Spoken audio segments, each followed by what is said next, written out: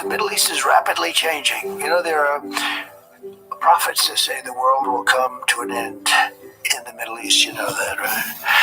And we have weapons today that are so scary. When you look, I rebuilt them all. And when you look at the weapons we have today, the biggest threat we have in the world today is nuclear weapons. And we have other weapons too that are devastating. But the nuclear weapons, the biggest threat we have in the world. We are tremendously thankful to the people of the United States of America who overwhelmingly understand that there's a battle between good and evil. They understand what it means to be the Jewish state that's fighting 7 fronts. Israel is now at war on 7 fronts. The Middle East has never seen this many wars simultaneously. So I think what really matters is what's next. It must be very frustrating. You've taken out the leader of Hezbollah, Hamas, but surely those groups just find someone else to lead them. The ability to crush these proxies of Tehran is very difficult. What's to stop them once again reforming and going back to what they were before this war began? Well, that's a very good question. The answer is the way to stop the arms of the octopus from reforming, rebuilding themselves is by hitting and ultimately cutting off the head of the octopus. That's the only way. If you don't do that, you're absolutely right. The arms and tentacles will ultimately rebuild themselves and continue fomenting terror for the next 50 years. I would argue that we've not seen a situation as dangerous as the one we're facing now across the region since at least 1973.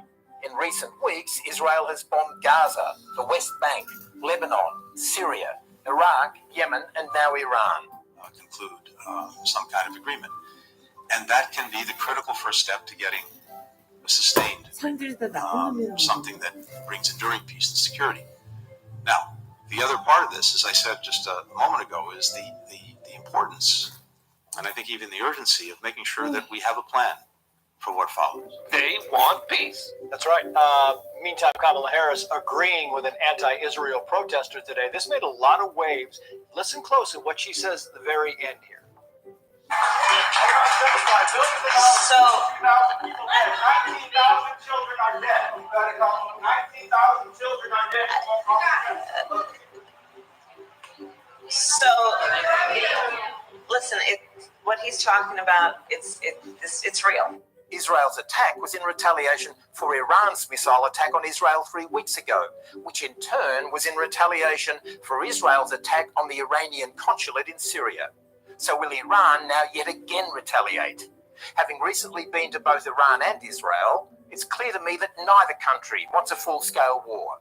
Israel would probably win, but both sides would suffer enormously. Until now, it's been Iran's proxies, Hezbollah, the Houthis, and Hamas engaging Israel. It's now a direct war, Iran against Israel. And is Israel prepared to address the conflict that feeds so many of these other conflicts? It's 57-year-old military occupation of the Palestinians. And what's happening in Israel is neither of those two things. Yeah. Okay, since the 1940s, the Palestinian population in Gaza, the West Bank, and Israel has gone from 500,000 to 5 million. The civilian to combatant death ratio has been 1.8 to 1, and a typical word's like 10 to 1, despite the fact that Hamas hides behind the civilian population. Sitting down with popular podcast host Joe Rogan for a 3-hour interview, and calling out his rival for dodging the real issues and chickening out on Rogan. He didn't hold back. Can you imagine Kamala doing this show?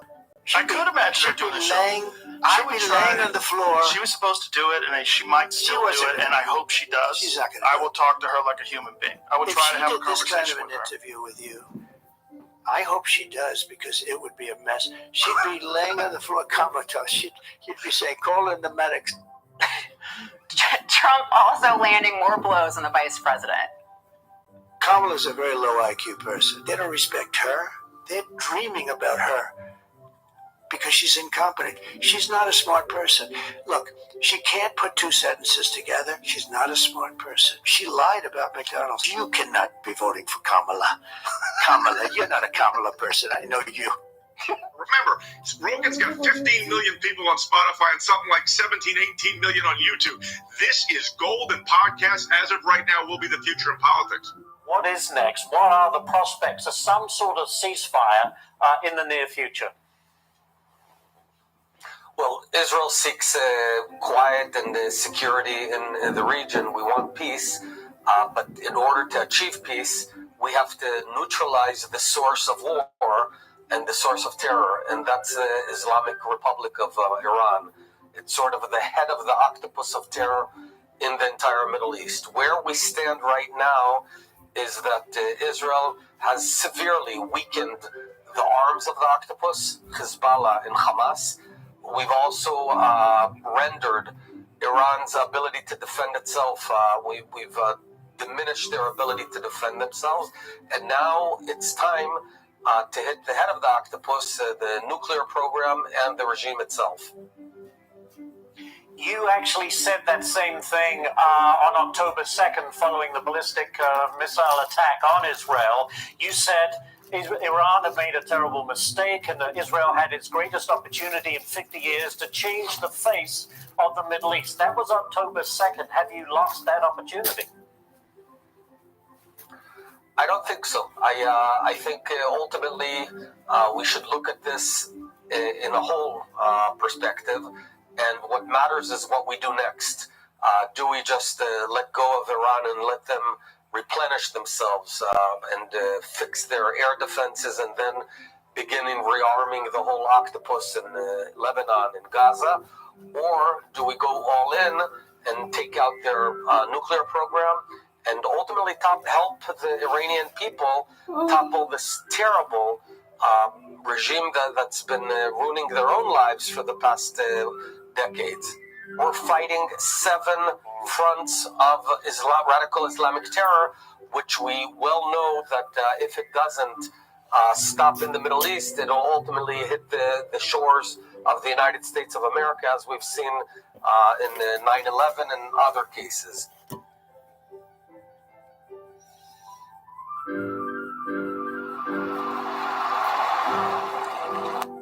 When he cries unto me, I shall hear him.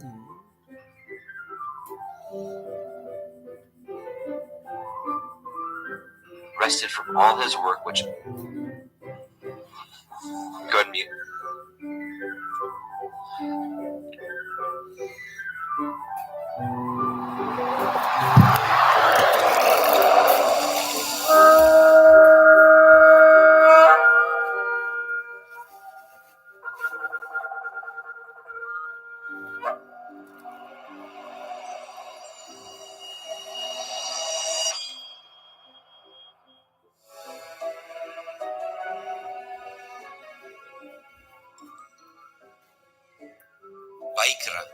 Leviticus chapter 1. And Yahweh called unto Moshe, and spoke unto him out of the tabernacle of the assembly, saying, Speak unto the children of Yasharel, and say unto them, If any man of you bring an offering unto Yahweh, ye shall bring your offering of the cattle, even of the herd and of the flock. If his offering be a burnt sacrifice of the herd, let him offer a male without blemish. He shall offer it of his own voluntary will, at the door of the tabernacle of the assembly before Yahweh. And he shall put his hand upon the head of the burnt offering, and it shall be accepted for him, to make an atonement for him. And he shall kill the bullock before Yahweh, and the priests, Aharon's sons, shall bring the blood, and sprinkle the blood round about upon the altar that is by the door of the tabernacle of the assembly. And he shall flay the burnt offering, and cut it into his pieces. And the sons of Aharon the priest shall put fire upon the altar, and lay the wood in order upon the fire.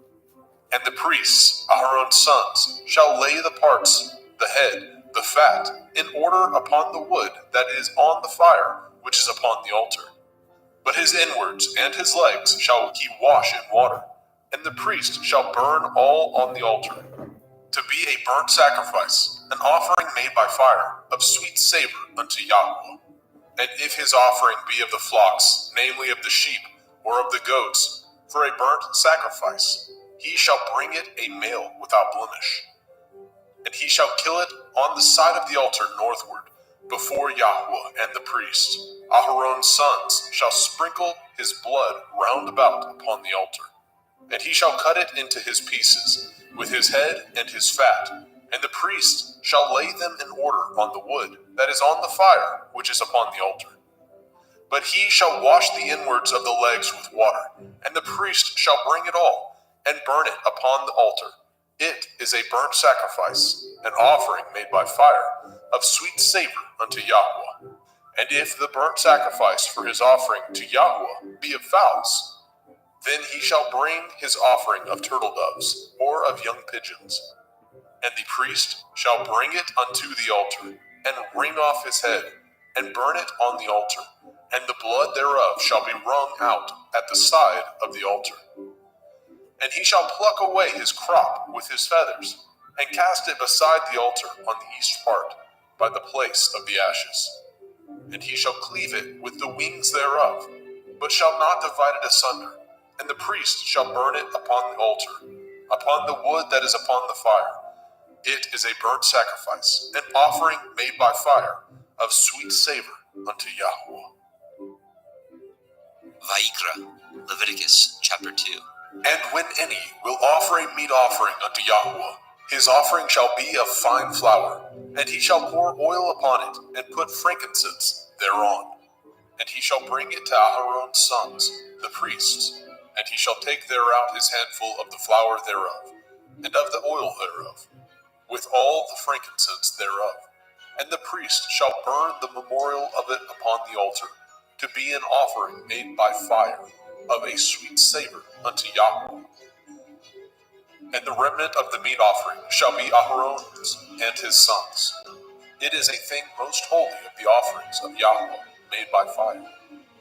And if you bring an oblation of meat offering, baken in the oven, it shall be matzah cakes of fine flour, mingled with oil, or matzah wafers anointed with oil. And if your oblation be a meat offering, baken in a pan, it shall be of fine flour, unleavened, mingled with oil. You shall part it in pieces, and pour oil thereon. It is a meat offering. And if your oblation be a meat offering, baken in the frying pan, it shall be made of fine flour with oil. And you shall bring the meat offering that is made of these things unto Yahweh. And when it is presented unto the priest, he shall bring it unto the altar. And the priest shall take from the meat offering a memorial thereof, and shall burn it upon the altar. It is an offering made by fire, of sweet savor unto Yahweh. And that which is left of the meat offering shall be Aharon's and his sons.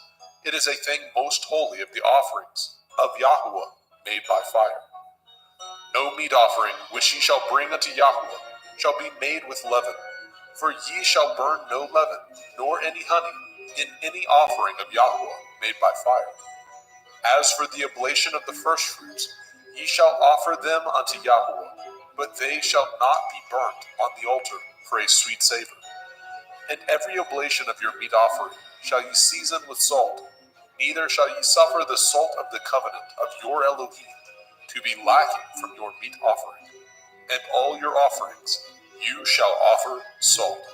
And if you offer a meat offering of your firstfruits unto Yahweh, you shall offer the meat offering of your firstfruits, green ears of grain dried by the fire, even grain beaten out of full ears. And you shall put oil upon it, and lay frankincense thereon. It is a meat offering. And the priest shall burn the memorial of it, part of the beaten grain thereof, and part of the oil thereof, with all the frankincense thereof. It is an offering made by fire unto Yahweh. Vayikra, Leviticus chapter 3. And if his oblation be a sacrifice of peace offering, if he offer it of the herd, whether it be a male or a female, he shall offer it without blemish before Yahweh. And he shall lay his hand upon the head of his offering, and kill it at the door of the tabernacle of the assembly. And Aharon's sons, the priests, shall sprinkle the blood upon the altar round about. And he shall offer of the sacrifice of the peace offering an offering made by fire unto Yahweh, the fat that covers the inwards, and all the fat that is upon the inwards, and the 2 kidneys, and the fat that is on them, which is by the flanks, and the caul above the liver, with the kidneys, it shall he take away. And Aharon's sons shall burn it on the altar upon the burnt sacrifice, which is upon the wood that is on the fire. It is an offering made by fire, of sweet savor unto Yahweh. And if his offering for a sacrifice of peace offering unto Yahweh be of the flock, male or female, he shall offer it without blemish. If he offer a lamb for his offering, then shall he offer before Yahweh. And he shall lay his hand upon the head of his offering, and kill it before the tabernacle of the assembly. And Aharon's sons shall sprinkle the blood thereof round about upon the altar. And he shall offer of the sacrifice of the peace offering an offering made by fire unto Yahweh, the fat thereof, and the whole rump. It shall he take off hard by the backbone, and the fat that covers the inwards, and all the fat that is upon the inwards, and the 2 kidneys, and the fat that is upon them, which is by the flanks, and the caul above the liver, and the kidneys, it shall he take away. And the priest shall burn it upon the altar. It is the food of the offering made by fire unto Yahweh. And if his offering be a goat, then he shall offer it before Yahweh. And he shall lay his hand upon the head of it, and kill it before the tabernacle of the assembly. And the sons of Aharon shall sprinkle the blood thereof upon the altar round about. And he shall offer thereof his offering, even an offering made by fire unto Yahweh, the fat that covers the inwards, and all the fat that is upon the inwards, and the 2 kidneys, and the fat that is upon them, which is by the flanks, and the caul above the liver, with the kidneys, it shall he take away. And the priest shall burn them upon the altar. It is the food of the offering, made by fire for a sweet savor. All the fat is Yahweh's. It shall be a perpetual statute for your generations throughout all your dwellings, that ye eat neither fat nor blood. Vayikra, Leviticus chapter 4. And Yahweh spoke unto Moshe, saying, Speak unto the children of Yasharel, saying, If a soul shall sin through ignorance against any of the commandments of Yahweh concerning things which ought not to be done, and shall do against any of them, if the priest that is anointed do sin according to the sin of the people, then let him bring for his sin, which he has sinned, a young bullock, without blemish unto Yahweh, for a sin offering. And he shall bring the bullock unto the door of the tabernacle of the assembly before Yahweh, and shall lay his hands upon the bullock's head, and kill the bullock before Yahweh. And the priest that is anointed shall take of the bullock's blood, and bring it to the tabernacle of the assembly. And the priest shall dip his finger in the blood, and sprinkle of the blood 7 times before Yahweh, before the veil of the sanctuary. And the priest shall put some of the blood upon the horns of the altar of sweet incense before Yahweh, which is in the tabernacle of the assembly, and shall pour all the blood of the bullock at the bottom of the altar of the burnt offering, which is at the door of the tabernacle of the assembly. And he shall take off from it all the fat of the bullock for the sin offering, the fat that covers the inwards, and all the fat that is upon the inwards, and the 2 kidneys, and the fat that is upon them, which is by the flanks, and the caul above the liver, with the kidneys, it shall he take away. As it was taken off from the bullock of the sacrifice of peace offerings, and the priest shall burn them upon the altar of the burnt offering. And the skin of the bullock, and all his flesh, with his head, and with his legs, and his inwards, and his dung, even the whole bullock shall he carry forth without the camp, unto a clean place, where the ashes are poured out, and burn him on the wood with fire. Where the ashes are poured out shall he be burnt. And if the whole assembly of Yasharel sin through ignorance, and the thing be hid from the eyes of the assembly, and they have done somewhat against any of the commandments of Yahweh, concerning things which should not be done, and are guilty. When the sin which they have sinned against it is known, then the assembly shall offer a young bullock for the sin, and bring him before the tabernacle of the assembly. And the elders of the assembly shall lay their hands upon the head of the bullock before Yahweh, and the bullock shall be killed before Yahweh. And the priest that is anointed shall bring of the bullock's blood to the tabernacle of the assembly. And the priest shall dip his finger in some of the blood, and sprinkle it 7 times before Yahweh, even before the veil. And he shall put some of the blood upon the horns of the altar, which is set before Yahweh, that is in the tabernacle of the assembly, and shall pour out all the blood at the bottom of the altar of the burnt offering, which is at the door of the tabernacle of the assembly. And he shall take all his fat from him, and burn it upon the altar. And he shall do with the bullock as he did with the bullock for a sin offering, so shall he do with this. And the priest shall make an atonement for them, and it shall be forgiven them. And he shall carry forth the bullock without the camp, and burn him as he burned the first bullock. It is a sin offering for the assembly. When a ruler has sinned, and done somewhat through ignorance against any of the commandments of Yahweh, Elohiah, concerning things which should not be done, and is guilty, or if his sin, wherein he has sinned, come to his knowledge, he shall bring his offering, a kid of the goats, a male without blemish, and he shall lay his hand upon the head of the goats, and kill it in the place where they killed the burnt offering before Yahweh. It is a sin offering. And the priest shall take of the blood of the sin offering with his finger, and put it upon the horns of the altar of burnt offering, and shall pour out his blood at the bottom of the altar of burnt offering. And he shall burn all his fat upon the altar, as the fat of the sacrifice of peace offerings. And the priest shall make an atonement for him, as concerning his sin, and it shall be forgiven him. And if any one of the common people sin through ignorance, which he does somewhat against any of the commandments of Yahweh, concerning things which ought not to be done, and be guilty, or if his sin, which he has sinned, come to his knowledge, then he shall bring his offering, a kid of the goats, a female without blemish, for his sin which he has sinned. And he shall lay his hand upon the head of the sin offering, and slay the sin offering in the place of the burnt offering. And the priest shall take of the blood thereof with his finger, and put it upon the horns of the altar of burnt offering, and shall pour out all the blood thereof at the bottom of the altar. And he shall take away all the fat thereof, as the fat is taken away from off the sacrifice of peace offerings. And the priest shall burn it upon the altar for a sweet savor unto Yahweh. And the priest shall make an atonement for him, and it shall be forgiven him.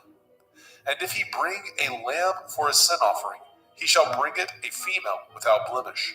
And he shall lay his hand upon the head of the sin offering, and slay it for the sin offering in the place where they killed the burnt offering.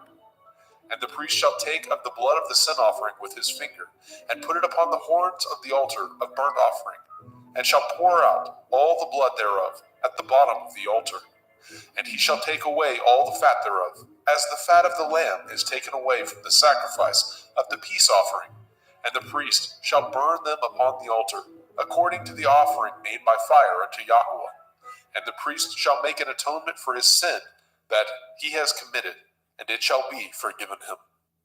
Vayikra, Leviticus chapter 5. And if a soul sin, and hear the voice of swearing, and is a witness, whether he has seen or known of it, if he do not utter it, then he shall bear his iniquity. Or if a soul touch any unclean thing, whether it be a carcass of an unclean beast, or a carcass of unclean cattle, or the carcass of unclean creeping things, and if it be hidden from him, he also shall be unclean and guilty. Or if he touch the uncleanness of man, whatsoever uncleanness it be, that a man shall be defiled withal, and it be hid from him, when he knows of it, then he shall be guilty. Or if a soul swear, pronouncing with his lips to do evil, or to do good, whatsoever it be that a man shall pronounce with an oath, and it be hid from him, when he knows of it, then he shall be guilty in one of these. And it shall be, when he shall be guilty in one of these things, that he shall confess that he has sinned in that thing.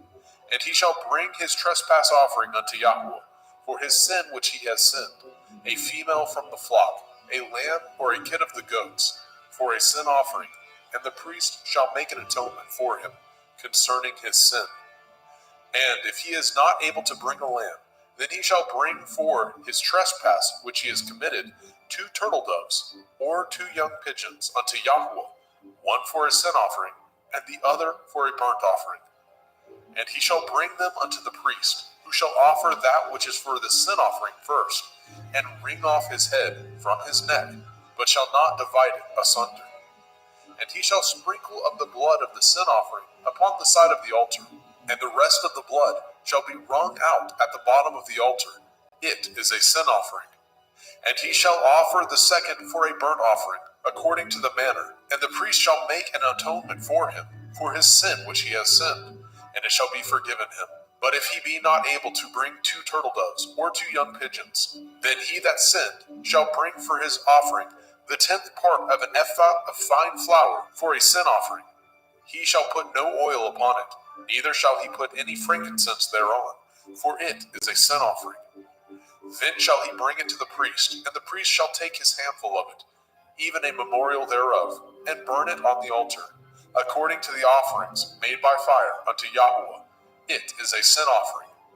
And the priest shall make an atonement for him, as touching his sin, that he has sinned in one of these, and it shall be forgiven him, and the remnant shall be the priest's, as a meat offering. And Yahweh spoke unto Moshe, saying, If a soul commit a trespass, and sin through ignorance, in the holy things of Yahweh, then he shall bring for his trespass unto Yahweh a ram without blemish, out of the flocks, with your estimation by shekels of silver, after the shekel of the sanctuary, for a trespass offering. And he shall make the amends for the harm that he has done in the holy thing, and shall add the 5th part thereto, and give it unto the priest. And the priest shall make an atonement for him with the ram of the trespass offering, and it shall be forgiven him. And if a soul sin, and commit any of these things which are forbidden to be done by the commandment of Yahweh, though he knew it not, yet is he guilty, and shall bear his iniquity. And he shall bring a ram without blemish out of the flock, with your estimation, for a trespass offering, unto the priest. And the priest shall make an atonement for him concerning his ignorance, wherein he erred, and knew it not, and it shall be forgiven him. It is a trespass offering. He has certainly trespassed against Yahweh. Vayikra, Leviticus chapter 6. And Yahweh spoke unto Moshe, saying, If a soul sin, and commit a transgression against Yahweh, and lie unto his neighbor, in that which was delivered him to keep, or in fellowship, or in a thing taken away by violence, or has deceived his neighbor, or have found that which was lost, and lies concerning it, and swears falsely, in any of these that a man does, sinning therein, then it shall be, because he has sinned and is guilty, that he shall restore that which he took violently away, or the thing which he has deceitfully gotten, or that which was delivered him to keep, or the lost thing which he found, or all that which he has sworn falsely, he shall even restore it in the principal, and shall add the 5th part more thereto, and give it unto him to whom it appertains, in the day of his trespass offering. And he shall bring his trespass offering unto Yahweh, a ram without blemish out of the flock, with your estimation for a trespass offering unto the priest. And the priest shall make an atonement for him before Yahweh, and it shall be forgiven him for anything of all that he has done in trespass therein. And Yahweh spoke unto Moshe, saying, Command Aaron and his sons, saying, This is the Torah of the burnt offering. It is the burnt offering because of the burning upon the altar all night unto the morning, and the fire of the altar shall be burning in it. And the priest shall put on his linen garment, and his linen breeches shall he put upon his flesh, and take up the ashes which the fire has consumed with the burnt offering on the altar, and he shall put them beside the altar. And he shall put off his garments, and put on other garments, and carry forth the ashes without the camp unto a clean place. And the fire upon the altar shall be burning in it. It shall not be put out. And the priest shall burn wood on it every morning, and lay the burnt offering in order upon it, and he shall burn thereon the fat of the peace offerings. The fire shall ever be burning upon the altar. It shall never go out. And this is the Torah of the meat offering. the sons of Aharon shall offer it before Yahweh, before the altar. And he shall take of it his handful of the flour of the meat offering, and of the oil thereof, and all the frankincense which is upon the meat offering, and shall burn it upon the altar for a sweet savor, even the memorial of it unto Yahweh. And the remainder thereof shall Aharon and his sons eat, with matzah, unleavened bread, shall it be eaten in the holy place, in the court of the tabernacle of the assembly they shall eat it. It shall not be baken with leaven.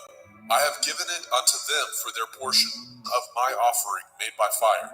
It is most holy, as is the sin offering, and as the trespass offering. All the males among the children of Aharon shall eat of it. It shall be a statute forever in your generations, concerning the offerings of Yahweh made by fire. Everyone that touches them shall be holy. And Yahweh spoke unto Moshe, saying, This is the offering of Aharon and his sons, which they shall offer unto Yahweh in the day when he is anointed. The 10th part of an ephah of fine flour for a meat offering perpetual, half of it in the morning and half thereof at night. In a pan it shall be made with oil, and when it is baken, you shall bring it in, and the baken pieces of the meat offering shall you offer for a sweet savor unto Yahweh. And the priest of his sons that is anointed in his stead shall offer it. It is a statute forever unto Yahweh. It shall be wholly burnt. For every meat offering for the priest shall be wholly burnt. It shall not be eaten. And Yahweh spoke unto Moshe, saying, Speak unto Aharon and to his sons, saying, This is the Torah of the sin offering. In the place where the burnt offering is killed, shall the sin offering be killed before Yahweh. It is most holy. The priest that offers it for sin shall eat it. In the holy place shall it be eaten, in the court of the tabernacle of the assembly. Whatsoever shall touch the flesh thereof shall be holy. And when there is sprinkled of the blood thereof upon any garment, you shall wash that whereon it was sprinkled in the holy place. But the earthen vessel wherein it was sodden shall be broken. And if it be sodden in a brazen pot, it shall be both scoured and rinsed in water. All the males among the priests shall eat thereof. It is most holy. And no sin offering, whereof any of the blood is brought into the tabernacle of the assembly, to reconcile withal in the holy place, shall be eaten. It shall be burnt in the fire. Vayikra, Leviticus chapter 7. Likewise, this is the Torah of the trespass offering. It is most holy. In the place where they kill the burnt offering, shall they kill the trespass offering, and the blood thereof shall he sprinkle round about upon the altar.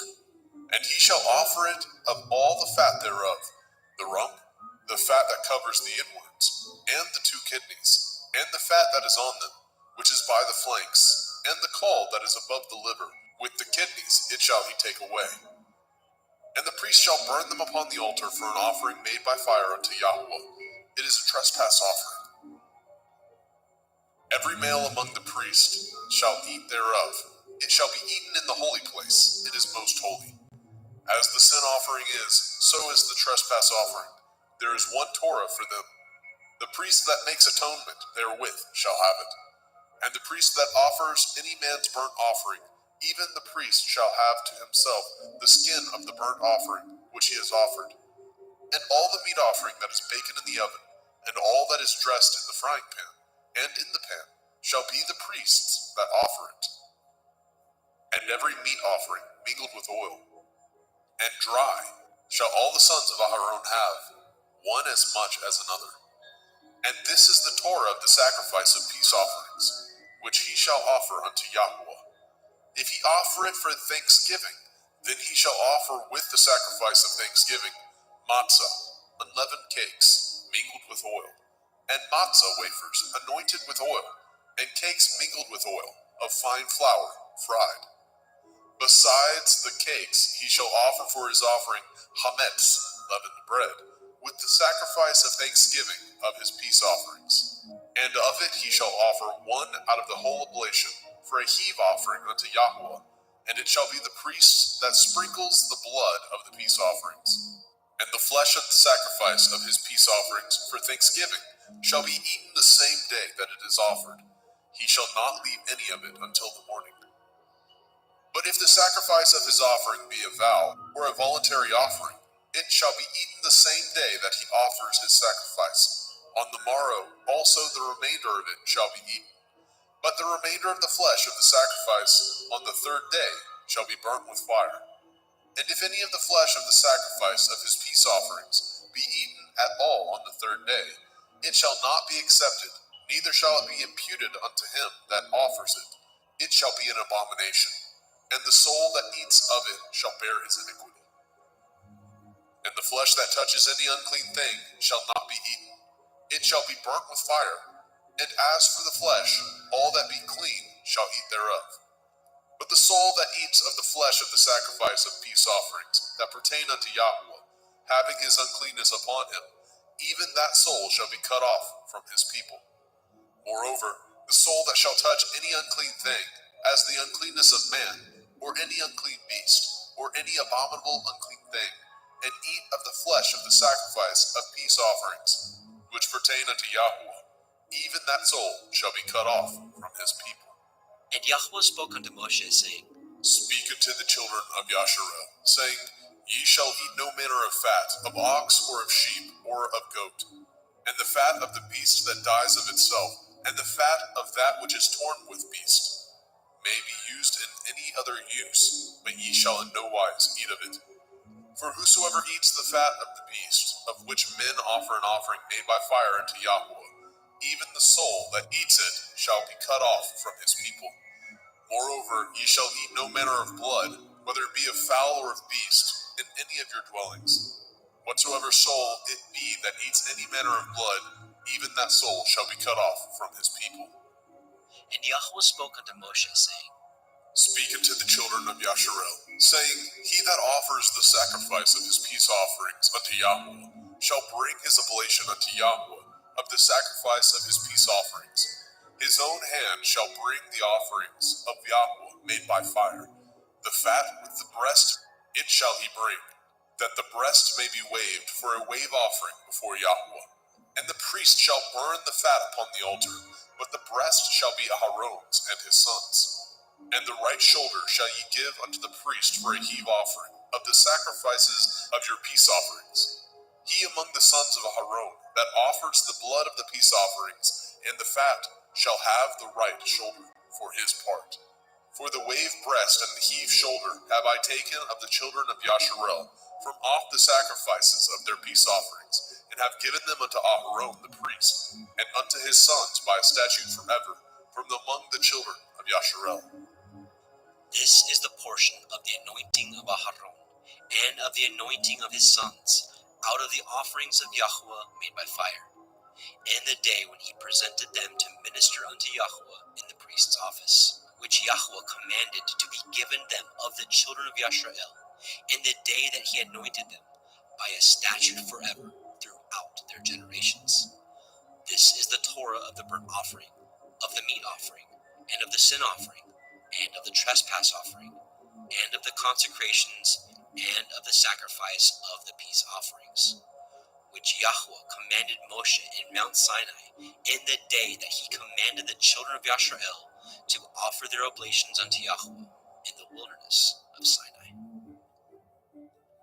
Vayikra, Leviticus chapter 8. And Yahweh spoke unto Moshe, saying, Take Aharon and his sons with him, and the garments, and the anointing oil, and a bullock for the sin offering, and 2 rams, and a basket of matzah, unleavened bread, and gather all the assembly together unto the door of the tabernacle of the assembly.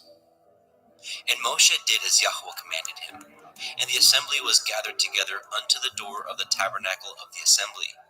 And Moshe said unto the assembly, This is the thing which Yahweh commanded to be done. And Moshe brought Aharon and his sons, and washed them in water. And he put upon him the coat, and girded him with the belt, and clothed him with the robe, and put the ephod upon him. And he girded him with the belt of the ephod, and bound it unto him therewith. And he put the breastplate upon him. Also he put in the breastplate the Urim and the Tumim. And he put the turban upon his head. Also upon the turban, even upon his forefront, did he put the golden plate. the holy crown, as Yahweh commanded Moshe. And Moshe took the anointing oil, and anointed the tabernacle, and all that was therein, and sanctified them. And he sprinkled thereof upon the altar 7 times, and anointed the altar and all his vessels, both the laver and his foot, to sanctify them. And he poured of the anointing oil upon Aharon's head, and anointed him, to sanctify him. And Moshe brought Aharon's sons, and put coats upon them, and girded them with belts, and put bonnets upon them, as Yahweh commanded Moshe.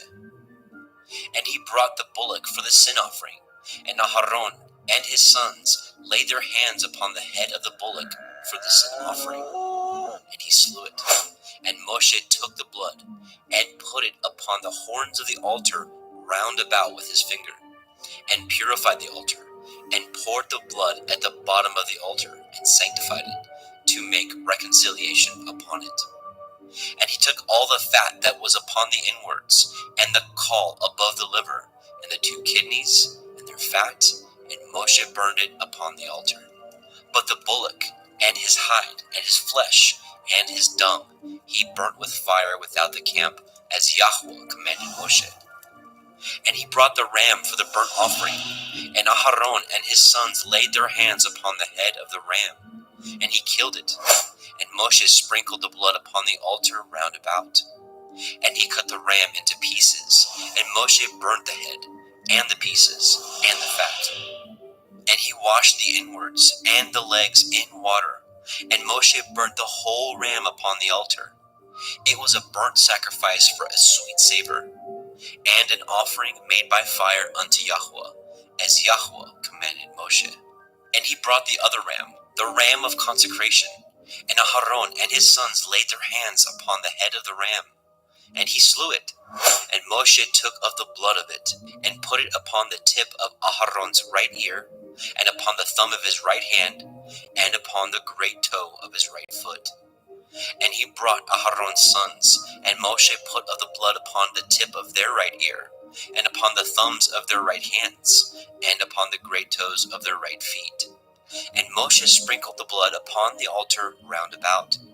And he took the fat, and the rump, and the fat that was upon the inwards, and the caul above the liver, and the 2 kidneys, and their fat, and the right shoulder.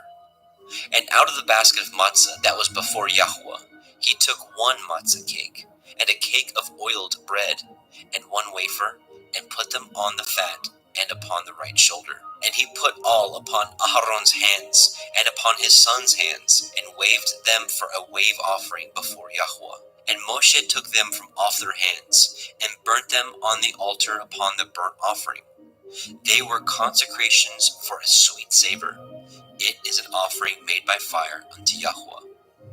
And Moshe took the breast, and waved it for a wave offering before Yahweh. For of the ram of consecration it was Moshe's part, as Yahweh commanded Moshe.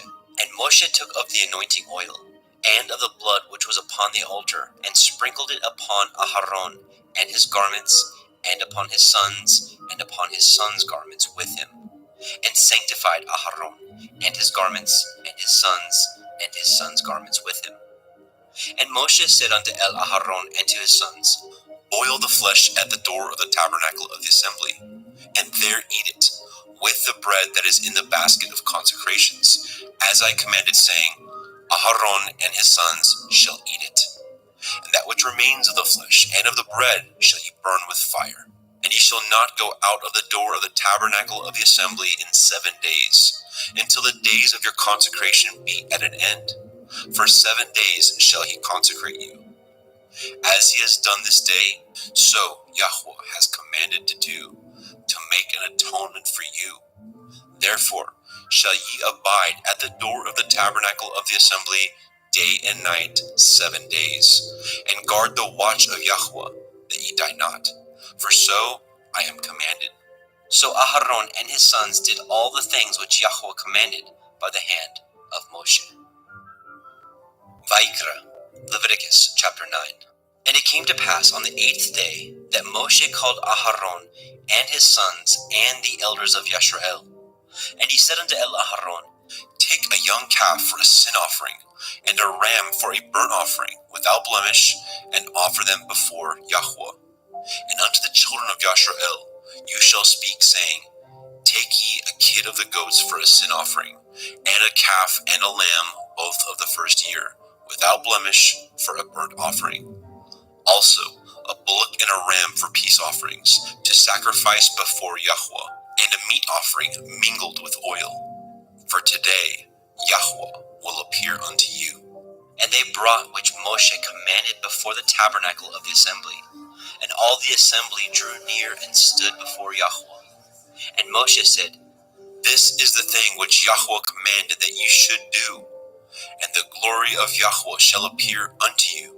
And Moshe said unto Aharon, Go unto the altar, and offer your sin offering, and your burnt offering, and make an atonement for yourself and for the people, and offer the offering of the people, and make an atonement for them, as Yahweh commanded. Aharon therefore went unto the altar, and slew the calf of the sin offering, which was for himself. And the sons of Aharon brought the blood unto him, and he dipped his finger in the blood, and put it upon the horns of the altar, and poured out the blood at the bottom of the altar. But the fat, and the kidneys, and the caul above the liver of the sin offering he burnt upon the altar, as Yahweh commanded Moshe. And the flesh and the hide he burnt with fire without the camp. And he slew the burnt offering, and Aharon's sons presented unto him the blood, which he sprinkled round about upon the altar. And they presented the burnt offering unto him, with the pieces thereof, and the head, and he burnt them upon the altar. And he did wash the inwards and the legs, and burnt them upon the burnt offering on the altar. And he brought the people's offering, and took the goat, which was the sin offering for the people, and slew it, and offered it for sin as the first. And he brought the burnt offering, and offered it according to the manner. And he brought the meat offering, and took a handful thereof, and burnt it upon the altar, beside the burnt sacrifice of the morning. He slew also the bullock and the ram for a sacrifice of peace offerings, which was for the people. And Aharon's sons presented unto him the blood, which he sprinkled upon the altar round about. And the fat of the bullock and of the ram, the rump, and that which covers the inwards, and the kidneys, and the caul above the liver. And they put the fat upon the breasts, and he burnt the fat upon the altar. And the breasts and the right shoulder Aharon waved for a wave offering before Yahweh, as Moshe commanded. And Aharon lifted up his hand toward the people, and blessed them, and came down from offering of the sin offering, and the burnt offering, and peace offerings. And Moshe and Aharon went into the tabernacle of the assembly, and came out, and blessed the people. And the glory of Yahweh appeared unto all the people.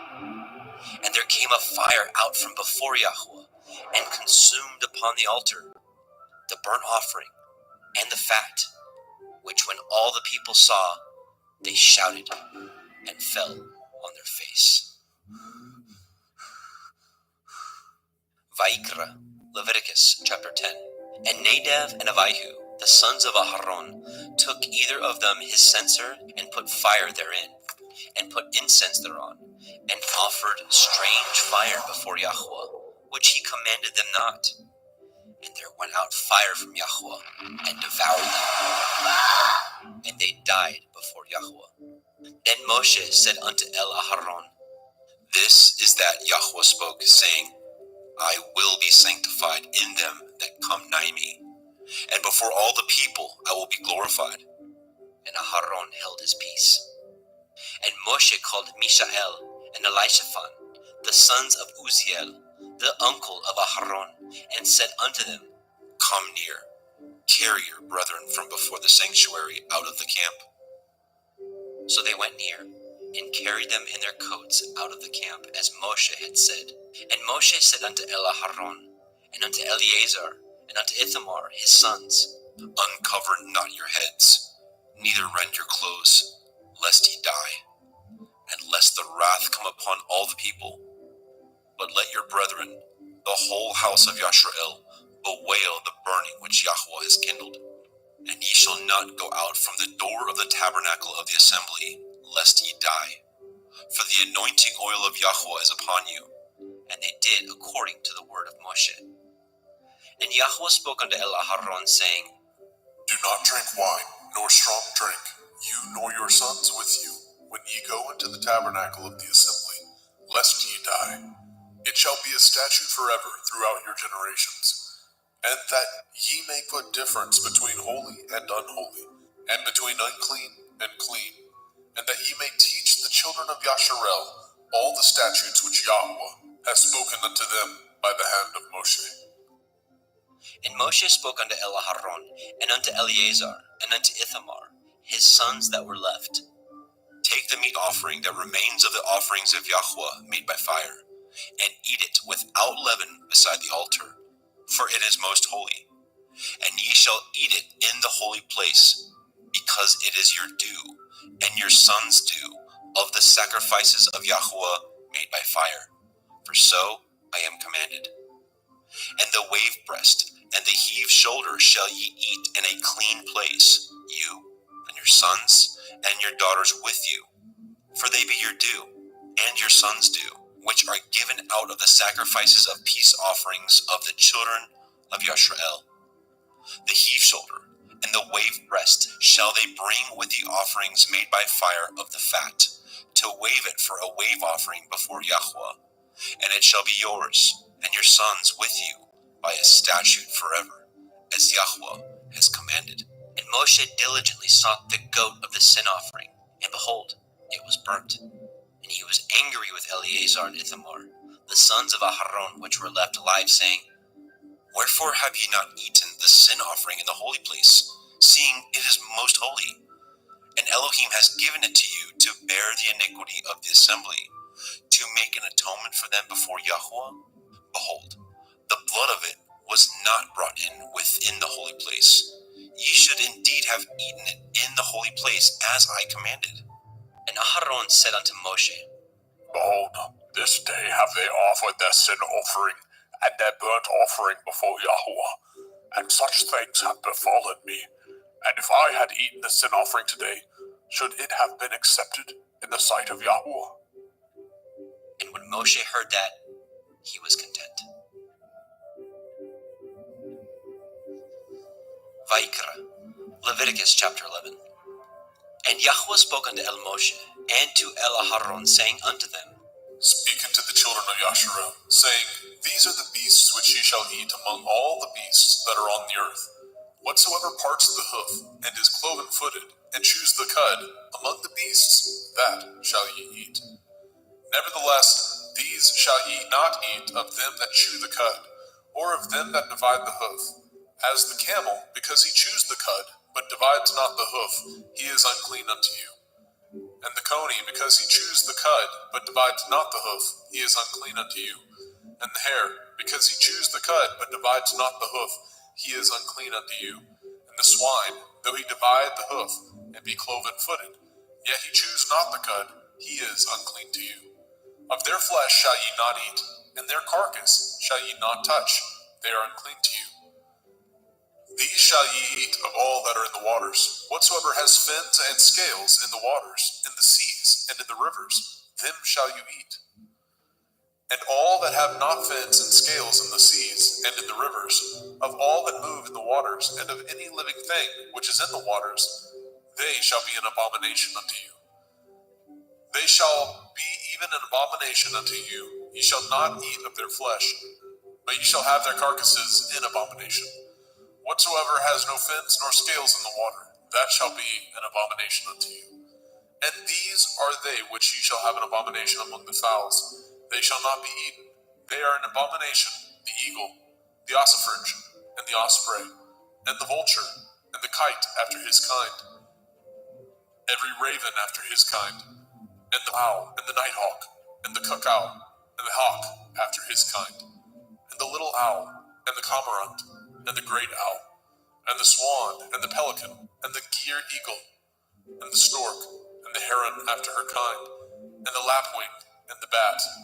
All fowls that creep going upon all four shall be an abomination unto you. Yet these may ye eat of every flying, creeping thing that goes upon all four, which have legs above their feet, to leap withal upon the earth. Even these of them ye may eat, the locust after his kind, and the bald locust after his kind, and the beetle after his kind, and the grasshopper after his kind. But all other flying, creeping things, which have 4 feet, shall be an abomination unto you. And for these ye shall be unclean. Whosoever touches the carcass of them shall be unclean until the evening. And whosoever bears aught of the carcass of them shall wash his clothes, and be unclean until the evening. The carcass of every beast which divides the hoof, and is not cloven-footed, nor chews the cud, are unclean unto you. Every one that touches them shall be unclean. And whatsoever goes upon his paws, among all manner of beasts that go on all fours, those are unclean unto you.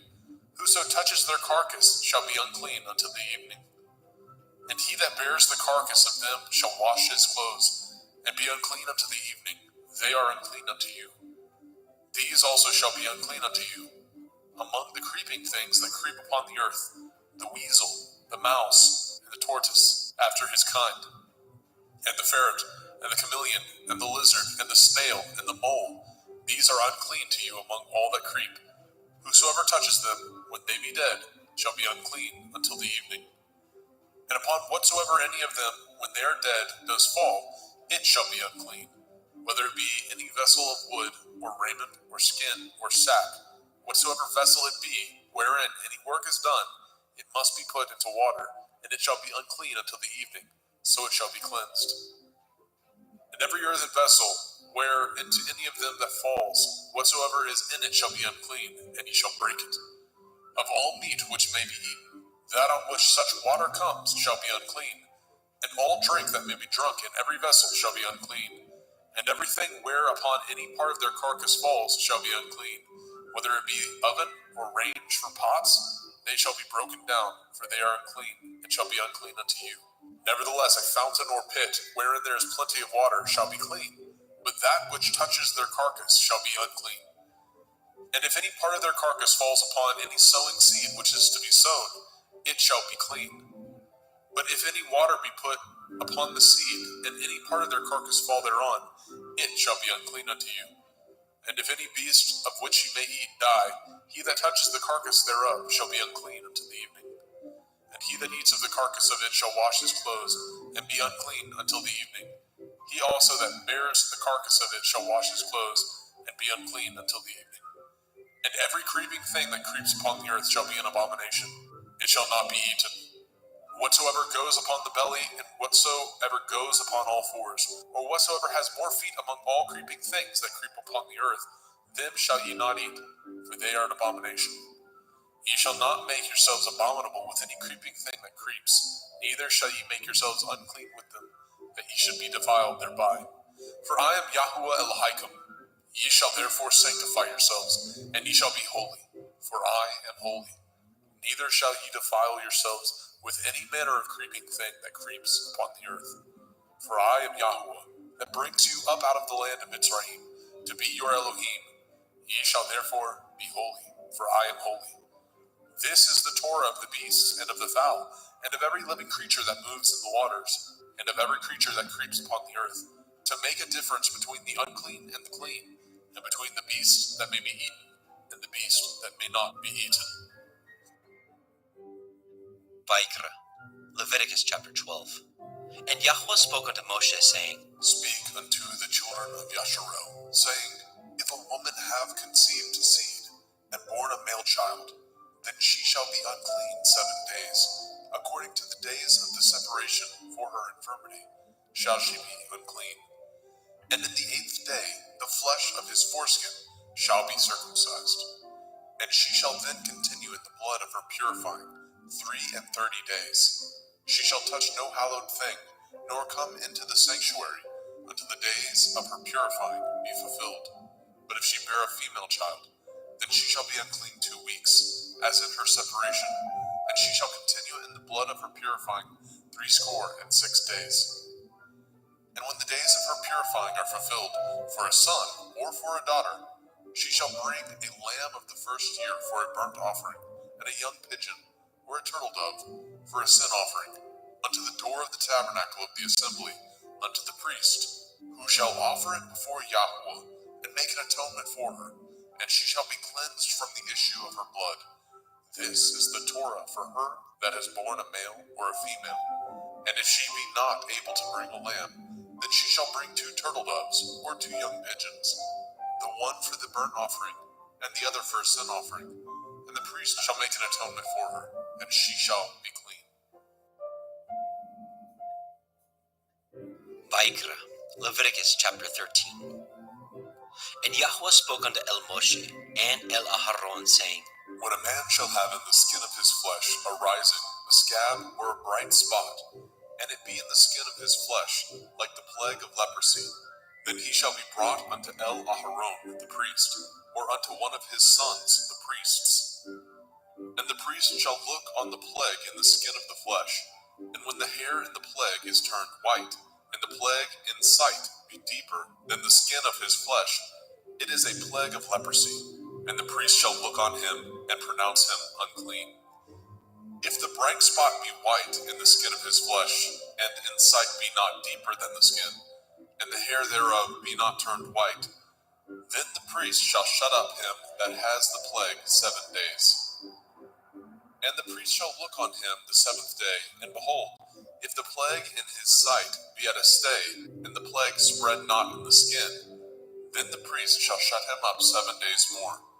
And the priest shall look on him again the 7th day, and behold, if the plague be somewhat dark, and the plague spread not in the skin, the priest shall pronounce him clean. It is but a scab, and he shall wash his clothes and be clean. But if the scab spread much abroad in the skin, after that he has been seen of the priest for his cleansing, he shall be seen of the priest again. And if the priest see that, behold, the scab spreads in the skin, then the priest shall pronounce him unclean. It is a leprosy. When the plague of leprosy is in a man, then he shall be brought unto the priest. And the priest shall see him, and behold, if the rising be white in the skin, and it have turned the hair white, and there be quick raw flesh in the rising, it is an old leprosy in the skin of his flesh, and the priest shall pronounce him unclean, and shall not shut him up, for he is unclean. And if a leprosy break out abroad in the skin, and the leprosy cover all the skin of him that has the plague from his head even to his foot, wheresoever the priest looks, then the priest shall consider, and behold, if the leprosy have covered all his flesh, he shall pronounce him clean that has the plague. It is all turned white, he is clean. But when raw flesh appears in him, he shall be unclean. And the priest shall see the raw flesh and pronounce him to be unclean, for the raw flesh is unclean. It is a leprosy. Or if the raw flesh turn again, and be changed unto white, he shall come unto the priest. And the priest shall see him, and behold, if the plague be turned unto white, then the priest shall pronounce him clean that has the plague. He is clean. The flesh also, in which even in the skin thereof was a boil, and is healed. And in the place of the boil, where there be a white rising, or a bright spot, white, and somewhat reddish, and it be showed to the priest. And if, when the priest sees it, behold, it be in sight lower than the skin, and the hair thereof be turned white, the priest shall pronounce him unclean. It is a plague of leprosy, broken out of the boil. But if the priest look on it, and behold, there be no white hairs therein, and if it be not lower than the skin, but be somewhat dark, then the priest shall shut him up 7 days. And if it spread much abroad in the skin, then the priest shall pronounce him unclean. It is a plague. But if the bright spot stay in his place and spread not, it is a burning boil, and the priest shall pronounce him clean. Or if there be any flesh in the skin whereof there is a hot burning, and the quick flesh that burns have a white bright spot, somewhat reddish or white, then the priest shall look upon it, and behold, if the hair in the bright spot be turned white, and it be in sight deeper than the skin, it is a leprosy broken out of the burning, wherefore the priest shall pronounce him unclean. It is the plague of leprosy. But if the priest look on it, and behold, there be no white hair in the bright spot, and it be no lower than the other skin, but be somewhat dark, then the priest shall shut him up 7 days. And the priest shall look upon him the 7th day, and if it be spread much abroad in the skin, then the priest shall pronounce him unclean. It is the plague of leprosy. And if the bright spot stay in his place and spread not in the skin, but it be somewhat dark, it is a rising of the burning, and the priest shall pronounce him clean, for it is an inflammation of the burning.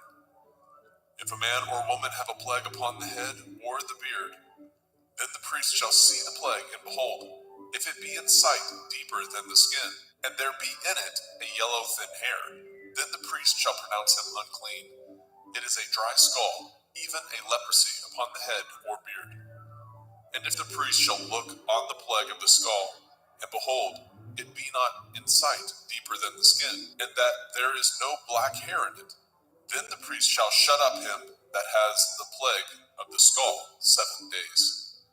And in the 7th day the priest shall look on the plague, and behold, if the skull spread not, and there be in it no yellow hair, and the skull be not in sight deeper than the skin, he shall be shaven, and the skull shall he not shave, and the priest shall shut him up that has the skull 7 days more. And in the 7th day the priest shall look on the skull, and behold, if the skull be not spread in the skin, nor be in sight deeper than the skin, then the priest shall pronounce him clean, and he shall wash his clothes and be clean. But if the skull spread much in the skin after his cleansing, then the priest shall look on him, and behold, if the skull be spread in the skin, the priest shall not seek for yellow hair, he is unclean. But if the skull be in his sight at a stay, and that there is a black hair grown up therein, the skull is healed, he is clean, and the priest shall pronounce him clean. If a man also or a woman have in the skin of their flesh bright spots, even white bright spots, then the priest shall look, and behold, if the bright spot in the skin of their flesh be darkish white, it is a freckled spot that grows in the skin, he is clean. And the man whose hair is fallen off his head, he is bald, yet is he clean. And he that has his hair fallen off from the part of his head towards his face, he is forehead bald, yet he is clean. And if there be in the bald head or bald forehead a white reddish sore, it is a leprosy sprung up in his bald head or his bald forehead. Then the priest shall look upon it, and behold, if the rising of the sore be white reddish in the bald head or in his bald forehead, as the leprosy appears in the skin of the flesh, he is a leprous man, he is unclean. The priest shall pronounce him utterly unclean, his plague is in his head. And the leper in whom the plague is, his clothes shall be rent, and his head bare, and he shall put a covering upon his upper lip, and shall cry, unclean, unclean. All the days wherein the plague shall be in him shall he be defiled. He is unclean. He shall dwell alone, without the camp shall his habitation be. The garment also that the plague of leprosy is in, whether it be a woolen garment or a linen garment, whether it be in the warp, the woof of linen, or of woolen, whether in a skin or anything made of skin. And if the plague be greenish or reddish in the garment or in the skin, either in the warp or in the woof or in anything of skin, it is a plague of leprosy, and shall be showed unto the priest. And the priest shall look upon the plague, and shut up it that has the plague 7 days. And he shall look on the plague on the 7th day. If the plague be spread in the garment, either in the warp or in the woof or in a skin, or in any work that is made of skin, the plague is a fretting leprosy, it is unclean. He shall therefore burn that garment, whether warp or woof, in woolen or in linen, anything of skin wherein the plague is, for it is a fretting leprosy, it shall be burnt in the fire. And if the priest shall look, and behold, the plague be not spread in the garment, either in the warp or in the woof, or in anything of skin, then the priest shall command that they wash the thing wherein the plague is, and he shall shut it up 7 days more. And the priest shall look on the plague after that it is washed, and behold, if the plague have not changed his color, and the plague be not spread, it is unclean. You shall burn it in the fire. It is a fret inward, whether it be bare within or without. And if the priest look, and behold the plague be somewhat dark after the washing of it, then he shall rend it out of the garment, or out of the skin, or out of the warp, or out of the woof. And if it appear still in the garment, either in the warp or in the woof, or in anything of skin, it is a spreading plague. You shall burn that wherein the plague is with fire. And the garment, either warp or woof, or whatsoever thing of skin it be, which you shall wash, if the plague be departed from them, then it shall be washed the second time, and shall be clean. This is the Torah of the plague of leprosy, in a garment of woolen or linen, either in warp or woof, or in anything of skins, to pronounce it clean, or to pronounce it unclean. Vaikra, Leviticus chapter 14. And Yahweh spoke unto Moshe, saying, This shall be the Torah of the leper in the day of his cleansing. He shall be brought unto the priest, and the priest shall go forth out of the camp, and the priest shall look, and behold, if the plague of leprosy be healed in the leper, then shall the priest command to take for him that is to be cleansed 2 birds alive and clean, and cedar wood, and scarlet, and hyssop. And the priest shall command that one of the birds be killed in an earthen vessel over running water. As for the living bird, he shall take it, and the cedar wood, and the scarlet, and the hyssop, and shall dip them, and the living bird in the blood of the bird that was killed over the running water. And he shall sprinkle upon him that is to be cleansed from the leprosy 7 times, and shall pronounce him clean, and shall let the living bird loose into the open field. And he that is to be cleansed shall wash his clothes, and shave off all his hair, and wash himself in water, that he may be clean. And after that he shall come into the camp, and shall tarry abroad out of his tent 7 days. But it shall be on the 7th day that he shall shave all his hair off his head, and his beard, and his eyebrows, even all his hair he shall shave off, and shall wash his clothes. Also shall he wash his flesh in water, and shall be clean. And on the 8th day he shall take 2 he-lambs without blemish, and 1 ewe lamb of the first year without blemish, and 3/10 deal of fine flour for a meat offering, mingled with oil, and 1 log of oil. And the priest that makes him clean shall present the man that is to be made clean, and those things before Yahweh at the door of the tabernacle of the assembly. And the priest shall take 1 he-lamb, and offer him for a trespass offering, and the log of oil, and wave them for a wave offering before Yahweh. And he shall slay the lamb in the place where he shall kill the sin offering and the burnt offering in the holy place. For as the sin offering is the priest's, so is the trespass offering. It is most holy. And the priest shall take some of the blood of the trespass offering, and the priest shall put it upon the tip of the right ear of him that is to be cleansed, and upon the thumb of his right hand, and upon the great toe of his right foot. And the priest shall take some of the log of oil, and pour it into the palm of his own left hand. And the priest shall dip his right finger in the oil that is in his left hand, and shall sprinkle up the oil with his finger 7 times before Yahweh. And of the rest of the oil that is in his hand shall the priest put upon the tip of the right ear of him that is to be cleansed, and upon the thumb of his right hand, and upon the great toe of his right foot, upon the blood of the trespass offering. And the remnant of the oil that is in the priest's hand he shall pour upon the head of him that is to be cleansed, and the priest shall make an atonement for him before Yahweh. And the priest shall offer the sin offering, and make an atonement for him that is to be cleansed from his uncleanness. And afterwards he shall kill the burnt offering. And the priest shall offer the burnt offering and the meat offering upon the altar. And the priest shall make an atonement for him, and he shall be clean. And if he be poor, and cannot get so much, then he shall take 1 lamb for a trespass offering to be waved, to make an atonement for him, and 1/10 deal of fine flour mingled with oil for a meat offering, and a log of oil, and 2 turtle doves, or 2 young pigeons, such as he is able to get. And the one shall be a sin offering, and the other a burnt offering. And he shall bring them on the 8th day for his cleansing unto the priest, unto the door of the tabernacle of the assembly before Yahweh. And the priest shall take the lamb of the trespass offering, and the log of oil, and the priest shall wave them for a wave offering before Yahweh. And he shall kill the lamb of the trespass offering, and the priest shall take some of the blood of the trespass offering, and put it upon the tip of the right ear of him that is to be cleansed, and upon the thumb of his right hand, and upon the great toe of his right foot. And the priest shall pour of the oil into the palm of his own left hand. And the priest shall sprinkle with his right finger some of the oil that is in his left hand 7 times before Yahweh. And the priest shall put of that oil that is in his hand upon the tip of the right ear of him that is to be cleansed, and upon the thumb of his right hand, and upon the great toe of his right foot, upon the place of the blood of the trespass offering. And the rest of the oil that is in the priest's hand, he shall put upon the head of him that is to be cleansed, to make an atonement for him before Yahweh.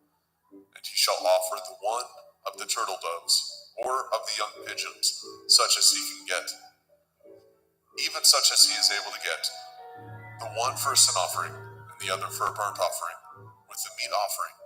And the priest shall make an atonement for him that is to be cleansed before Yahweh. This is the Torah of him, in whom is the plague of leprosy, whose hand is not able to get that which pertains to his cleansing. And Yahweh spoke unto El Moshe and unto El Aharon, saying, When ye are come into the land of Canaan, which I give to you for a possession, and I put the plague of leprosy in a house of the land of your possession, and he that owns the house shall come and tell the priest, saying, It seems to me there is, as it were, a plague in the house. Then the priest shall command that they empty the house before the priest go into it, to see the plague, that all that is in the house be not made unclean. And afterward the priest shall go in to see the house. And he shall look on the plague, and behold, if the plague be in the walls of the house, with hollow strakes, greenish or reddish, which in sight are lower than the wall, then the priest shall go out of the house to the door of the house, and shut up the house 7 days. And the priest shall come again the 7th day, and shall look, and behold, if the plague be spread in the walls of the house, then the priest shall command that they take away the stones in which the plague is, and they shall cast them into an unclean place without the city. And he shall cause the house to be scraped within round about, and they shall pour out the dust that they scrape off without the city into an unclean place. And they shall take other stones, and put them in the place of those stones. And he shall take other mortar, and shall plaster the house. And if the plague come again, and break out in the house, after that he has taken away the stones, and after he has scraped the house, and after it is plastered, then the priest shall come and look, and behold, if the plague be spread in the house, it is a fretting leprosy in the house, it is unclean. And he shall break down the house, the stones of it, and the timber thereof, and all the mortar of the house, and he shall carry them forth out of the city into an unclean place. Moreover, he that goes into the house all the while that it is shut up shall be unclean until the evening. And he that lies in the house shall wash his clothes, and he that eats in the house shall wash his clothes.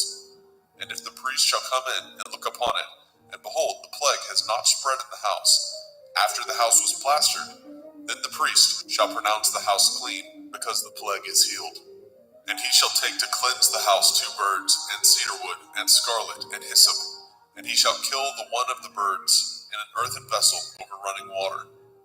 And he shall take the cedar wood, and the hyssop, and the scarlet, and the living bird, and dip them in the blood of the slain bird, and in the running water, and sprinkle the house 7 times.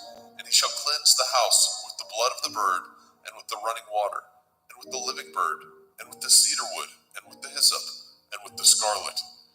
But he shall let go of the living bird out of the city into the open field, and make an atonement for the house, and it shall be clean. This is the Torah for all manner of plague, of leprosy and scald, and for the leprosy of a garment, and of a house, and for a rising, and for a scab, and for a bright spot, to teach when it is unclean, and when it is clean. This is the Torah of leprosy. Vayikra, Leviticus chapter 15. And Yahweh spoke unto El Moshe and to El Aharon, saying, Speak unto the children of Yasharel, and say unto them, When any man has a running issue out of his flesh, because of his issue he is unclean. And this shall be his uncleanness in his issue, whether his flesh run with his issue, or his flesh be stopped from his issue. It is his uncleanness. Every bed whereon he lies that has the issue is unclean, and everything whereon he sits shall be unclean.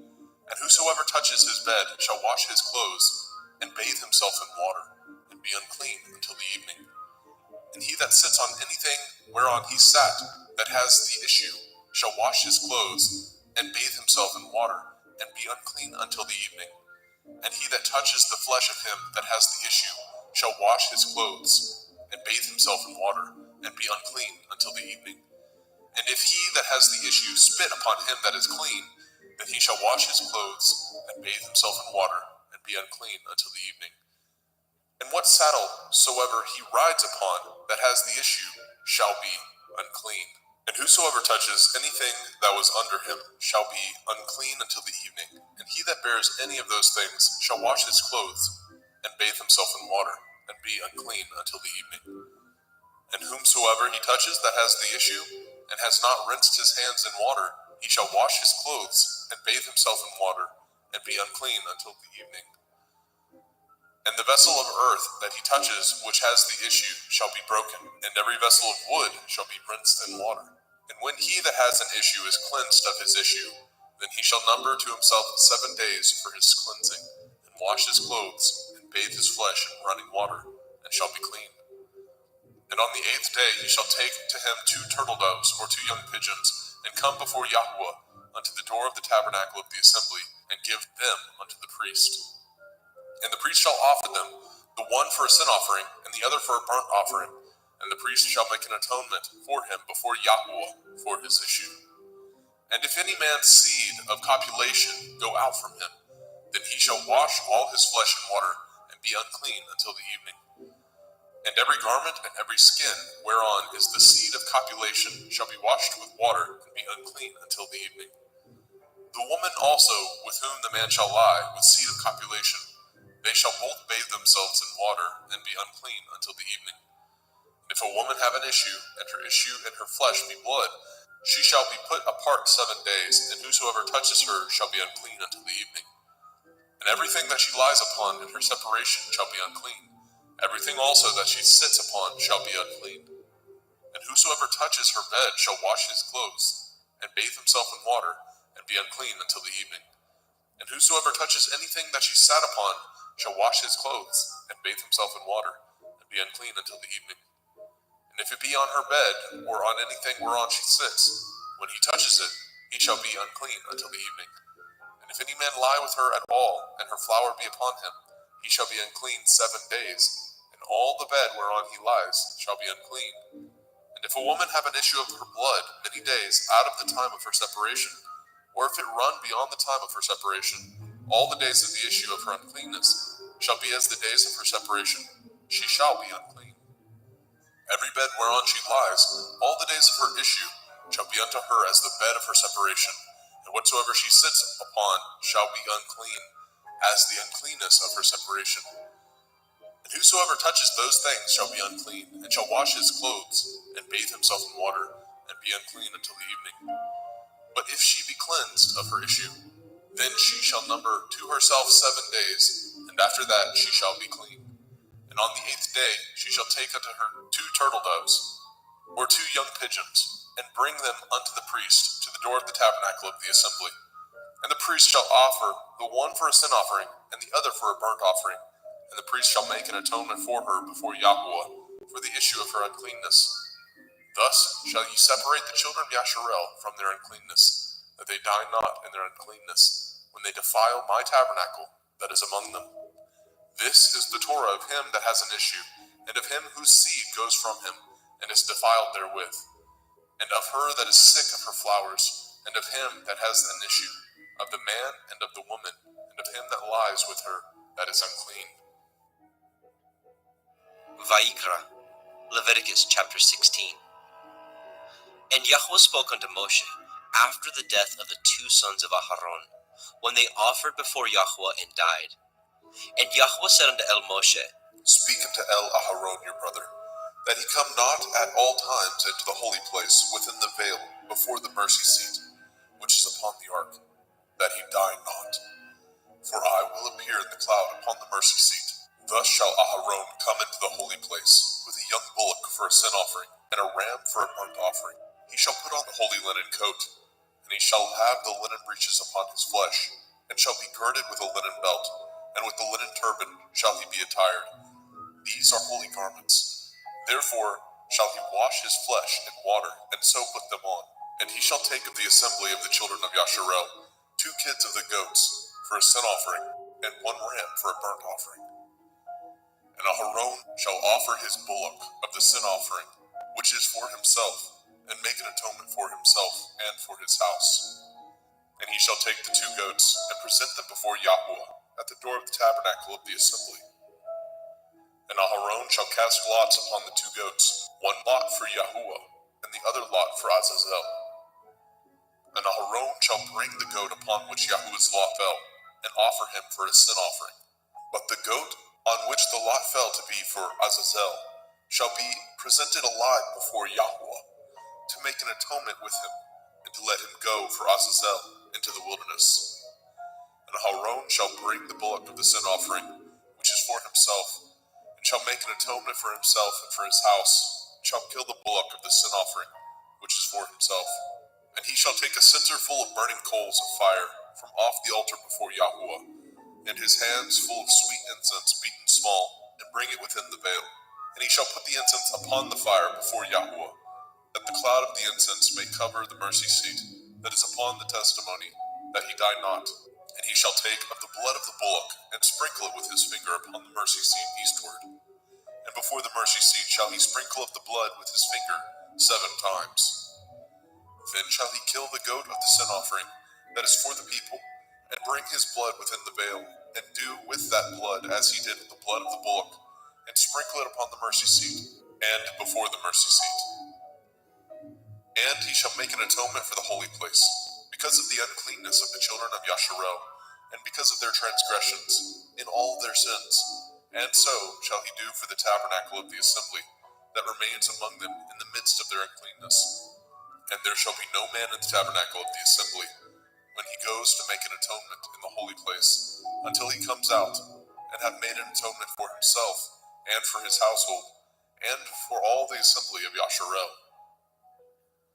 And he shall go out unto the altar that is before Yahuwah, and make an atonement for it, and shall take of the blood of the bullock, and of the blood of the goat, and put it upon the horns of the altar round about. And he shall sprinkle the blood upon it with his finger 7 times, and cleanse it, and hallow it from the uncleanness of the children of Yasharel. And when he has made an end of reconciling the holy place, and the tabernacle of the assembly, and the altar, he shall bring the live goat. And Aharon shall lay both his hands upon the head of the live goat, and confess over him all the iniquities of the children of Yasharel, and all their transgression in all their sins, putting them upon the head of the goat, and shall send him away by the hand of a fit man into the wilderness. And the goat shall bear upon him all their iniquities, unto a land not inhabited, and he shall let go the goat in the wilderness. And Aharon shall come into the tabernacle of the assembly, and shall put off the linen garments which he put on when he went into the holy place, and shall leave them there. And he shall wash his flesh with water in the holy place, and put on his garments, and come forth, and offer his burnt offering, and the burnt offering of the people, and make an atonement for himself and for the people. And the fat of the sin offering shall he burn upon the altar. And he that let go the goat for Azazel shall wash his clothes, and bathe his flesh in water, and afterwards come into the camp. And the bullock for the sin offering, and the goat for the sin offering, and whose blood was brought in to make an atonement in the holy place, shall one carry forth without the camp, and they shall burn in the fire their skins, and their flesh, and their dung. And he that burns them shall wash his clothes, and bathe his flesh in water, and afterwards he shall come into the camp. And this shall be a statute forever unto you, that in the 7th month, on the 10th day of the month, ye shall afflict your souls, and do no work at all, whether it be one of your own country, or a stranger that sojourns among you. For on that day shall the priest make an atonement for you, to cleanse you, that ye may be clean from all your sins before Yahweh. It shall be a Sabbath of rest unto you. Ye shall afflict your souls by a statute forever. And the priest, whom he shall anoint, and whom he shall consecrate to minister in the priest's office in his father's stead, shall make the atonement, and shall put on the linen clothes, even the holy garments. And he shall make an atonement for the holy sanctuary, and he shall make an atonement for the tabernacle of the assembly, and for the altar, and he shall make an atonement for the priests, and for all the people of the assembly. And this shall be an everlasting statute unto you, to make an atonement for the children of Yasharel for all their sins once a year. and he did as Yahweh commanded Moshe. Vayikra, Leviticus chapter 17.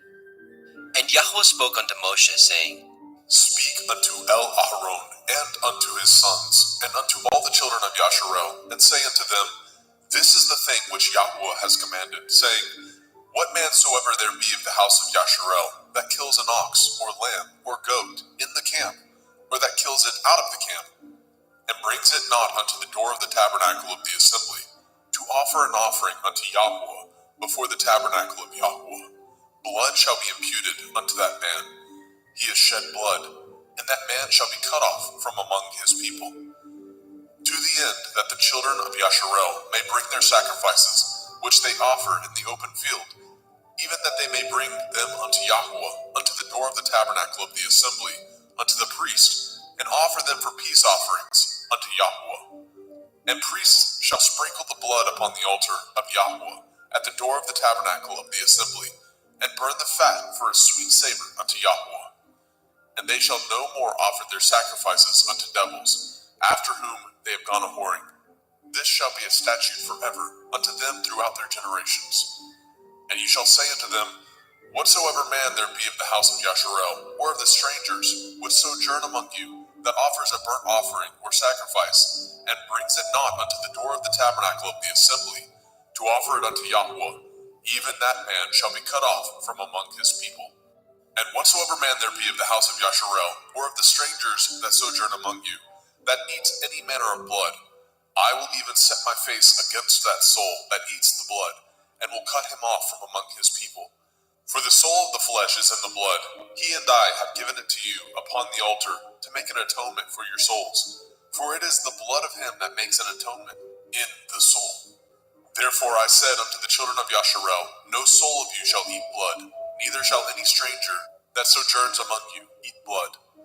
And whatsoever man there be of the children of Yasharel, or of the strangers that sojourn among you, which hunts and catches a beast or fowl that may be eaten, he shall even pour out the blood thereof, and cover it with dust. For it is the life of all flesh, the blood of it is for the life thereof. Therefore I said unto the children of Yasharel, Ye shall eat the blood of no manner of flesh, for the life of all flesh is the blood thereof. Whosoever eats it shall be cut off. And every soul that eats that which died of itself, or that which was torn with beasts, whether it be one of your own country or a stranger, he shall both wash his clothes and bathe himself in water, and be unclean until the evening. Then shall he be clean. But if he wash them not, nor bathe his flesh, then he shall bear his iniquity.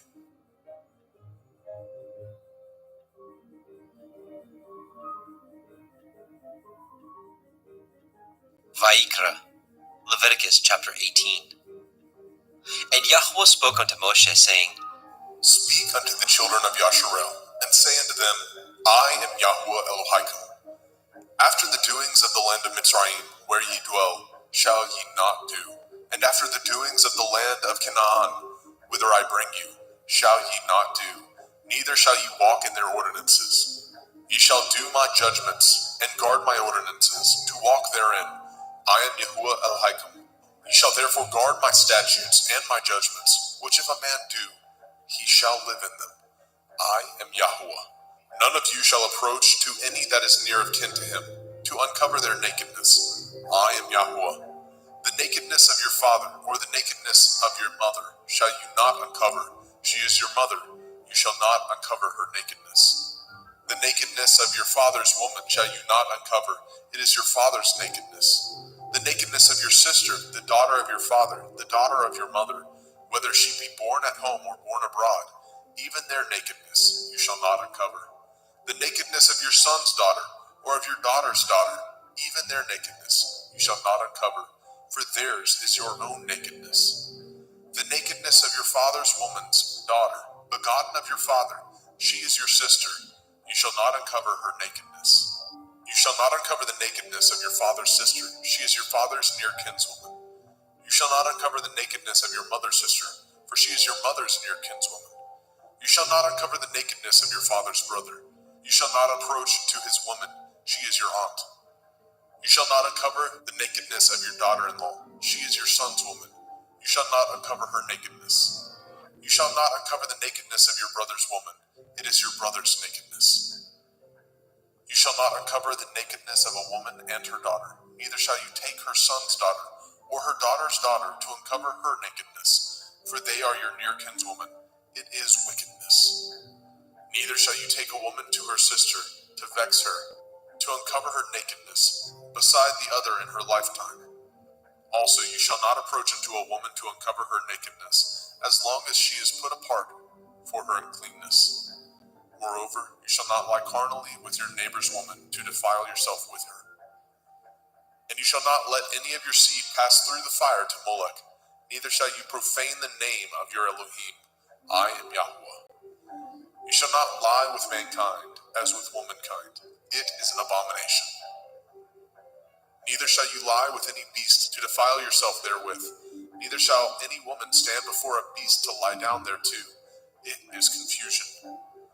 Defile not ye yourselves in any of these things, for in all these the nations are defiled, which I cast out before you. And the land is defiled, therefore I do visit the iniquity thereof upon it, and the land itself vomits out her inhabitants. Ye shall therefore guard my statutes and my judgments, and shall not commit any of these abominations, neither any of your own nation, nor any stranger that sojourns among you.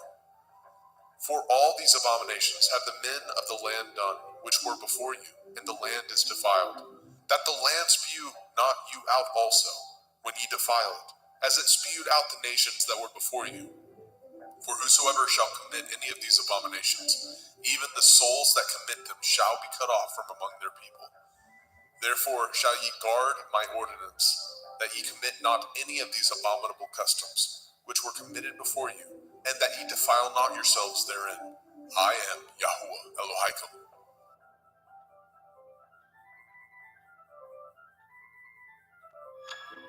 Vaikra, Leviticus chapter 19. And Yahuwah spoke unto Moshe, saying, Speak unto all the assembly of the children of Yasharel, and say unto them, Ye shall be holy, for I, Yahuwah Elohaikum, am holy. Ye shall fear every man his mother and his father, and guard my Shabbathol. I am Yahuwah Elohaikum. Turn ye not unto idols, nor make to yourselves molten Elohim. I am Yahuwah Elohaikum. And if ye offer a sacrifice of peace offerings unto Yahuwah, ye shall offer it at your own will.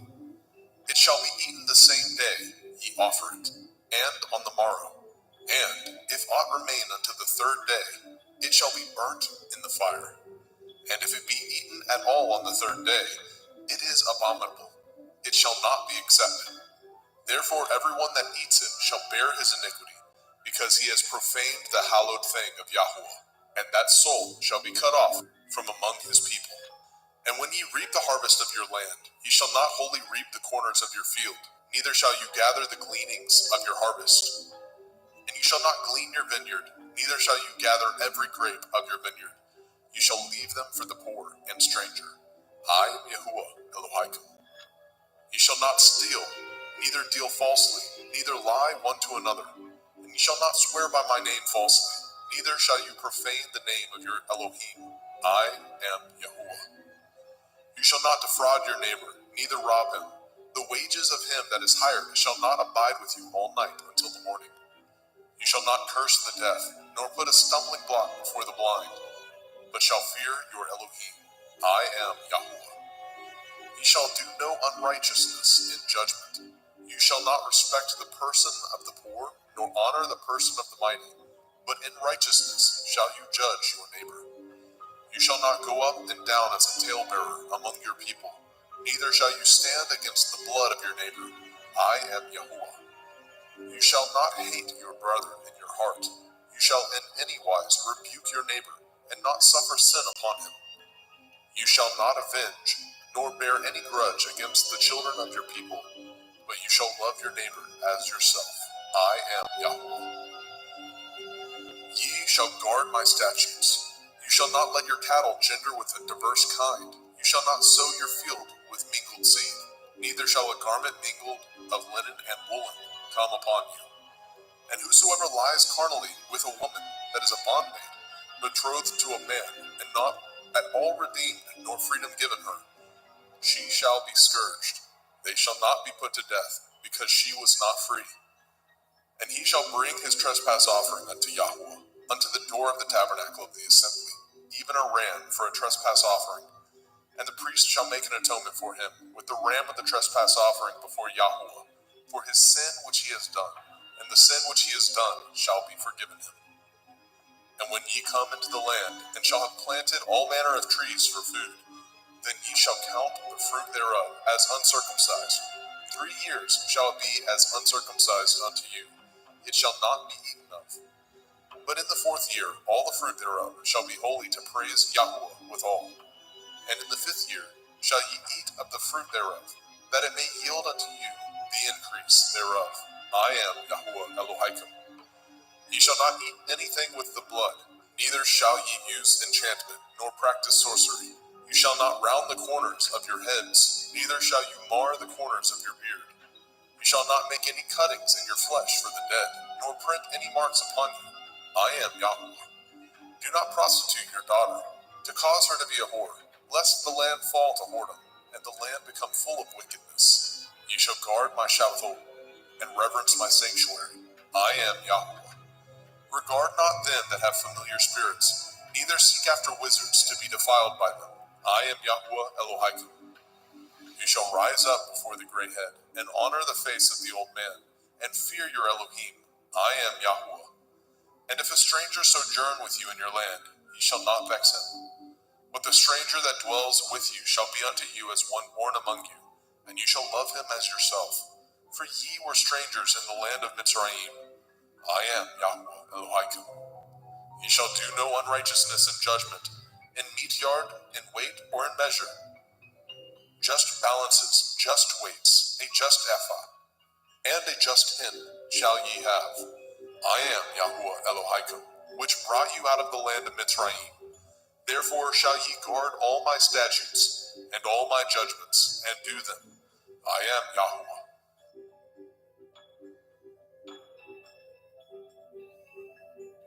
Vaikra, Leviticus chapter 20.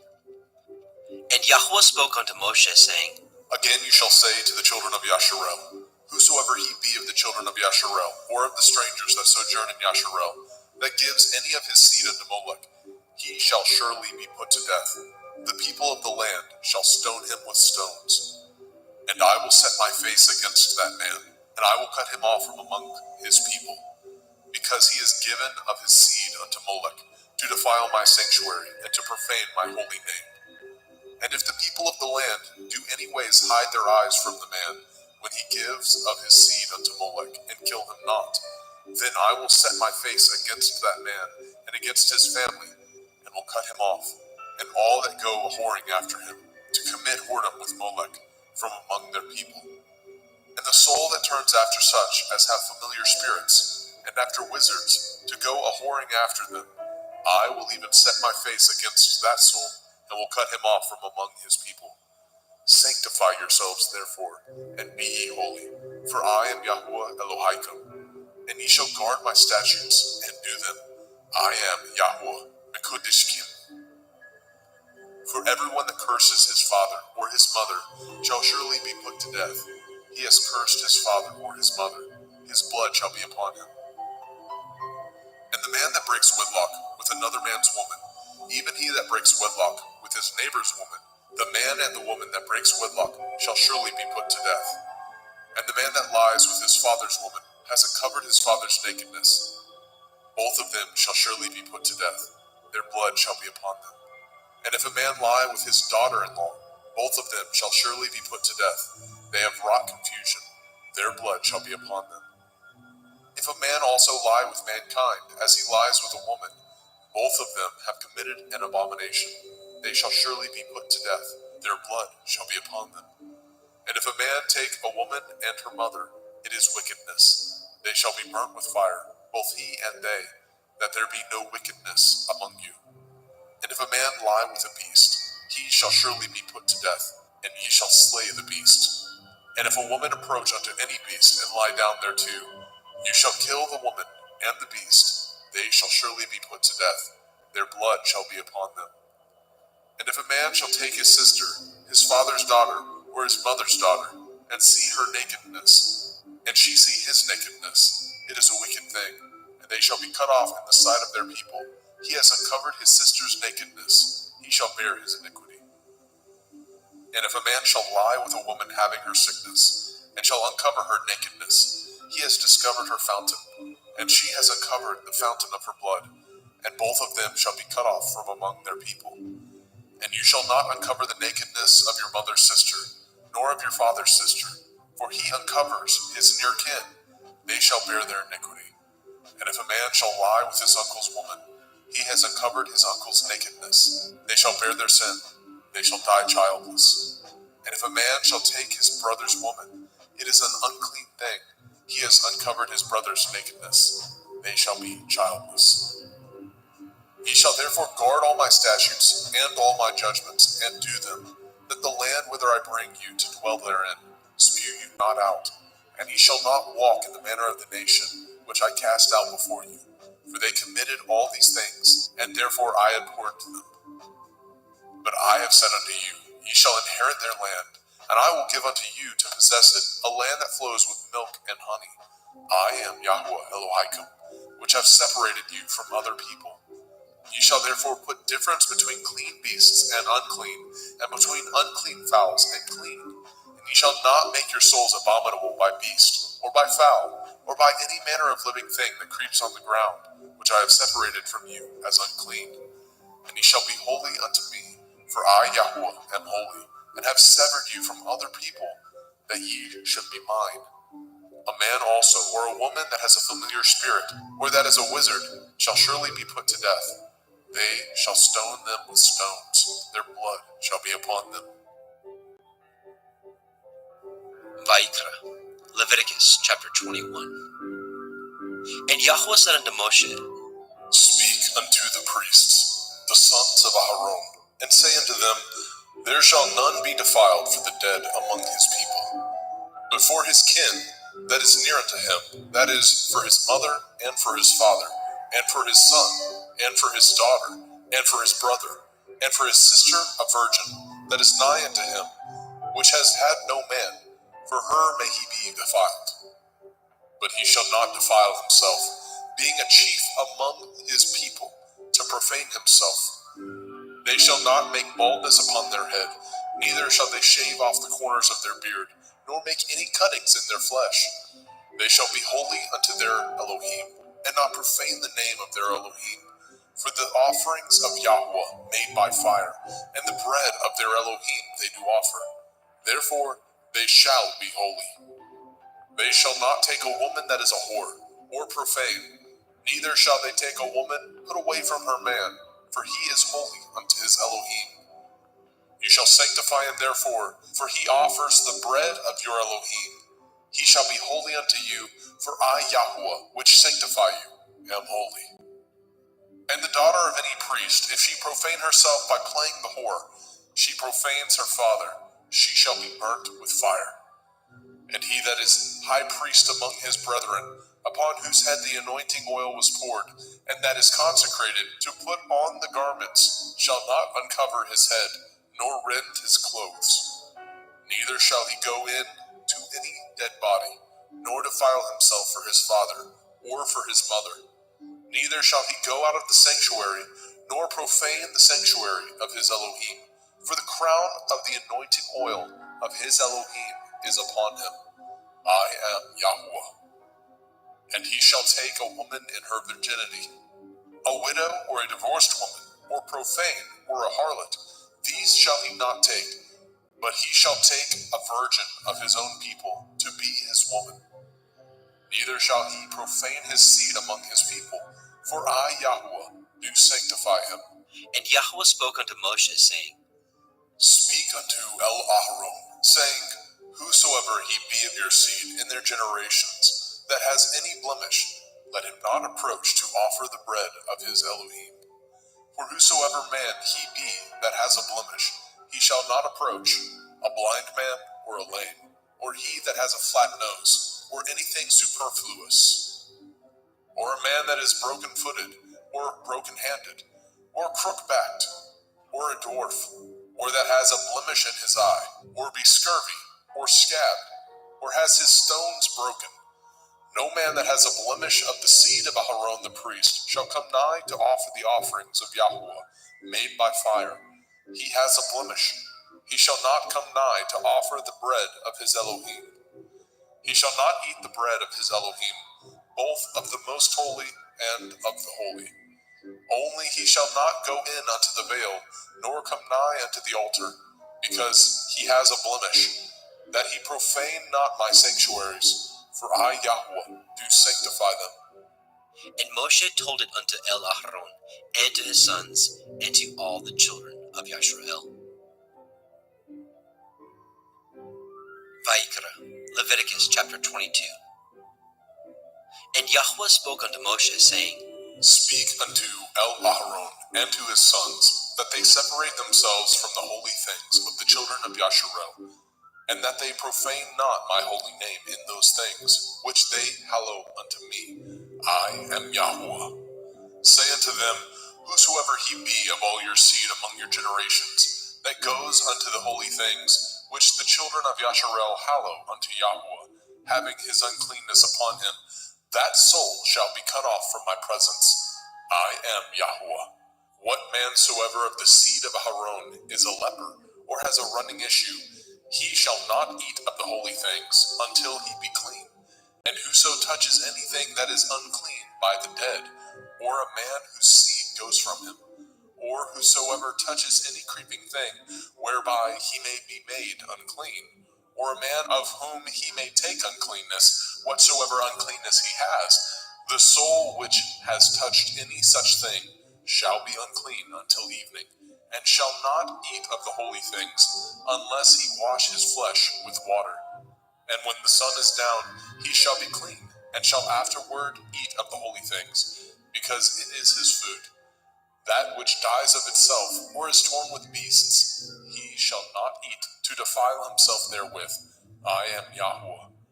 They shall therefore guard my ordinance, lest they bear sin for it, and die therefore. If they profane it, I, Yahuwah, do sanctify them.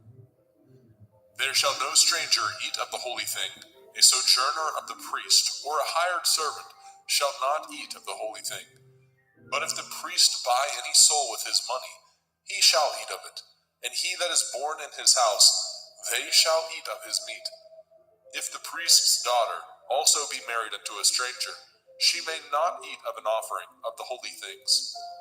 But if the priest's daughter be a widow, or divorced, and have no child, and is returned unto her father's house, as in her youth, she shall eat of her father's meat, but there shall no stranger eat thereof. And if a man eat of the holy thing unwittingly, then he shall put the fifth part thereof unto it, and shall give it unto the priest with the holy thing.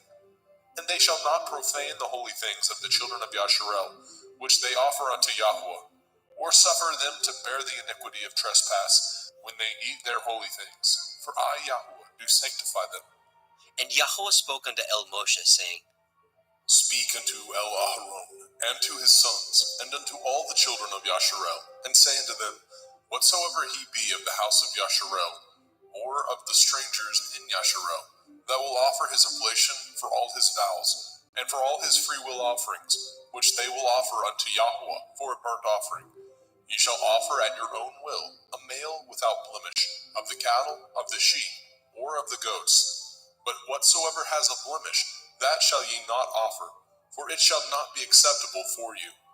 And whosoever offers a sacrifice of peace offerings unto Yahuwah to accomplish his vow, or a freewill offering in cattle or sheep, it shall be perfect to be accepted. There shall be no blemish therein.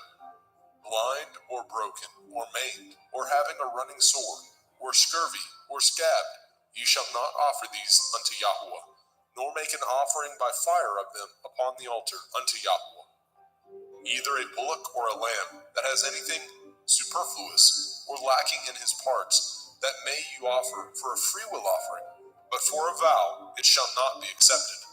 Ye shall not offer unto Yahuwah that which is bruised, or crushed, or broken, or cut, neither shall ye make any offerings thereof in your land. Neither from a stranger's hand shall ye offer the bread of your Elohim of any of these, because their corruption is in them, and blemishes be in them. They shall not be accepted for you. And Yahweh spoke unto Moshe, saying, When a bullock or a sheep or a goat is brought forth, then it shall be 7 days under the dam, and from the 8th day and thenceforth it shall be accepted for an offering made by fire unto Yahweh. And whether it be cow or ewe, ye shall not kill it, and her young, both in 1 day. And when ye offer a sacrifice of thanksgiving unto Yahweh, offer it at your own will. On the same day it shall be eaten up. Ye shall leave none of it until the morrow. I am Yahweh. Therefore shall ye guard my commandments, and do them. I am Yahweh. Neither shall ye profane my holy name, but I will be hallowed among the children of Yasharel. I am Yahweh, which hallow you, that brought you out of the land of Mizraim, to be your Elohim. I am Yahweh.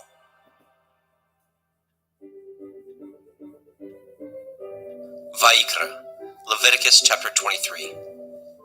And Yahweh spoke unto Moshe, saying, Speak unto the children of Yasharel, and say unto them concerning the feasts of Yahweh, which ye shall proclaim to be holy assemblies. Even these are my feasts. 6 days shall work be done, but the 7th day is the Sabbath of rest, a holy assembly. Ye shall do no work therein. It is the Sabbath of Yahweh in all your dwellings. These are the feasts of Yahweh, even holy assemblies, which ye shall proclaim in their appointed times. In the 14th day of the 1st month at evening is Yahweh's Pesach. And on the 15th day of the same month is the feast of Matzah unto Yahweh. 7 days ye must eat matzah, unleavened bread. In the 1st day ye shall have a holy assembly. Ye shall do no servile work therein, but ye shall offer an offering made by fire unto Yahweh 7 days. In the 7th day is a holy assembly. Ye shall do no servile work therein. And Yahweh spoke unto Moshe, saying, Speak unto the children of Yasharel, and say unto them, When ye are come into the land which I give unto you, and shall reap the harvest thereof, then ye shall bring a sheaf of the first fruits of your harvest unto the priest. And he shall wave the sheaf before Yahweh, to be accepted for you. On the morrow after the Sabbath, the priest shall wave it. And ye shall offer that day when ye wave the sheaf a he-lamb without blemish of the 1st year for a burnt offering unto Yahweh. And the meat offering thereof shall be 2 tenths deals of fine flour mingled with oil, an offering made by fire unto Yahweh for a sweet savor. And the drink offering thereof shall be of wine, the 4th part of a hin. And ye shall eat neither bread nor parched grain, nor green ears, until the selfsame day that ye have brought an offering unto your Elohim. It shall be a statute forever throughout your generations in all your dwellings. And ye shall count unto you from the morrow after the Sabbath, from the day that ye brought the sheaf of the wave offering, 7 Shavuot. Sabbaths shall be complete. Even unto the morrow after the 7th Sabbath shall ye number 50 days, and ye shall offer a new meat offering unto Yahweh. Ye shall bring out of your habitations 2 wave loaves of 2 tenths deals. They shall be of fine flour. They shall be baken with leaven. They are the first fruits unto Yahweh.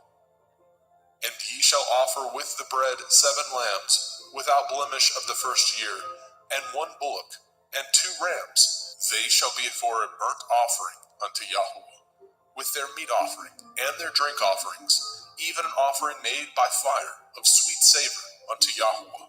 Then ye shall sacrifice 1 kid of the goats for a sin offering, and 2 lambs of the 1st year for a sacrifice of peace offerings. And the priest shall wave them with the bread of the first fruits for a wave offering before Yahweh. With the 2 lambs, they shall be holy to Yahweh for the priest. And ye shall proclaim on the selfsame day that it may be a holy assembly unto you. Ye shall do no servile work therein. It shall be a statute forever in your dwellings throughout your generations.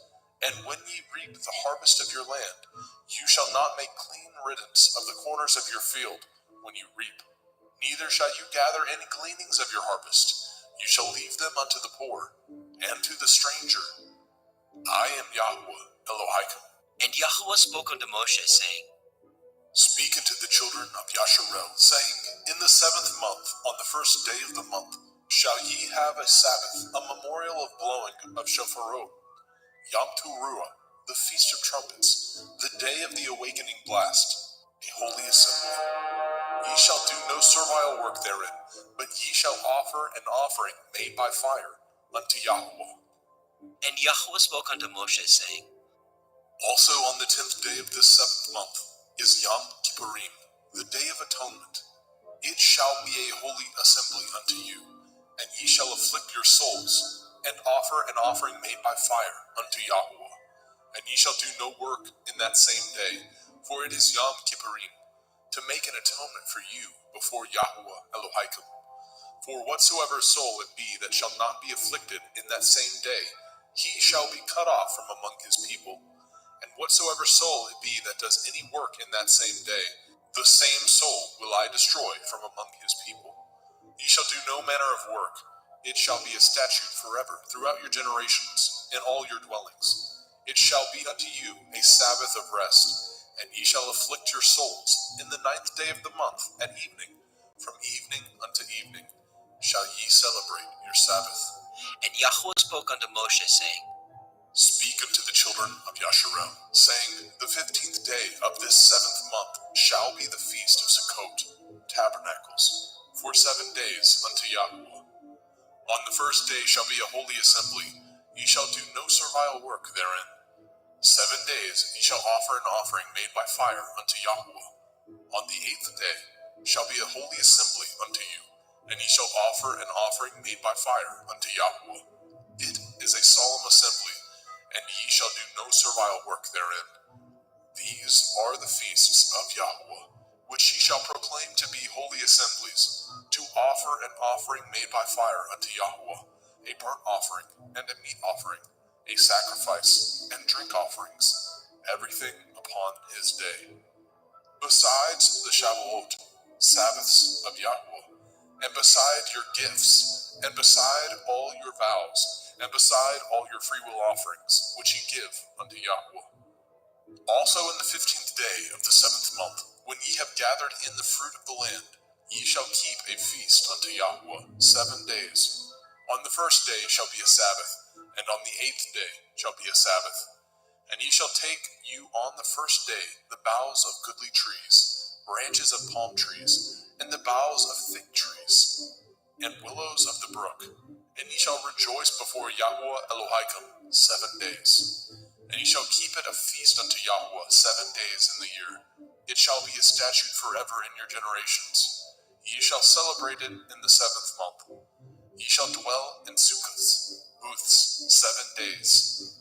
All that are Yasharel born shall dwell in sukkahs, that your generations may know that I made the children of Yasharel to dwell in sukkahs, when I brought them out of the land of Mitzrayim. I am Yahweh Elohim. And Moshe declared unto the children of Yasharel the feasts of Yahweh.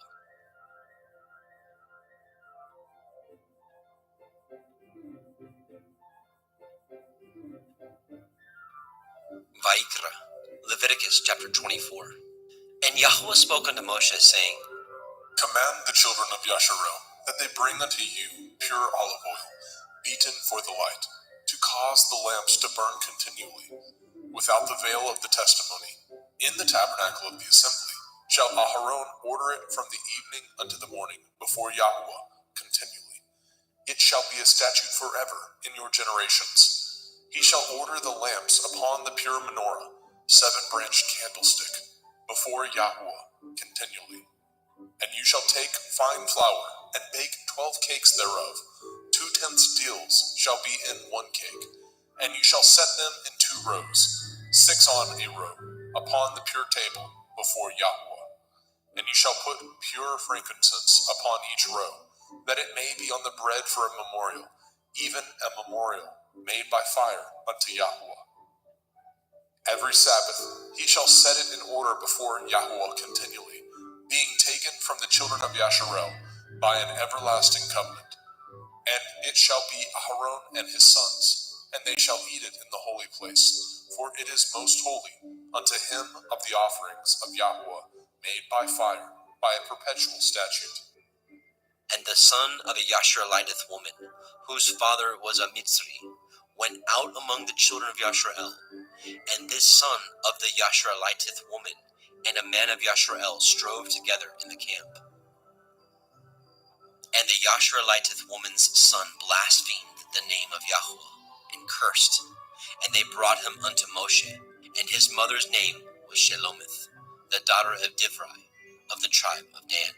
And they put him in ward, that the mind of Yahuwah might be showed them. And Yahuwah spoke unto Moshe, saying, Bring forth him that has cursed without the camp, and let all that heard him lay their hands upon his head, and let all the assembly stone him. And you shall speak unto the children of Yasharel, saying, Whosoever curses his Elohim shall bear his sin. And he that blasphemes the name of Yahuwah, he shall surely be put to death. And all the assembly shall certainly stone him, as well the stranger, as he that is born in the land, when he blasphemes the name of Yahuwah, shall be put to death. And he that kills any man shall surely be put to death. And he that kills a beast shall make it good, beast for beast. And if a man cause a blemish in his neighbor, as he has done, so shall it be done to him. Breach for breach, eye for eye, tooth for tooth. As he has caused a blemish in a man, so shall it be done to him again. And he that kills a beast, he shall restore it. And he that kills a man, he shall be put to death. Ye shall have one manner of law, as well for the stranger, as for one of your own country. For I am Yahuwah Elohaikum. And Moshe spoke to the children of Yasharel, that they should bring forth him that had cursed out of the camp, and stone him with stones. And the children of Yasharel did as Yahuwah commanded Moshe.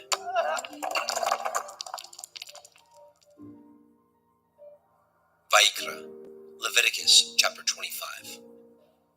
And Yahuwah spoke unto Moshe in Mount Sinai, saying, Speak unto the children of Yasharel, and say unto them, When ye come into the land which I give you, then shall the land keep a Sabbath unto Yahuwah. 6 years you shall sow your field, and 6 years you shall prune your vineyard, and gather in the fruit thereof. But in the 7th year shall be a Sabbath of rest unto the land, a Sabbath for Yahuwah. You shall neither sow your field, nor prune your vineyard. That which grows of its own accord of your harvest you shall not reap, neither gather the grapes of your vine undressed, for it is a year of rest unto the land. And the Sabbath of the land shall be food for you and for your servant, and for your maid, and for your hired servant, and for your stranger that sojourns with you, and for your cattle, and for the beasts that are in your land, shall all the increase thereof be meat. And you shall number 7 Shabbathot, Sabbaths of years unto you, 7 times 7 years, and the space of the 7 Shabbathot of years shall be unto you 49 years. Then shall you cause the shofar of the Jubilee to sound on the 10th day of the 7th month. In Yom Kippurim, the Day of Atonement, shall ye make the shofar sound throughout all your land. And ye shall hallow the 50th year, and proclaim liberty throughout all the land unto all the inhabitants thereof. It shall be a jubilee unto you, and ye shall return every man unto his possession, and ye shall return every man unto his family. A jubilee shall that 50th year be unto you. Ye shall not sow, neither reap that which grows of itself in it, nor gather the grapes in it of your vine undressed. For it is the jubilee, it shall be holy unto you. Ye shall eat the increase thereof out of the field. In the year of this jubilee, ye shall return every man unto his possession. And if ye sell aught unto your neighbor, or buy aught of your neighbor's hand, ye shall not oppress one another. According to the number of years after the Jubilee, you shall buy of your neighbor, and according unto the number of years of the fruits, he shall sell unto you. According to the multitude of years, you shall increase the price thereof, and according to the fewness of years, you shall diminish the price of it. For according to the number of the years of the fruits, he sells unto you. Ye shall not therefore oppress one another, but you shall fear your Elohim, for I am Yahuwah Elohim.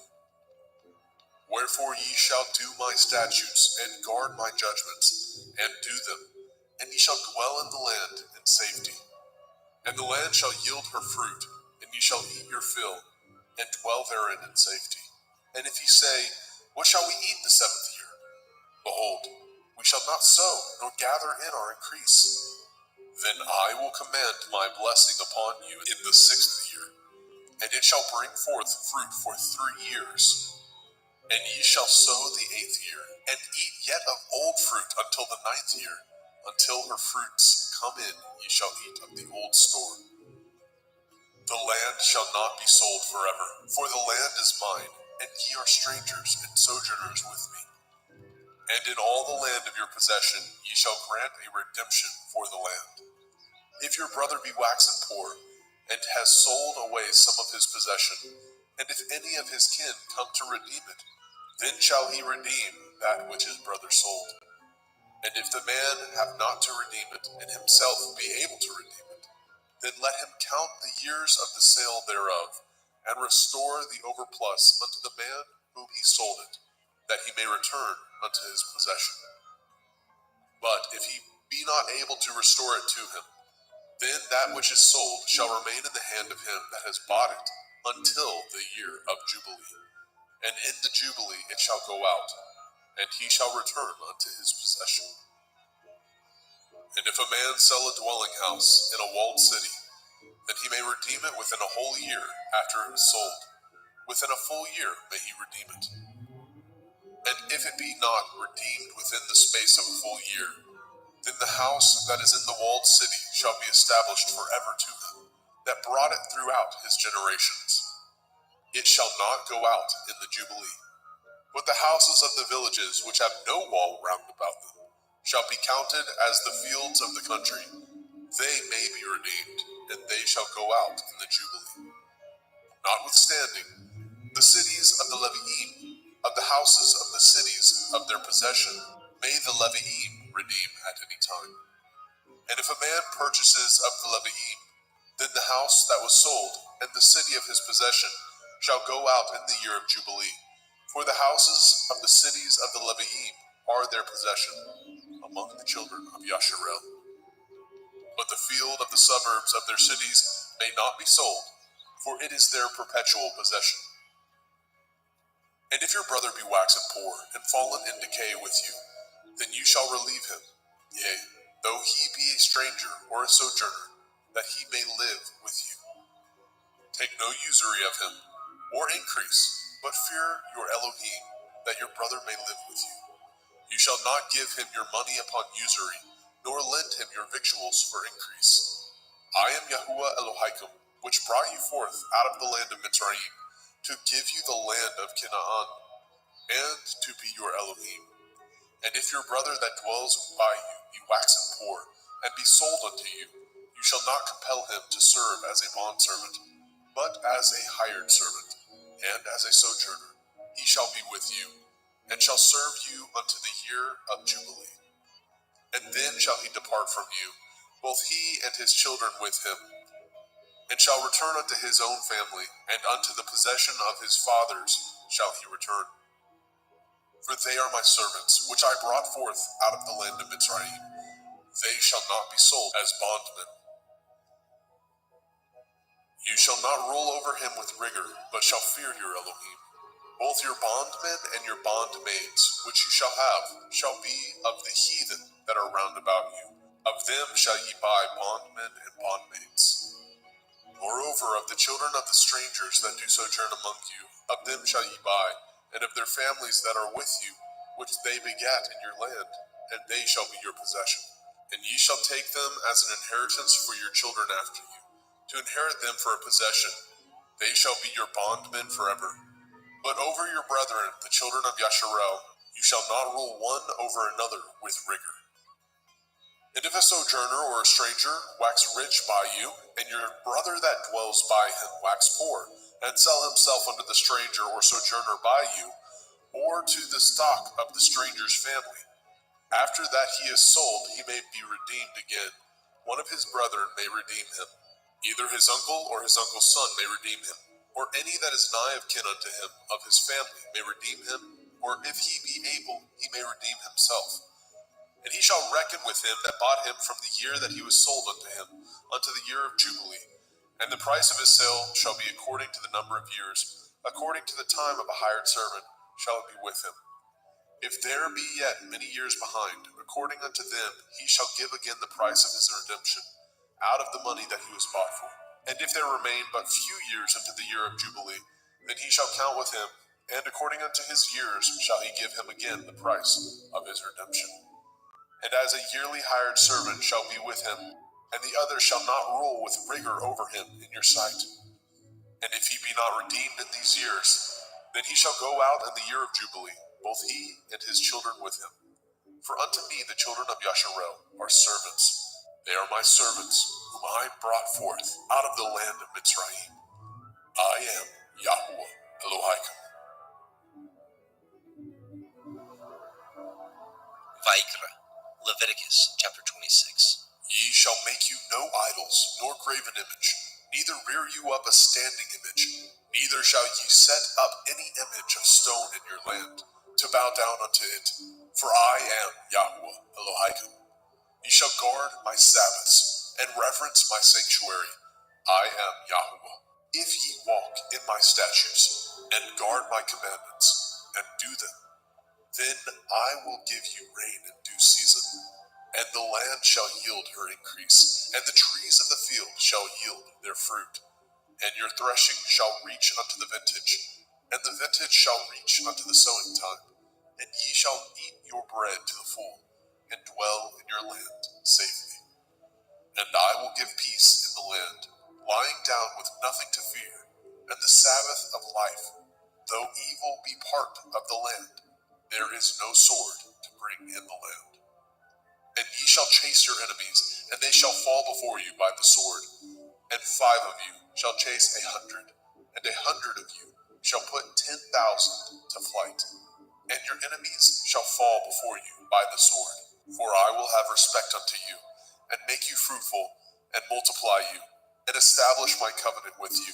And ye shall eat old store, and bring forth the old because of the new. And I will set my tabernacle among you, and my soul shall not abhor you. And I will walk among you, and will be your Elohim, and ye shall be my people. I am Yahuwah Elohaikum, which brought you forth out of the land of Mitzrayim, that ye should not be their bondmen. And I have broken the bands of your yoke, and made you go upright. But if ye will not hearken unto me, and will not do all these commandments, and if ye shall despise my statutes, or if your soul abhor my judgments, so that ye will not do all my commandments, but that ye break my covenant, I also will do this unto you. I will even appoint over you terror, consumption, and the burning ague, that shall consume the eyes, and cause sorrow of heart, and ye shall sow your seed in vain, for your enemies shall eat it. And I will set my face against you, and ye shall be slain before your enemies. They that hate you shall reign over you, and ye shall flee when none pursues you. And if ye will not yet for all this hearken unto me, then I will punish you 7 times more for your sins.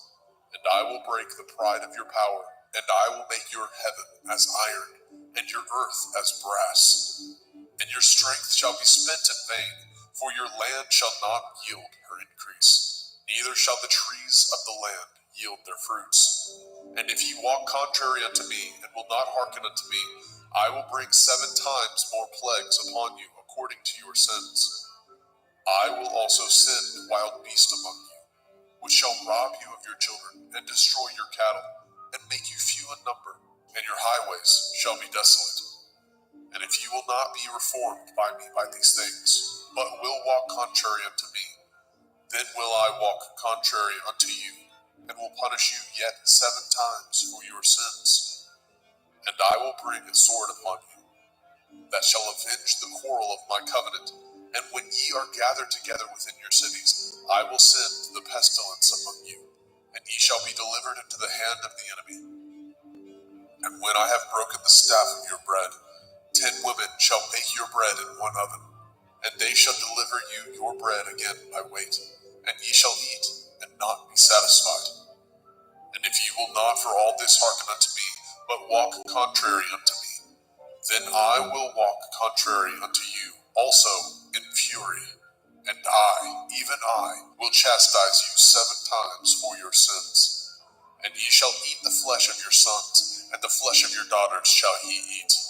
And I will destroy your high places, and cut down your images, and cast your carcasses upon the carcasses of your idols, and my soul shall abhor you. And I will make your cities waste, and bring your sanctuaries unto desolation. And I will not smell the savor of your sweet odors. And I will bring the land unto desolation, and your enemies which dwell therein shall be astonished at it. And I will scatter you among the heathen, and will draw out my sword after you. And your land shall be desolate, and your cities waste. Then shall the land enjoy her Shabbathot, as long as it lies desolate, and ye be in your enemy's land. Even then shall the land rest, and enjoy her Shabbathot. As long as it lies desolate, it shall rest, because it did not rest in your Shabbathot, when ye dwelt upon it.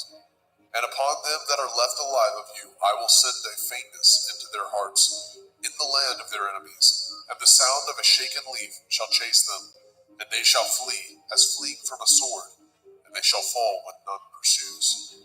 And they shall fall one upon another, as it were before a sword, when none pursues, and ye have no power to stand before your enemies. And ye shall perish among the heathen, and the land of your enemies shall eat you up. And they that are left of you shall pine away in their iniquity, in your enemies' lands, and also in the iniquities of their fathers shall they pine away with them.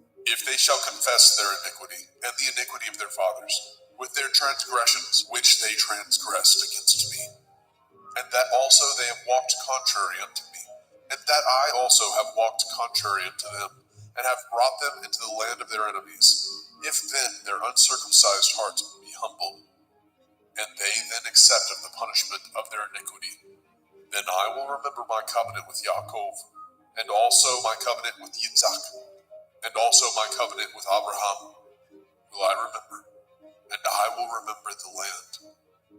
The land also shall be left of them, and shall enjoy her Shabbathot, while she lies desolate without them.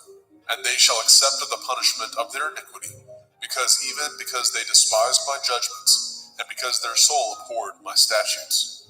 And yet, for all that, when they be in the land of their enemies, I will not cast them away, neither will I abhor them, to destroy them utterly, and to break my covenant with them. For I am Yahweh Elohim. But I will for their sakes remember the covenant of their ancestors, whom I brought forth out of the land of Mitzrayim, in the sight of the heathen, that I might be their Elohim. I am Yahweh. These are the commandments and judgments and Torah, which Yahweh made between him and the children of Yashrael in Mount Sinai by the hand of Moshe.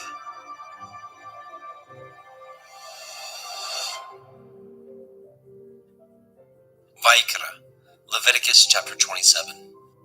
And Yahweh spoke unto Moshe, saying, Speak unto the children of Yasharel, and say unto them, when a man shall make a singular vow, the persons shall be for Yahuwah by your estimation.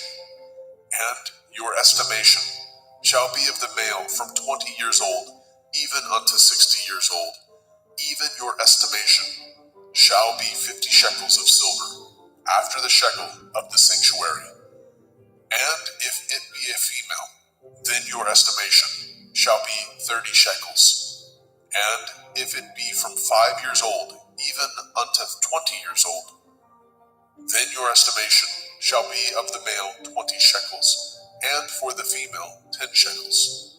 And if it be from a month old even unto 5 years old, then your estimation shall be of the male 5 shekels of silver, and for the female your estimation shall be 3 shekels of silver.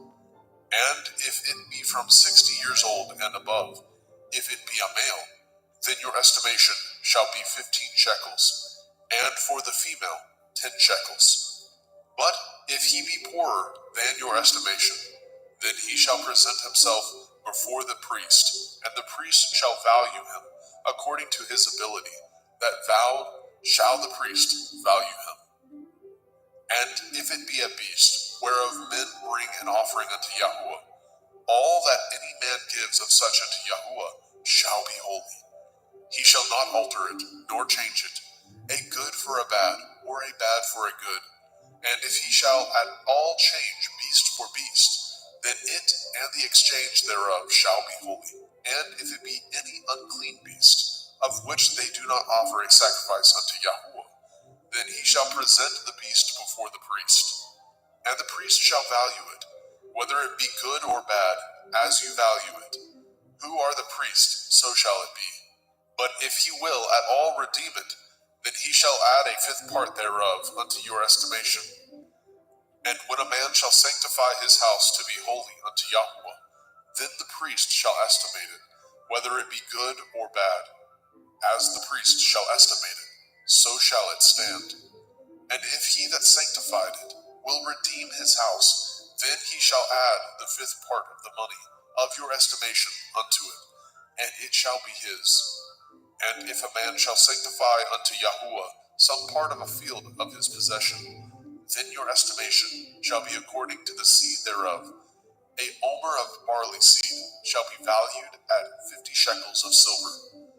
If he sanctify his field from the year of Jubilee, according to your estimation, it shall stand. But if he sanctify his field after the Jubilee, then the priest shall reckon unto him the money according to the years that remain, even unto the year of Jubilee, and it shall be abated from your estimation.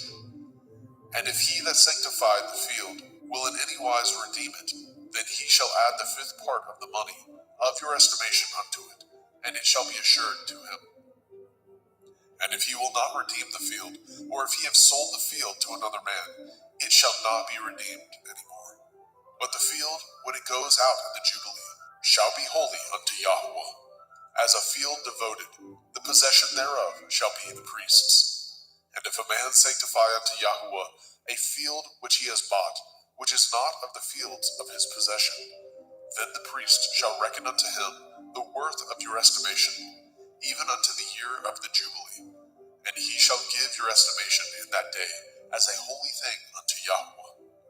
In the year of the Jubilee, the field shall return unto him of whom it was bought, even to him to whom the possession of the land did belong. And all your estimation shall be according to the shekel of the sanctuary. 20 gerahs shall be the shekel. Only the firstling of the beasts, which should be Yahuwah's firstling. No man shall sanctify it, whether it be ox or sheep. It is Yahuwah's. And if it be of an unclean beast, and he shall redeem it according to your estimation, and shall add a 5th part of it thereto, or if it be not redeemed, then it shall be sold according to your estimation. Notwithstanding, no devoted thing that a man shall devote unto Yahuwah of all that he has, both of man and beast, and of the field of his possession, shall be sold or redeemed. Every devoted thing is most holy unto Yahuwah. None devoted, which shall be devoted of men, shall be redeemed, but shall surely be put to death. And all the tithe of the land, whether of the seed of the land, or of the fruit of the tree, is Yahuwah's. It is holy unto Yahuwah. And if a man shall at all redeem aught of his tithes, he shall add thereto the 5th part thereof. And concerning the tithe of the herd, or of the flock, even of whatsoever passes under the rod, the 10th shall be holy unto Yahuwah. He shall not search whether it be good or bad, neither shall he change it. And if he change it at all, then both it and the change thereof shall be holy. It shall not be redeemed. These are the commandments which Yahuwah commanded Moshe for the children of Yisrael in Mount Sinai.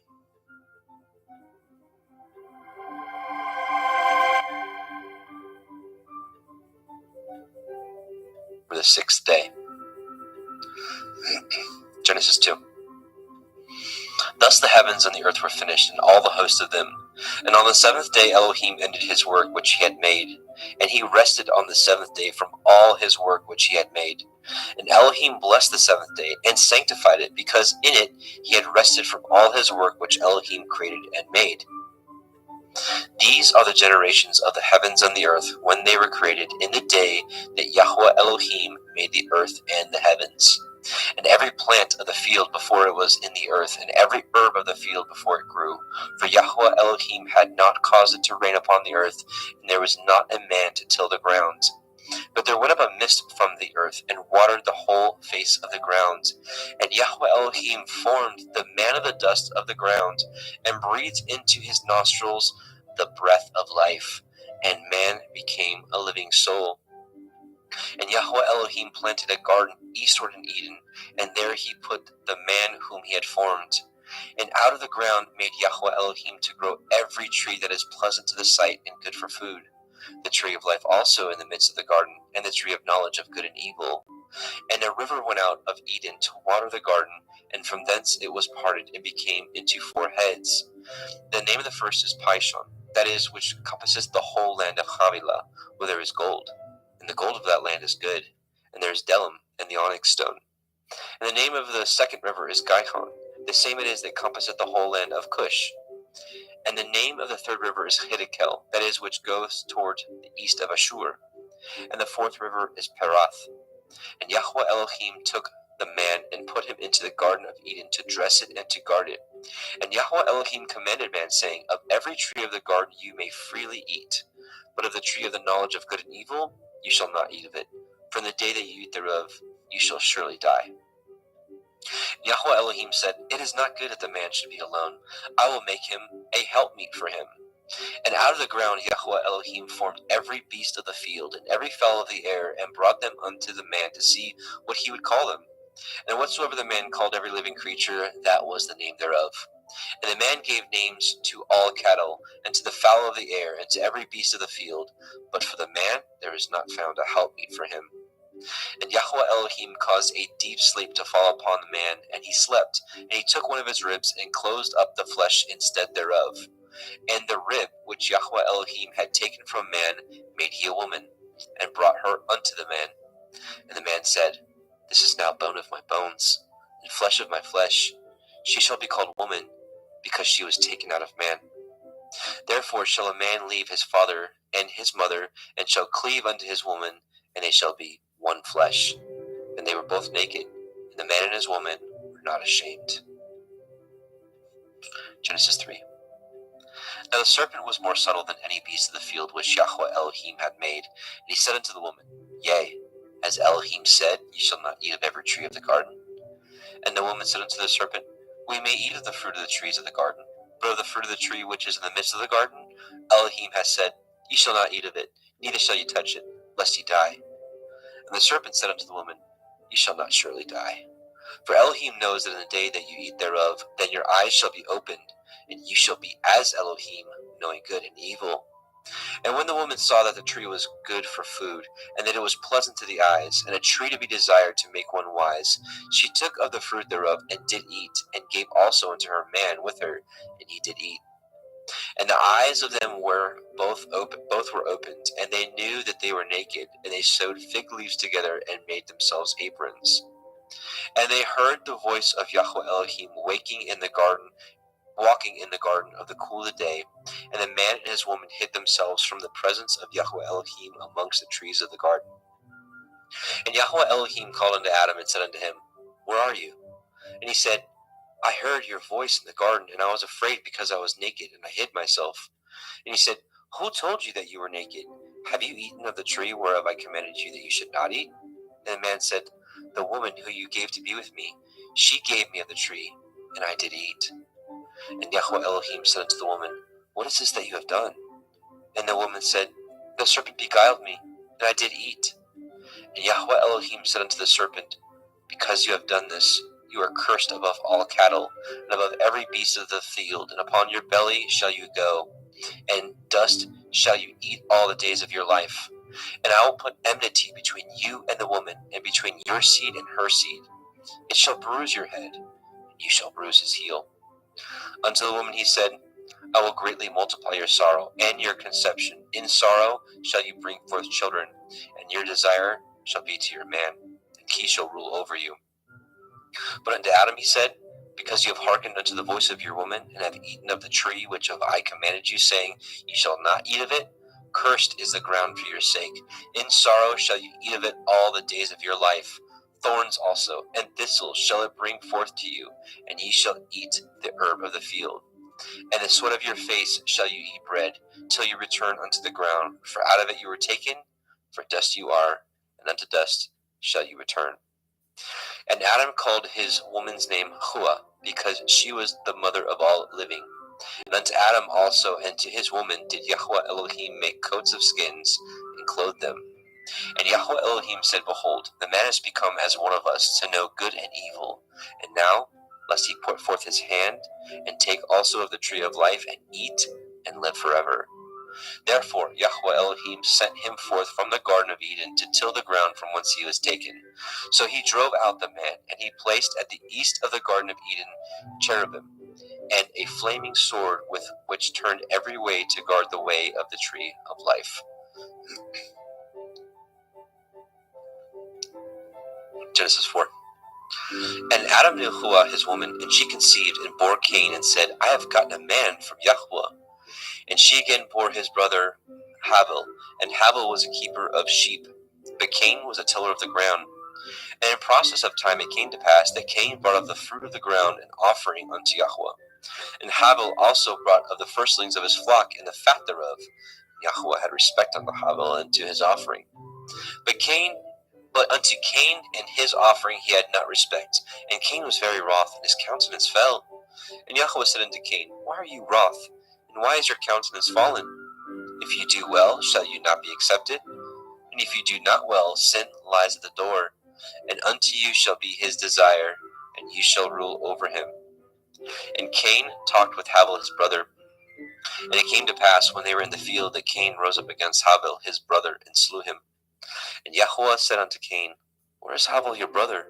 And he said, I know not. Am I to guard my brother? And he said, what have you done? The voice of your brother's blood cries unto me from the ground. And now you are cursed from the earth, which has opened her mouth to receive your brother's blood from your hand. When you till the ground, it shall not henceforth yield unto you her strength. A fugitive and a vagabond shall you be in the earth. And Cain said unto Yahweh, my punishment is greater than I can bear. Behold, you have driven me out this day from the face of the earth, and from your face shall I be hid. And I shall be a fugitive and a vagabond in the earth. And it shall come to pass that everyone that finds me shall slay me. And Yahweh said unto him, therefore, whosoever slays Cain, vengeance shall be taken on him sevenfold.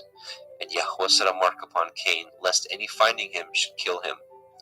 And Cain went out from the presence of Yahweh, and dwelt in the land of Nod, on the east of Eden.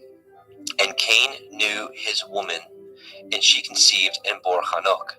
And he built a city, and called the name of the city after the name of his son, Hanok. And unto Hanok was born Irad, and Irad begat Mehujael, and Mehujael begat Methusael, and Methusael begat Lamech. And Lamech took unto him two women. The name of one was Ada, and the name of the other was Silla. And Ada bore Yabal. He was the father of such as dwell in tents, and such as have cattle. And his brother's name was Yuval. He was the father of all such as handle the harp and organ. And Silla, she also bore Tubal-Cain, an instructor of every artificer in brass and in iron. And the sister of Tubal-Cain was Naamah. And Lamech said unto his woman, Ada and Zillah, hear my voice, you woman of Lamech, hearken unto my speech. For I have slain a man to my wounding, and a young man to my hurt. If Cain shall be avenged sevenfold, truly Lamech 70 and sevenfold. And Adam knew his woman again, and she bore a son, and called his name Seth. For Elohim said she, has appointed me another seed instead of Havel, whom Cain slew. And to Seth, to him also there was born a son, and he called his name Enosh. Then began men to call upon the name of Yahweh. Genesis 5. This is the Sefer of the generations of Adam. In the day that Elohim created man, in the likeness of Elohim made he him.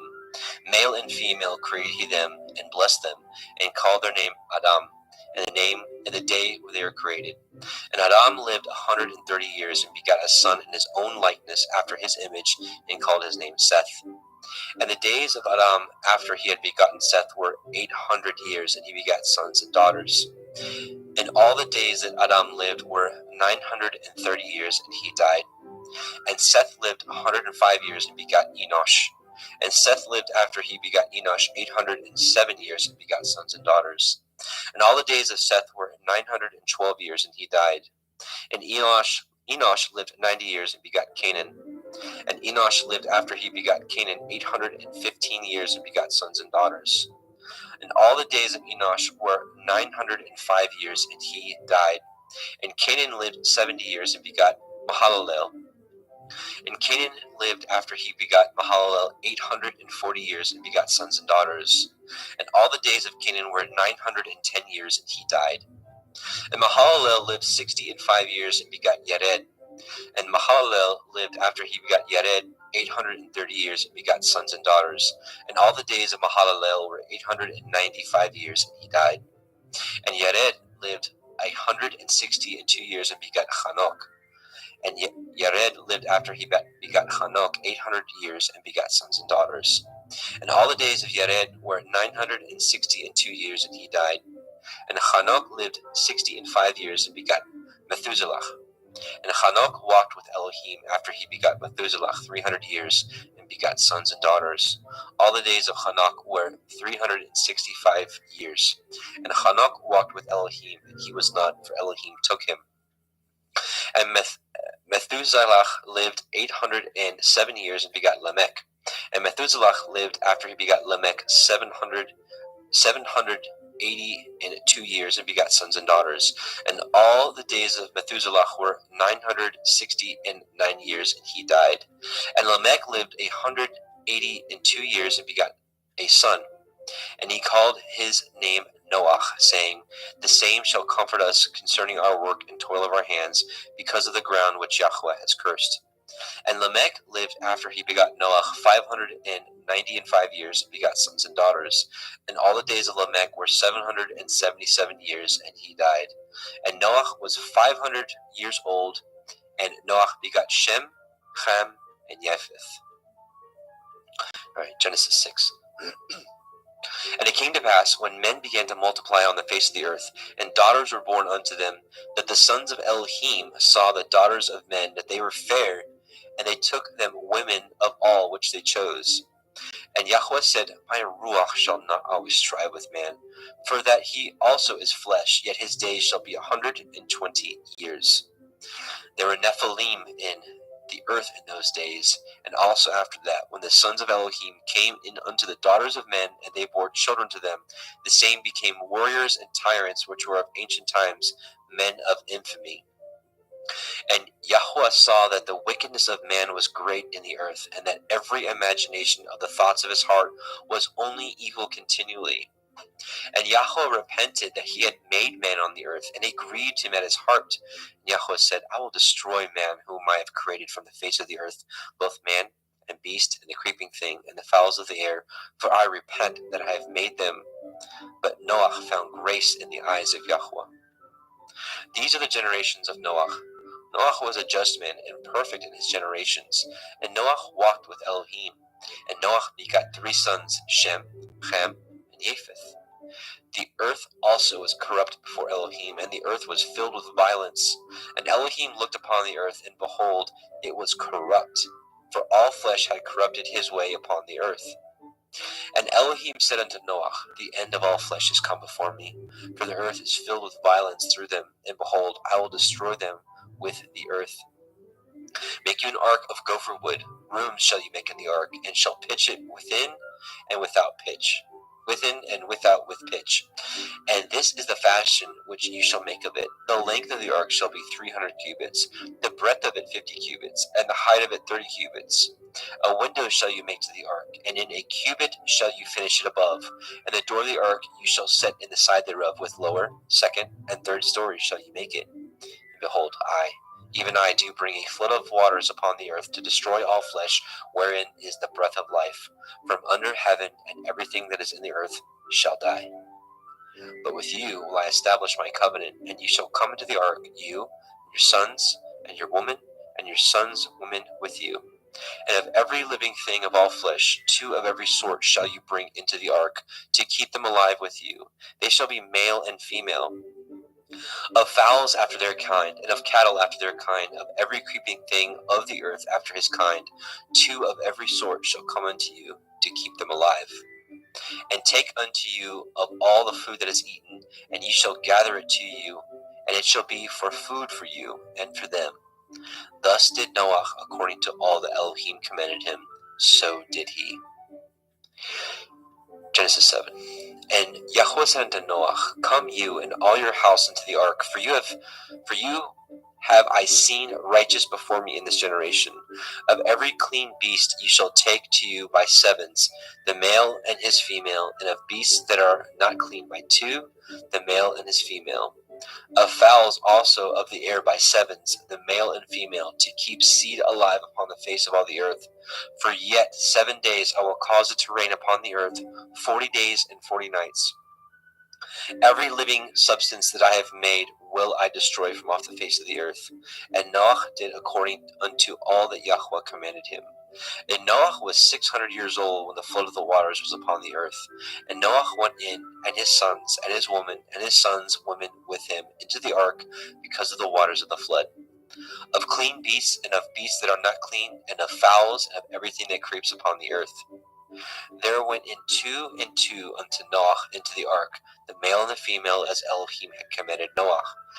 And it came to pass after 7 days that the waters of the flood were upon the earth. In the 600th year of Noah's life, in the 2nd month, in the 17th day of the month, the same day were all the fountains of the great deep broken up, and the windows of heaven were opened. And the rain was upon the earth 40 days and 40 nights. In the selfsame day entered Noah, and Shem, and Ham, and Japheth, the sons of Noah, Noah's woman, and the 3 women of his sons with them into the ark. They, and every beast after his kind, and all cattle after their kind, and every creeping thing that creeps upon the earth after his kind, and every fowl after his kind, every bird of every sort. And they went in unto Noah into the ark, 2 and 2 of all flesh, wherein is the breath of life. And they that went in male and female of all flesh, as Elohim had commanded him, and Yahweh shut him in.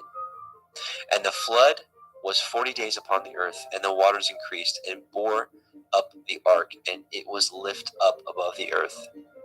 And the waters prevailed, and were increased greatly upon the earth, and the ark went upon the face of the waters.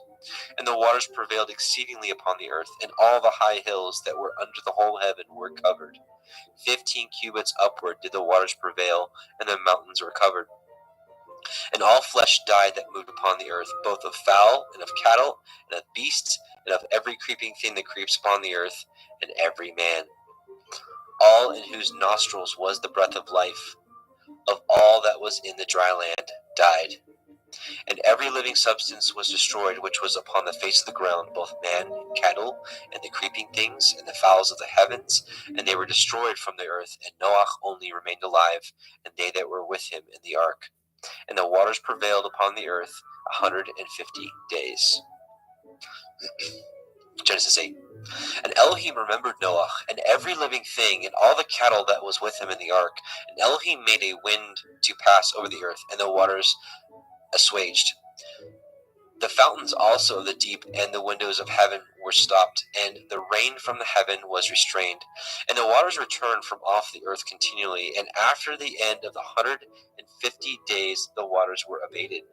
And the ark rested in the 7th month, on the 17th day of the month, upon the mountains of Ararat.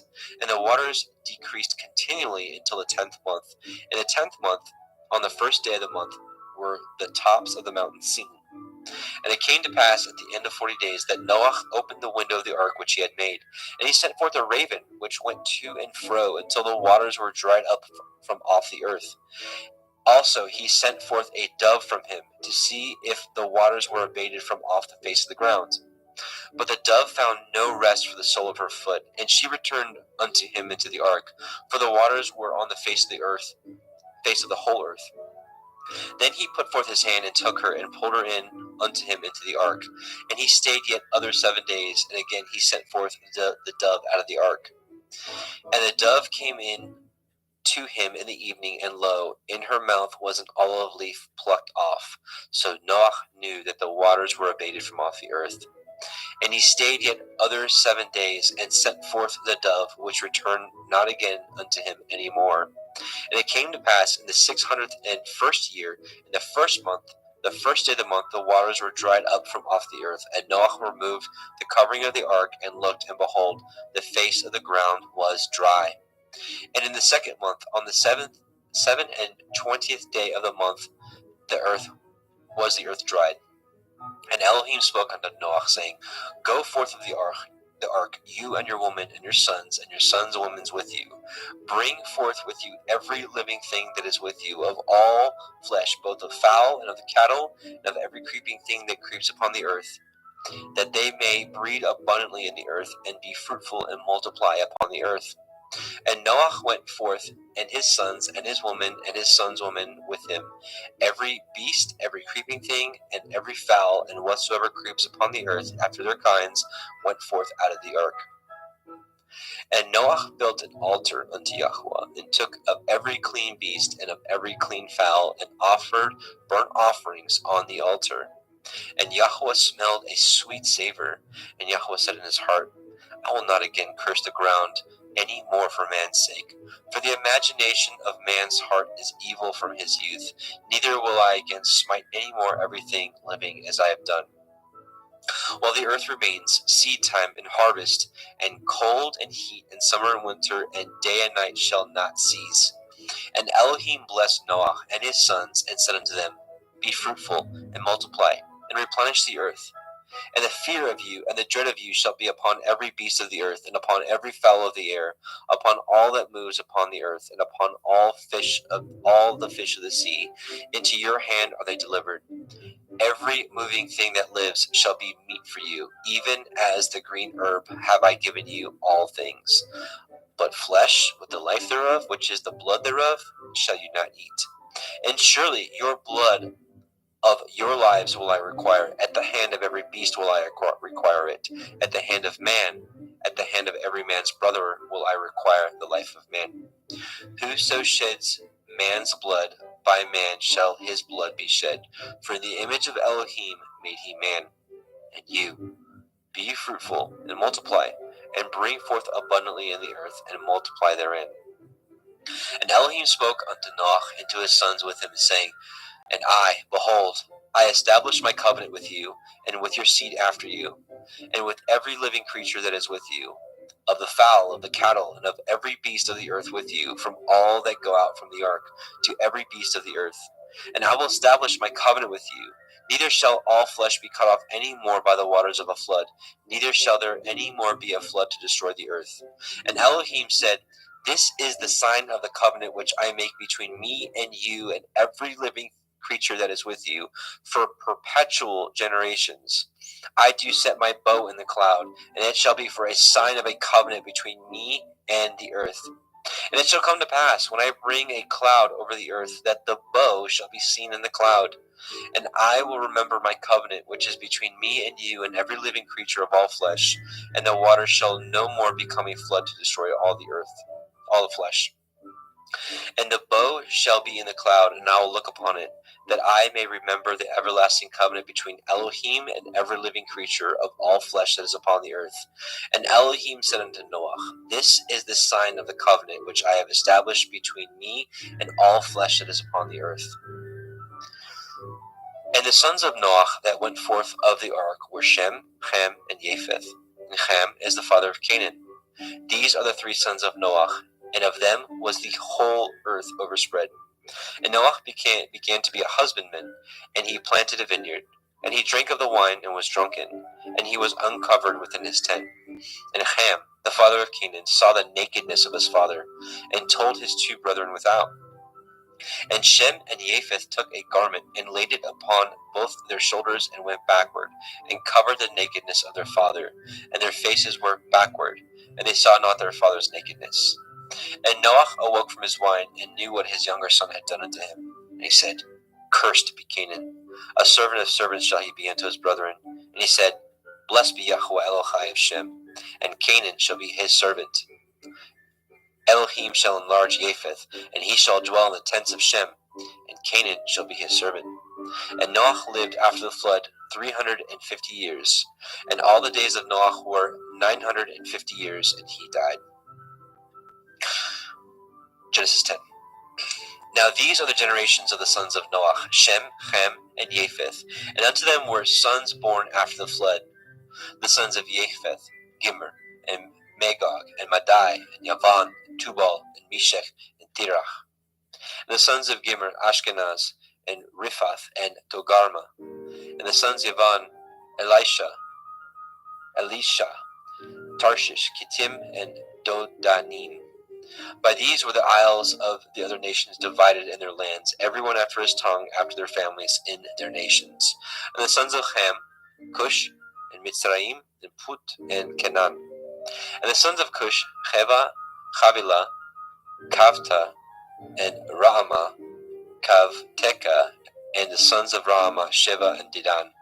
And Cush begat Nimrod, and he began to be a warrior and hunter in the earth. He was a warrior and a hunter before Yahweh.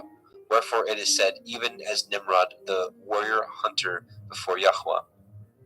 And the beginning of his kingdom was Babel, and Erech, and Akkad, and Calneh in the land of Shinar. Out of that land went forth Ashur, and built Nineveh, and the city Rehoboth, and Kelach. And Resen, between Nineveh and Kelach, the same is a great city. And Mitzrayim begat Ludim, and Anamim, and Lehavim, and Naphtuchim, and Pathrusim, and Kalusim, out of whom came Pelishtim, and Kaphtorim. And Canaan begat Sidon, his firstborn, and Heth, and the Yebusi, and the Amori, and the Girgashi, and the Chevi, and the Arki, and the Chini, and the Arvadi, and the Semari, and the Hamati, and afterward were the families of the Canaanim spread abroad. And the border of Canaanim was from Sidon as you come unto Gerar, unto Gaza as you go unto Sodom, and Gomorrah, and Admah, and Sevim, and even unto Lasha. These are the sons of Ham, after their families, after their tongues, in their countries, and in their nations. And unto Shem also, the father of all the children of Eber, the brother of Japheth, the elder, even to him were children born. And the children of Shem, Elam, Ashur, Arphaxad, and Lud, and Aram. And the children of Aram, Uz, Hul, Gether, and Mash. And Arphaxad begat Shelach, and Shelach begat Eber. And unto Eber were born two sons. The name of one was Peleg, for in his days the earth was divided. And his brother's name was Yoktan. Yoktan begat Almodad, and Shelef, and Chatzar Maveth, and Yerach, and Hadoram, and Uzal, and Dikla, and Oval, and Avimael, and Shiva, and Ophir, and Havilah, and Yovav. All these were the sons of Yoktan. And their dwelling was from Mesha as you go unto Sephar, a mountain of the east. These are the sons of Shem, after their families, after their tongues, in their lands, after their nations. These are the families of the sons of Noah, after their generations, in their nations, and by these were the nations divided in the earth after the flood. Genesis 11. And the whole earth was of one language and of one speech. And it came to pass, as they journeyed from the east, that they found a plain in the land of Shinar, and they dwelt there. And they said one to another, Go to, let us make brick, and burn them thoroughly. And they had brick for stone, and slime had they for mortar. And they said, Go to, Let us build a city and a tower whose top may reach unto the heavens, and let us make a name, lest we be scattered abroad upon the face of the whole earth. And Yahweh came down to see the city and the tower which the children of men built. And Yahweh said, Behold, the people is one, and they have all one language, and this they begin to do? And now nothing will be restrained from them, which they have imagined to do. Let us go down, and there confound their language, that they may not understand one another's speech. So Yahweh scattered them abroad from thence upon the face of all the earth, and they left off to build the city. Therefore is the name of it called Babel, because Yahweh did there confound the language of all the earth. And from thence did Yahweh scatter them abroad upon the face of the earth. These are the generations of Shem. Shem was 100 years old and begat Arphaxad 2 years after the flood. And Shem lived after he begat Arphaxad 500 years and begat sons and daughters. And Arphaxad lived 35 years and begat Shelach. Arphaxad lived after he begat Shelach 403 years and begat sons and daughters. And Shelach lived 30 years and begat Eber. And Shelach lived after he begat Eber 403 years and begat sons and daughters. And Eber lived 430 years and begat Peleg.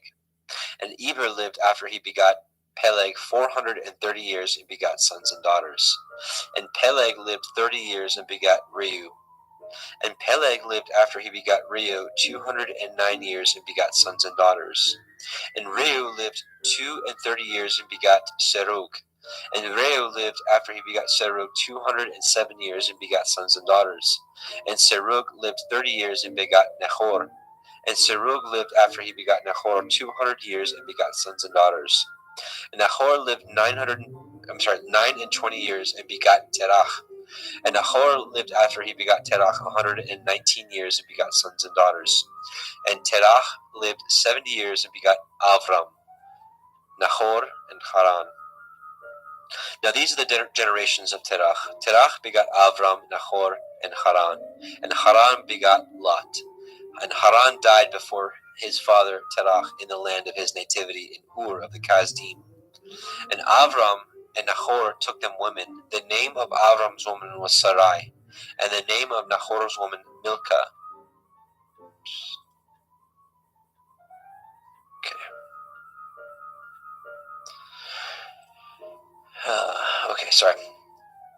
And the name of Nahor's woman Milcah, the daughter of Haran, the father of Milcah, and the father of Yechan.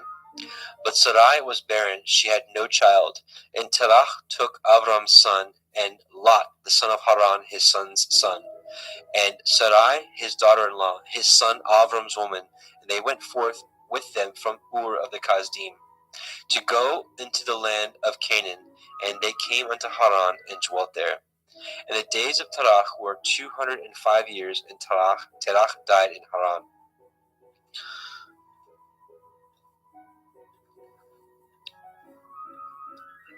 Genesis 12. Now Yahweh had said unto Avram, Get you out of your country, and from your kindred, and from your father's house, unto a land that I will show you. And I will make of you a great nation, and I will bless you, and make your name great, and you shall be a blessing. And I will bless them that bless you, and curse him that curses you. And in you shall all families of the earth be blessed. So Avram departed as Yahweh had spoken unto him, and Lot went with him. And Avram was 75 years old when he departed out of Haran. And Avram took Sarai his woman, and Lot his brother's son, and all their substance that they had gathered, and the souls that they had gotten in Haran. They went forth to go into the land of Canaan, and into the land of Canaan they came. And Avram passed through the land unto the place of Shechem, unto the plain of Moreh, and the Canaanite was then in the land. And Yahweh appeared unto Avram, and said, Unto your seed will I give this land. And there built he an altar unto Yahweh, who had appeared unto him. And he removed from thence unto a mountain on the east of Bethel, and pitched his tent, having Bethel on the west, and Ai on the east. And there he built an altar unto Yahweh, and called upon the name of Yahweh. And Avram journeyed, going on still towards the Negev. And there was a famine in the land, and Avram went down into Mitzrayim to sojourn there, and for the famine was grievous in the land. And it came to pass, when he was come near to enter into Mitzrayim, that he said unto El Sarai his woman, Behold now, I know that you are a fair woman to look upon. Therefore it shall come to pass, when the Mitzrayim shall see you, that they shall say, This is his woman, and they will kill me, but they will save you alive.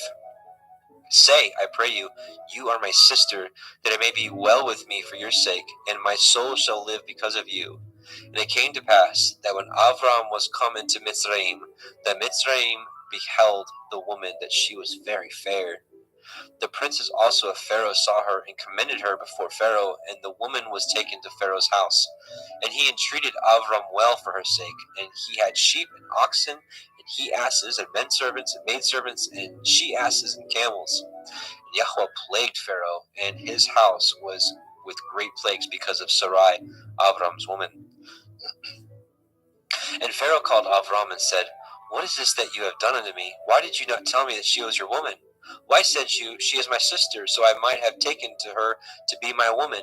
Now therefore, behold, your woman, take her and go your way. And Pharaoh commanded his men concerning him, and they sent him away, and his woman, and all that he had.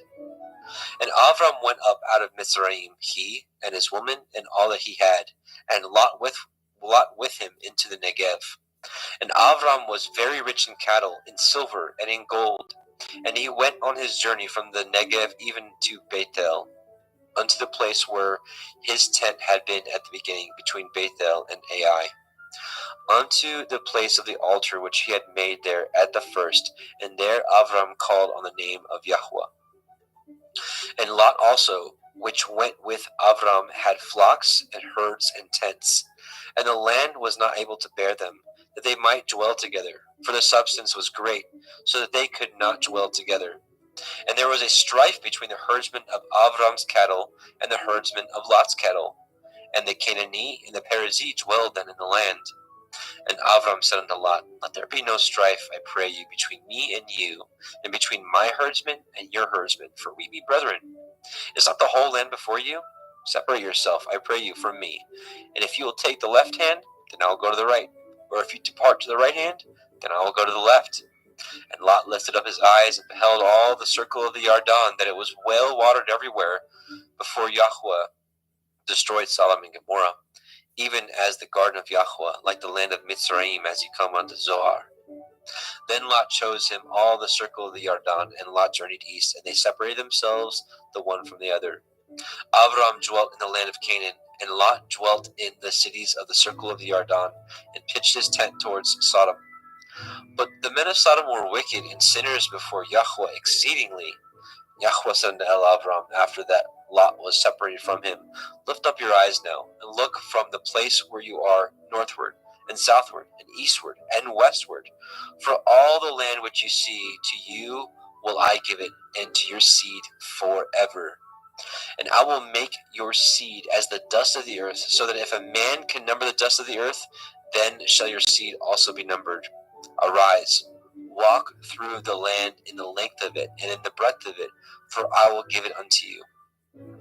Then Avram removed his tent, and came and dwelt in the plain of Mamre, which is in Hebron, and built there an altar unto Yahweh. Genesis 14. And it came to pass in the days of Amraphel, king of Shinar, Arioch, king of Elakar, and Chedorlaomer, king of Elam, and Tidal, king of nations, that these made war with Bera, king of Sodom, and with Birsha, king of Gomorrah, Shinav, king of Admah, and Shem-Eber, king of Zebaim, and the king of Bela, which is Soar.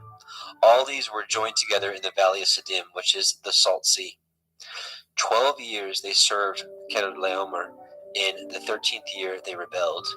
And in the 14th year came Chedorlaomer and the kings that were with him, and smote the Rephaim in Ashtaroth, Karnaim, and the Zuzim in Ham, and the Emim in Shaveh Kirathim, and the Horim in Mount Seir unto El Paran, which is by the wilderness. And they returned and came to Ain Mishpat, which is Kadesh, and smote all the country of Amalekim, and also the Amorim that dwelt in Chatzon Tamar. And there went out the king of Sodom, and the king of Gomorrah, and the king of Admah, and the king of Zevim, and the king of Bela, the same as Zoar, and they joined battle with them in the valley of Siddim, with Kedorlaomer, the king of Elam, and with Tidal, king of nations, and Amraphel, king of Shinar, and Arioch, king of Elakar, 4 kings with 5. And the valley of Siddim was full of slime pits, and the kings of Sodom and Gomorrah fled and fell there, and they that remained fled to the mountains. And they took all the goods of Sodom and Gomorrah, and all their victuals, and went their way. And they took Lot, Avram's brother's son, who dwelt in Sodom, and his goods, and departed. And there came one that had escaped, and told Avram the Ivri, for he dwelt in the plain of Mamre the Emori, brother of Eshcol, and brother of Aner, and these were confederate with Avram. And when Avram heard that his brother was taken captive, he armed his trained servants, born in his own house, 318, and pursued them unto Dan. And he divided himself against them, and he and his servants by night, and smote them, and pursued them unto Hova, which is on the left hand of Damascus. And he brought back all the goods, and also brought again his brother Lot and his goods, and all, and the women also, and the people. And the king of Sodom went out to meet him after his return from the slaughter of Kedorlaomer, and of the kings that were with him at the valley of Shaveh, which is the king's valley.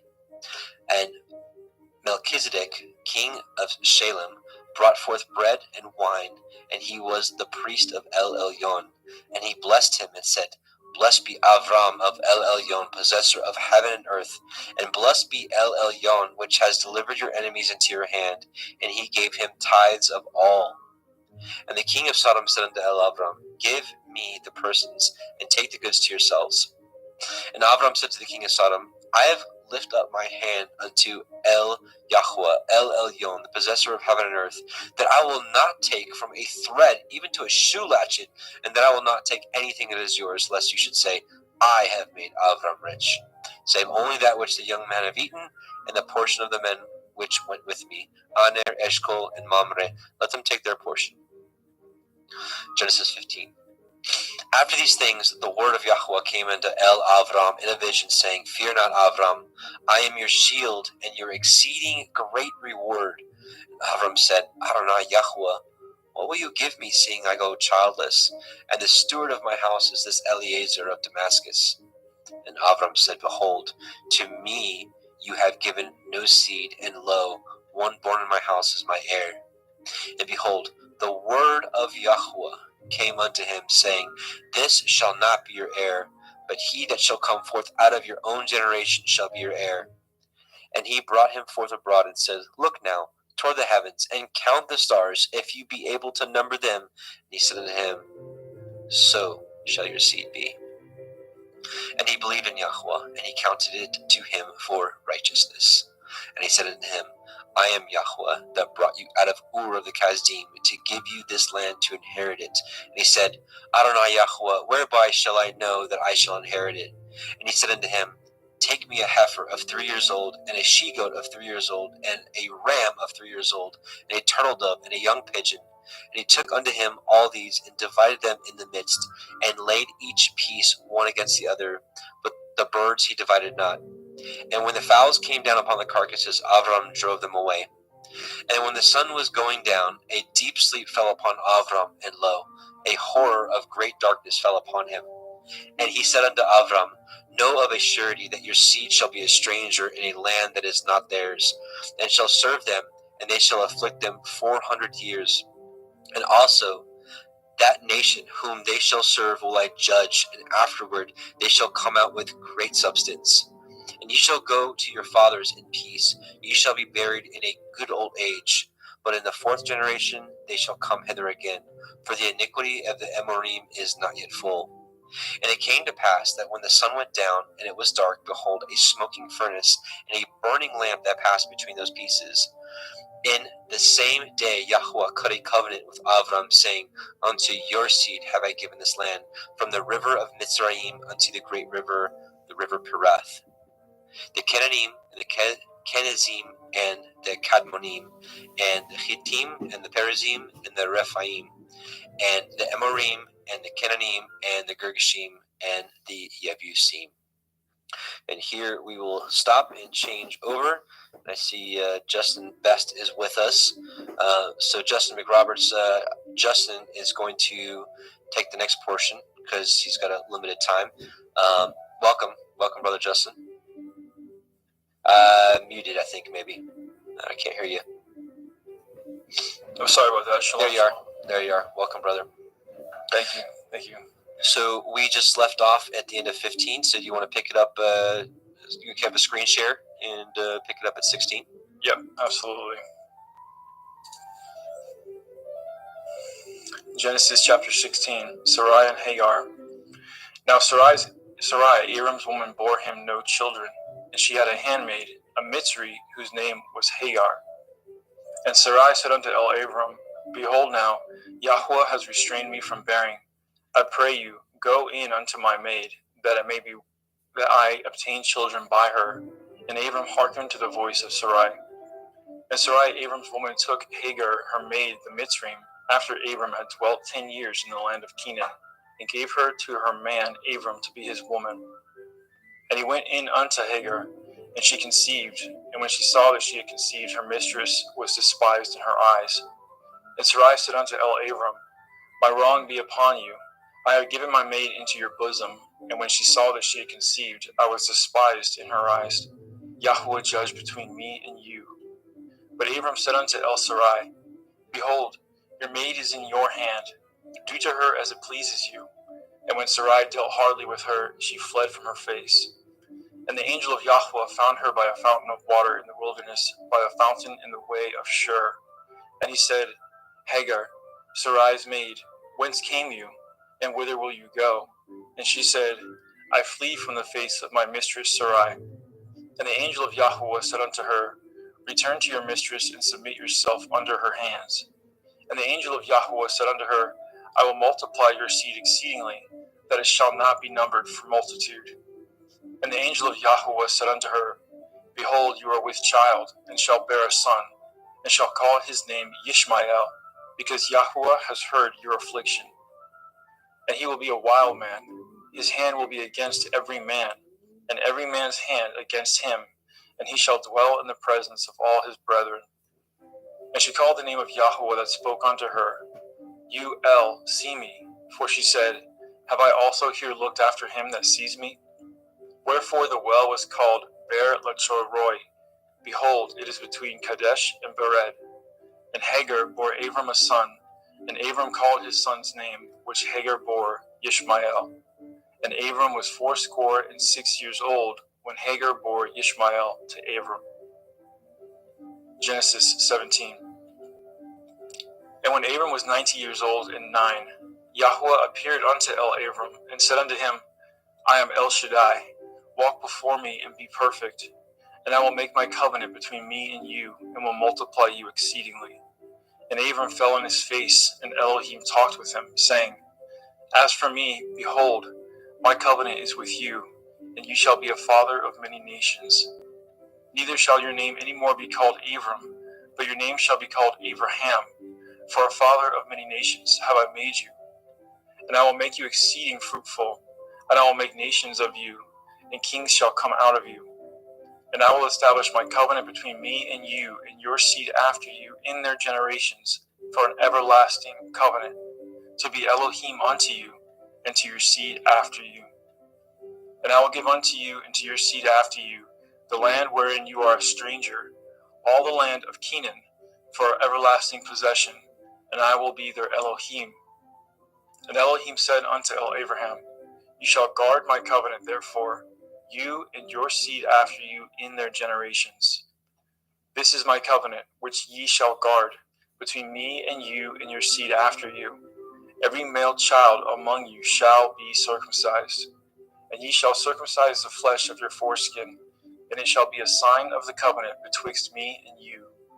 And he that is 8 days old shall be circumcised among you, every male child in your generations. He that is born in the house or bought with money of any stranger, which is not of your seed. He that is born in your house, and he that is bought with your money, must need to be circumcised. And my covenant shall be in your flesh for an everlasting covenant. And the uncircumcised male child, whose flesh of his foreskin is not circumcised, that soul shall be cut off from his people. He has broken my covenant. And Elohim said unto Abraham, As for Sarai your woman, you shall not call her name Sarai, but Sarah shall be her name. And I will bless her, and give you a son also of her. Yea, I will bless her, and she shall be a mother of nations. Kings of people shall be of her. Then Abraham fell upon his face and laughed, and said in his heart, Shall a child be born unto him that is 100 years old? And shall Sarah, that is 90 years old, bear? And Abraham said unto Elohim, Oh, that Ishmael might live before you. And Elohim said, Sarah your woman shall bear you a son indeed, and you shall call his name Yitzchak, and I will establish my covenant with him for an everlasting covenant, and with his seed after him. And as for Ishmael, I have heard you. Behold, I have blessed him, and I will make him fruitful, and I will multiply him exceedingly. 12 princes shall he beget, and I will make him a great nation. But my covenant will I establish with Yitzchak, which Sarah shall bear unto you at the set time in the next year. And he left off talking with him, and Elohim went up from Abraham. And Abraham took Ishmael his son, and all that were born in his house, and all that were bought with his money, every male among the men of Abraham's house, and circumcised the flesh of their foreskin in the selfsame day, as Elohim had said unto him. And Abraham was 90 years old and 9 when he was circumcised in the flesh of his foreskin. And Ishmael his son was 13 years old when he was circumcised in the flesh of his foreskin. And the selfsame day was Abraham circumcised in Ishmael his son. And all the men of his house, born in the house and bought with money of the stranger, were circumcised with him. And Yahweh appeared unto him in the plains of Mamre, and he sat at the tent door in the heat of the day. And he lifted up his eyes and looked, and lo, 3 men stood by him. And when he saw them, he ran to meet them from the tent door, and bowed himself toward the ground, and said, My Adonai, if now I have found favor in your sight, pass not away, I pray you, from your servant. Let a little water, I pray you, be fetched, and wash your feet, and rest yourselves under the tree. And I will fetch a morsel of bread, and comfort ye in your hearts. After that ye shall pass on, for therefore are you come to your servant. And he said, So do as you have said. And Abraham hastened it to the tent of El-Sarah, and said, Make ready quickly 3 measures of fine meal, knead it, and make cakes upon the hearth. And Abraham ran to the herd, and fetched a calf tender and good, and gave it unto a young man, and he hastened to dress it. And he took butter and milk, and the calf which he had dressed, and set it before them. And he stood by them under the tree, and they did eat. And they said unto him, Where is Sarah your woman? And he said, Behold, in the tent. And he said, I will certainly return unto you according to the time of life. And lo, Sarah your woman shall have a son. And Sarah heard it in the tent door which was behind him. Now Abraham and Sarah were old and well stricken in age, and ceased to be with Sarah after the manner of women. Therefore Sarah laughed within herself, saying, After I am waxed old, shall I have pleasure, my Lord being old also?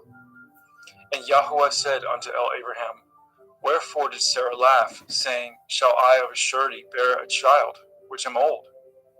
Is anything too hard for Yahweh?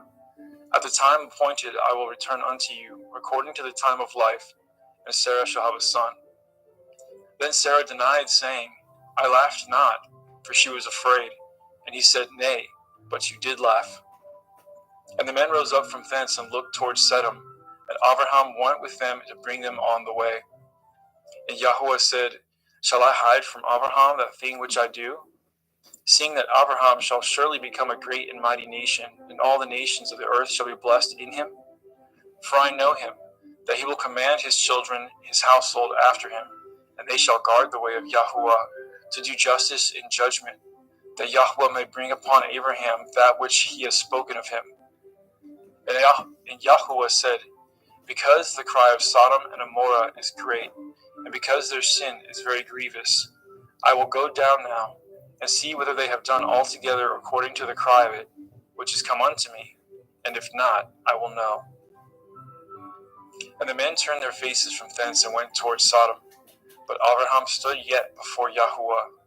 And Abraham drew near and said, Will you also destroy the righteous with the wicked?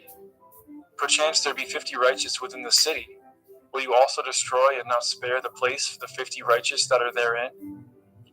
That be far from you to do after this manner, to slay the righteous with the wicked, and that the righteous should be as the wicked. That be far from you. Shall not judge of all the earth do right?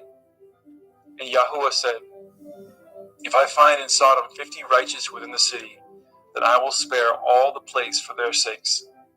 And Abraham answered and said, Behold now, I have taken upon me to speak unto Adonai, which am but dust and ashes. Perchance there shall lack 5 of the 50 righteous. Will you destroy all the city for a lack of 5? And he said, If I find there 40 and 5, I will not destroy it. And he spoke unto him yet again and said, Perchance there shall be 40 found there. And he said, I will not do it for 40's sake. And he said unto him, O let not Adonai be angry, and I will speak. Perchance there shall be 30 found there. And he said, I will not do it if I find 30 there. And he said, Behold now, I have taken upon me to speak unto Adonai. Perchance there shall be found 20 there. And he said, I will not destroy it for 20's sake. And he said, O let not Adonai be angry, and I will speak yet but this once. Perchance 10 shall be found there. And he said, I will not destroy it for 10's sake. And Yahuwah went his way as soon as he had left communing with Abraham, and Abraham returned unto his place. Genesis 19. And there came 2 angels to Sodom at evening, and Lot sat in the gate of Sodom. And Lot, seeing them, rose up to meet them, and he bowed himself with his face towards the ground. And he said, Behold now, my lords, turn in, I pray you, into your servant's house, and tarry all night, and wash your feet, and ye shall rise up early and go on your ways. And they said, Nay, but we will abide in the street all night. And he pressed upon them greatly, and they turned in unto him, and entered into his house. And he made them a feast, and did bake matzah, unleavened bread, and they did eat. But before they lay down, the men of the city, even the men of Sodom, compassed the house round, both old and young, all the people from every quarter. And they called unto Lot, and said unto him, Where are the men which came in to you this night? Bring them out unto us, that we may know them.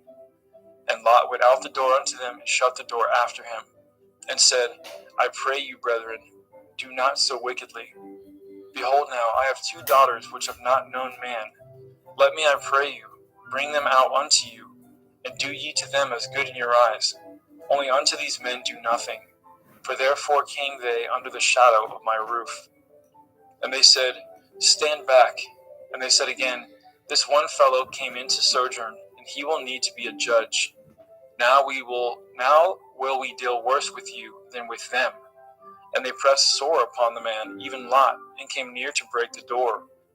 But the men put forth their hand and pulled Lot into the house to them, and shut the door.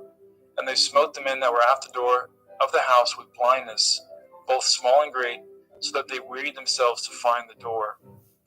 And the men said unto Lot, Have you here any besides, son-in-law, and your sons, and your daughters, and whatsoever you have in the city?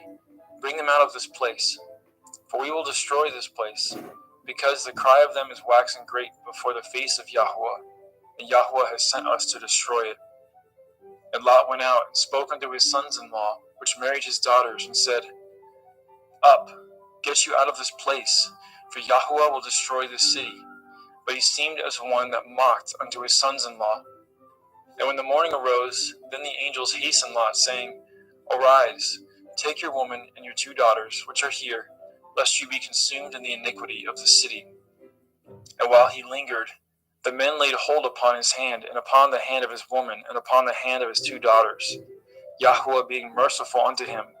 And they brought him forth, and set him without the city. And it came to pass, when they had brought them forth abroad, that he said, Escape for your life. Look not behind you, neither stay in all the circle of the Yarden. Escape to the mountain, lest you be consumed. And Lot said unto them, Oh, not so, my Adonai. Behold now, your servant has found grace in your sight, and you have magnified your mercy, which you have showed unto me in saving my life. And I cannot escape to the mountain, lest some evil take me and I die.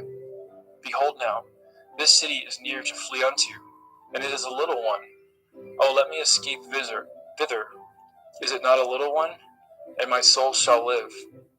And he said unto him, See, I have accepted you concerning this thing also, that I will not overthrow this city for which you have spoken.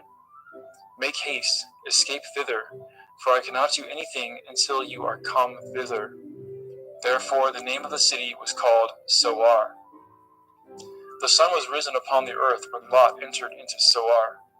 Then Yahweh rained upon Sodom and upon Amorah brimstone and fire from Yahweh out of the heavens.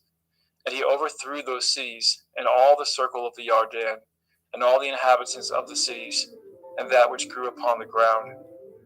But his woman looked back from behind him, and she became a pillar of salt. And Abraham got up early in the morning to the place where he stood before Yahweh. And he looked toward Sodom and Amorah, and toward all the land of the circle of the Yarden, and behold, and lo, the smoke of the country went up as the smoke of a furnace. And it came to pass, when Elohim destroyed the cities of the circle of the Yarden, that Elohim remembered Abraham, and sent Lot out of the midst of the overthrow, when he overthrew the cities in which Lot dwelt. And Lot went up out of Soar, and dwelt in the mountain, and his 2 daughters with him. For he feared to dwell in Soar, and he dwelt in a cave, he and his 2 daughters. And the firstborn said unto the younger, Our father is old, and there is not a man in the earth to come in unto us after the manner of all the earth. Come, let us make our father drink wine, and we will lie with him, that we may preserve seed of our father. And they made their father drink wine that night, and the firstborn went in, and lay with her father, and he perceived not when she lay down, nor when she arose. And it came to pass on the morrow that the firstborn said unto the younger, Behold, I lay yesternight with my father. Let us make him drink wine this night also, and go in, and lie with him, that we may preserve seed for our father. And they made their father drink wine that night also, and the younger arose, and lay with him, and he perceived not when she lay down, nor when she arose. Thus were both the daughters of Lot with child by their father. And the firstborn bore a son, and called his name Moab. The same is the father of Moabim unto this day. And the younger, she also bore a son, and called his name Ben-Ami. The same is the father of the children of Ammon unto this day. Genesis 20. Let's get a sip of water.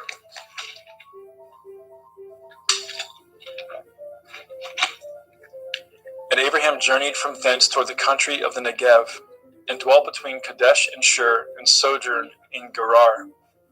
And Abraham said of El-Sarah, his woman, She is my sister. And Avimelech, king of Gerar, sent and took Sarah. But Elohim came to Avimelech in a dream by night, and said to him, Behold, you are but a dead man, for the woman which you have taken, for she is a man's woman. But Avimelech had not come near her, and he said, Adonai, will you slay also a righteous nation? Said he not unto me, She is my sister? And she, even she herself, said, He is my brother. In the integrity of my heart and innocence of my hands have I done this. And Elohim said unto him in a dream, Yea, I know that you did this in the integrity of your heart, for I also withheld you from sinning against me. Therefore suffered I you not to touch her. Now therefore restore the man his woman, for he is a prophet, and he shall pray for you, and you shall live. And if you restore her not, know that you shall surely die, you and all that are yours. Therefore Avimelech rose early in the morning, and called all his servants, and told all things in their ears, and the men were sore afraid. Then Avimelech called Abraham, and said unto him, What have you done unto us? And what have I offended you, that you have brought on me and on my kingdom a great sin? You have done deeds unto me that ought not to be done. And Abimelech said unto Abraham, what saw you that you have done this thing? And Abraham said, because I thought, surely the fear of Elohim is not in this place, and they will slay me for my woman's sake. And yet indeed she is my sister. She is the daughter of my father, but not the daughter of my mother, and she became my woman. And it came to pass, when Elohim caused me to wander from my father's house, that I said unto her, this is your kindness which you shall show unto me. At every place whither we shall come, say of me, he is my brother. And Abimelech took sheep and oxen and men servants and women servants, and gave them unto Abraham, and restored him Sarah his woman. And Abimelech said, behold, my land is before you, dwell where it pleases you. And unto Sarah he said, behold, I have given your brother 1,000 pieces of silver. Behold, he is to you a covering of the eyes, unto all that are with you. And with all other, thus she was reproved. So Abraham prayed unto Elohim, and Elohim healed Abimelech and his woman, and his maidservants, and they bore children. For Yahweh had fast closed up the wombs of the house of Abimelech, because of Sarah, Abraham's woman. Genesis 21. And Yahweh visited Sarah, as he had said, and Yahweh did unto Sarah as he had spoken. For Sarah conceived and bore Abraham a son in his old age, at the set time of which Elohim had spoken to him. And Abraham called the name of his son that was born unto him, whom Sarah bore to him, Yitzchak. And Abraham circumcised his son Yitzchak, being 8 days old, as Elohim had commanded him. And Abraham was 100 years old when his son Yitzchak was born unto him. And Sarah said, Elohim has made me to laugh, so that all here will laugh with me. And she said, who would have said unto Abraham that Sarah should have given children suck? For I have borne him a son in his old age. And the children grew and was weaned. And Abraham made a great feast the same day that Yitzchak was weaned. And Sarah saw the son of Hagar the Mitzrayim, which he had borne unto Abraham, mocking. Wherefore she said unto Abraham, cast out this bondwoman and her son, for the son of this bondwoman shall not be heir with my son, even with Yitzchak. And the thing was very grievous in Abraham's sight because of his son. And Elohim said unto Abraham, let it not be grievous in your sight because of the lad, and because of your bondwoman. And all that Sarah has said unto you, hearken unto her voice, for in Yitzchak shall your seed be called. And also of the son of the bondwoman will I make a nation, because he is your seed. And Abraham rose up early in the morning, and took bread and a bottle of water, and gave it unto Hagar, putting it on her shoulder, and the child, and sent her away. And she departed and wandered in the wilderness of Beersheba. And the water was spent in the bottle, and she cast the child under one of the shrubs.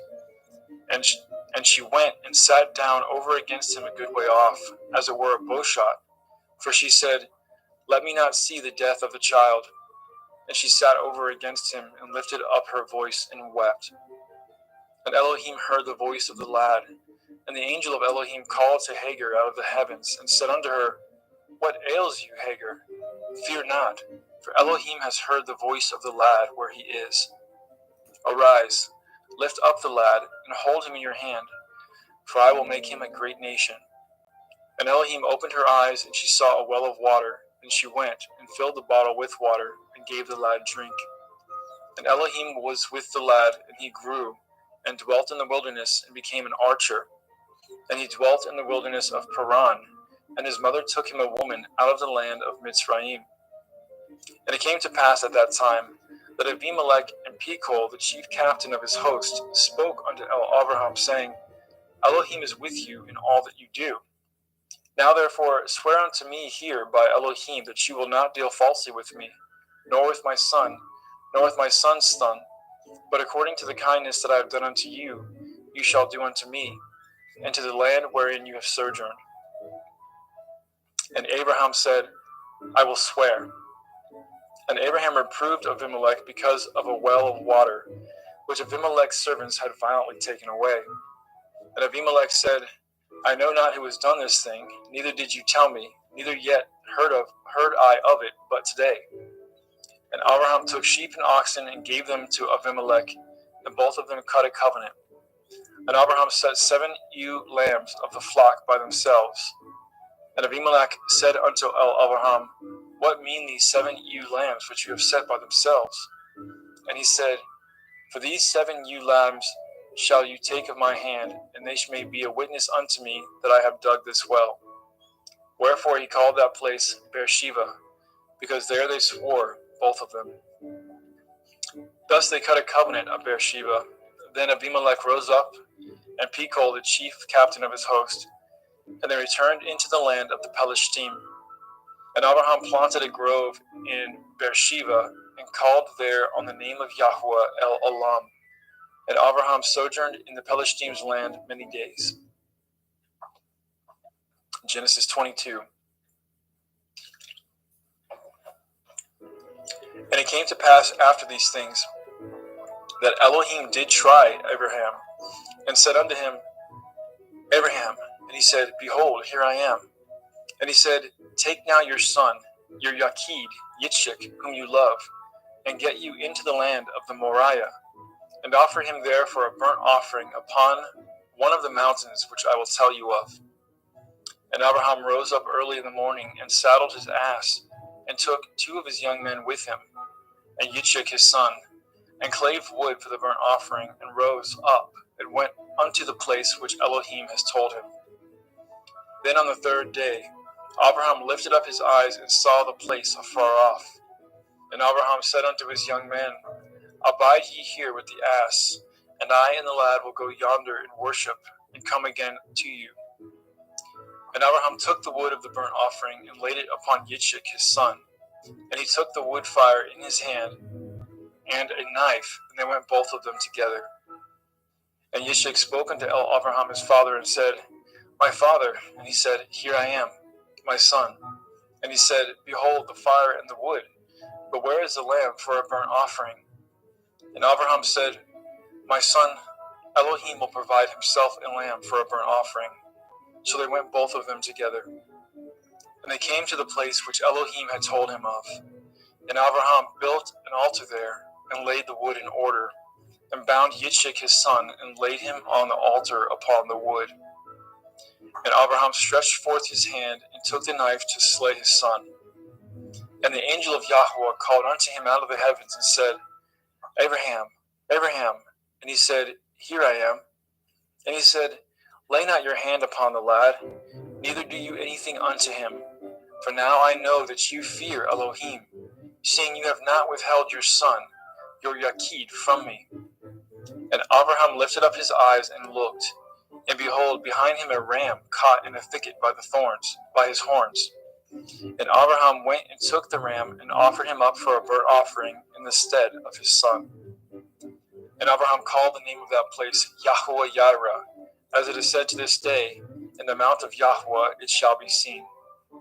And the angel of Yahweh called unto Abraham out of the heavens the 2nd time, and said, By myself have I sworn, says Yahweh, for because you have done this thing, and have not withheld your son, your Yakid, that in blessing I will bless you, and in multiplying I will multiply your seed as the stars of the heavens, and as the sand which is upon the seashore, and your seed shall possess the gate of his enemies.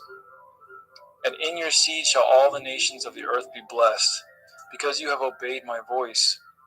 So Abraham returned unto his young men, and they rose up and went together to Beersheba, and Abraham dwelt at Beersheba.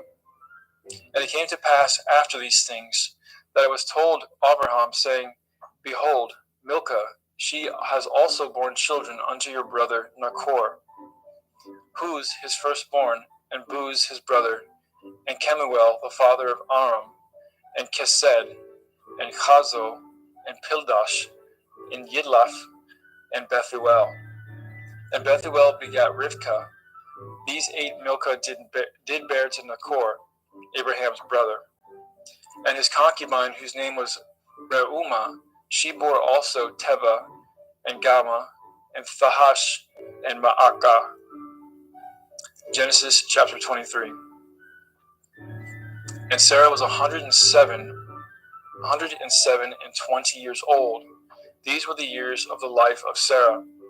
And Sarah died in Kiryat Arba, the name is Hebron, in the land of Canaan. And Abraham came to mourn for Sarah and to weep for her. And Abraham stood up from before his dead and spoke unto the sons of Heth, saying, I am a stranger and a sojourner with you. Give me possession of a burying place with you, that I may bury my dead out of my sight. And the children of Heth answered Abraham, saying unto him, Hear us, my lord.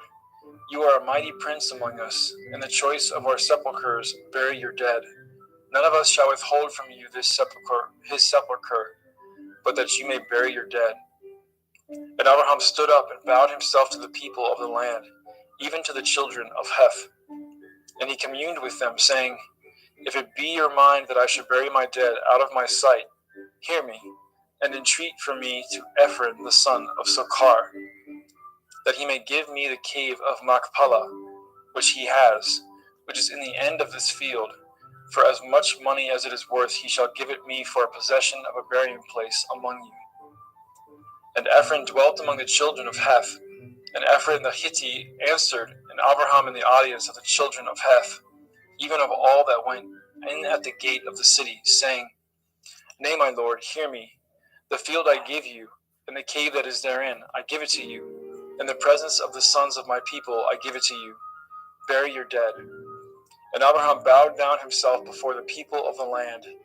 And he spoke unto Ephron in the audience of the people and of the land, saying, But if you will give it, I pray you hear me. I will give you money for the field. Take it of me, and I will bury my dead there. And Ephron answered Abraham, saying unto him, My lord, hearken unto me. The land is worth 400 shekels of silver. What is that betwixt me and you? Bury therefore your dead. And Abraham hearkened unto Ephron. And Abraham weighed to Ephron the silver, which he had named in the audience of the sons of Heth, 400 shekels of silver, current money with the merchant. And the field of Ephron, which was in Machpelah, which was before Mamre, the field, and the cave which was therein, and all the trees that were in the field, that were in the borders round about, were made sure unto Abraham for a possession in the presence of the children of Heth, before all that went in at the gate of the city. And after this, Abraham buried Sarah his woman in the cave of the field of Machpelah before Mamre. The same is Hebron in the land of Canaan. And the field and the cave that is therein were made sure unto Abraham for a possession of a burying place by the sons of Heth. Genesis 24. And Abraham was old and well stricken in age, and Yahweh had blessed Abraham in all things. And Abraham said unto his eldest servant of his house, that ruled over all that he had, Put, I pray you, your hand under my thigh, and I will make you swear by Yahweh, the Elohai of heaven and the Elohai of the earth, that you shall not take a woman unto my son of the daughters of Canaanim, among whom I dwell, but you shall go unto my country and unto my kindred, and take a woman unto my son Yitzchak. And the servant said unto him, Perchance the woman will not be willing to follow me unto this land. Must I needs bring your son again unto the land from whence you came? And Abraham said unto him, Beware that you bring not my son thither again. Yahweh Elohai of heaven, which took me from my father's house and from the land of my kindred, and which spoke unto me, and that swore unto me, saying, Unto your seed will I give this land. He shall send his angel before you, and you shall take a woman unto my son from thence. And if the woman will not be willing to follow you, then you shall be clear from this my oath. Only bring not my son thither again. And the servant put his hand under the thigh of Abraham his master, and swore to him concerning that matter. And the servant took 10 camels of the camels of his master, and departed, for all the goods of his master were in his hand. And he arose, and went to Aram Naharaim, unto the city of Nachor. And he made his camels to kneel down without the city by a well of water at the time of the evening, even the time that women go out to draw water. And he said, O Yahweh Elohai of my master, Abraham, I pray you, send me good speed this day, and show kindness unto my master, Abraham. Behold, I stand here by the well of water, and the daughters of the men of the city come out to draw water. And let it come to pass that the damsel to whom I shall say, let down your pitcher, I pray you that I may drink. And she shall say, Drink, and I will give your camels drink also. Let this same be she that you have appointed for your servant Yitzchak, and thereby shall I know that you have showed kindness unto my master. And it came to pass before he had done speaking, that behold, Rivkah came out, who was born to Bethuel, son of Milcah, the woman of Nachor, Abraham's brother, with her pitcher upon her shoulder. And the damsel was very fair to look upon, a virgin, neither had any man known her. And she went down to the well, and filled her pitcher, and came up. And the servant ran to meet her, and said, Let me, I pray you, drink a little water of your pitcher. And she said, Drink, my lord. And she hasted, and let down her pitcher upon her hand, and gave him drink. And when she had done giving him drink, she said, I will draw water for your camels also, until they have done drinking. And she hasted, and emptied her pitcher into the trough, and ran again unto the well to draw water, and drew for all his camels. And the man wondering at her held his peace, to wit whether Yahweh had made his journey prosperous or not. And it came to pass, as the camels had done drinking, that the man took a golden earring of half a shekel weight, and 2 bracelets for her hands of 10 shekel weights of gold. And he said, Whose daughter are you? Tell me, I pray you. Is there room in your father's house for us to lodge in? And she said unto him, I am the daughter of Bethuel, son of Milcah, which she bore unto Nachor. She said moreover unto him, We have both straw and provender enough, and room to lodge in. And the man bowed down his head and worshipped Yahweh. And he said, Blessed be Yahweh Elohai of my master Abraham, who was not left destitute my master of his mercy and his truth. I being in the way, Yahweh led me to the house of my master's brethren. And the damsel ran, and told them of her mother's house these things. And Rivkah had a brother, and his name was Lavan. And Lavan ran out unto the man unto the well. And it came to pass, when he saw the earring and the bracelets upon his sister's hands, and when he heard the words of Rivkah his sister, saying, Thus spoke the man unto me, that he came unto the man, and behold, he stood by the camels at the well. And he said, Come in, you blessed of Yahweh, wherefore stand you without? For I have prepared the house and room for the camels. And the man came into the house, and he ungirded his camels, and gave straw and provender for the camels, and water to wash his feet, and the men's feet that were with him. And there was set meat before him to eat. But he said, I will not eat until I have told my errand. And he said, Speak on. And he said, I am Abraham's servant, and Yahweh has blessed my master greatly, and he has become great. And he has given him flocks and herds and silver and gold, and men servants and maidservants and camels and asses. And Sarah, my master's woman, bore a son to my master when she was old, and unto him he has given all that he has. And my master made me swear, saying, You shall not take a woman to my son of the daughters of the Canaanim, in whose land I dwell. But you shall go to my father's house, and to my kindred, and take a woman unto my son. And I said unto my master, Perchance the woman will not follow me. And he said unto me, Yahweh, before whom I walk, will send his angel with you, and prosper your way. And you shall take a woman for my son of the kindred and of my father's house. Then shall you be clear from this my oath, when you come to my kindred. And if they give not you one, you shall be clear from my oath. And I came this day unto the well, and said, O Yahweh Elohai of my master Abraham, if now you do prosper my way which I go, behold, I stand by the well of water. And it shall come to pass that when the virgin comes forth to draw water, and I say to her, Give me, I pray you, a little water of your pitcher to drink. And she say to me, Both drink you, and also I will draw for your camels. Let the same be the woman whom Yahweh has appointed out for my master's son. And before I had done speaking in my heart, behold, Rivkah came forth with her pitcher on her shoulder, and she went down unto the well and drew water. And I said unto her, Let me drink, I pray you. And she made haste and let down her pitcher from her shoulder, and said, Drink, and I will give your camels drink also. So I drank, and she made the camels to drink also. And I asked her and said, Whose daughter are you? And she said, The daughter of Bethuel, Nachor's son, whom Milcah bore unto him. And I put the earring upon her face and the bracelets upon her hands. And I bowed down my head and worshipped Yahweh, and blessed Yahweh Elohai of my master Abraham, which had led me in the right way to take my master's brother's daughter unto his son. And now, if ye will deal kindly and truly with my master, tell me, and if not, tell me, that I may turn to the right hand or to the left. Then Lavan and Bethuel answered and said, The thing proceeds from Yahweh. We cannot speak unto you bad or good. Behold, Rivkah is before you. Take her and go, and let her be your master's son's woman, as Yahweh has spoken. And it came to pass that when Abraham's servant heard their words, he worshipped Yahweh, bowing himself to the earth. And the servant brought forth jewels of silver and jewels of gold, and raiment, and gave them to Rivkah. And he also gave to her brother and to her mother precious things. And they did eat and drink, he and the men that were with him, and tarried all night. And they rose up in the morning, and he said, Send me away unto my master. And her brother and her mother said, Let the damsel abide with us a few days, at the least 10. After that she shall go. And he said unto them, Hinder me not, seeing Yahweh has prospered my way.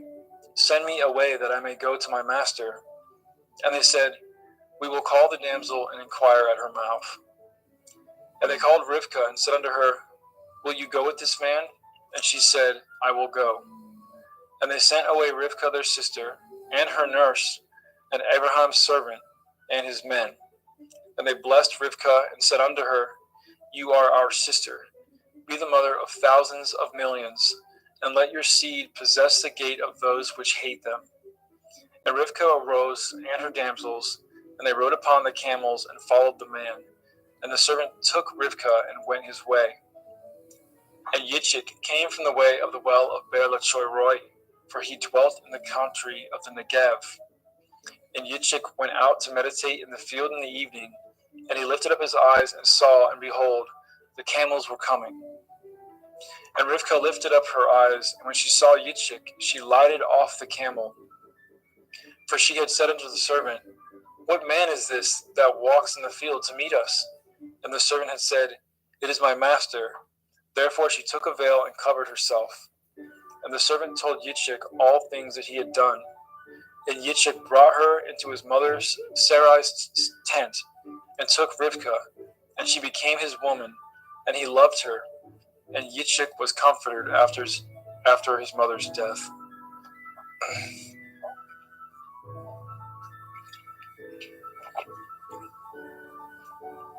Genesis chapter 25.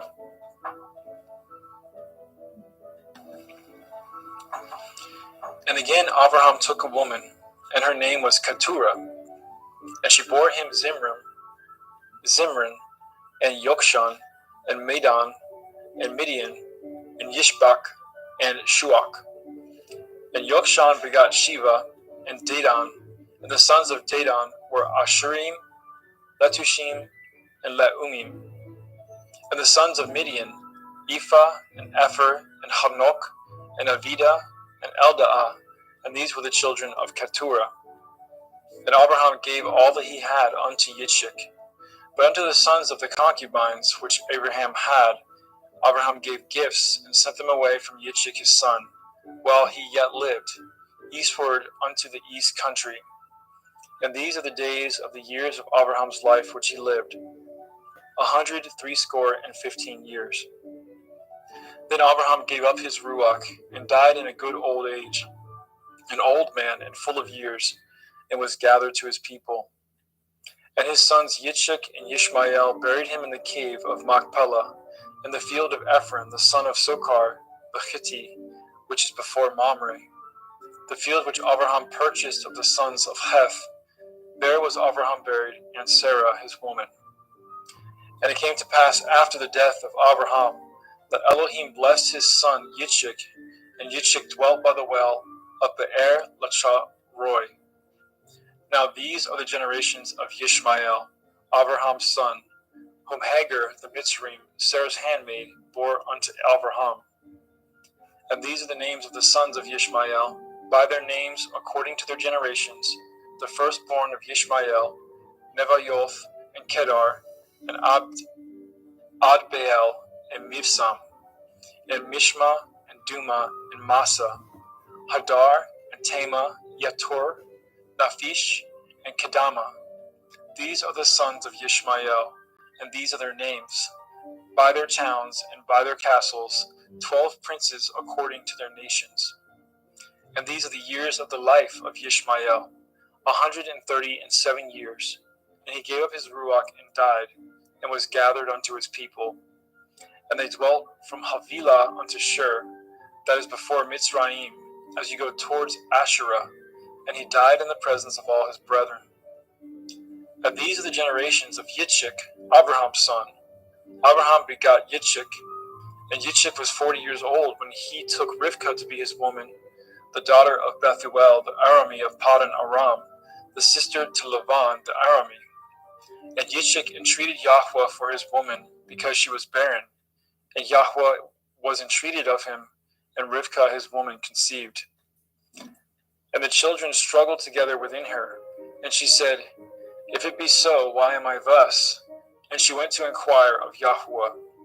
And Yahweh said unto her, 2 nations are in your womb, and 2 manner of people shall be separated from your generation. And the one people shall be stronger than the other people, and the elder shall serve the younger.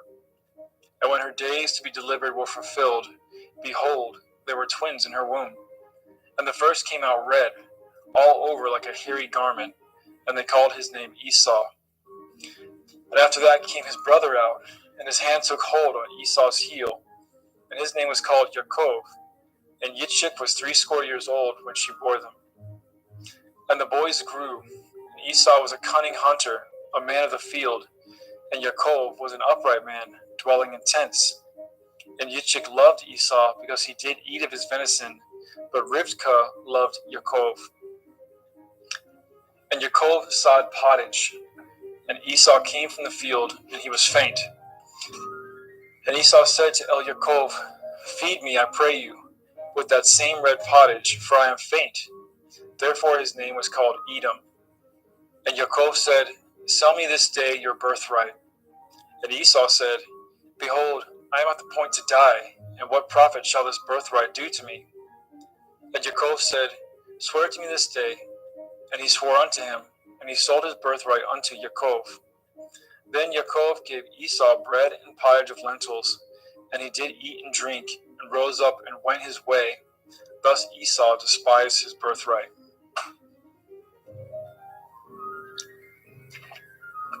Genesis chapter 26.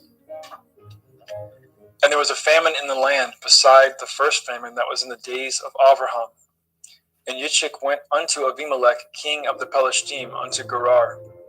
And Yahweh appeared unto him and said, Go not down into Mitzrayim. Dwell in the land which I shall tell you of. Sojourn in this land, and I will be with you, and I will bless you. For unto you and unto your seed I will give all these countries, and I will perform the oath which I swore unto Abraham your father. And I will make your seed to multiply as the stars of heaven, and I will give unto your seed all these countries, and in your seed shall all the nations of the earth be blessed. Because that Abraham obeyed my voice and did guard my watch, my commandments, my statutes, and my Torah. And Yitzchak dwelt in Gerar. And the men of the place asked him of his woman, and he said, She is my sister. For he feared to say, She is my woman, lest, said he, the men of the place should kill me for Rivkah, because she was fair to look upon. And it came to pass, when he had been there a long time, that Abimelech, king of the Pelishtim, looked out a window and saw, and behold, Yitzchak was sporting with Rivkah his woman. And Abimelech called Yitzchak and said, Behold, of a surety she is your woman. And how said you, She is my sister? And Yitzchak said unto him, Because I said, Lest I die for her. And Abimelech said, What is this you have done unto us? One of the people might lightly have lain with your woman, and you should have brought guiltiness upon us. And Abimelech charged all his people, saying, He that touches this man or his woman shall surely be put to death. Then Yitzchak sowed in that land, and received in the same year 100-fold. and Yahweh blessed him. And the man waxed great, and went forward, and grew until he became very great. For he had possession of flocks, and possession of herds, and great store of servants, and the Pelishtim envied him. For all the wells which his father's servants had dug in the days of Abraham his father, the Pelishtim had stopped them, and filled them with earth. And Abimelech said unto Yitzchak, Go from us, for you are much mightier than we. And Yitzchak departed thence, and pitched his tent in the valley of Gerar, and dwelt there. And Yitzchak dug the wells of water, which they had dug in the days of Abraham his father, for the Pelishtim had stopped them after the death of Abraham, and he called their names after the names by which his father had called them. And Yitzchak's servants dug in the valley, and found there a well of springing water. And the herdsmen of Gerar did strive with Yitzchak's herdsmen, saying, The water is ours. And he called the name of the well Esek, because they strove with him. And they dug another well, and strove for that also, and he called the name of it Sitnah. And he removed from thence, and dug another well, for that they strove not, and he called the name of it Rechovoth. And he said, For now Yahweh has made room for us, and we shall be fruitful in the land. And he went up from thence to Beersheba, and Yahweh appeared unto him the same night, and said, I am Elohai of Abraham your father. Fear not, for I am with you, and I will bless you, and multiply your seed for my servant Abraham's sake. And he built an altar there, and called upon the name of Yahweh, and pitched his tent there, and there Yitzchak's servants dug a well. Then Abimelech went to him from Gerar, and Akuzoth, one of his friends, and Pekol, the chief captain of his army. And Yitzchak said unto them, Wherefore come ye to me, seeing you hate me, and have sent me away from you? And they said, We saw certainly that Yahweh was with you. And we said, Let there be now an oath betwixt us, even betwixt us and you, and let us cut a covenant with you, that ye will do us no hurt, as we have not touched you, and as we have done unto you nothing but good, and have sent you away in peace. You are now the blessed of Yahweh. And he made them a feast, and they did eat and drink. And they rose up early in the morning, and swore to one another, and Yitzchak sent them away, and they departed from him in peace. And it came to pass the same day that Yitzchak's servants came, and told him concerning the well which they had dug, and said unto him, We have found water. And he called it Shavah. Therefore the name of the city is Beer Shavah unto this day. And Esau was 40 years old when he took to be his woman Yehudith, the daughter of Beri the Hittite, and Basmath, the daughter of Elon the Hittite, which were a grief of mind unto Yitzchak and to Rivkah.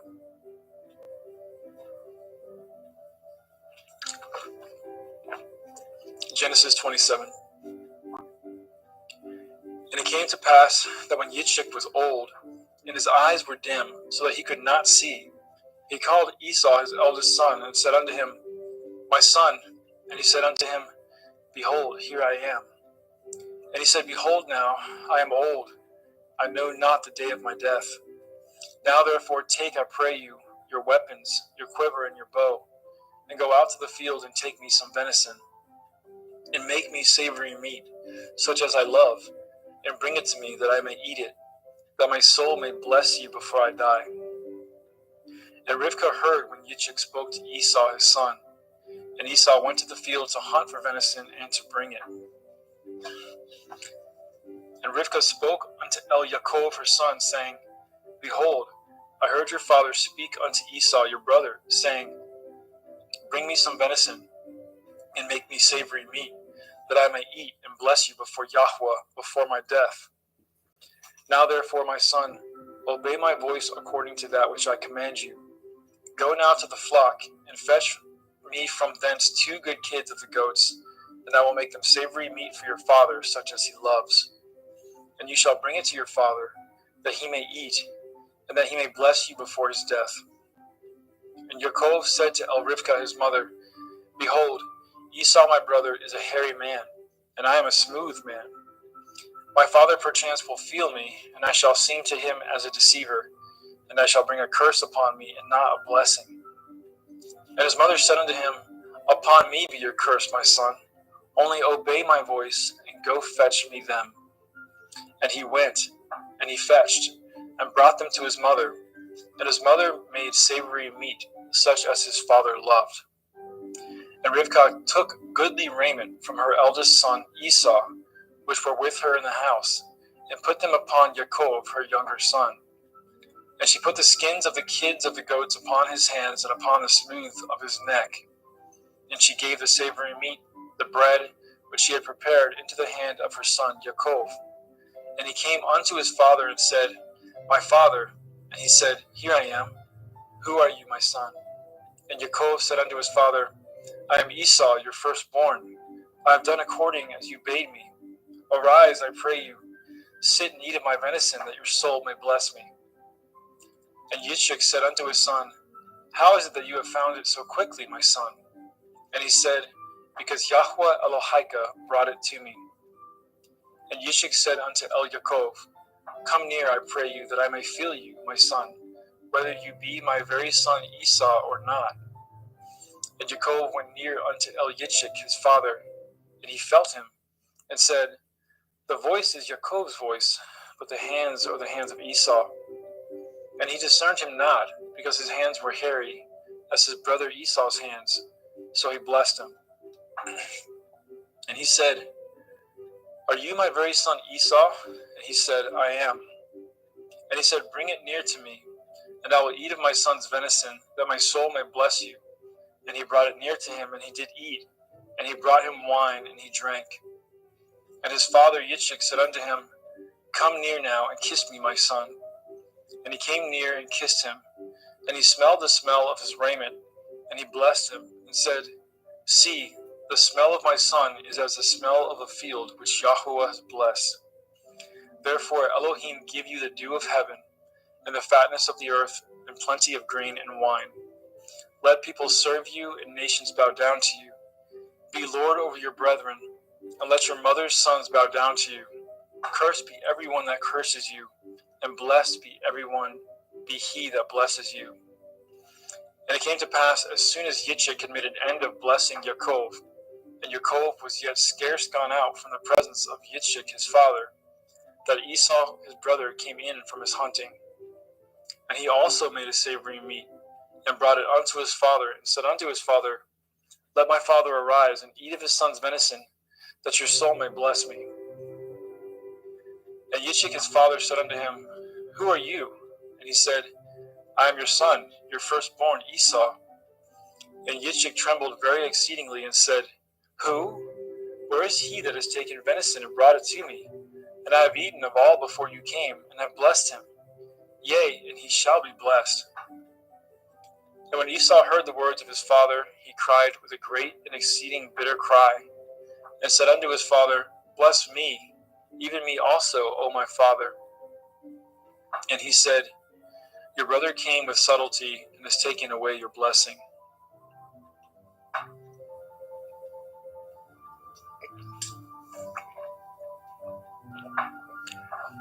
And he said, Is not he rightly named Yaakov? For he has supplanted me these 2 times. He took away my birthright, and behold, now he has taken away my blessing. And he said, Have you not reserved a blessing for me? And Yitzchak answered and said unto Esau, Behold, I have made him your lord, and all his brethren have I given to him for servants, and with grain and wine have I sustained him. And what shall I do now unto you, my son? And Esau said unto his father, Have you but one blessing, my father? Bless me, even me also, O my father. And Esau lifted up his voice and wept. And Yitzchak his father answered and said unto him, Behold, your dwelling shall be the fatness of the earth, and of the dew of heaven from above. And by your sword shall you live, and you shall serve your brother. And it shall come to pass, when you shall have the dominion, that you shall break his yoke from off your neck. And Esau hated Yaakov because of the blessing wherewith his father blessed him. And Esau said in his heart, The days of mourning for my father are at hand. Then will I slay my brother Yaakov. And these words of Esau, her elder son, were told to Rivkah. And she sent and called Yaakov, her younger son, and said unto him, Behold, your brother Esau, as touching you, comforts himself, purposing to kill you. Now therefore, my son, obey my voice and arise. Flee to Lavan, my brother, to Haran, and tarry with him a few days until your brother's fury turns away, until your brother's anger turn away from you, and he forget that which you have done to him. Then I will send and fetch you from thence. Why should I be deprived also of you both in one day? And Rivkah said to Eliashib, I am weary of my life because of the daughters of Heth. If Yaakov take a woman of the daughters of Heth, such as these which are of the daughters of the land, what good shall my life do to me? Genesis 28. And Yitzchak called Yaakov and blessed him, and charged him, and said unto him, You shall not take a woman of the daughters of Canaan. Arise, go to Padan Aram, to the house of Bethuel your mother's father, and take you a woman from thence of the daughters of Lavan your mother's brother. And El Shaddai bless you, and make you fruitful, and multiply you, that you may be a multitude of people, and give you the blessing of Abraham to you, and to your seed with you, that you may inherit the land wherein you are a stranger, which Elohim gave unto Abraham.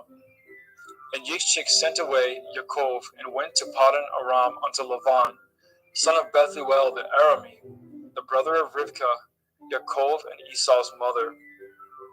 When Esau saw that Yitzchak had blessed Yaakov, and sent him away to Padan Aram, to take him a woman from thence, and that as he blessed him he gave him a charge, saying, You shall not take a woman of the daughters of Canaan, and that Yaakov obeyed his father and his mother, and was gone to Padan Aram. And Esau, seeing that the daughters of Canaan pleased not Yitzchak his father, then went Esau unto Ishmael, and took unto the women which he had Machalath, the daughter of Ishmael, Abraham's son, the sister of Nevaioth, to be his woman. And Yaakov went out from Beersheba, and went towards Haran. And he lighted upon a certain place, and tarried there all night, because the sun was set. And he took the stones out of that place, and put them for his pillows, and lay down in that place to sleep. And he dreamed, and behold, a ladder set up on the earth, and the top of it reached to heaven. And behold, the angels of Elohim ascending and descending on it. And behold, Yahweh stood above it, and said, I am Yahweh Elohai of Abraham your father, and the Elohai of Yitzchak, the land whereon you lie. To you will I give it, and to your seed. And your seed shall be as the dust of the earth, and you shall spread abroad to the west, and to the east, and to the north, and to the south. And in you and in your seed shall all the families of the earth be blessed. And behold, I am with you, and will guard you in all places whither you go, and will bring you again into this land, for I will not leave you until I have done that which I have spoken to you of. And Yaakov awoke out of his sleep, and he said, Surely Yahweh is in this place, and I knew it not. And he was afraid, and said, How dreadful is this place! This is none other but the house of Elohim, and this is the gate of heaven. And Yaakov rose up early in the morning, and took the stone that he had put for his pillows, and set it up for a pillar, and poured oil upon the top of it.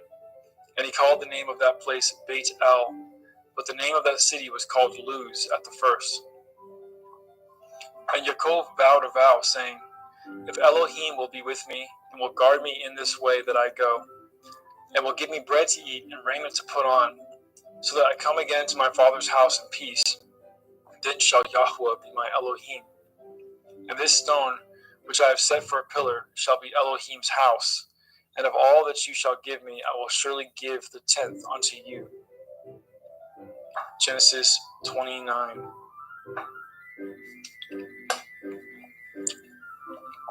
Then Yaakov went on his journey, and came into the land of the people of the east. And he looked, and behold, a well in a field, and lo, there were 3 flocks of sheep lying by it. For out of that well they watered the flocks, and a great stone was upon the well's mouth. And thither there were all the flocks gathered. And they rolled the stone from the well's mouth, and watered the sheep, and put the stone again upon the well's mouth in its place. And Yaakov said unto them, My brethren, whence be ye? And they said, Of Haran are we. And he said unto them, Know ye Lavan the son of Nahor? And they said, We know him. And he said unto them, Is he well? And they said, He is well. And behold, Rachel his daughter comes with the sheep. And he said, Lo, it is yet high day, neither is it time that the cattle should be gathered together. Water ye the sheep, and go and feed them. And they said, We cannot, until all the flocks be gathered together, until they roll the stone from the well's mouth. Then we water the sheep. And while he yet spoke with them, Rachel came with her father's sheep, for she kept them. And it came to pass, when Yaakov saw Rachel, the daughter of Lavan his mother's brother, and the sheep of Lavan his mother's brother, that Yaakov went near, and rolled the stone from the well's mouth, and watered the flock of Lavan his mother's brother. And Yaakov kissed Rachel, and lifted up his voice, and wept.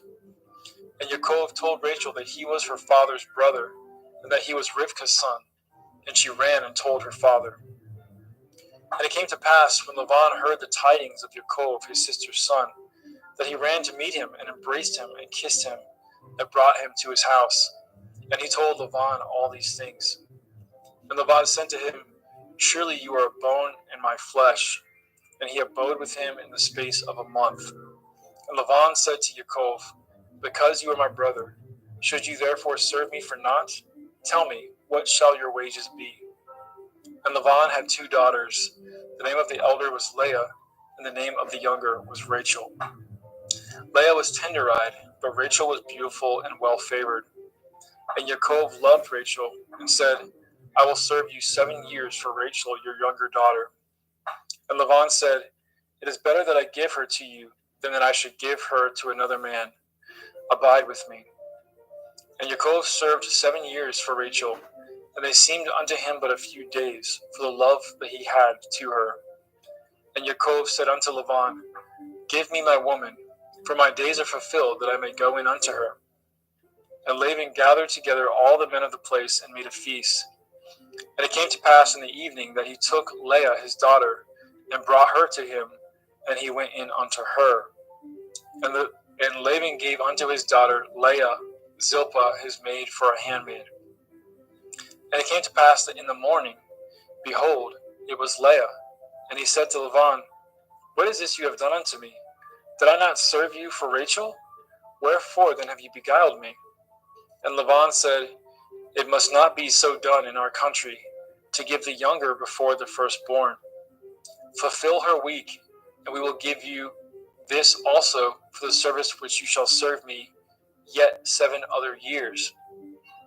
And Yaakov did so, and fulfilled her week, and he gave him Rachel his daughter to be his woman also. And Lavan gave Rachel his daughter Bilhah his handmaid to be her maid. And he went in also unto Rachel, and he loved also Rachel more than Leah, and served with him yet 7 other years. And when Yahweh saw that Leah was hated, he opened her womb, but Rachel was barren. And Leah conceived and bore a son, and she called his name Reuben. For she said, Surely Yahweh has looked upon my affliction. Now therefore my man will love me. And she conceived again and bore a son, and said, Because Yahweh has heard that I was hated, he has therefore given me this son also. And she called his name Shimon. And she conceived again and bore a son, and said, Now this time my man will be joined unto me, because I have borne him 3 sons. Therefore was his name called Levi. And she conceived again and bore a son. And she said, Now will I praise Yahweh. Therefore she called his name Yehuda, and left bearing. Genesis chapter 30.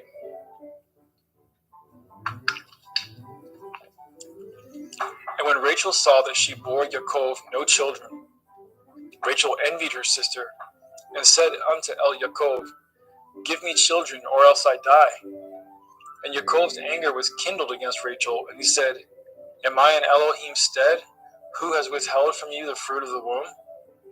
And she said, Behold, my maid Bilhah, go in unto her, and she shall bear upon my knees, that I may also have children by her. And she gave him Bilhah her handmaid to be his woman, and Yaakov went in unto her. And Bilhah conceived and bore Yaakov a son. And Rachel said, Elohim has judged me, and has also heard my voice, and has given me a son. Therefore called she his name Dan. And Bilhah, Rachel's maid, conceived again, and bore Yaakov a second son. And Rachel said, With great wrestlings have I wrestled with my sister, and I have prevailed. And she called his name Naphtali. And when Leah saw that she had left bearing, she took Zilpah, her maid, and gave her to Yaakov to be his woman. And Zilpah, Leah's maid, bore Yaakov a son. And Leah said, A troop comes, and she called his name Gad. And Zilpah, Leah's maid, bore Yaakov a second son. And Leah said, Happy am I, for the daughters will call me blessed. And she called his name Asher. And Reuben went in the days of wheat harvest, and found mandrakes in the field, and brought them unto his mother Leah. Then Rachel said unto Leah, Give me, I pray you, of your son's mandrakes. And she said unto her, Is it a small matter to you that you have taken my man?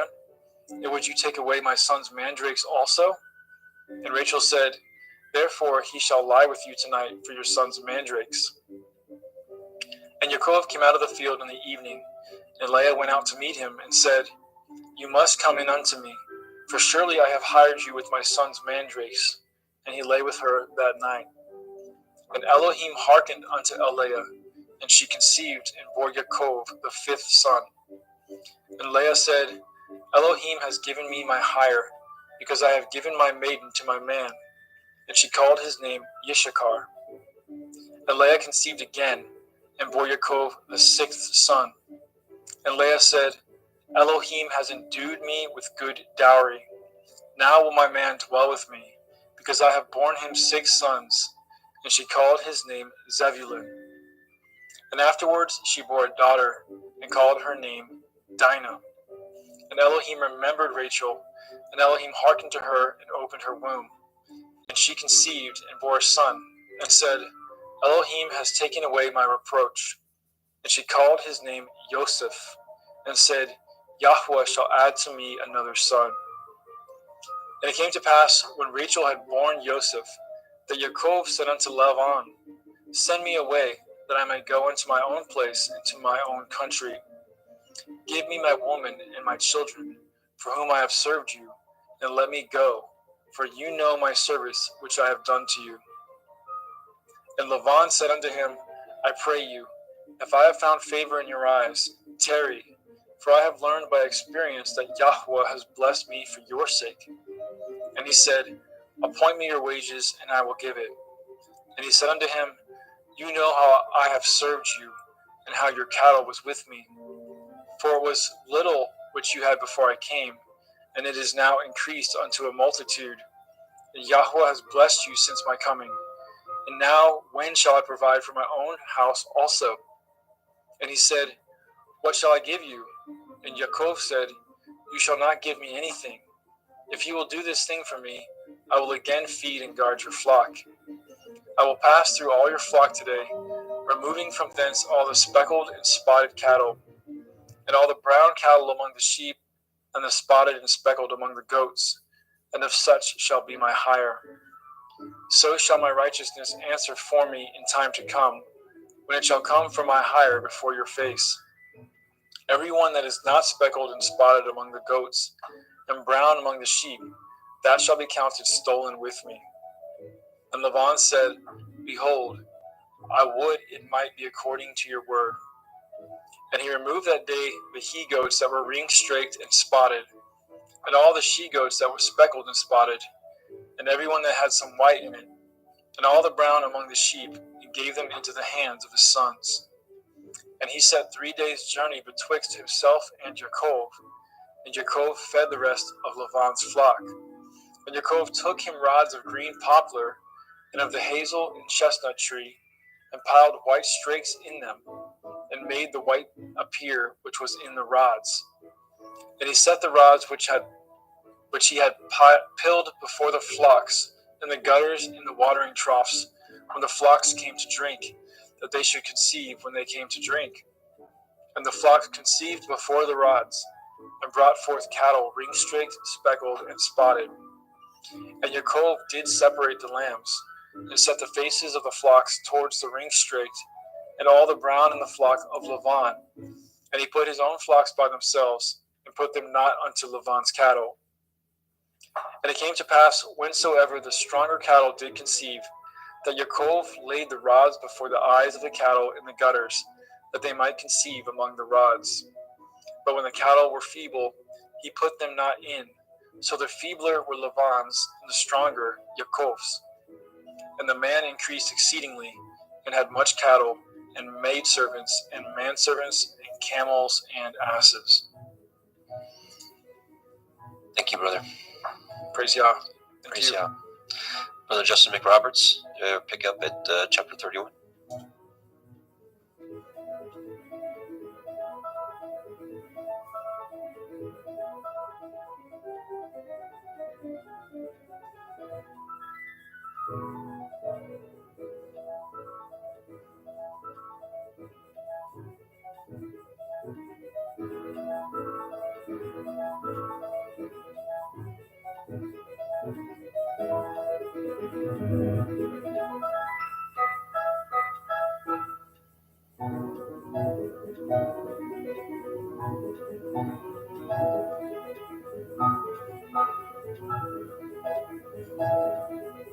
I apologize for that. Genesis 31.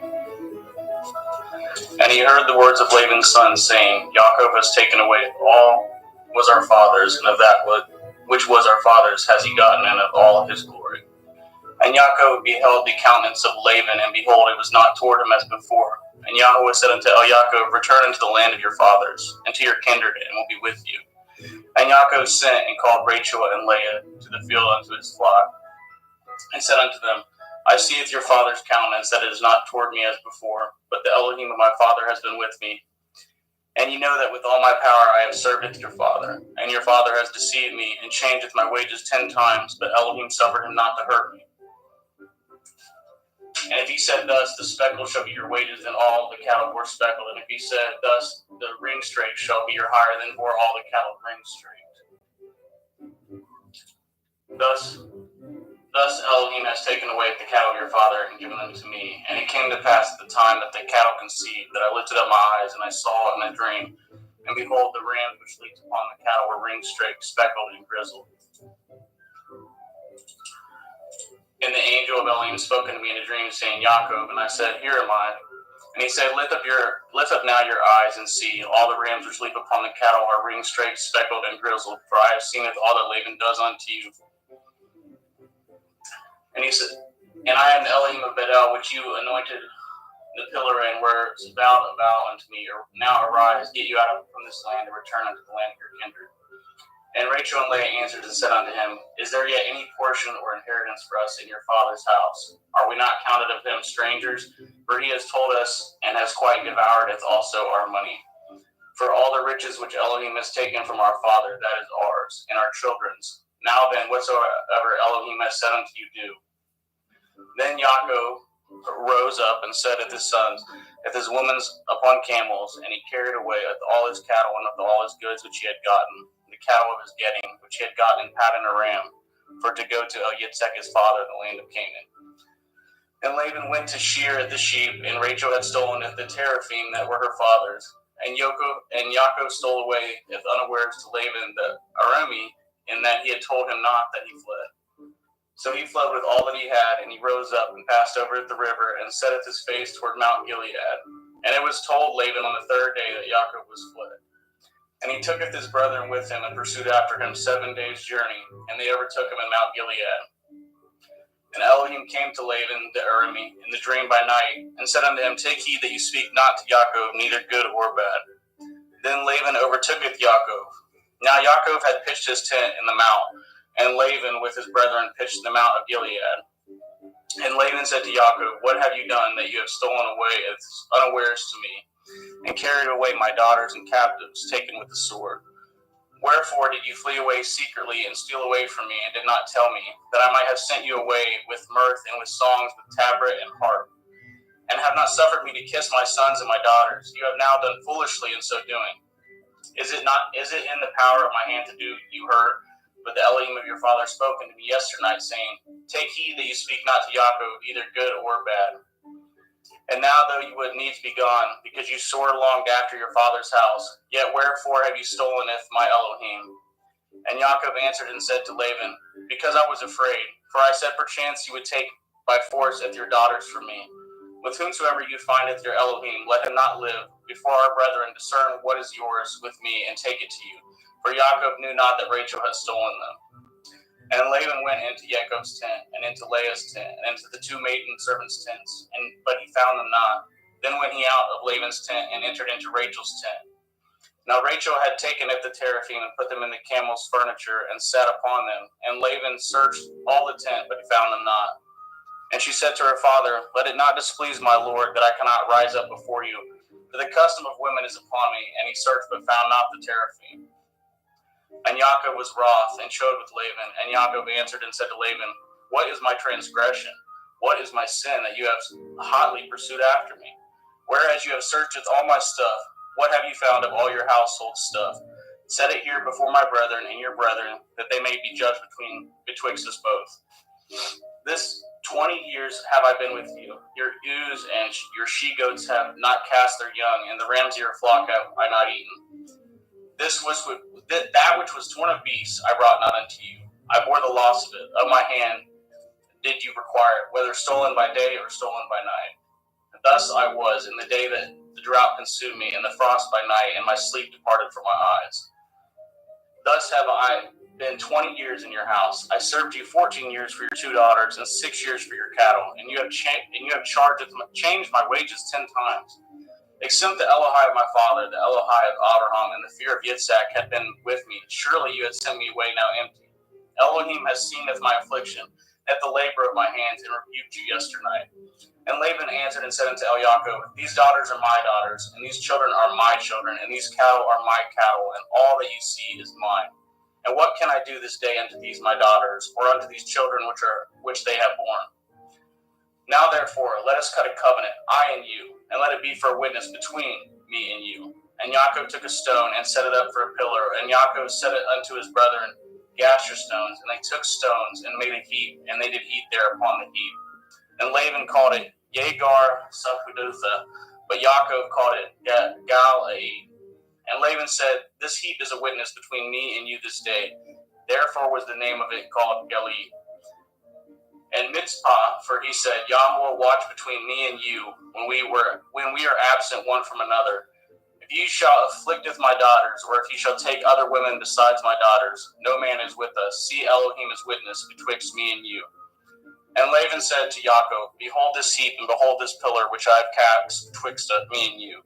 This heap be witness, and this pillar be witness, that I will not pass over at this heap to you, and ye shall not pass over at this heap and at this pillar unto me for harm. The Elohai of Abraham and the Elohai of Nachor and the Elohai of their father judged betwixt us, and Yaakov swore by the fear of his father Yitzhak.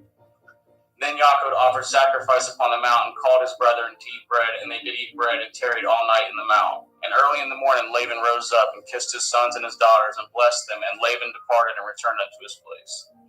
Genesis chapter 32.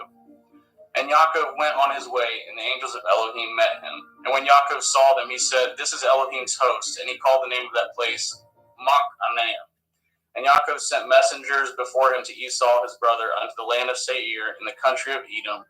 And he commanded them, saying, Thus shall you speak unto my lord Esau, your servant Yaakov, says thus, I have sojourned with Laban, and stayed there until now. And I have oxen and asses, flocks and men servants and women servants, and I have sent to tell my lord that I may find grace in your sight. And the messengers returned to Yaakov, saying, We came to your brother Esau, and also he comes to you, and 400 men with him. Then Yaakov was greatly afraid and distressed, and he divided of his people that was with him, and of his flocks, and of his herds, and his camels, in 2 bands, and said, If Esau come to the one company and smite it, then the other company which is left shall escape. And Yaakov said, O Elohai of my father Abraham, and Elohai of my father Yitzhak, Yahweh, which said unto me, Return unto your country and to your kindred, and I will deal with you. I am not worthy of the least of all the mercies and of all the truth which you have showed unto your servant. For with my staff I passed over this Yarden, and now I am become two bands.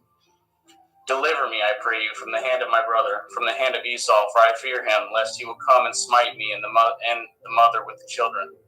And you said, I will surely do you good and make it your seed as the sand of the sea, which cannot be numbered for multitude. And he lodged there that same night, and took of that which came to his hand a present for Esau his brother, 200 she-goats and 20 he-goats, 200 ewes and 20 rams, 30 milch camels with their colts, 40 kine and 10 bulls, 20 she-asses and 10 foals.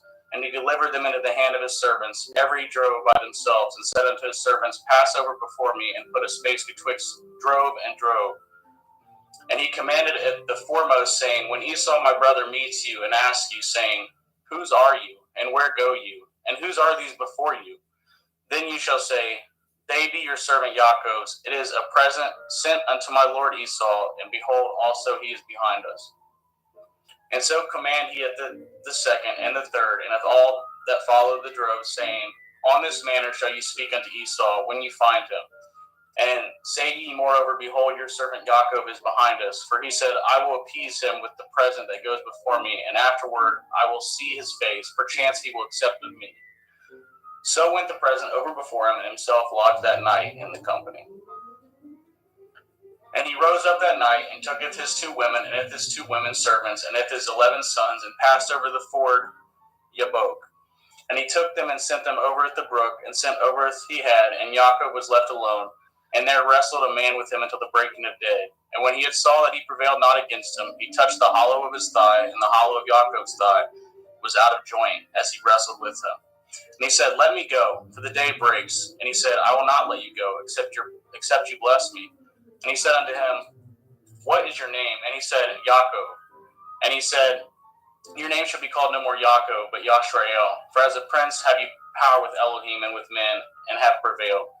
And Yaakov asked him and said, Tell me, I pray you, your name. And he said, Wherefore is it that you do ask after my name? And he blessed him there. And Yaakov called the name of that place Penuel, for I have seen Elohim face to face, and my life is preserved. As he passed over Penuel, the sun rose upon him, and he halted upon his thigh.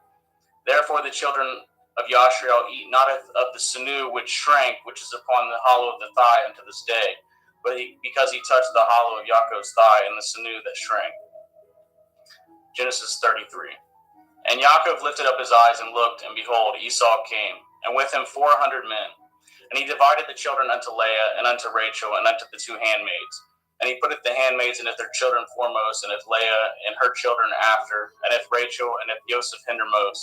And he passed over before them and bowed himself to the ground 7 times until he came near to his brother. And Esau ran to meet him and embraced him and fell on his neck and kissed him, and they wept. And he lifted up his eyes and saw at the woman and at the children, and said, Who are those with you? And he said, The children which Elohim has graciously given to your servant.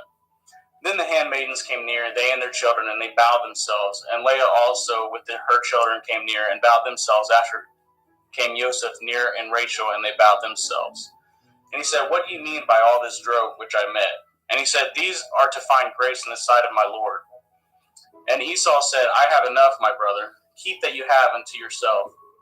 And Yaakov said, Nay, I pray you, if now I have found grace in your sight, then receive my present at my hand. For therefore I have seen your face, as though I had seen the face of Elohim, and you are pleased with me.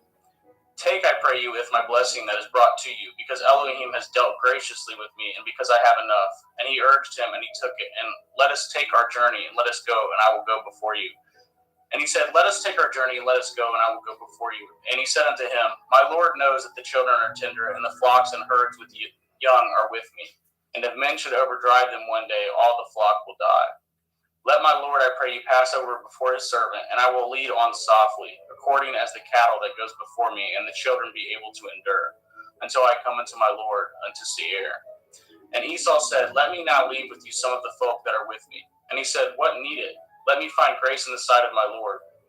So Esau returned that day on his way into Seir, and Yaakov journeyed to Succoth, and he built him a house and made Succoth for his cattle. Therefore the name of that place is called Succoth. And Yaakov came to Shalem, a city of Shechem, which is in the land of Canaan, when he came from Paddan Aram and pitched his tent before the city. And he brought the parcel of the field which he had spread his tent, and at the hand of the children of Shemor, Shechem's father, 100 pieces of money. And he erected there an altar and called it El Elohai Yashrael. And Dinah, the daughter of Leah, which she bore unto Yaakov, went out to see the daughters of the land. And when Shechem the son of Shemor, the Shivi, prince of the country, saw her, he took her and lay with her and defiled her. And his soul clave unto Dinah the daughter of Yaakov, and he loved at the damsel, and spoke kindly unto the damsel. And Shechem spoke unto his father Hamor, saying, Get me at this damsel to be my woman. And Yaakov heard that he had defiled Dinah his daughter. Now his sons were with his cattle in the field, and Yaakov held his peace until they were come. And Hamor the father of Shechem went out unto Yaakov to commune with him. And the sons of Yaakov came out of the field when they had heard it, and the men were grieved, and they were very wroth, because they had wrought folly in Yashrael and lying with Yaakov's daughter, which thing ought not to be done. And Hamor communed with them, saying, The soul of my son Shechem longs for your daughter. I pray you give him to be his woman. And make ye marriages with us, and giveth your daughters unto us, and take our daughters unto you. And ye shall dwell with us, and the land shall be before you. Dwell and trade ye therein, and get your possessions therein. And Shechem said unto her father and unto her brethren, Let me find grace in your eyes, and what shall ye say unto me, I will give. Ask me never so much dowry and gift, and I will give according as ye shall say unto me, but give me at the damsel to be my woman. And the sons of Yaakov answered as Shechem and as Hamor his father deceitfully, and said, Because he has defiled Dinah their sister. And they said unto them, We cannot do this thing, to giveth our sister to one that is uncircumcised, for that were reproach unto us. But in this will we consent unto you, if you will be as we be, that every male of you be circumcised, then will we give our daughter unto you, and we will take your daughter to us, and we will dwell with you, and we will become one people. But if you will not hearken unto us to be circumcised, then will we taketh our daughter, and we will be gone. And the words pleased Hamor and Shechem, Hamor's son. And the young man deferred not to do this thing, because he had delight in Yaakov's daughter, and he was more honorable than all the house of his father. And Hamor and Shechem his son came into the gate of their city, and communed with the men of their city, saying, These men are peaceful with us, therefore let them dwell in the land and trade therein, for the land, behold, it is large enough for them. Let us take it their daughters to us for women, and let us give them our daughters. Only herein will the men consent unto us for to dwell with us, to be one people. If every male among us be circumcised as they are circumcised. Shall not their cattle and their substance and every beast of theirs be ours? Only let us consent unto them, and they will dwell with us. And unto Hamor and unto Shechem his son hearkened all that went out of the gate of the city, and every male was circumcised, all that went out of the gate of the city. And it came to pass on the third day, when they were sore, that two of the sons of Yaakov, Simon and Levi, Dinah's brethren, took each man his sword, and came upon the city boldly, and slew all the males. And they sleweth Hamor and Shechem his son with the edge of the sword, and tooketh Dinah out of Shechem's house, and went out. The sons of Yaakov came upon the slain, and spoiled the city, because they had defiled their sister. They took at their sheep, and at their oxen, and at their asses, and at that which was in the city, at that which was in the field, and at all their wealth, and at all their little ones, and all their women took they captive, and spoiled at even all that was in the house. And Yaakov said to Simon and Levi, Yet have troubled me to stink among the inhabitants of the land, among the Canaanim and the Perizim, and I being few in number, they shall gather themselves together against me and slay me, and I shall be destroyed, I and my house. And they said, Should he deal with our sister as with a harlot? Genesis 35. And Elohim said unto Yaakov, Arise, and go up to Bethel, and dwell there, and make there an altar unto Elohim that appeared unto you when you fled from the face of Esau your brother. Then Yaakov said unto his household and to all that were with him, Put away the strange Elohai there among you, and be clean, and change your garments. And let us arise, and go up to Bethel, and will make there an altar unto Elohim, who answered me in the day of my distress, and was with me in the way which I went. And they gave unto Yaakov and all the strange Elohai which were in their hand, and all their earrings which were in their ears, and Yaakov hid them under the oak which was by Shechem. And they journeyed, and the terror of Elohim was upon the cities which were round about them, and they did not pursue after the sons of Yaakov. So Yaakov came to Luz, which is in the land of Canaan, that is Bethel, and all the people that were with him. And he built there an altar and called the place El Baal, because there Elohim appeared unto him when he had fled from the face of his brother. But Deborah, Rivka's nurse, died, and she was buried beneath Baal under an oak, and the name of it was called Alon Bakuth. And Elohim appeared unto Yaakov again when he came out of Paddan Aram, and blessed him. And Elohim said unto him, Your name is Yaakov. Your name shall not be called any more Yaakov, but Yashrael shall be your name. And he calleth his name Yashrael. And Elohim said unto him, I am El Shaddai. Be fruitful and multiply. A nation and a company of nations shall be of you, and kings shall come out of your loins. And that the land which I gave Abraham and Yitzhak, to you I will give it, and to your seed after you will I give it the land. And Elohim went up from him in the place where he talked with him. And Yaakov set up a pillar in the place where he talked with him, even a pillar of stone. And he poured a drink offering thereon, and he poured oil thereon. And Yaakov called it the name of the place where Elohim spoke with him, Baal. And they journeyed from Baal, and there was but a little way to come to Ephrath. And Rachel travailed, and she had hard labor. And it came to pass, when she was in hard labor, that the midwife said unto her, Fear not, ye shall have this son also. And it came to pass, as her soul was in departing, for she died, that she called his name Benoni, but his father called him Benjamin. And Rachel died, and she was buried in the way of Ephrath, which is in Bethlehem. And Yaakov set a pillar upon her grave, and that is the pillar of Rachel's grave unto this day. And Yashrael journeyed and spread his tent beyond Migdal Eder. And it came to pass, when Yashrael dwelt in that land, that Reuben went and lay with Bilhah, his father's concubine, and Yashrael heard it. Now the sons of Yaakov were 12. The sons of Leah, Reuben, Yaakov's firstborn, and Shimon, and Levi, and Yehudah, and Issachar, and Zebulun. The sons of Rachel, Joseph, and Benjamin. And the sons of Bilhah, and Rachel's handmaid, Dan and Naphtali. And the sons of Zilpah, Leah's handmaid, Gad and Asher. These are the sons of Yaakov, which were born to him in Paddan Aram. And Yaakov came unto Yitzhak his father, unto Mamre, unto Kiart Arba, which is Chevron, where Abraham and Yitzhak sojourned. And the days of Yitzhak were 180 years. And Yitzhak gave up his ruach and died, and was gathered unto his people, being old and full of days. And his sons Esau and Yaakov buried him. Genesis 36. Now these are the generations of Esau, who is Edom. Esau tooketh his woman of the daughters of Canaan, Eth Adah, the daughter of Elon the Hittite, and Eth Olivamah, the daughter of Anah, the daughter of Tiz on the Hivi, and Eth Basmath, Ishmael's daughter, sister of Naboth. And Adah bore to Esau Eth Eliphaz, and Basmath bore Eth Reuel, and Oholivamah bore Eth Yeish, and Eth Ya'alam, and Eth Korah. These are the sons of Esau, which were born unto him in the land of Canaan. And Esau tooketh his woman, and his sons, and his daughters, and all the persons of his house, and his cattle, and all his beasts, and all his substance, which he had got in the land of Canaan, and went into the country from the face of his brothers Jacob. For the riches were more than that they might dwell together, and the land wherein they were strangers could not bear them both because of their cattle. Thus dwelt Esau in Mount Seir, and Esau is Edom. And these are the generations of Esau, the father of the Edim, in Mount Seir. These are the names of Esau's sons: Eliphaz, the son of Adah, the woman of Esau; Reuel, the son of Basmath, the woman of Esau. And the sons of Eliphaz were Taman, Omar, Sapho, and Gatam, and Canaz. And Timnah was concubine to Eliphaz, Esau's son, and she bore to Eliphaz Amalek. And these were the sons of Adah, Esau's woman.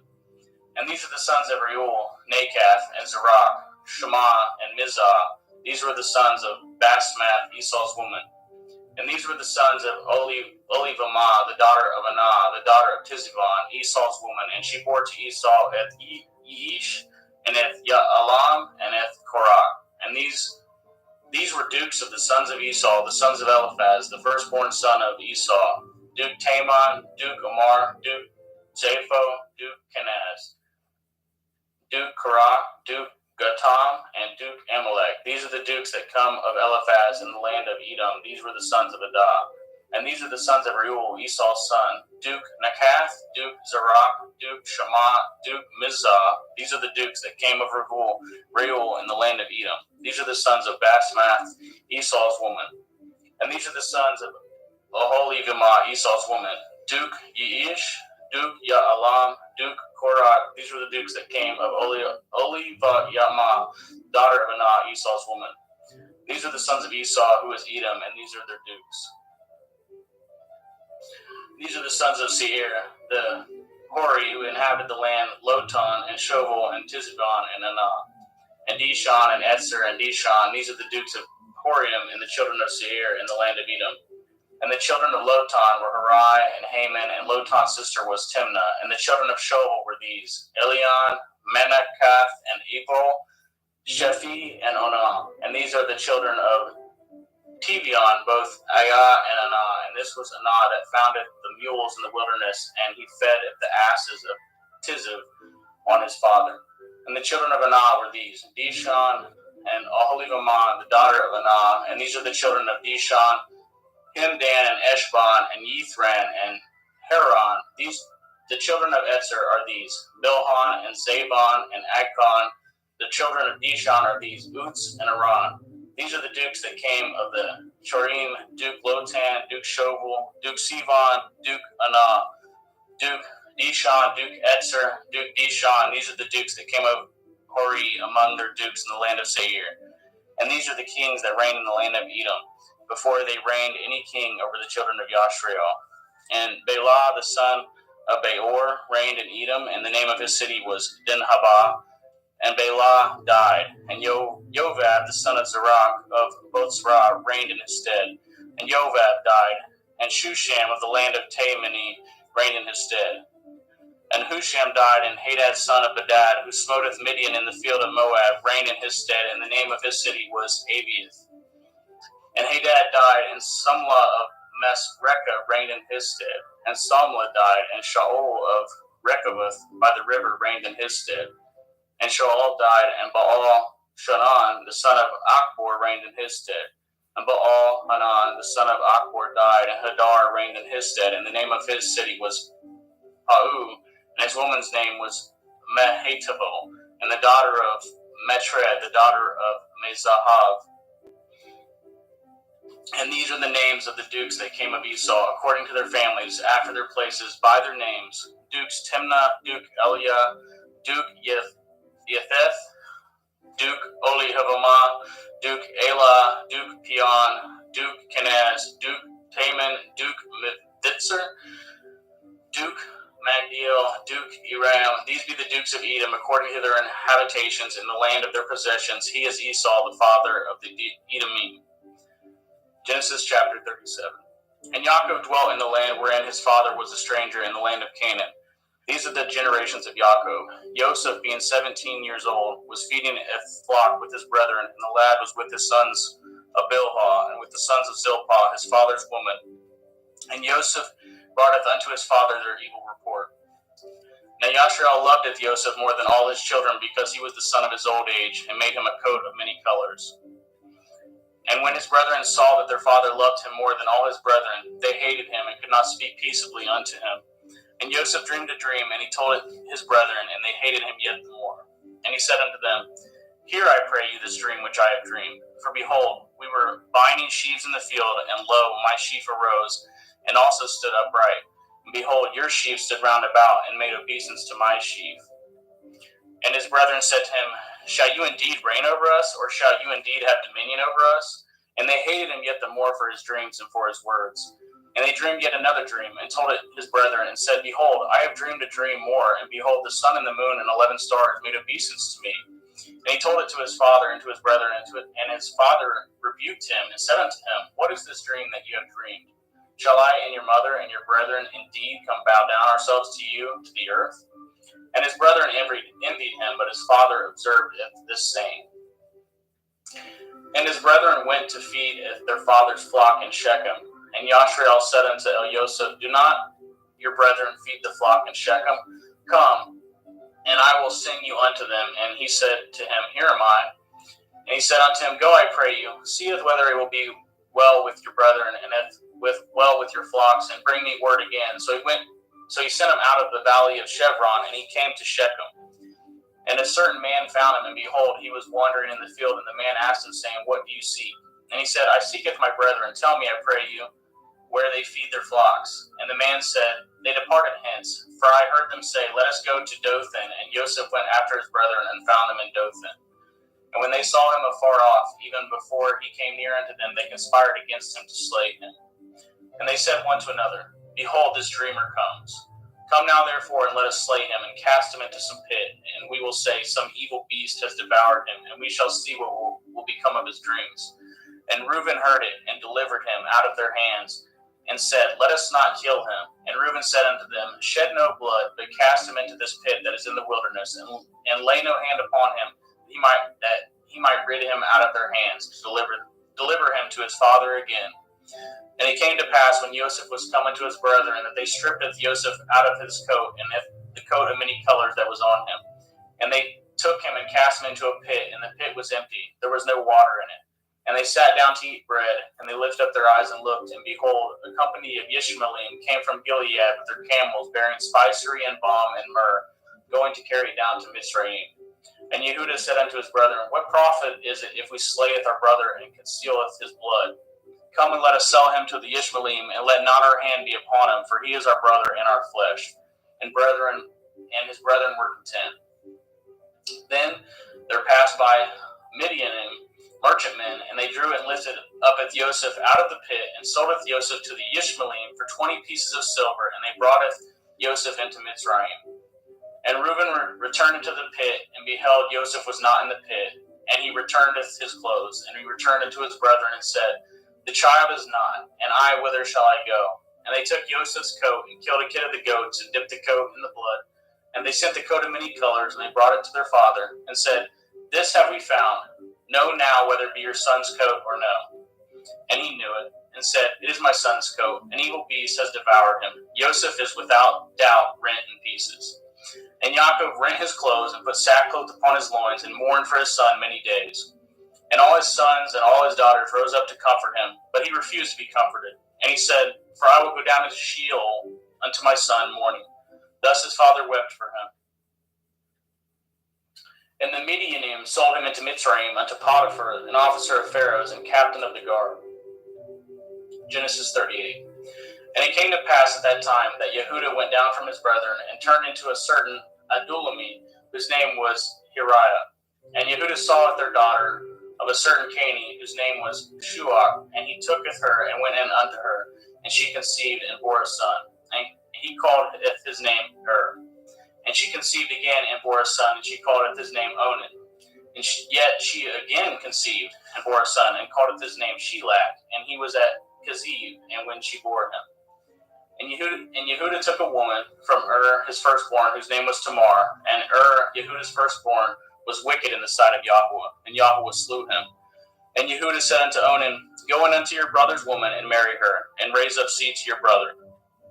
And Onan knew that the seed should not be his. And it came to pass, when he went in unto his brother's woman, that he spilled it on the ground, lest that he should give seed to his brother. And the thing which he did displeased Yahweh, wherefore he slew him also. Then said Yehudah to Tamar, to his daughter-in-law, Remain a widow at your father's house, till Shelach my son be grown. For he said, Lest perchance he die also, as his brethren did. And Tamar went and dwelt in her father's house. And in the process of time, the daughter of Shuach, Yehudah's woman, died, and Yehudah was comforted, and went up into his sheep shears to Timnath. And he and his friend Hiriah the Adullamite. And it was told Tamar, saying, Behold, your father-in-law goes up to Timnah to shear his sheep. And she put her widow's garments off from her, and covered her with a veil, and wrapped herself, and sat in an open place which is by the way to Timnah. For she saw that Shelach was grown, and she was not given unto him to be his woman. When Yehudah saw her, he thought her to be a harlot, because she had covered her face. And he turned unto her by the way, and said, Go to, I pray you, let me come in unto you, for he knew not that she was his daughter-in-law. And she said, What will you give me, that you may come in unto me? And he said, I will send you a kid from the flock. And she said, Will you give me a pledge till you send it? And he said, What pledge shall I give you? And she said, Your signet and your bracelets, your staff that is in your hand. And he gave it to her and came in unto her, and she conceived by him. And she arose and went away and laid by her veil from her and put on the garments of her widowhood. And Yehuda senteth the kid by the hand of his friend, the Adulami, to receive his pledge from the woman's hand, but he found her not. Then he asked the men of the place, saying, Where is the harlot that was openly by the wayside? And they said, There was no harlot in this place. And he returned to Yehuda and said, I cannot find her. And also the men of the place said that there was no harlot in this place. And Yehuda said, Let her take it to her, lest we be shamed. Behold, I sent this kid, and you have not found her. And it came to pass about 3 months after that she was told Yehuda, saying, Tamar, your daughter-in-law, has played the harlot, and also, behold, she is with child by whoredom. And Yehuda said, Bring her forth, and let her be burned.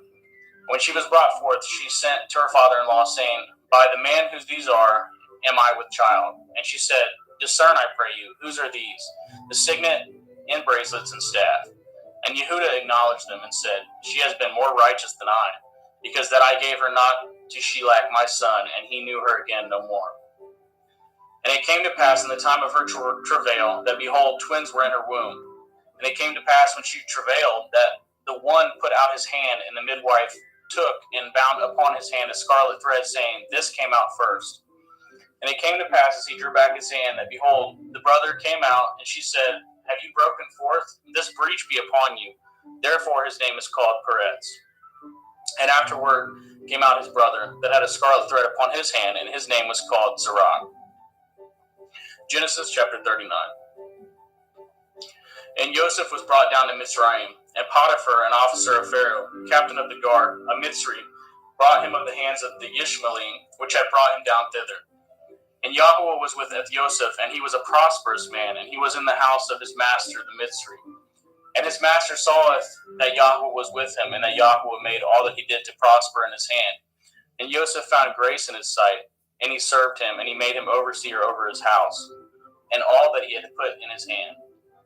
And it came to pass from the time that he had made him overseer in the house, and over all that he had, the Yahuwah blessed at the Mitzri's house, for Joseph's sake. And the blessing of Yahuwah was upon all that he had in the house and in the field. And he left all that he had in Joseph's hand, and he knew not aught he had, save the bread which he did eat. And Joseph was a goodly person and well favored. And it came to pass after these things that his master's woman casteth her eyes upon Joseph, and she said, Lie with me. But he refused, and said unto his master's woman, Behold, my master knows not which is with me in the house, and he has committed all that he has to my hand. There is none greater in this house than I. Neither has he kept anything from me but you. Because you are his woman, how then can I do this great wickedness and sin against Elohim? And it came to pass, as she spoke to Joseph day by day, that he hearkened not unto her, to lie by her, or to be with her. And it came to pass about this time, that Joseph went into the house to do his business, and there arose none of the men of the house there within. And she caught him by the garment, saying, Lie with me. And he left his garment in her hand, and fled, and got him out. And it came to pass, when she saw that he had left his garment in her hand, and was fled forth, that she called unto the men of the house, and spoke unto them, saying, See, he has brought in an Ivri unto us, to mock us. He came in unto me to lie with me, and cried with a loud voice. And it came to pass, when he had heard that I lifted up my voice and cried, that he left his garment with me, and fled, and got him out. And she laid up his garment by her, until his Lord came home. And she spoke unto him according to these words, saying, The Ivri servant which you have brought unto us came in unto me to mock me. And it came to pass, as I lifted up my voice and cried, that he left his garment with me, and fled out. And it came to pass, when his master heard the words of his woman, which she spoke unto him, saying, After this manner did your servant to me, that his wrath was kindled. And Joseph's master took him, and put him in the prison, a place where the king's prisoners were bound. And he was there in prison. But Yahuwah was with Joseph, and showed him mercy, and gave him favor in the sight of the keeper of the prison. And the keeper of the prison committed to Joseph's hand all the prisoners that were in the prison, and whatsoever they did there, he was the doer of it.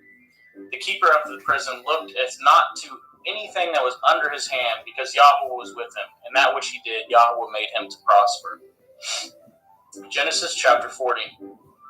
And it came to pass after these things, that the butler of the king of Mitzrayim and his baker had offended the Lord, the king of Mitzrayim. And Pharaoh was wroth against 2 of his officers, against the chief of his butlers, and against the chief of his bakers. And he put them in ward in the house of the captain of the guard, into the prison, the place where Joseph was bound. And the captain of the guard was charged with Joseph with him, and he served them, and they continued a season in a ward. And they dreamed a dream, both of them, each man his dream in one night, each man according to the interpretation of his dream, the butler and the baker of the king of Mitzrayim, which were bound in the prison. And Joseph came in unto them in the morning, and looked upon them, and behold, they were sad. And he asked of Pharaoh's officers that were with him in the ward of the Lord's house, saying, Wherefore look ye so sadly today? And they said unto him, We have dreamed a dream, and there is no interpreter of it. And Joseph said unto them, Do not interpretations belong to Elohim? Tell me them, I pray you.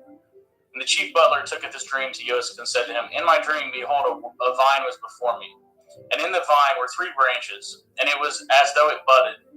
And her blossoms shot forth, and the clusters thereof brought forth ripe grapes. And Pharaoh's cup was in my hand, and I took it the grapes, and pressed them into Pharaoh's cup, and gave it the cup into Pharaoh's hand.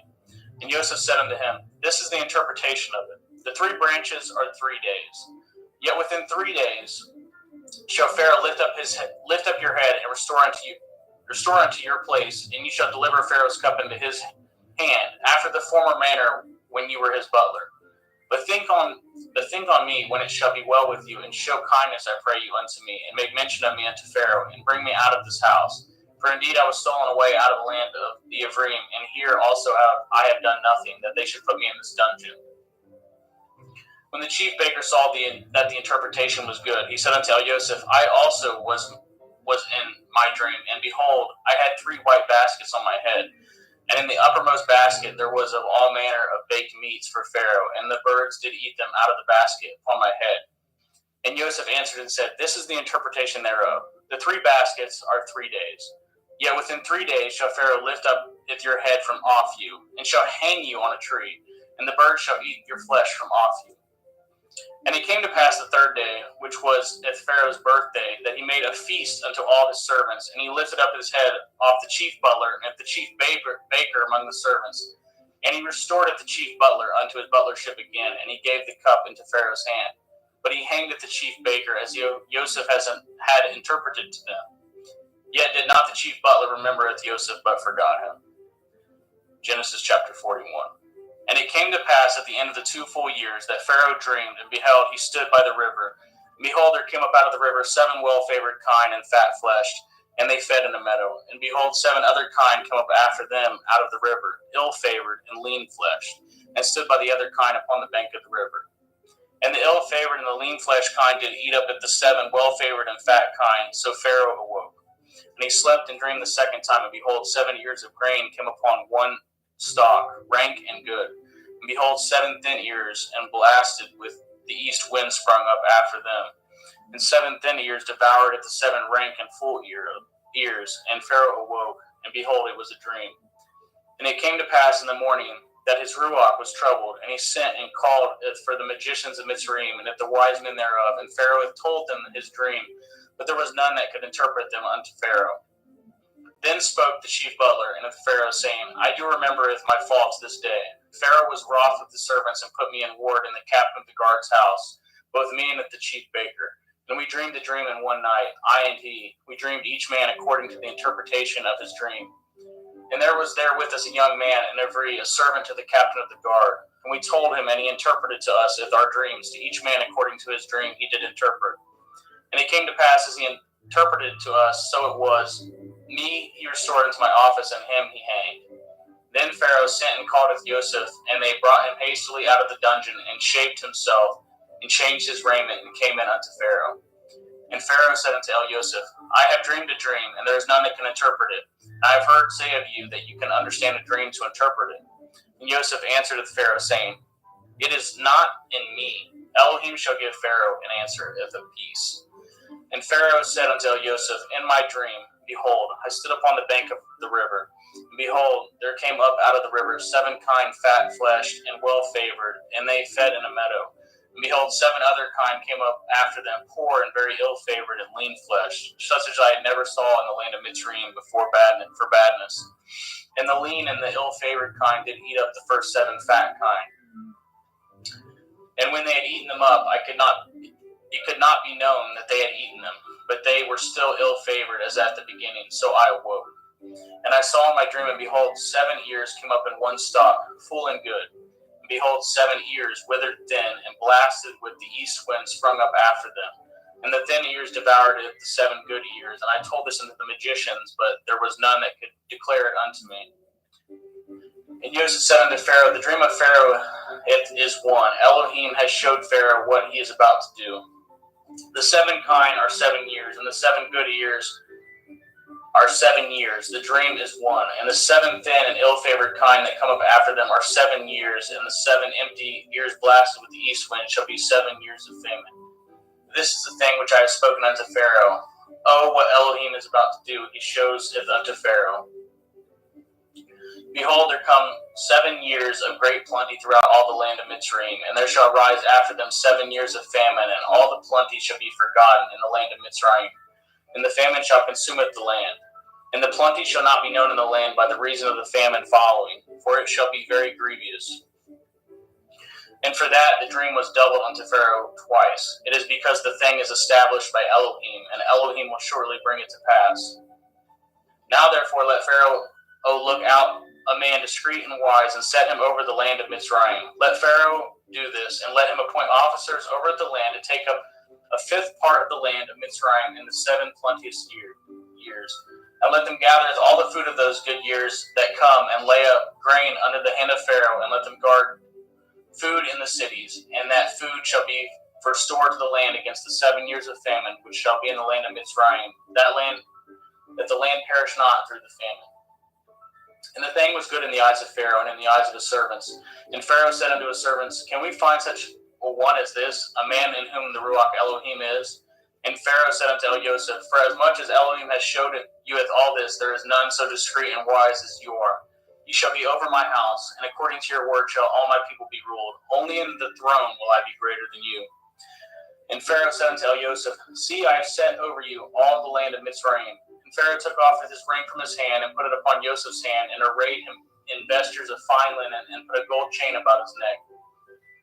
And he made him to ride in the 2nd chariot which he had, and they cried before him, bowed the knee. And he made him ruler over all the land of Mitzrayim. And Pharaoh said unto Joseph, I am Pharaoh, and without you shall no man lift up this hand, and at this foot in all the land of Mitzrayim. And Pharaoh called Joseph's name Sophath Panah, and he gave him to be his woman, Asenath, the daughter of Potiphar's priest of On. And Joseph went out over all the land of Mitzrayim. And Joseph was 30 years old when he stood before Pharaoh, king of Mitzrayim. And Joseph went out from the presence of Pharaoh, and went throughout all the land of Mitzrayim. And in the 7 plenteous years the earth brought forth by handfuls. And he gathered up all the food of the 7 years which were in the land of Mitzrayim, and laid up the food in the cities, and the food of the field which was round about every city laid he up in the same. And Joseph gathered grain as the sand of the sea, very much, until he left numbering, for it was without number. And unto Joseph were born 2 sons before the years of famine came, which Asenath, the daughter of Potiphar, priest of On, bore unto him. And Joseph called up the name of the firstborn Manasseh, for Elohim said, he has made me forget my toil in all my father's house. And at the name of the second he called Ephraim, for Elohim has called me to be fruitful in the land of my affliction. And the 7 years of plenteous that was in the land of Mitzrayim were ended, and the 7 years of famine began to come, according as Joseph had said. And the famine was in all the lands, but in all the land of Mitzrayim there was bread. And when all the land of Mitzrayim was famished, the people cried to Pharaoh for bread. And Pharaoh said unto all the Mitzrayim, go unto Joseph, what he says to you, do. And the famine was over all the face of the earth, and Joseph opened all the storehouses, and sold unto the Mitzrayim, and the famine was waxed sore in the land of Mitzrayim. And all the countries came into Mitzrayim to Joseph to buy grain, because that the famine was so sore in all the lands. Genesis 42. Now when Yaakov saw that there was grain in Mitzrayim, Yaakov said unto his sons, why do you look one upon another? And he said, behold, I have heard that there is grain in Mitzrayim. Get ye down thither, and buy for us from thence, that we may live and not die. And Joseph's 10 brethren went down to buy grain in Mitzrayim. But if Benjamin, Joseph's brother, Yaakov sent not with his brethren, for he said, lest perchance mischief befall him. And the sons of Yashriel came to buy grain among those that came, for the famine was in the land of Canaan. And Joseph was the governor over the land. and he it was that sold all the people of the land. And Joseph's brethren came and bowed down themselves before him with their faces to the earth. And Joseph saw his brethren, and he knew them, but made himself strange unto them, and spoke roughly unto them. And he said unto them, Whence come ye? And they said, From the land of Canaan to buy food. And Joseph knew his brethren, and they knew him not. And Joseph remembered the dreams which he dreamed of them. And he said unto them, Ye are spies, to see if the nakedness of the land ye are come. And they said unto him, Nay, my lord, but to buy food are your servants come. We are all one man's sons. We are true men. Your servants are no spies. And he said unto them, Nay, but to see the nakedness of the land ye are come. And they said, Your servants are 12 brethren, the sons of one man, in the land of Canaan. And behold, the youngest is this day with our father, and one is not. And Joseph said unto them, This is that I spoke unto you, saying, Ye are spies. Hereby ye shall be proved. By the life of Pharaoh ye shall not go forth hence, except your youngest brother come hither.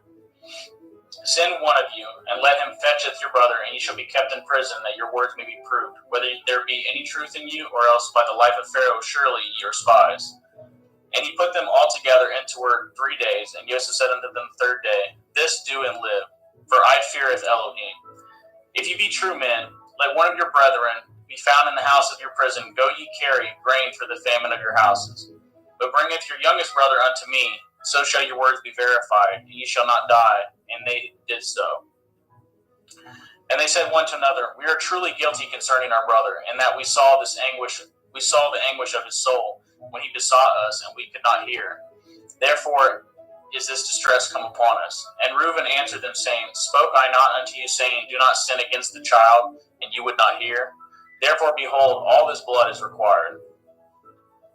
And they knew not that Joseph understood them, for he spoke unto them by an interpreter. And he turned himself about from them, and wept, and returned to them again, and communed with them, and took from them Eth-Sheman, and bound him before their eyes. And Joseph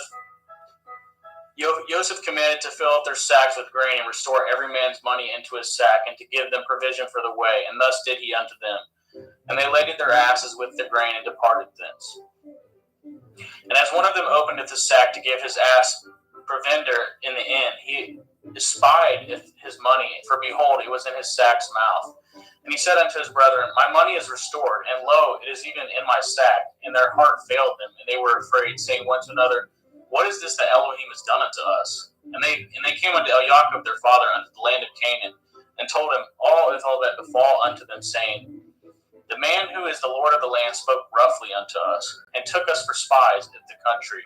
And we said unto him, We are true men, we are no spies. We be 12 brethren, the sons of our father. One is not, and the youngest is this day with our father in the land of Canaan. And the man, the Lord of the country, said unto us, Hereby shall I know that ye are true men. Leave one of your brethren here with me, and taketh food for the famine of your households, and be gone.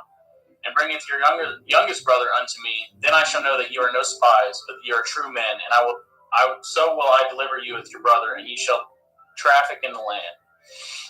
And it came to pass, as they emptied their sacks, that behold, every man's bundle of money was in his sack. And when both they and their father saw the bundles of money, they were afraid. And Jacob saw their father, and said unto them, Me have ye bereaved of my children. Joseph is not, and Shimon is not, and ye will take Benjamin away. All these things are against me. And Reuben spoke unto his father, saying, Slayeth my 2 sons, if I bring him not to you, deliver him into my hand, and I will bring him to you again. And he said, My son shall not go down with you, for his brother is dead, and he is left alone. If mischief shall befall him by the way in which ye go, then shall you bring down my gray hairs with sorrow to Sheol. Genesis chapter 43. And the famine was sore in the land. And it came to pass, when they had eaten up at the grain which they had brought out of Mitzrayim, their father said unto them, Go again, buy us a little food. And Yehudah spoke unto him, saying, The man did solemnly protest unto us, saying, Ye shall not see my face, except your brother be with you. If you will sendeth our brother with us, we will go down and buy you food. But if you will not send him, we will not go down. For the man said unto us, Ye shall not see my face, except your brother be with you. And Yashrael said, Wherefore dealt ye so ill with me, as to tell the man whether ye had yet a brother? And they said, The man asked us strangely of our state and of our kindred, saying, Is your father yet alive? Have ye another brother? And we told him according to the tenor of these words. Could we certainly know that he would say, Bringeth your brother down? And Yehudah said unto Yashrael his father, Send the lad with me, and we will arise and go that we may live and not die. Both we and you, and also our little ones. I will be surety for him. Of my hand shall you require him. If I bring him not unto you and set him before you, then let me bear the blame forever. For example, we had lingered, surely now we had returned the second time. And their father Yashriel said unto them, if it must be so now, do this. Take of the best fruits in the land in your vessels, and carry down the man a present, a little balm, a little honey, spices and myrrh, nuts and almonds. And take a double money in your hand, and the money that was brought again in the mouth of your sacks. Carry it again in your hand, and perchance it was an oversight. Taketh your brother, and arise, go again unto the man. And El Shaddai give you mercy before the man, that he may send away to your other brother, and of Benjamin, if I be bereaved of my children, I am bereaved. And the men took that present, and they took double money in their hand, and Benjamin and rose up and went down to Mitzrayim and stood before Joseph. And when Joseph saw Benjamin with them, he said to the ruler of the house, bring these men home and slay, and make ready, for these men shall dine with me at noon. And the men did as Joseph bade, and the man brought the men into Joseph's house. And the men were afraid, because they were brought into Joseph's house. And they said, because of the money that was returned in our sacks at the first time are we brought in, that he may seek occasion against us, and fall upon us, and take us for bondmen and with our asses. And they came near to the steward of Joseph's house, and they communed with him at the door of the house, and said, O sir, we came indeed down at the first time to buy food. And it came to pass, when we came to the inn, that we opened our sacks, and behold, every man's money was in the mouth of his sack, and our money is full weight, and we have brought it again in our hand. And other money have we brought down in our hand to buy food. We cannot tell who put our money in our sacks. And he said, peace be to you, fear not. Your Elohim and the Elohim of your father has given you the treasure in your sacks. I had your money, and he brought it Shimon out unto them.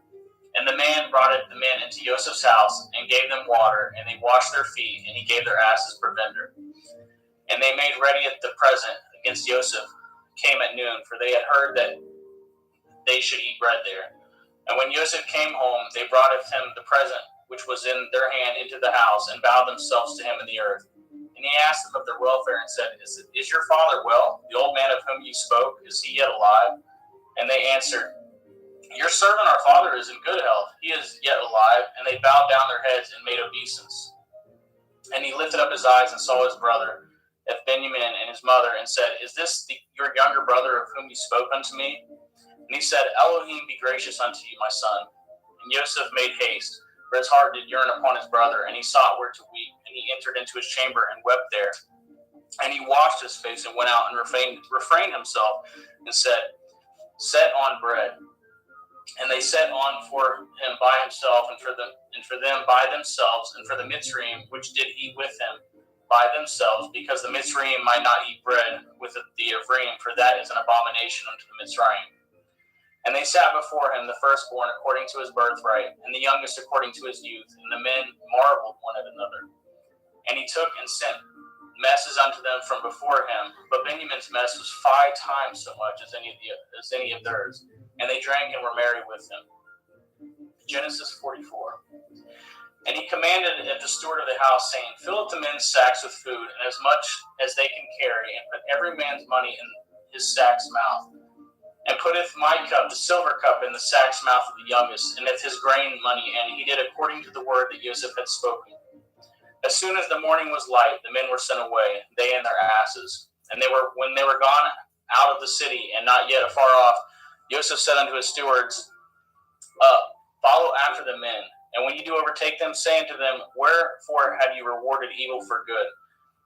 Is not this it which my Lord drinks, and whereby indeed he divines? Ye have done evil in so doing. And he overtook them, and he spoke unto them at these same words. And they said unto him, wherefore says my Lord these words? Far be it that your servants should do according to this thing. Behold the money which we found in our sacks' mouths, we brought again unto you out of the land of Canaan. How then should we steal out of your Lord's house silver or gold? With whomsoever of your servants it be found, both let him die, and we also will be my Lord's bondmen. And he said, now also let it be according to your words. He with whom it is found shall be my servant, and ye shall be blameless. Then they speedily took down every man of his sack to the ground and opened every man his sack, and he searched and began at the eldest and left at the youngest, and the cup was found in Benjamin's sack. Then they rent their clothes and laded every man his asses and returned to the city. And Yehuda and his brethren came to Joseph's house, for he was yet there, and they fell before him on the ground. And Joseph said unto them, What deed is this that ye have done? Know ye not that such a man as I can certainly divine? And Yehuda said, What shall we say unto my Lord? What shall we speak? Or how shall we clear ourselves? Elohim has found out the iniquity of your servants. Behold, we are my Lord's servants, both we and he also with whom the cup is found. And he said, Far be it that I should do so. But the man in whose hand the cup is found, he shall be my servant. And as for you, get up in peace unto your father. Then Yehuda came near unto him and said, O my Lord, let your servant, I pray you, speak a word of my Lord's ears, and let not your anger burn against your servant, for you are even as Pharaoh. My Lord asketh his servant, saying, Have ye a father or a brother? And we said unto my Lord, We have a father, and an old man, and a child of his old age, a little one, and his brother is dead, and he is alone, left of his mother, and his father loves him. And you said unto your servants, Bring down unto me, that I may set my eyes upon him. And we said unto my Lord, The lad cannot leaveth his father, for if he should leaveth his father would die. And you said unto your servants, Except your youngest brother come down with you, ye shall see my face no more. And it came to pass, when we came up unto your servant my father, we told him the words of my Lord. And our father said, Go again, and buy us a little food. And we said, We cannot go down. If our youngest brother be with us, then we will go down, for we may not see the man's face, except our youngest brother be with us. And your servant my father said unto us, Ye know that my woman bore me 2 sons, and the one went out from me, and I said, Surely he is torn in pieces, and I saw him not since. And if ye take this also from me, and mischief befall him, ye shall bring down with my gray hairs with sorrow to Sheol. Now therefore, when I come to your servant my father, and the lad be not with us, seeing that his life is bound up in the lad's life, it shall come to pass, when he sees that the lad is not with us, he will die.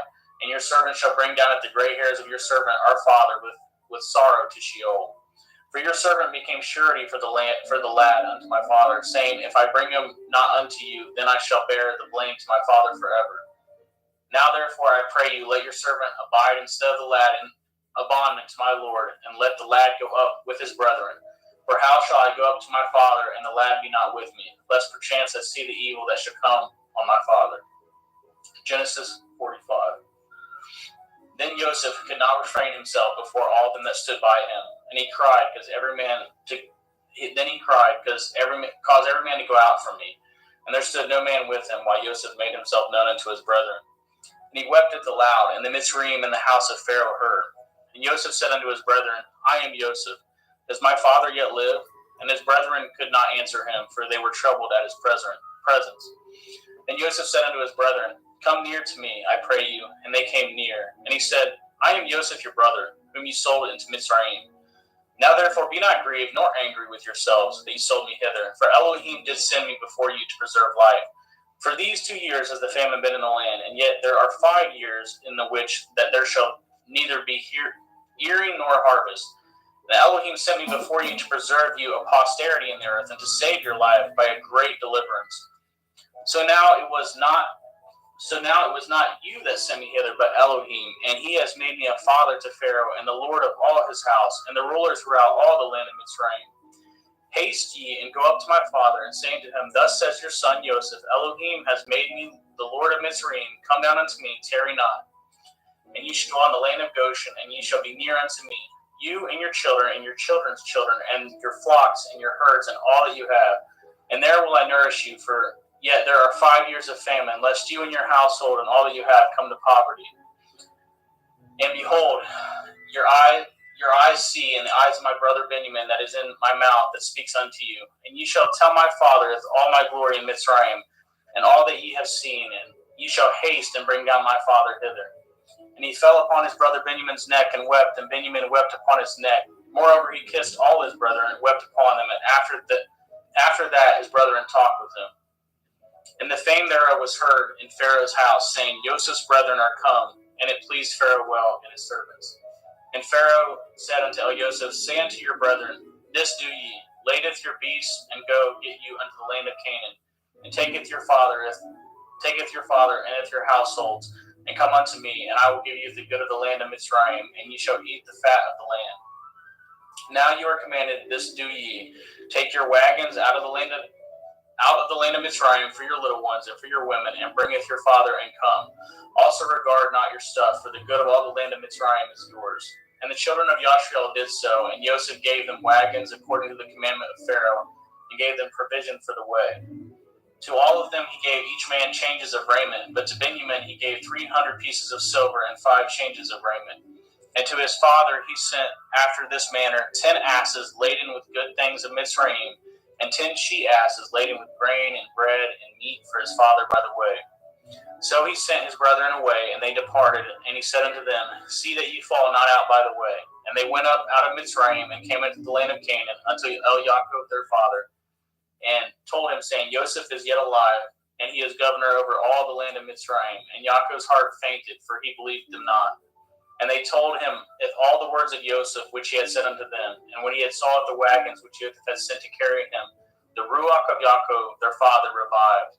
And Yashriel said, it is enough. Joseph my son is yet alive. I will go and see him before I die. Thank you, brother.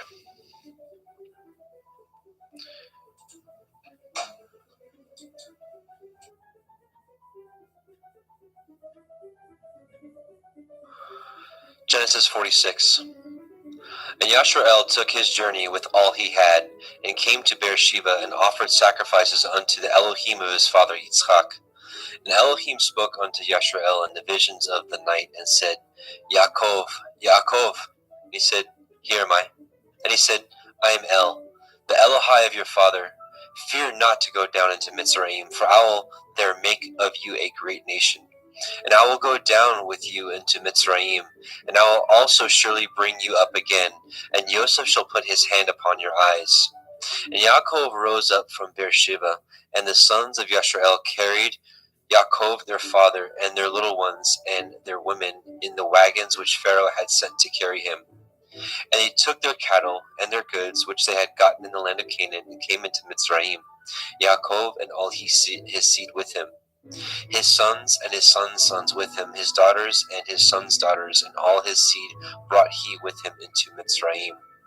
And these are the names of the children of Yashrael, which came into Mitzrayim: Yaakov and his sons, Reuben, Yaakov's firstborn. And the sons of Reuben, Hanok and Palu and Chetzron and Carmi. And the sons of Shimon, Yemuel, Yamin, Ohad, and Yakin, and Sochar, and Shaul, the son of a Canaanite woman. And the sons of Levi, Gershon, Kohath, and Merari. And the sons of Yehuda, and Onan, and Shelach, and Peretz, and Zerach. But and Onan died in the land of Canaan. And the sons of Peretz were Chetzron and Hamul. The sons of Yisachar, Tola, Pua, and Yov, and Shimron. The sons of Zebulun, Sered, and Elyon, and Yachael. These be the sons of Leah, which she bore unto Yaakov in Padan Aram, with his daughter Dinah. All the souls of his sons and daughters were 33. And the sons of Gad, Siphon, Chagai, Shunai, and Etzbon, and Eri, and Arodai, and Arelai. And the sons of Asher, Yimna, Yitzchav, and Yishvai, and Berai, and Serach their sister. The sons of Beriah, Hever, and Malkiel. These are sons of Zilpah, whom Laban to Leah his daughter, who gave to Leah his daughter. And these she bore unto Yaakov, even 16 souls. The sons of Rachel, Yaakov's woman, Joseph and Benjamin. And unto Joseph in the land of Mitzrayim were born Manasseh and Ephraim, with Asenath, the daughter of Potiphera, priest of On, bore unto him. And the sons of Benjamin were Bela, Becher, Ashbel, Gera, Naaman, Echai, Rosh, Mupim, and Shupim, and Ard. These are the sons of Rachel, which were born unto Yaakov. All the souls were 14. And the sons of Dan, Cushim. And the sons of Naphtali, Yachzeel, and Gunai, and Yetzer, and Shilem. These are the sons of Bilhah, which Laban gave unto Rachel his daughter, and she bore these unto Yaakov. All the souls were 7. All the souls that came with Yaakov into Mitzrayim which came out of his loins, besides Yaakov's women, all the souls were 66. And the sons of Joseph, which were born him in Mitzrayim, were 2 souls. All the souls of the house of Yaakov, which came into Mitzrayim, were 10. And he sent Yehuda before him unto Elioseph to direct his face unto Goshen. And they came into the land of Goshen. And Joseph made ready his chariot, and went up to meet Yashrael his father to Goshen, and presented himself unto him. And he fell on his neck, and he wept on his neck a good while.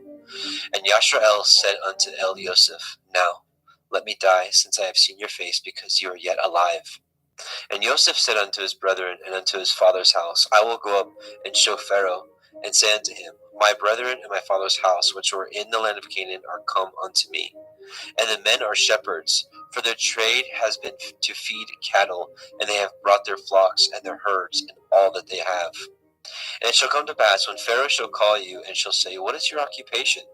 That you shall say, Your servants' trade has been about cattle from our youth even until now, both we and also our fathers, that you may dwell in the land of Goshen. For every shepherd is an abomination unto the Mitzrayim.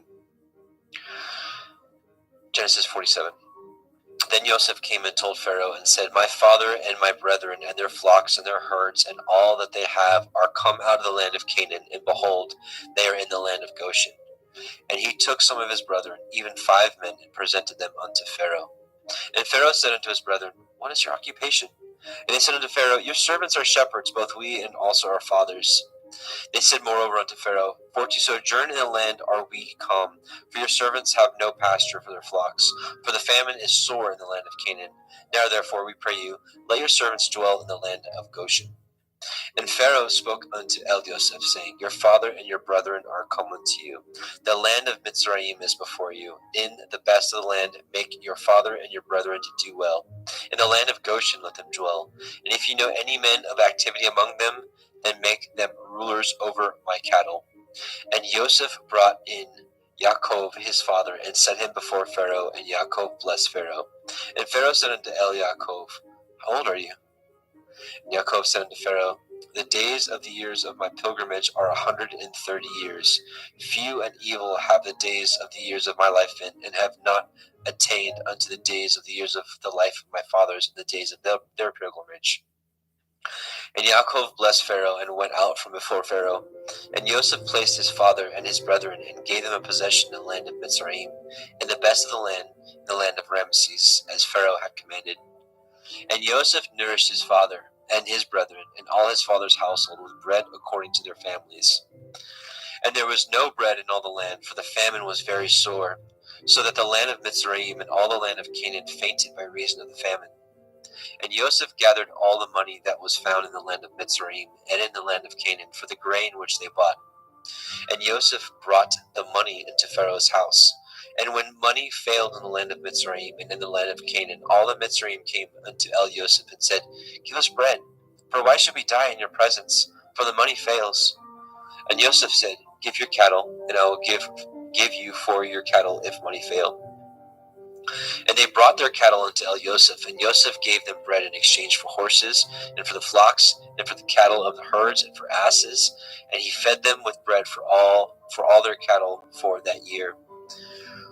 When that year was ended, they came unto him a second year, and said unto him, We will not hide it from my lord, how that our money is spent. My lord also has our herds of cattle. There is not aught left in the sight of my lord, but our bodies and our lands. Wherefore shall we die before your eyes, both we and our land? Buy us and our land for bread, and we and our land will be servants to Pharaoh, and give us seed that we may live and not die, that the land be not desolate. And Joseph bought all the land of Mitzrayim for Pharaoh, and the Mitzrayim sold every man his field, because of the famine prevailed over them. So the land became Pharaoh's. And as for the people, he removed them to cities from one end of the borders of Mitzrayim, even to the other end thereof. Only the land of the priests bought he not, for the priests had a portion assigned them of Pharaoh, and did eat their portion which Pharaoh gave them, wherefore they sold not their lands. Then Joseph said unto the people, Behold, I have bought you this day and your land for Pharaoh. lo, here is seed for you, and ye shall sow the land.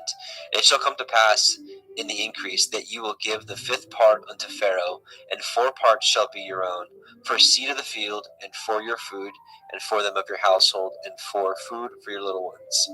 And they said, You have saved our lives. Let us find grace in the sight of my Lord, and we will be Pharaoh's servants. And Joseph made it a law over the land of Mitzrayim unto this day, that Pharaoh should have a 5th part, except the land of the priests only, which became not Pharaoh's. And Yashrael dwelt in the land of Mitzrayim, in the country of Goshen, and they had possessions therein, and grew and multiplied exceedingly. And Yaakov lived in the land of Mitzrayim 17 years. So the whole age of Yaakov was 147 years. And the time drew nigh that Yashrael must die. And he called his son Joseph, and said unto him, If now I have found grace in your sight, put, I pray you, your hand under my thigh, and deal kindly and truly with me. Bury me not, I pray you, in Mitzrayim. But I will lie with my fathers, and ye shall carry me out of Mitzrayim, and bury me in their burying place. And he said, I will do as you have said. And he said, Swear unto me. And he swore unto him. And Yashrael bowed himself upon the bed's head. Genesis 48. And it came to pass after these things, that one told Joseph, Behold, your father is sick. And he took him with him his 2 sons, Manasseh and Ephraim. And one told Yaakov, and said, Behold, your son Joseph comes unto you. And Yashrael strengthened himself, and sat upon the bed. And Yaakov said unto El Joseph, El Shaddai appeared unto me at Luz in the land of Canaan, and blessed me, and said unto me, Behold, I will make you fruitful, and multiply you, and I will make of you a multitude of people, and will give this land to your seed after you for an everlasting possession. And now your 2 sons, Ephraim and Manasseh, which were born unto you in the land of Mitzrayim, before I came unto you in Mitzrayim, are mine. As Reuben and Shimeon, they shall be mine. And your issue, which you beget after them, shall be yours, and shall be called after the name of their brethren in their inheritance. And as for me, when I came from Padan Aram, Rachel died by me in the land of Canaan in the way, when yet there was but a little way to come unto Ephratah. And I buried her there in the way of Ephratah, the same is Bethlehem. And Yashrael beheld Joseph's sons, and said, Who are these? And Joseph said unto his father, These are my sons, whom Elohim has given me in this place. And he said, Bring them, I pray you, unto me, and I will bless them. Now the eyes of Yashrael were dim for age, so that he could not see. And he brought them near unto him, and he kissed them, and he embraced them. And Yashrael said unto El Joseph, I had not thought to see your face, and lo, Elohim has showed me also your seed. And Joseph brought them out from between his knees, and he bowed himself with his face to the earth. And Joseph took them both, Ephraim in his right hand toward Yashrael's left hand, and Manasseh at his left hand toward Yashrael's right hand, and brought them near unto him. And Yashrael stretched out his right hand, and laid it upon Ephraim's head, who was the younger, and his left hand on Manasseh's head, guiding his hands wittingly, for Manasseh was the firstborn.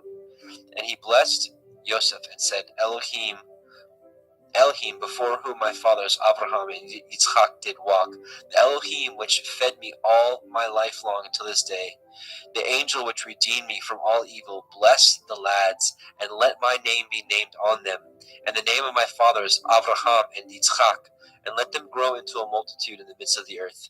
And when Joseph saw that his father had laid his right hand upon the head of Ephraim, it displeased him. And he held up his father's hand to remove it from Ephraim's head unto Manasseh's head. And Joseph said unto his father, Not so, my father, for this is the firstborn. Put your right hand upon his head. And his father refused, and said, I know it, my son, I know it. He shall also become a people, and he also shall be great. But truly his younger brother shall be greater than he, and his seed shall become a multitude of nations. And he blessed them that day, saying, And you shall Yashrael bless, saying, Elohim make you as Ephraim and as Manasseh. And he set Ephraim before Manasseh. And Yashrael said unto El Joseph, Behold, I die, but Elohim shall be with you, and bring you again into the land of your fathers. Moreover, I have given to you one portion above your brethren, which I took out of the hand of the Emori with my sword and with my bow. Genesis 49. And And Yaakov called unto his sons, and said, Gather yourselves together, that I may tell you that which shall befall you in the last days. Gather yourselves together, and hear, ye sons of Yaakov, and hearken unto Yashrael your father. Reuben, you are my firstborn, my might, and the beginning of my strength, the excellency of dignity, and the excellency of power. Unstable as water, you shall not excel, because you went up to your father's bed, then defiled it. He went up to my couch. Shimon and Levi are brethren. Instruments of cruelty are in their habitations. O my soul, come not into their secret, unto their assembly. My honor be not united.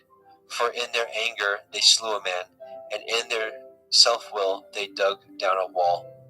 Cursed be their anger, for it was fierce, and their wrath, for it was cruel. I will divide them in Yaakov, and scatter them in Yashrael. Yehuda, you are he whom your brethren shall praise. Your hand shall be in the necks of your enemies. Your father's children shall bow down before you. Yehuda is a lion's whelp. From the prey, my son, you are gone up. He stooped down. He couched as a lion, and as an old lion, who shall rouse him up?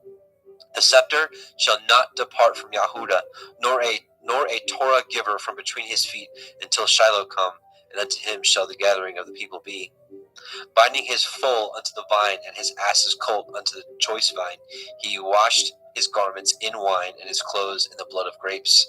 His eyes shall be red with wine, and his teeth white with milk. Zebulun shall dwell at the haven of the sea. He shall be a haven for ships, and his border shall be unto Sidon. Issachar is a strong asses couching down between two burdens. And he saw that rest was good, and the land that it was pleasant, and bowed his shoulder to bear, and became a servant unto tribute. Dan shall judge his people, as one of the tribes of Yashrael. Dan shall be a serpent by the way, an adder in the path, that bites the horse's heels, so that his rider shall fall backwards. I have waited for your Yeshua, O Yahweh. Gad, a troop shall overcome him, but he shall overcome at the last. Out of Asher his bread shall be fat, he shall yield royal dainties. Naphtali is a hind let loose, he gives goodly words. Joseph is a fruitful bough, even a fruitful bough by a well, whose branches run over the wall. The archers have sorely grieved him, and shot at him, and hated him. But his bow abode in strength, and the arms of his hands were made strong by the hands of the mighty Elohim of Yaakov. From thence the shepherd, the stone of Yashrael.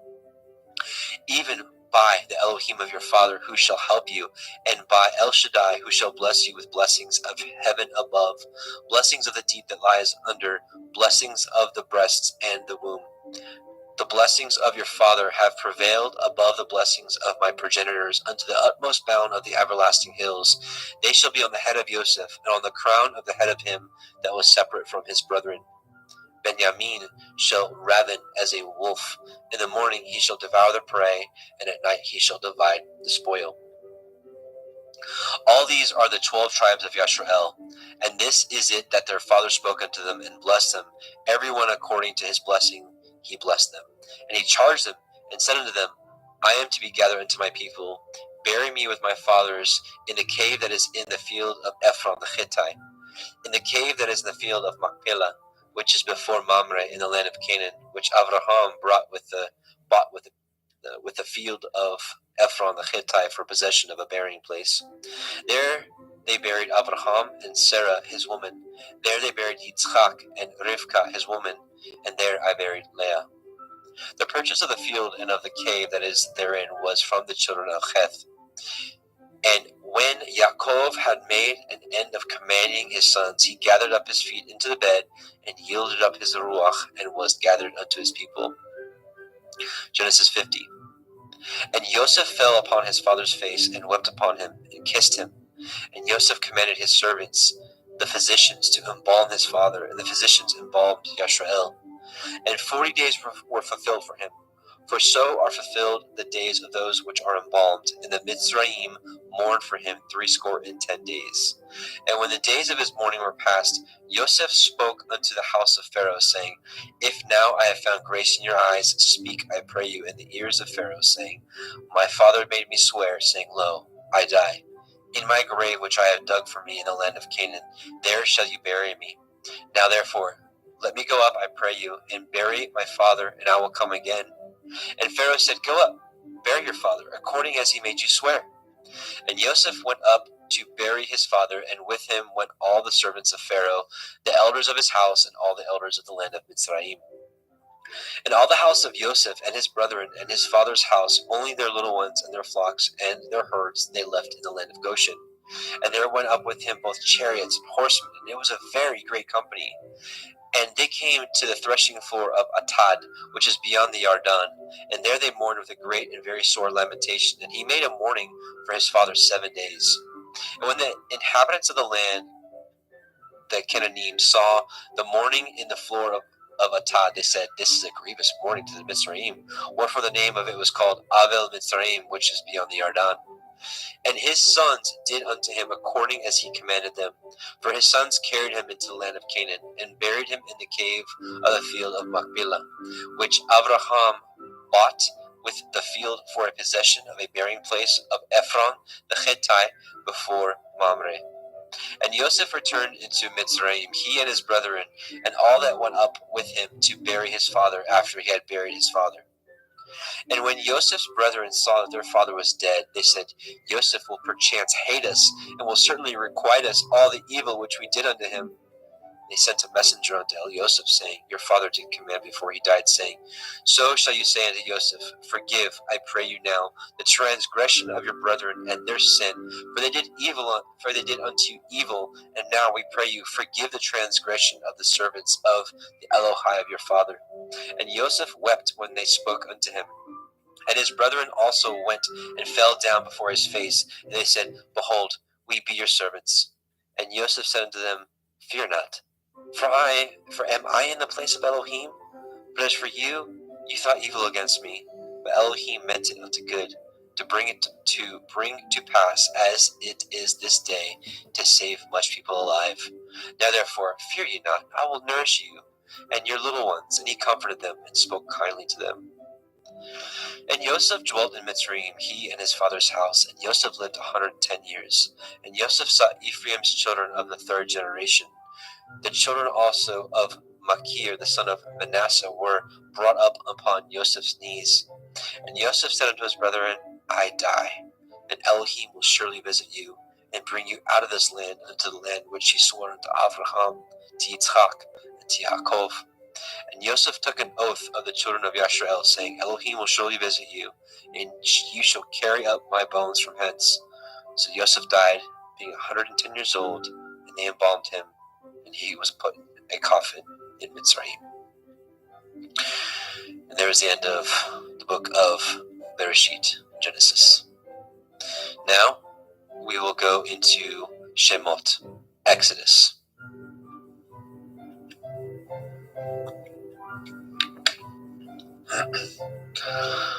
Exodus 1:1.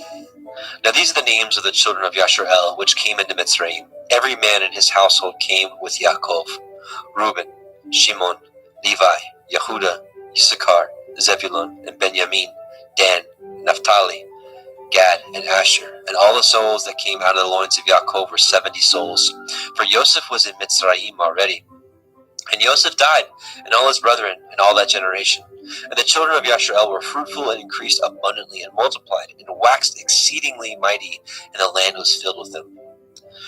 Now there arose up a new king over Mitzrayim, which knew not Joseph. And he said unto his people, behold, the people of the children of Yashrael are more and mightier than we. Come on, let us deal wisely with them, unless they multiply. And it come to pass that when there falls out any war, they join also unto our enemies, and fight against us, and so get them up out of the land. Therefore they did set over them taskmasters, to afflict them with their burdens. And they built for Pharaoh treasure cities, Pithom and Ramesses.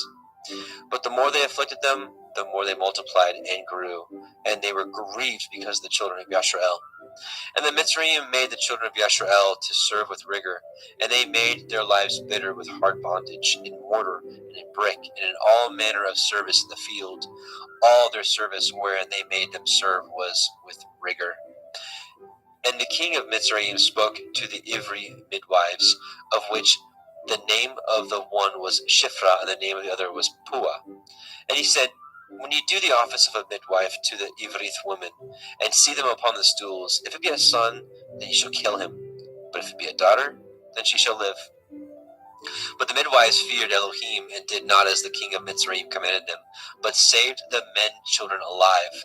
And the king of Mitzrayim called for the midwives, and said unto them, Why have ye done this thing, and have saved the men children alive? And the midwives said unto Pharaoh, Because the Ivrith women are not as the Mitzrayim women, for they are lively, and are delivered before the midwives come in unto them. Therefore Elohim dealt well with the midwives, and the people multiplied and waxed very mighty. And it came to pass, because the midwives feared Elohim, that he made them houses. And Pharaoh charged all his people, saying, Every son that is born ye shall cast into the river, and every daughter ye shall save alive. Exodus 2. There went a man of the house of Levi, and took to be his woman a daughter of Levi. And the woman conceived and bore a son. And when she saw him that he was a goodly child, she hid him 3 months.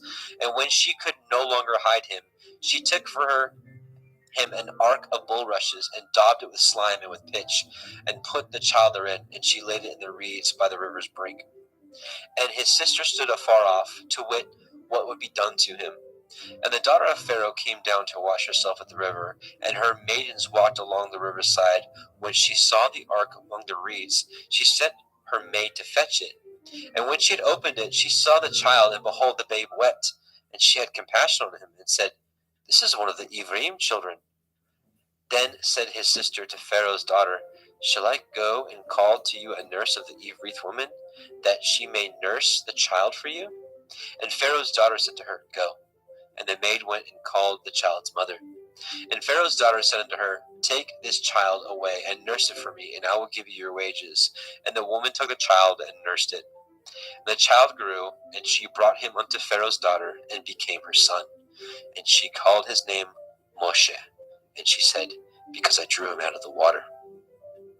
And it came to pass in those days, when Moshe was grown, that he went out unto his brethren, and looked on their burdens. And he spied a Mitzrayim smiting an Ivri, one of his brethren. And he looked this way and that way. And when he saw that there was no man, he slew the Mitzri, and hid him in the sand. And when he went out the second day, behold, 2 men of the Ephraim strove together. And he said unto him that did wrong, Wherefore smite you your fellow? And he said, Who made you a prince and a judge over us? Intend you to kill me as you did the Mitzri? And Moshe feared and said, Surely this thing is known. Now when Pharaoh heard this thing, he sought to slay Moshe. But Moshe fled from the face of Pharaoh, and dwelt in the land of Midian. And he sat down by a well. Now the priest of Midian had 7 daughters, and they came and drew water, and filled the troughs to water their father's flock. And the shepherds came and drove them away, but Moshe stood up and helped them, and watered the flock. And when they came to Reuel, their father, he said, How is it that you are come so soon today? And they said, A Mitzri delivered us out of the hand of the shepherds, and also drew water enough for us, and watered the flock. And he said to his daughters, Where is he? Why is it that ye have left the man? Call him, that he may eat bread. And Moshe was content to dwell with the man, and he gave Moshe Zipporah his daughter. And she bore him a son, and he called his name Gershom, for he said, I have been a stranger in a strange land. And it came to pass in the process of time that the king of Mitzrayim died, and the children of Yashrael sighed by reason of the bondage, and they cried, and their cry came up unto Elohim by reason of the bondage. And Elohim heard their groaning, and Elohim remembered his covenant with Avraham, and with Yitzchak, and with Yaakov. And Elohim looked upon the children of Yashrael, and Elohim had respect unto them. Exodus chapter 3. Now, Moshe kept the flock of Yithro, his father-in-law, the priest of Midian, and he led the flock to the backside of the desert, and came to the mountains of Elohim, even to Horeb. And the angel of Yahweh appeared unto him in a flame of fire out of the midst of a thorn bush. And he looked, and behold, the thorn bush burned with fire, and the thorn bush was not consumed. And Moshe said, I will now turn aside and see this great sight, for why the thorn bush is not burnt? And Yahweh saw that he had turned aside to see. Elohim called to him out of the midst of the thorn bush, and said, Moshe, Moshe. He said, Here am I. He said, Draw not nigh hither, put off your shoes from off your feet, for the place whereon you stand is holy ground. Moreover he said, I am the Elohai of your father, the Elohai of Avraham, the Elohai of Yitzchak, the Elohai of Yaakov. And Moshe hid his face, for he was afraid to look upon Elohim. And Yahweh said, I have surely seen the affliction of my people, which are in Mitzrayim, and have heard their cry by reason of their taskmasters, for I know their sorrows. And I come down to deliver them out of the hand of the Mitzrayim, and to bring them up out of the land unto a good land, and a large, and unto a land flowing with milk and honey, unto the place of the Kenanim, and the Chittim, and the Amorim, and the Perizim, and the Chivim, and the Yebusim.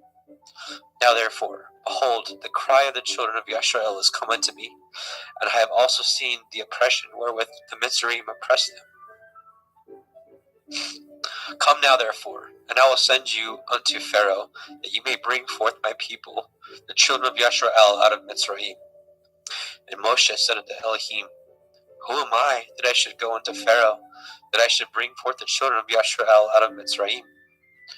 He said, Certainly, I will be with you, and this shall be a sign unto you that I have sent you.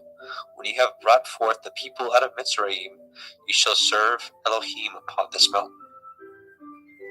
Moshe said unto Elohim, Behold, when I come unto the children of Yashrael, and shall say unto them, The Elohai of your fathers has sent me unto you, and they shall say to me, What is his name?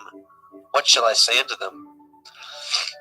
And Elohim said unto El Moshe, Echaya, Asher Echaya, I am that I am. And he said, Thus shall you say unto the children of Yashrael, Ahaya, I am, has sent me unto you. And Elohim said moreover unto El Moshe, Thus shall you say unto the children of Yashrael, Yahuwah Elohai of your fathers, the Elohai of Avraham, the Elohai of Yitzchak, and the Elohai of Yaakov, has sent me unto you.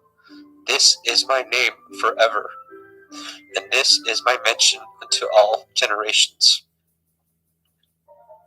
Go and gather the elders of Yashrael together, and say unto them, Yahuwah Elohai of your fathers, the Elohai of Avraham, of Yitzchak, and Yaakov appeared unto me, saying, I have surely visited you, and seen that which is done unto you in Mitzrayim.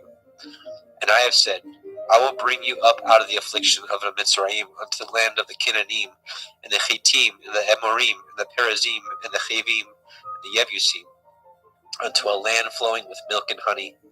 And they shall hearken to your voice, and ye shall come, you and the elders of Yashrael, unto the king of Mitzrayim, and ye shall say unto him, Yahuwah Elohai of the Ivrim has met with us.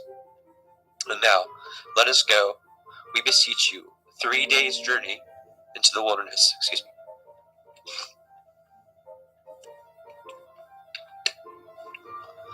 That we may sacrifice to Yahuwah Eloheinu. And I am sure that the king of Mitzrayim will not let you go, no, not by a mighty hand. And I will stretch out my hand and smite the Mitzrayim with all my wonders, which I will do in the midst thereof. And after that, he will let you go.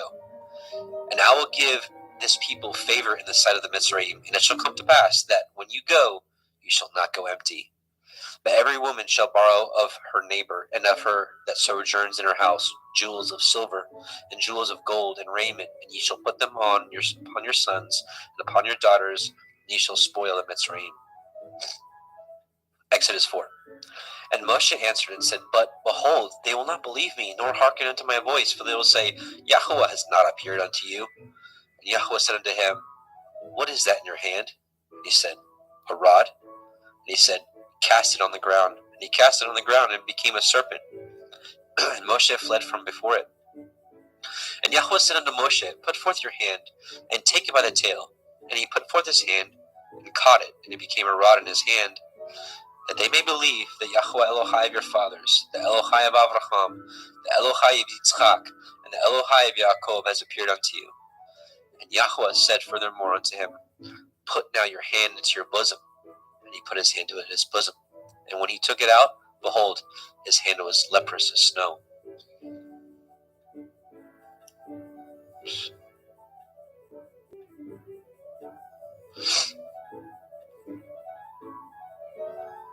And he said, Put your hand into your bosom again. And he put his hand into his bosom again, and plucked it out of his bosom.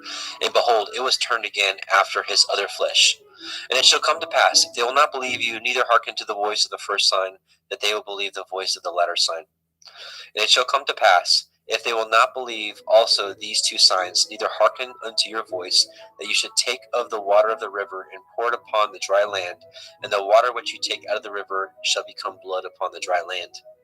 And Moshe said unto El Yahweh, O my Adonai, I am not eloquent, neither heretofore, nor since you have spoken unto your servant, but I am of slow speech, and of a slow tongue. And Yahweh said unto him, Who has made man's mouth? Or who makes the dumb, or the deaf, or the seeing, or the blind? Have not I, Yahweh? Now therefore go, and I will be with your mouth, and teach you what to say, what you shall say. And he said, O my Adonai, send, I pray you, by the hand of him whom you will send. And the anger of Yahweh was kindled against Moshe, and he said, Is not Aharon the Levi your brother? I know that he can speak well. And also, behold, he comes forth to meet you, and when he sees you, he will be glad in his heart. And you shall speak unto him, and put the words in his mouth, and I will be with your mouth, and with his mouth, and I will teach you what you shall do. And he shall be your spokesman unto the people, and he shall be even as he shall be to you instead of a mouth, and ye shall be to him instead of Elohim. And ye shall take this rod in your hand, wherewith you shall do signs. And Moshe went and returned to Yithro his father-in-law, and said unto him, Let me go, I pray you, and return unto my brethren which are in Mitzrayim, and see whether they yet be alive. And Yithro said to Moshe, Go in peace. And Yahweh said unto Moshe in Midian, Go, return into Mitzrayim, for all the men are dead which sought your life. And Moshe took his woman and his sons, and set them upon an ass, and returned to the land of Mitzrayim. And Moshe took the rod of Elohim in his hand. And Yahweh said unto Moshe, When you go to return into Mitzrayim, say that you do all those wonders before Pharaoh, which I have put in your hand. But I will harden his heart, that he shall not let the people go. And you shall say unto Pharaoh, Thus says Yahweh, Yashrael is my son, even my firstborn. And I say unto you, Let my son go, that he may serve me. And if you refuse to let him go, behold, I will slay your son, even your firstborn. And it came to pass by the way in the inn, that Yahweh met him and sought to kill him. Then Zipporah took a sharp stone and cut off the foreskin of her son, and cast it at his feet, and said, Surely a bloody man you are to me. So he let him go. Then she said, A bloody man you are, because of the circumcision. And Yahweh said unto El Aharon, Go into the wilderness to meet Moshe. And he went, and he met him in the mount of Elohim, and kissed him. And Moshe told Aharon all the words of Yahweh who had sent him, and all the signs which he had commanded him. And Moshe and Aharon went and gathered together all the elders of the children of Yisrael. And Aharon spoke all the words which Yahweh had spoken unto Moshe, and did the signs in the sight of the people. And the people believed. And when they heard that Yahweh had visited the children of Yisrael, and that he had looked upon their affliction, then they bowed their heads and worshipped. Exodus 5. And afterward Moshe and Aharon went in and told Pharaoh, Thus says Yahweh Elohai of Yisrael, Let my people go, that they may hold a feast unto me in the wilderness. And Pharaoh said, Who is Yahweh, that I should obey his voice and let Yisrael go?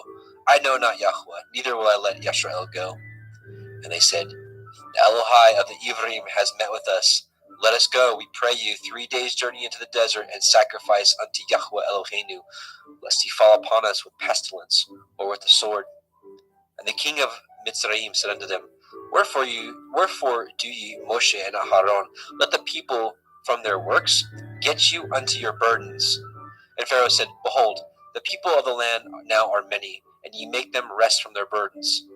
And Pharaoh commanded this same day the taskmasters of the people and their officers, saying, Ye shall no more give the people straw to make brick, as heretofore. Let them go and gather straw for themselves. And the tale of the bricks which they did make heretofore ye shall lay upon them. Ye shall not diminish aught thereof, for they be idle. Therefore they cry, saying, Let us go and sacrifice to our Elohim.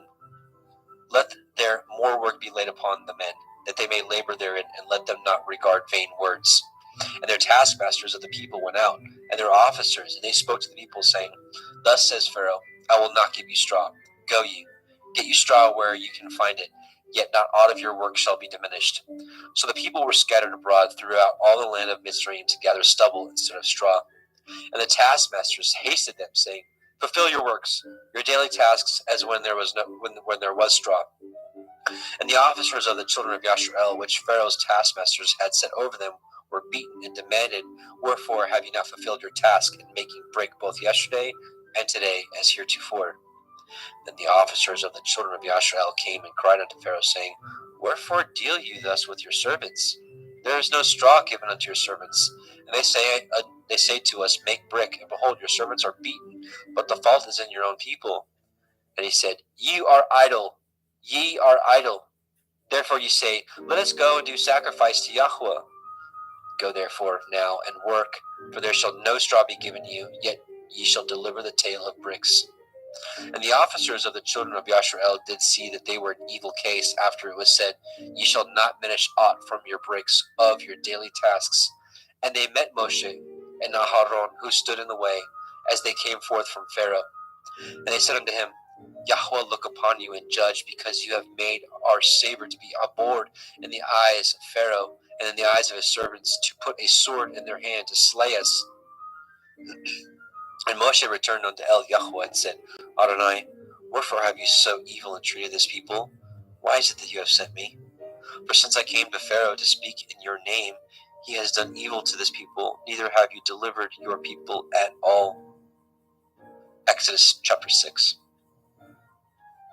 Then Yahweh said unto Moshe, "Now you shall see what I will do to Pharaoh, for with a strong hand shall he let them go, and with a strong hand shall he drive them out of his land." And Elohim spoke unto Moshe and said unto him, "I am Yahweh, and I appeared unto Avraham, unto Yitzchak, and unto Yaakov by El Shaddai, but by the name of Yahweh was I not known to them. And I have also established my covenant with them, to give them the land of Canaan, the land of their pilgrimage, wherein they were strangers. And I have also heard the groaning of the children of Yashrael, whom the Mitzrayim keep in bondage, and I have remembered my covenant. Wherefore say unto the children of Yashrael, I am Yahweh, and I will bring you out from under the burdens of the Mitzrayim, and I will rid you out of their bondage, and I will redeem you with a stretched out arm with great judgments. And I will take you to me for a people, and I will be to you Elohim, and ye shall know that I am Yahweh Elohim, which brings you out from under the burdens of the Mitzrayim. And I will bring you in unto the land concerning the which I did swear to give it to Avraham, to Yitzchak, and to Yaakov, and I will give it to you for a heritage. I am Yahweh. And Moshe spoke so unto the children of Yashrael, but they hearkened not unto Moshe for anguish of the Ruach, and for cruel bondage. And Yahweh spoke unto Moshe, saying, Go in, speak unto Pharaoh, king of Mitzrayim, that he let the children of Yashrael go out of his land. And Moshe spoke before Yahweh, saying, Behold, the children of Yashrael have not hearkened unto me. How then shall Pharaoh hear me, who am of uncircumcised lips? And Yahweh spoke unto Moshe and Aharon, and gave them a charge unto the children of Yashrael, and unto Pharaoh, king of Mitzrayim, to bring the children of Yashrael out of the land of Mitzrayim. These be the heads of their fathers' houses, the sons of Reuben, the firstborn of Yashrael, Chanok and Palu, Chetzron and Carmi. These be the families of Reuben. And the sons of Shimon, Yemuel and Yamin, and Ochad and Yakin, and Sochar, and Shaul, and the son of a Canaanite woman. These are the families of Shimon. And these are the names of the sons of Levi, according to their generations: Gershon, Kohath, Merari. And the years of the life of Levi were 137 years. The sons of Gershon, Livni and Shimi, according to their families. And the sons of Kohath, Amram, Yitzchar, Hebron, and Uziel. And the years of the life of Kohath were 133 years. And the sons of Merari, Machlai, and Mushai. These are the families of Levi, according to their generations.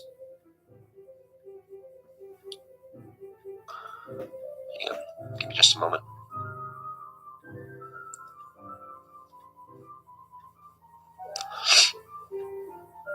And Amram took him Jochebed, his father's sister, to be his woman, and she bore him Aharon, and Moshe, and the years of the life of Amram were 137 years. And the sons of Yitzchar, Korach, and Nepheg, and Zikri, and the sons of Uziel, Mishael, and Elishaphan, and Chithrai. And Aharon took him Elisheva, daughter of Aminadab, sister of Nachshon, to be his woman. And she bore him Nadab, and Abihu, and Eleazar, and Ithamar. And the sons of Korach, Achir, Elkanah, Avisachaf. These are the families of Korchai. And Eleazar, Aharon's son, took him one of the daughters of Petuel to be his woman, and she bore him Pinechah. These are the heads of the fathers of the Leviim, according to their families. These are that Aharon and Moshe, to whom Yahweh said, "Bring out the children of Yashrael from the land of Mitzrayim, according to their armies." These are they which spoke to Pharaoh, king of Mitzrayim, to bring out the children of Yashrael from Mitzrayim. These are that Moshe and Aharon. And it came to pass on that day, when Yahweh spoke unto Moshe in the land of Mitzrayim, that Yahweh spoke unto Moshe, saying, "I am Yahweh. Speak you unto Pharaoh, king of Mitzrayim, all that I say unto you." And Moshe said before Yahweh, "Behold, I am of uncircumcised lips. How shall Pharaoh hearken unto me?"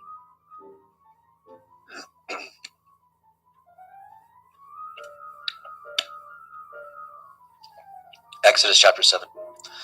And Yahweh said unto Moshe, "See, I have made you an Elohim to Pharaoh, and Aharon your brother shall be your prophet.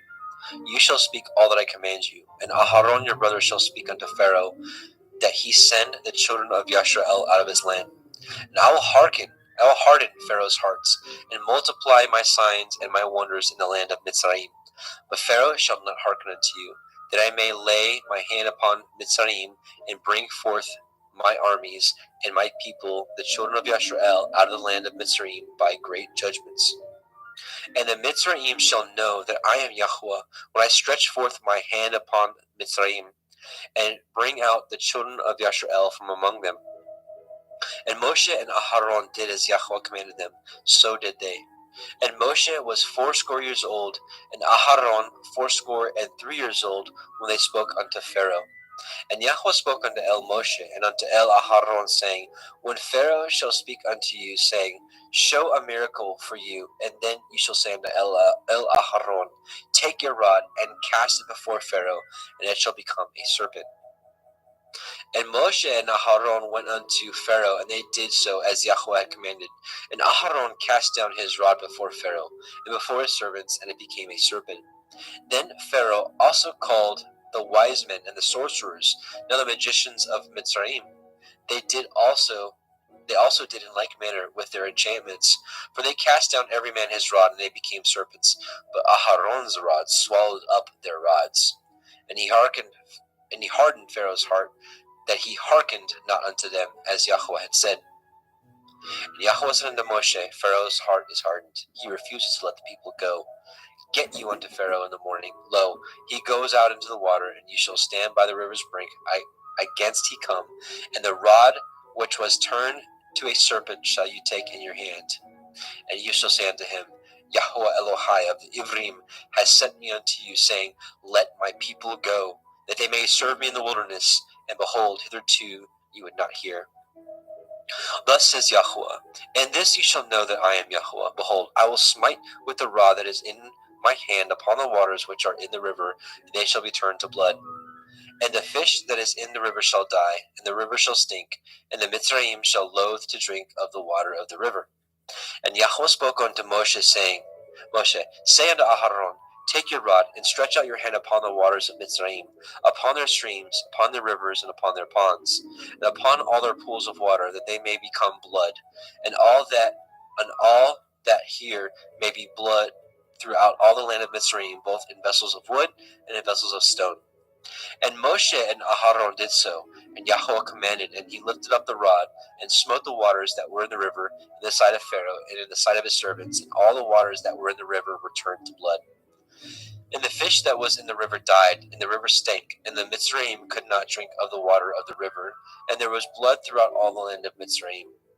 And the magicians of Mitzrayim did so with their enchantments, and Pharaoh's heart was hardened. Neither did he hearken unto them, as Yahweh had said.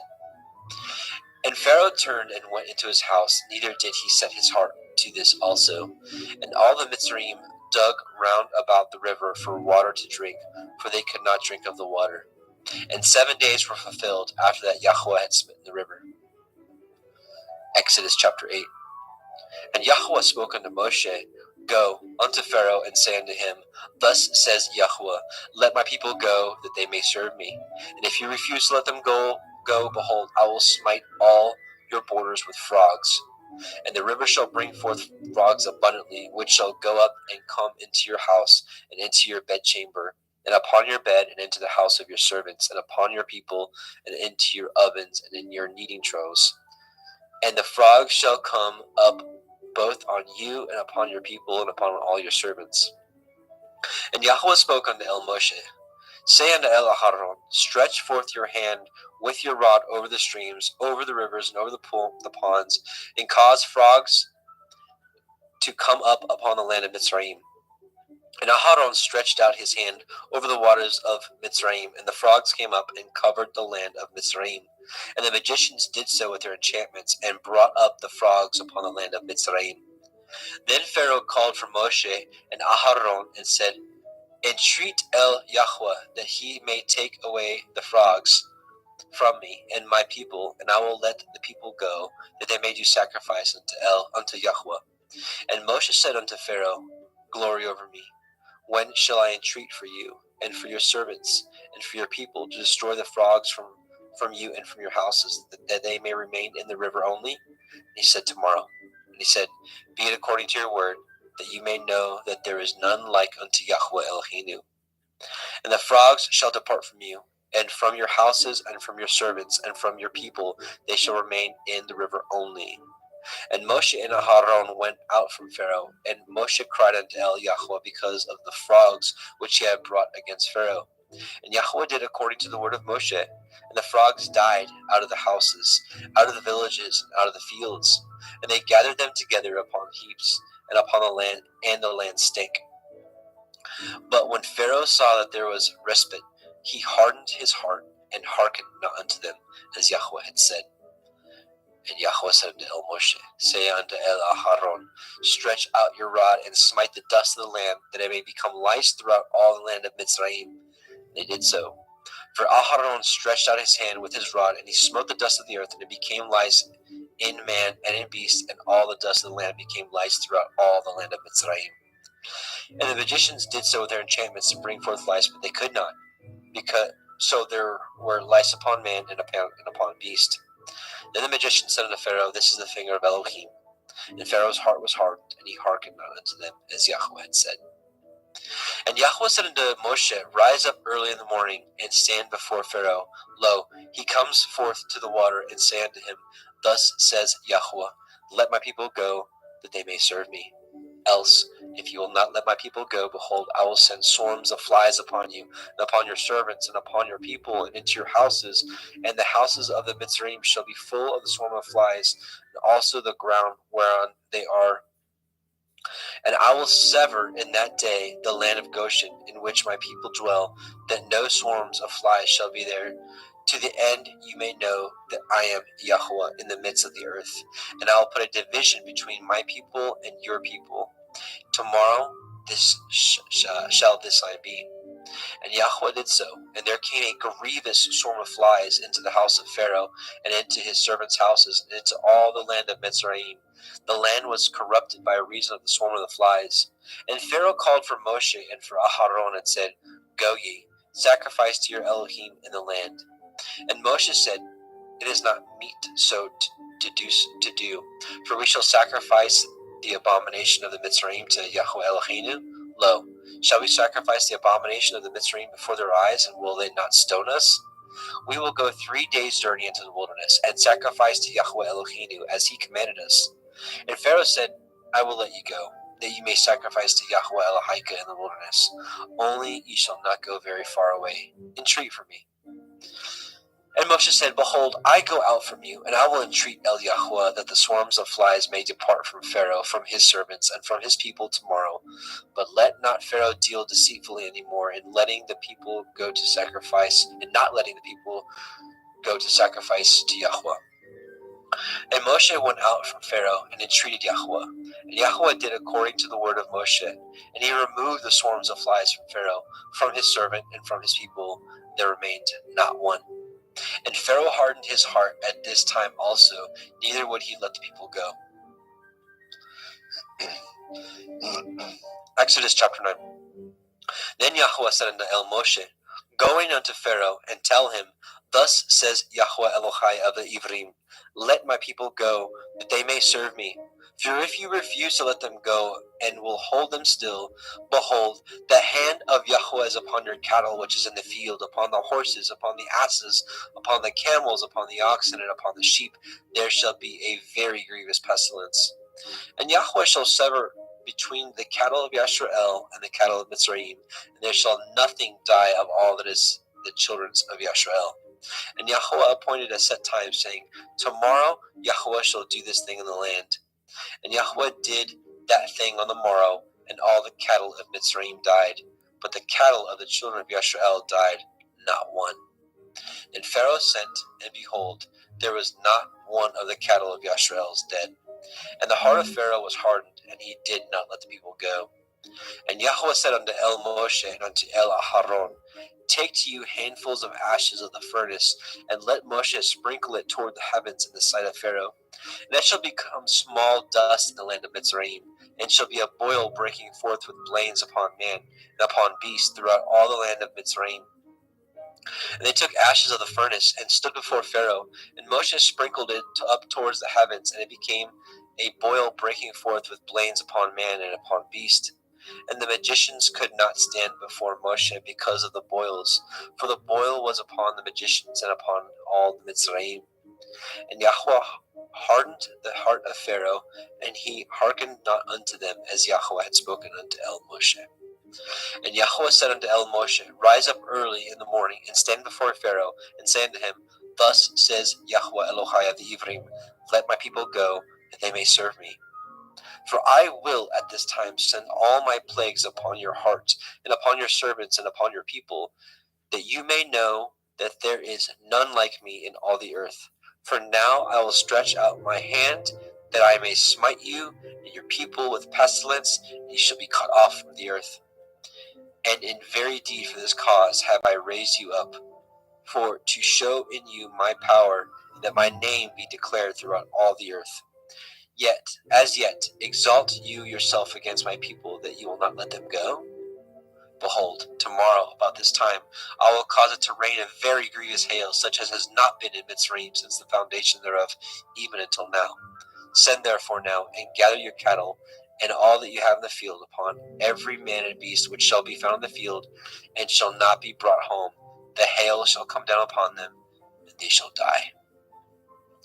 He that feared the word of Yahweh among the servants of Pharaoh made his servants and his cattle flee into the houses.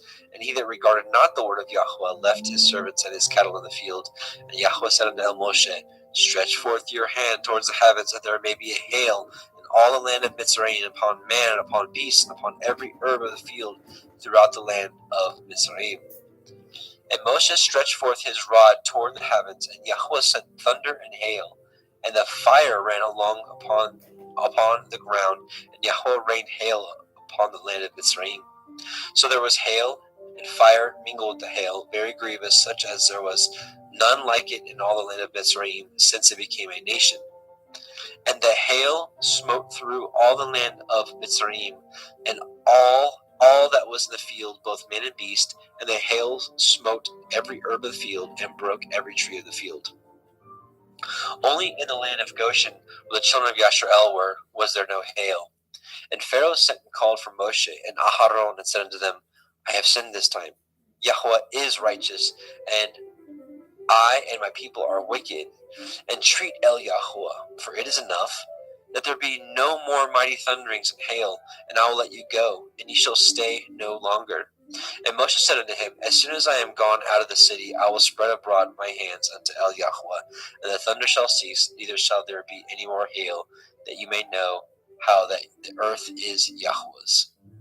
But as for you and your servants, I know that you will not yet fear Yahweh Elohim.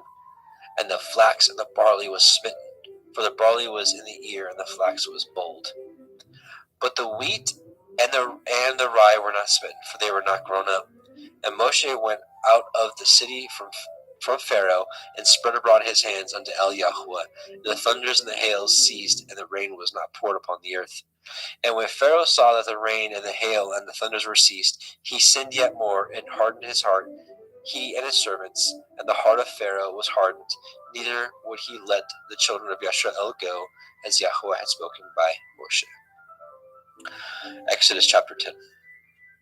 And Yahweh said unto El Moshe, Go in unto Pharaoh, for I have hardened his heart, and the heart of his servants, that I might show these my signs before him, and that you may tell in the ears of your son and of your son's son, that what things I have wrought in Mitzrayim, and my signs which I have done among them, that ye may know how that I am Yahweh. And Moshe and Aharon came in unto Pharaoh, and said unto him, Thus says Yahweh Elohai of the Ivrim, How long will you refuse to humble yourselves before me? Let my people go, that they may serve me. Else, if you refuse to let my people go, behold, tomorrow I will bring the locust into your coasts, and they shall cover the face of the earth, that one cannot be able to see the earth, and they shall eat eat the remnant of that which is escaped, which remains of you from the hail, and ye shall eat every tree which grows for you out of the field. And they shall fill your houses, and the houses of all your servants, and the houses of all the Mitzrayim, which neither your fathers nor your fathers' fathers have seen since the day that they were upon the earth unto this day. And he turned himself and went out from Pharaoh. And Pharaoh's servants said unto him, How long shall this man be a snare unto us? Let the men go, that they may serve Yahweh Elohim. Know you not that Mitzrayim is destroyed?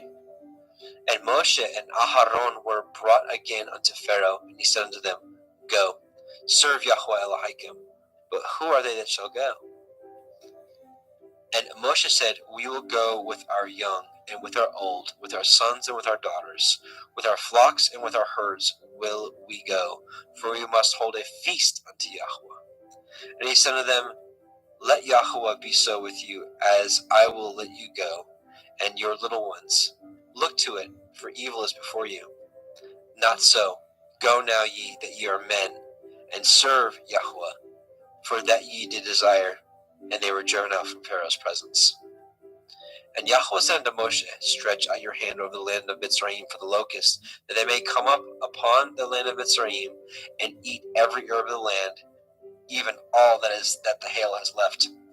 And Moshe stretched forth his rod over the land of Mitzrayim, and Yahweh brought an east wind upon the land all that day and all that night. And when it was morning, the east wind brought the locust, and the locust went up over all the land of Mitzrayim, and rested in the coasts of Mitzrayim. Very grievous were they. Before them there were no such locusts as they, neither after them shall there be any such. For they covered the face of the whole earth, so that the land was darkened. They did eat of every herb of the land, and fruit of the trees which the hail had left, and there remained not any green thing in the trees or in the herbs of the field through all the land of Mitzrayim. Then Pharaoh called for Moshe and Aharon in haste, and he said, I have sinned against Yahweh Elohim and against you. Now therefore forgive, I pray you, my sin only this once, and entreat Yahweh Elohim that he may take away from me this death only. And he went out from Pharaoh and entreated Yahweh. And Yahweh turned a mighty strong west wind, which took away the locusts, and cast them into the Red Sea. There remained not one locust in all the coast of Mitzrayim. But Yahweh hardened Pharaoh's heart, so that he would not let the children of Yisrael go. And Yahweh said unto Moshe, Stretch out your hand toward the heavens, that there may be a darkness over the land of Mitzrayim, even darkness which may be felt. And Moshe stretched forth his hand toward the heavens, and there was a thick darkness in all the land of Mitzrayim 3 days. They saw not one another, neither rose any from his place for 3 days, but all the children of Yisrael had light in their dwellings. And Pharaoh called unto Moshe and said, Go ye, serve Yahweh. only let your flocks and your herds be stayed. Let your little ones also go with you. And Moshe said, you must give us also sacrifices and burnt offerings, that we may sacrifice unto Yahweh Eloheinu. Our cattle also shall go with us. There shall not a hoof be left behind, for thereof must we take to serve Yahweh Eloheinu. And we know not whether what we must serve Yahweh until we have come hither.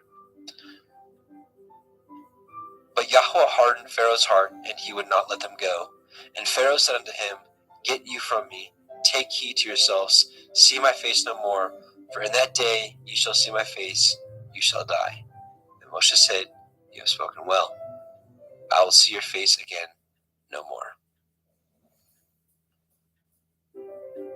Oops.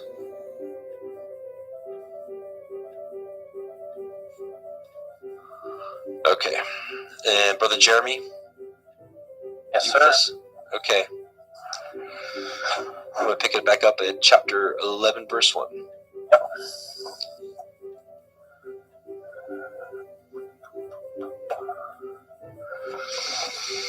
The final plague.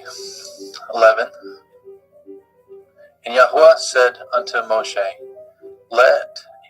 Yet will I bring one plague more upon Pharaoh and upon Mitzrayim. Afterwards he will let you go hence. When he shall let you go, he shall surely thrust you out hence altogether. Speak now in the ears of the people, and let every man borrow of his neighbor, and every woman of her neighbor, jewels of silver and jewels of gold. And Yahweh gave the people favor in the sight of the Mitzrayim. Moreover, the man Moshe was very great in the land of Mitzrayim, in the sight of Pharaoh's servants and in the sight of the people.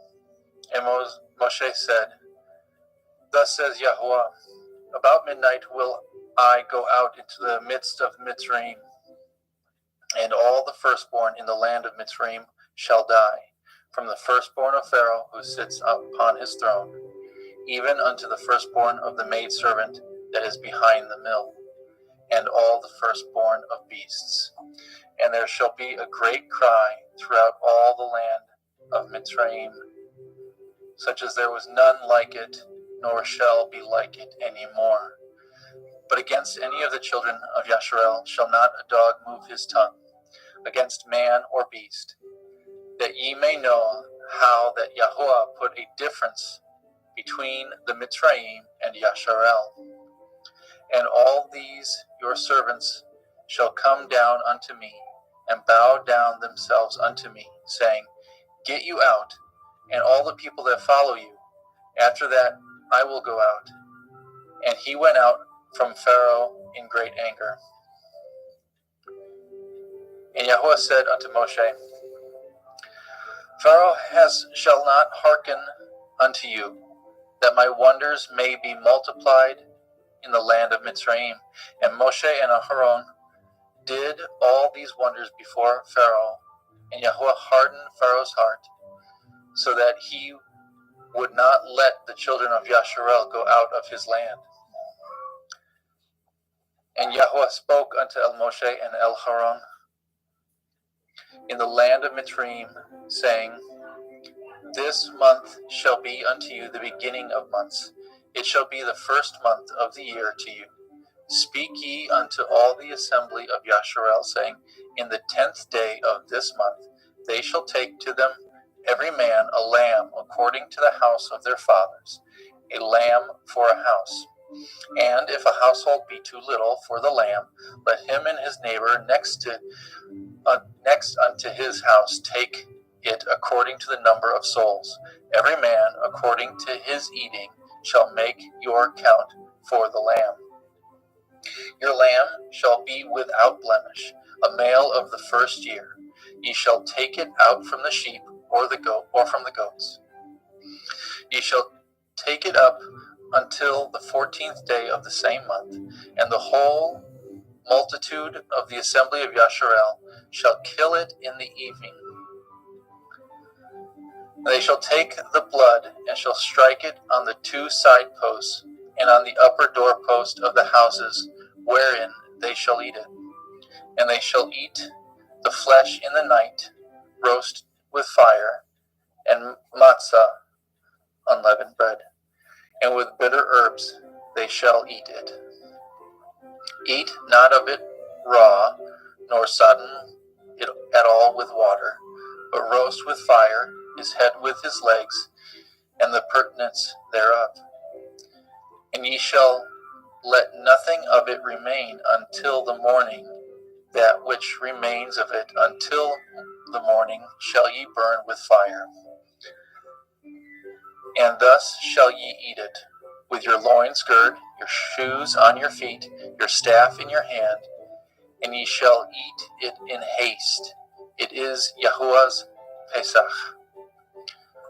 For I will pass through the land of Mitzrayim this night, and will smite all the firstborn in the land of Mitzrayim, both man and beast, and against all the Elohai of Mitzrayim will I execute judgment. I am Yahuwah. The blood shall be to you for a mark upon the houses where ye are. And when I see the blood, I will pass over you, and the plague shall not be upon you to destroy you, when I smite the land of Mitzrayim. And this day shall be unto you for a memorial, and you shall keep it a feast to Yahuwah throughout your generations, and ye shall keep it a feast by an ordinance forever. 7 days shall ye eat matzah. Even the first day ye shall put away leaven out of your houses. For whosoever eats chametz from the first day until the 7th day, that soul shall be cut off from Yasharel.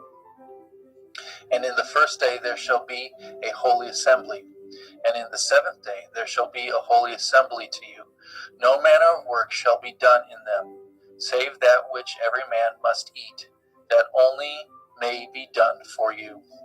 And ye shall guard the feast of Matzah. For in this selfsame day have I brought your armies out of the land of Mitzrayim. Therefore shall ye guard this day in your generations by an ordinance forever. In the first day, on the 14th, in the first month, on the 14th day of the month, at evening, shall ye eat matzah until the 21st day of the month at evening. 7 days shall there be no chametz found in your houses.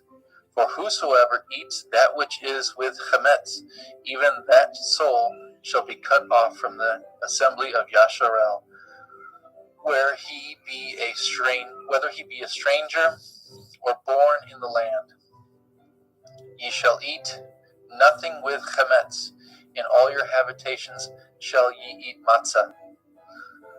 Then Moshe called for all the elders of Yasharel and said unto them, Draw out and take you a lamb according to your families, and kill the Pesach. And ye shall take a bunch of hyssop, and dip it in the blood that is in the basin, and strike the lintel and 2 side posts with the blood that is in the basin. And none of you shall go out at the door of your house until the morning. For Yahuwah shall pass through to smite the Mitzrayim when he sees the blood upon the lintel and on the 2 side posts. Yahuwah will pass over the door and will not suffer the destroyer to come in unto your houses to smite you. And ye shall guard this thing for an ordinance to you and your sons forever.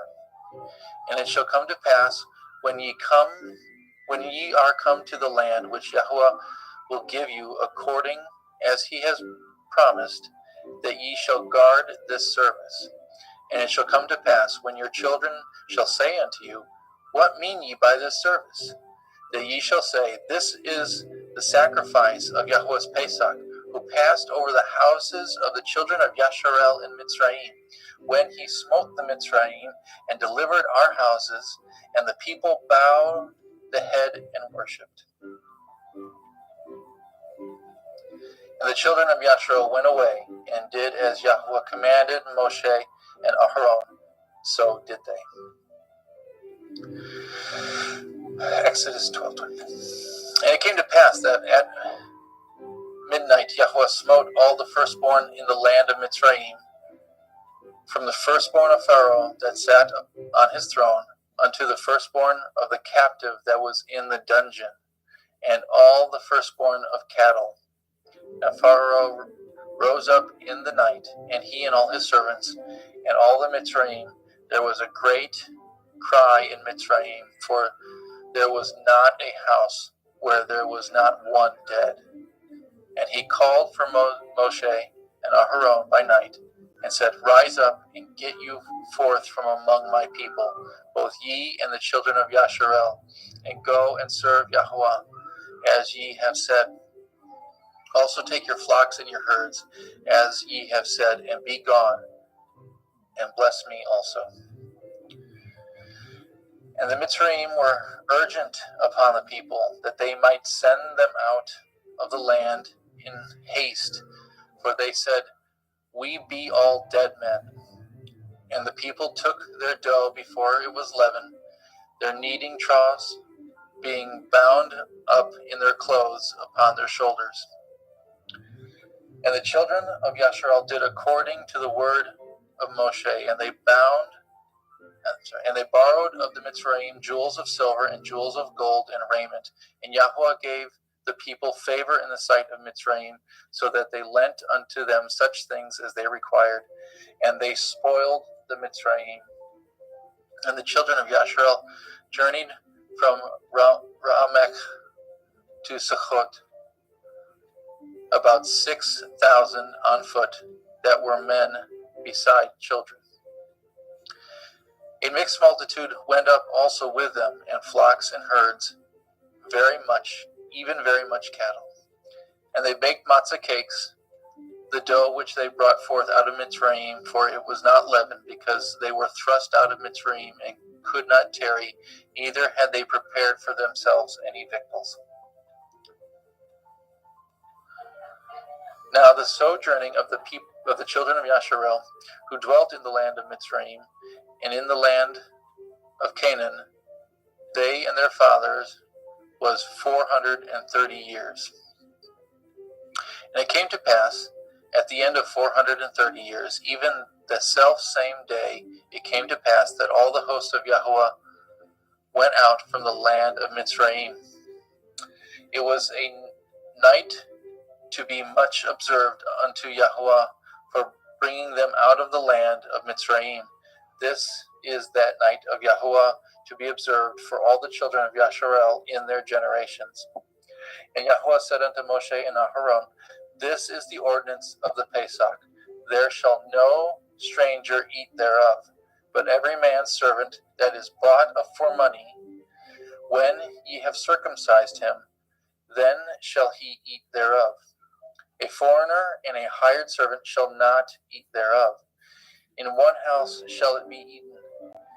You shall not carry forth aught the flesh abroad out of the house, neither shall ye break a bone thereof.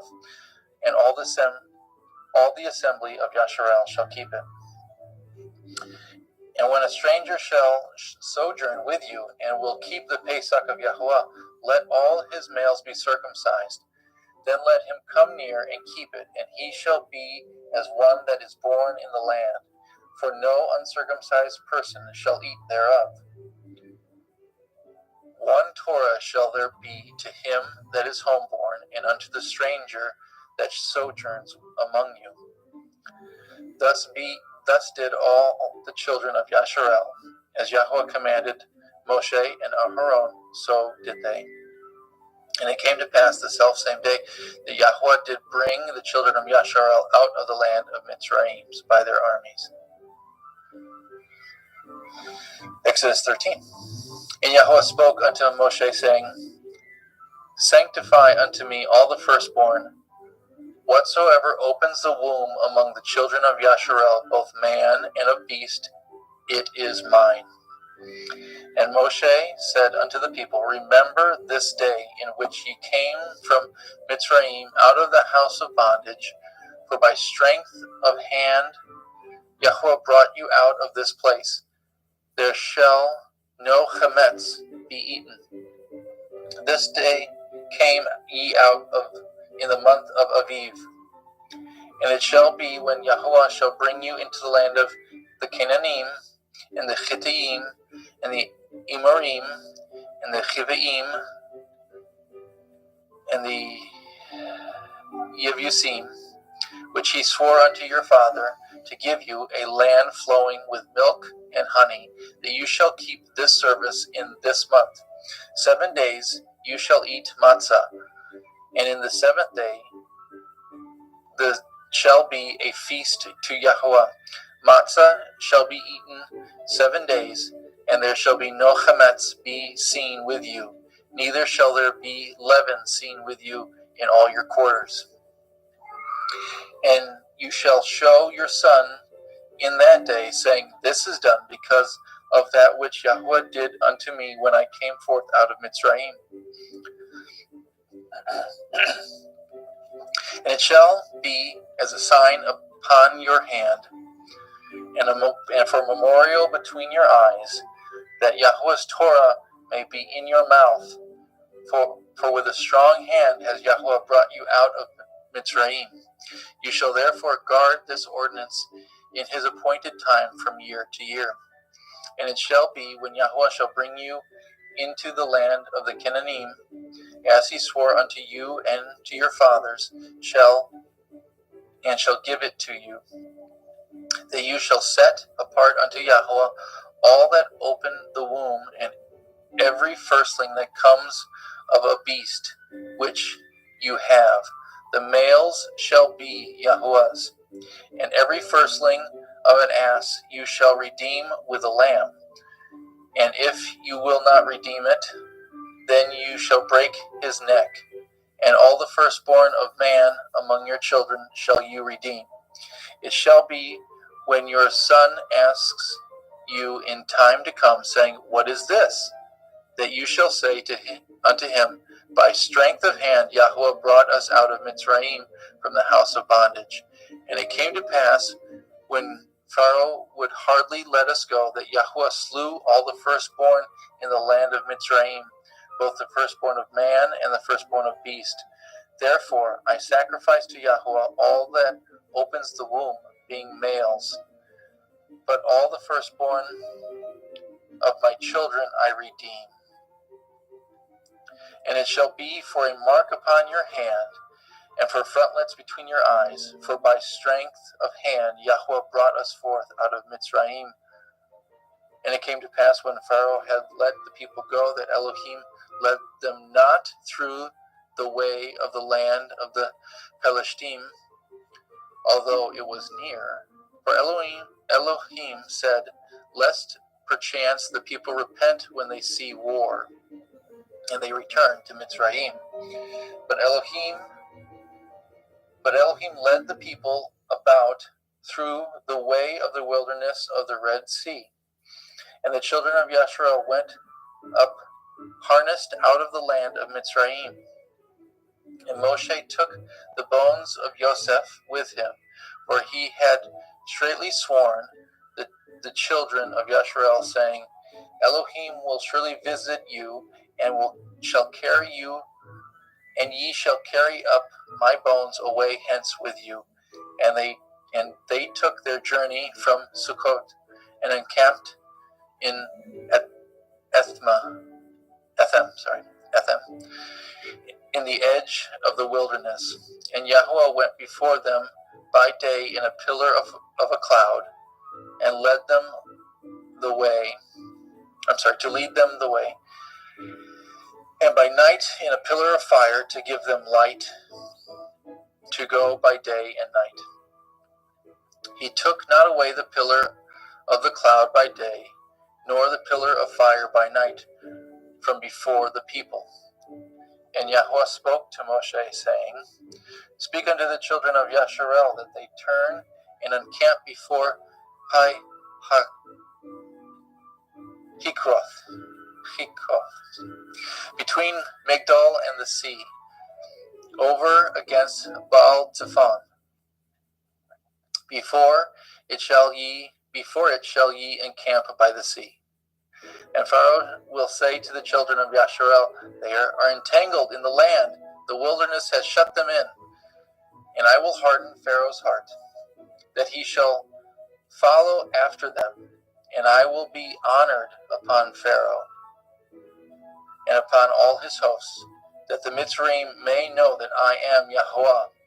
And they did so. And it was told the king of Mitzrayim that the people fled, and the heart of Pharaoh and his servants was turned against the people. And they said, why have we done this, that we have let Yasharel go from serving us? And he made ready his chariot and took his people with him. He took 600 chosen chariots and all the chariots of Mitzrayim and the captains over every one of them. And Yahuwah hardened the heart of Pharaoh, the king of Mitzrayim, and he pursued after the children of Yasharel, and the children of Yasharel went out with a high hand. But the Mitzrayim pursued after them all the horses and chariots of Pharaoh and the horsemen and his army, and overtook them encamping by the sea, besides Pi-ha-Kiroth, before Baal-Zephon. And when Pharaoh drew nigh, the children of Yasharel lifted up their eyes, and behold, the Mitzrayim marched after them, and they were sore afraid. And the children of Yasharel cried out unto Yahuwah, and they said unto Moshe, because there were no graves in Mitzrayim, have you taken us away to die in the wilderness? Wherefore have you dwelt with us, to carry us forth out of Mitzrayim? Is not this the word that we did tell you in Mitzrayim, saying, let us alone, that we may serve the Mitzrayim?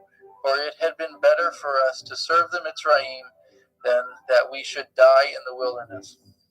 And Moshe said unto the people, fear not, and stand still, and see the Yeshua of Yahuwah, which he will show you today.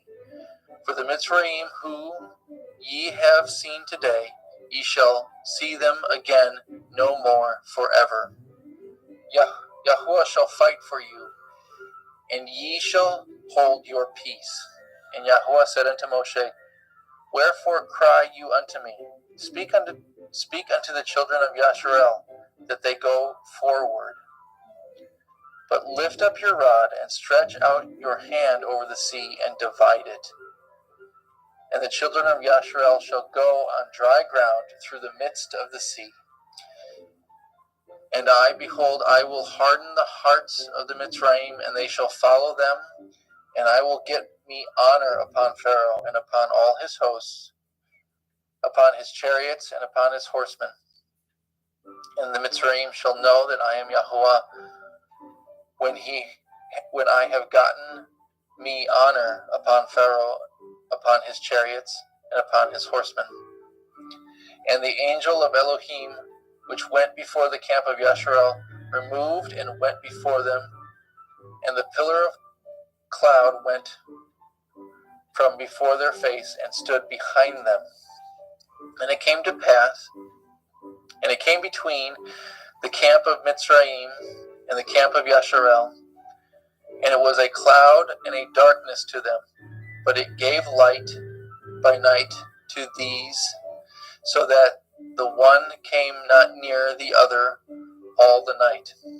And Moshe stretched out his hand over the sea, and Yahuwah caused the sea to go back by a strong east wind all that night, and made the sea dry land, and the waters were divided. And the children of Yasharel went into the midst of the sea upon the dry ground, and the waters were a wall unto them on their right hand and on their left. And the Mitzrayim pursued and went in after them in the midst of the sea, even all Pharaoh's horses, his chariots, and his horsemen. And it came to pass that in the morning watch Yahuwah looked unto the host of Mitzrayim through the pillar of fire and the cloud, and troubled the host of Mitzrayim, and took off their chariot wheels, that they drove them heavily, so that the Mitzrayim said Let us flee from the face of Yasharel, for Yahweh fights for them against the Mitzrayim. And Yahweh said unto Moshe, Stretch out your hand over the sea, that the waters may come again upon the Mitzrayim, upon their chariots, and upon their horsemen. And Moshe stretched forth his hand over the sea, and the sea returned to his strength when the morning appeared. And the Mitzrayim fled against it, and Yahweh overthrew the Mitzrayim in the midst of the sea. And the waters returned and covered the chariots and the horsemen and all the host of Pharaoh that came into the sea after them. There remained not so much as one of them. But the children of Yasharel walked upon dry land in the midst of the sea, and the waters were a wall unto them on their right hand and on their left. Thus Yahweh saved Yasharel that day out of the hand of Mitzrayim, and Yasharel saw the Mitzrayim dead upon the seashore. And Yasharel saw that great work which Yahweh did upon the Mitzrayim, and the people feared Yahweh and believed Yahweh and his servant Moshe. The Song of Moshe. Adam, did you want me to read it, or did you want to? What happened? Yeah, let's just keep it a reading. Okay. As exciting the other would be, let's just keep it a reading. Okay. Then sang Moshe and the children of Yasharel this song unto Yahweh, and spoke, and sang, I will sing unto Yahweh, for he has triumphed gloriously. The horse and his rider has he thrown into the sea. Yahweh, Yah is my strength and song, and he is become my Yeshua. He is my El, and I will prepare him a habitation, my father's Elohai, and I will exalt him. Yahweh is a man of war. Yahweh is his name. Pharaoh's chariots and his host has he cast into the sea. His chosen captains are also drowned in the Red Sea.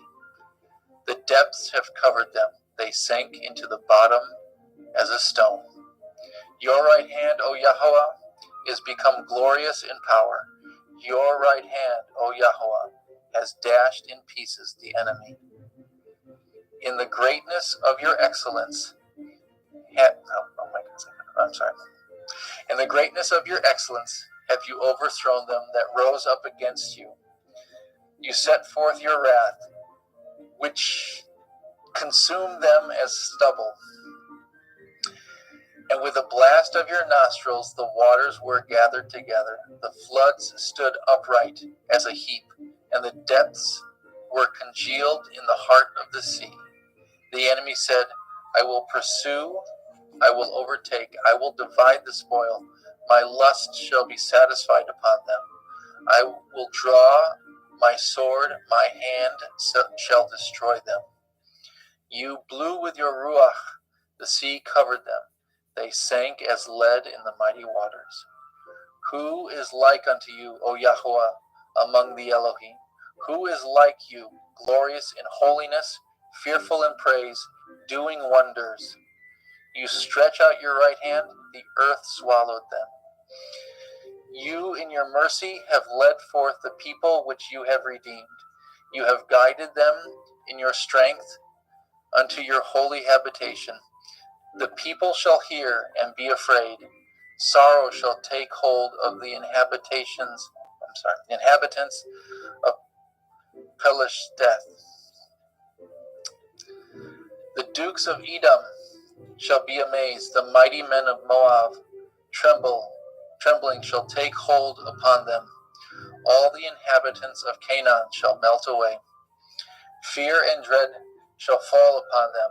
By the greatness of your arm they shall be as still as a stone, till your people pass over, O Yahweh, till the people pass over, which you have purchased. You shall bring them in and plant them in the mountain of your inheritance, in the place, O Yahweh, which you have made for you to dwell in the sanctuary, O Yahweh, which your hands have established. Yahweh shall reign forever and forever. For the horse of Pharaoh went in with his chariots and with his horsemen into the sea, and Yahweh brought again the waters of the sea upon them. But the children of Yasharal went on dry land in the midst of the sea. And Miriam, the prophetess, the sister of Aharon, took a timbrel in her hand, and all the women went out after her with timbrels and with dancing. And Miriam answered them, Sing ye to Yahweh, for he has triumphed gloriously. The horse and his rider has he thrown into the sea. So Moshe brought Yasharel from the Red Sea, and they went out into the wilderness of Shur. And they went 3 days in the wilderness and found no water. And when they came to Marah, they could not drink the waters of Marah, for they were bitter. Therefore the name of it was called Marah. The people murmured against Moshe, saying, What shall we drink? And he cried unto Yahuwah, and Yahuwah showed him a tree, which when he had cast it into the waters were made sweet. There he made for them a statute and an ordinance, and there he proved them, and said, If you will diligently hearken unto the voice of Yahuwah Elohechem, and will do that which is right in his sight, and will give ear to his commandments, and guard all his statutes, I will put none of these diseases upon you, which I have brought upon the Mitzrayim, for I am Yahuwah Rapha, Yahuwah who heals you. And they came to Elim, and there were 12 wells of water, and 70 palm trees, and they encamped there by the waters. Exodus 16. And they took their journey from Elim, and all the assembly of the children of Yasharel came into the wilderness of Sin, which is between Elim and Sinai. On the 15th day of the second month, after they departed out of the land of Mitzrayim, and the whole assembly of the children of Yasharel murmured against Moshe and Aharon in the wilderness. And the children of Yasharel said unto them, Would Elohim we had died by the hand of Yahuwah in the land of Mitzrayim, when we sat by the flesh pots, and when we did eat bread to the full. For ye have brought us forth into this wilderness to kill this whole assembly with hunger.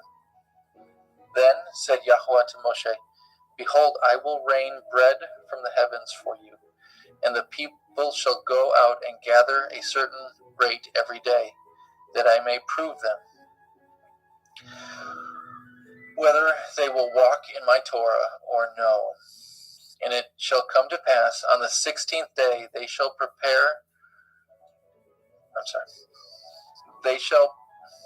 come to pass that on the 6th day they shall prepare that which they bring in, and it shall be twice as much as they gather daily. And Moshe and Aharon said unto the children of Yasharel, At evening, when ye shall know that Yahuwah has brought you out of the then you shall know that Yahuwah has brought you out of the land of Mitzrayim. And in the morning, then ye shall see the glory of Yahuwah. For he that hears your murmurings against Yahuwah,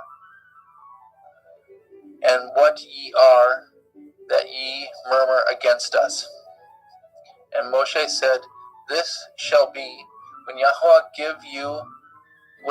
shall give you in the evening flesh to eat, and in the morning bread to the full, that Yahuwah hears your murmurings which ye murmur against him. And what are we?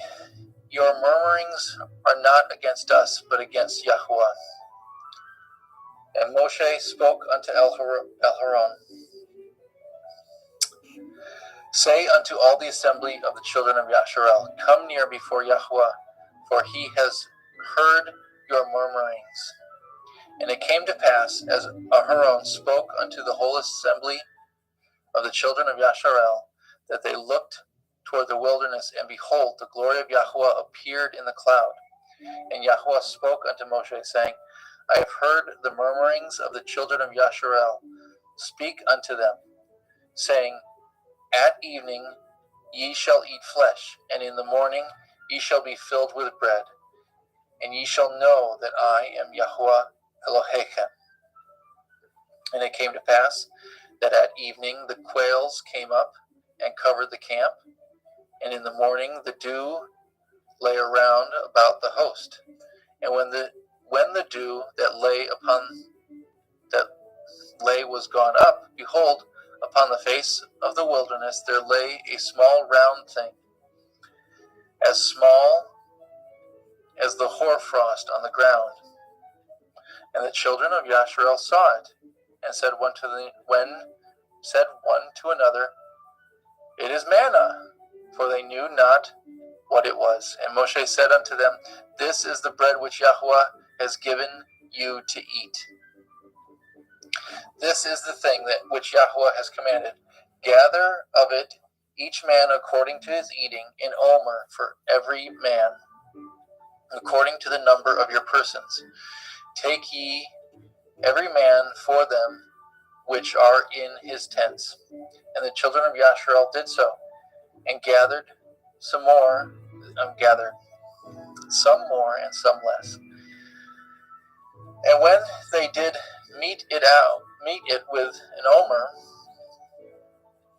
he that gathered much had nothing over, and he that gathered little had no lack.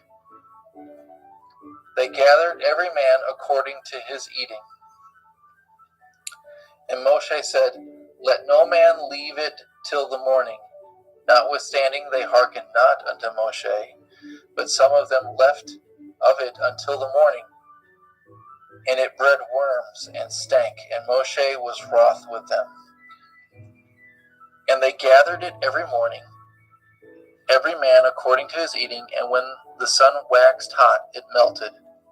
And it came to pass that on the sixth day they gathered twice as much bread, 2 omers for one man. And all the rulers of the assembly came and told Moshe. And he said unto them, this is that which Yahweh said, tomorrow is the rest of the holy Shabbat unto Yahweh. Bake that which ye will bake today, and seethe that which ye will seethe, and that which remains over lay up for you to be kept until the morning. And they laid it up until the morning, and as Moshe bade, and it did not stink, neither was there any worm therein. And Moshe said, eat that today, for today is a Shabbat unto Yahuwah. Today ye shall not find it in the field. 6 days ye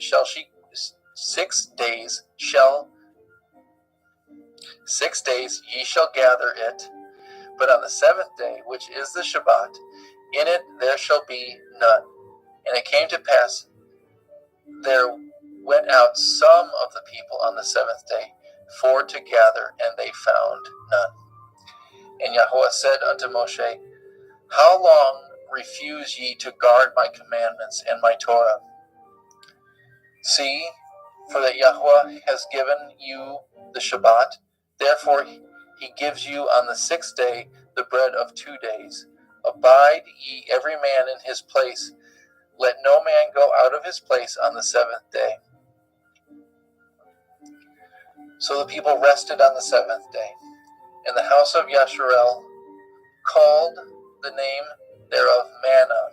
And it was like coriander seed, white, and the taste of it was like wafers made with honey.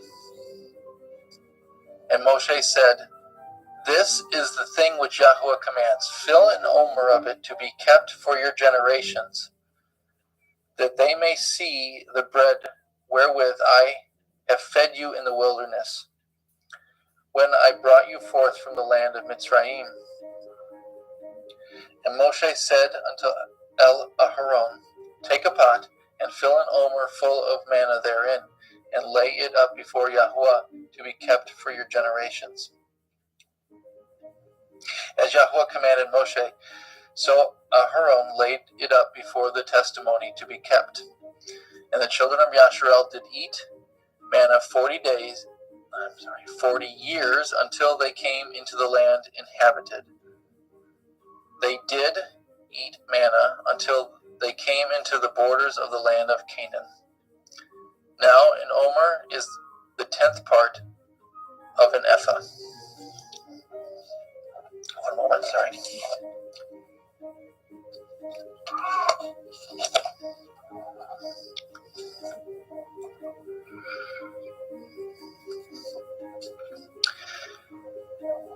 And all the assembly of the children of Yasharel journeyed from the wilderness of Sin after their journeys, according to the commandment of Yahweh, and pitched in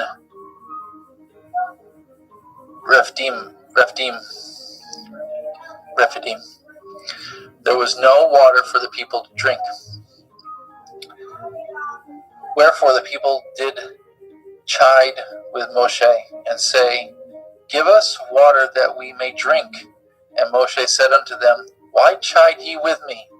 Wherefore do ye tempt Yahweh? And the people thirsted there for water. And the people murmured against Moshe, and said, Wherefore is it that you have brought us up out of Mitzrayim to kill us and our children and our cattle with thirst? And Moshe cried unto Yahweh, saying, What shall I do unto this people, that they be almost ready to stone me? And Yahweh said unto Moshe, Go on before the people, and take with you of the elders of Yasharel your rod, wherewith you smote the river. Take in your hand, and go. Behold, I will stand before you there upon the rock in Horeb, and you shall smite the rock, and there shall come water out of it, and that the people may drink. And Moshe did so in the sight of the elders of Yasharel. And he called the name of the place Macha.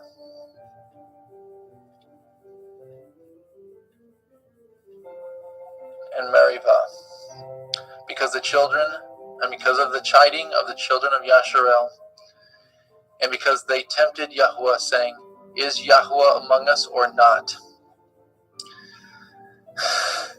Then came Amalek and fought with Yasharel in Rephidim. And Moshe said unto Yahusha,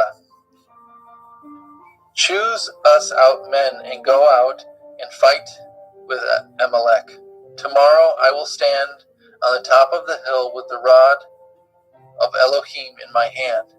So Yahusha did as Moshe had said to him, and fought with Amalek.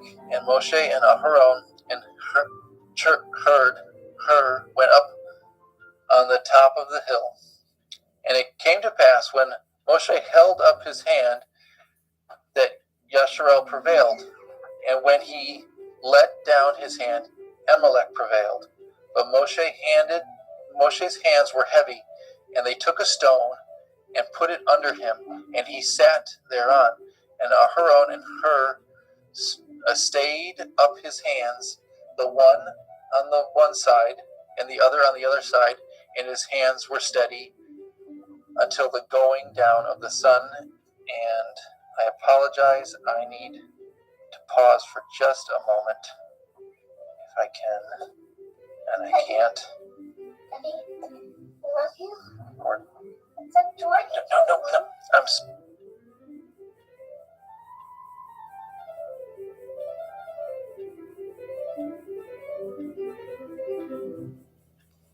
Okay, Let's see if I can share my screen and pick up.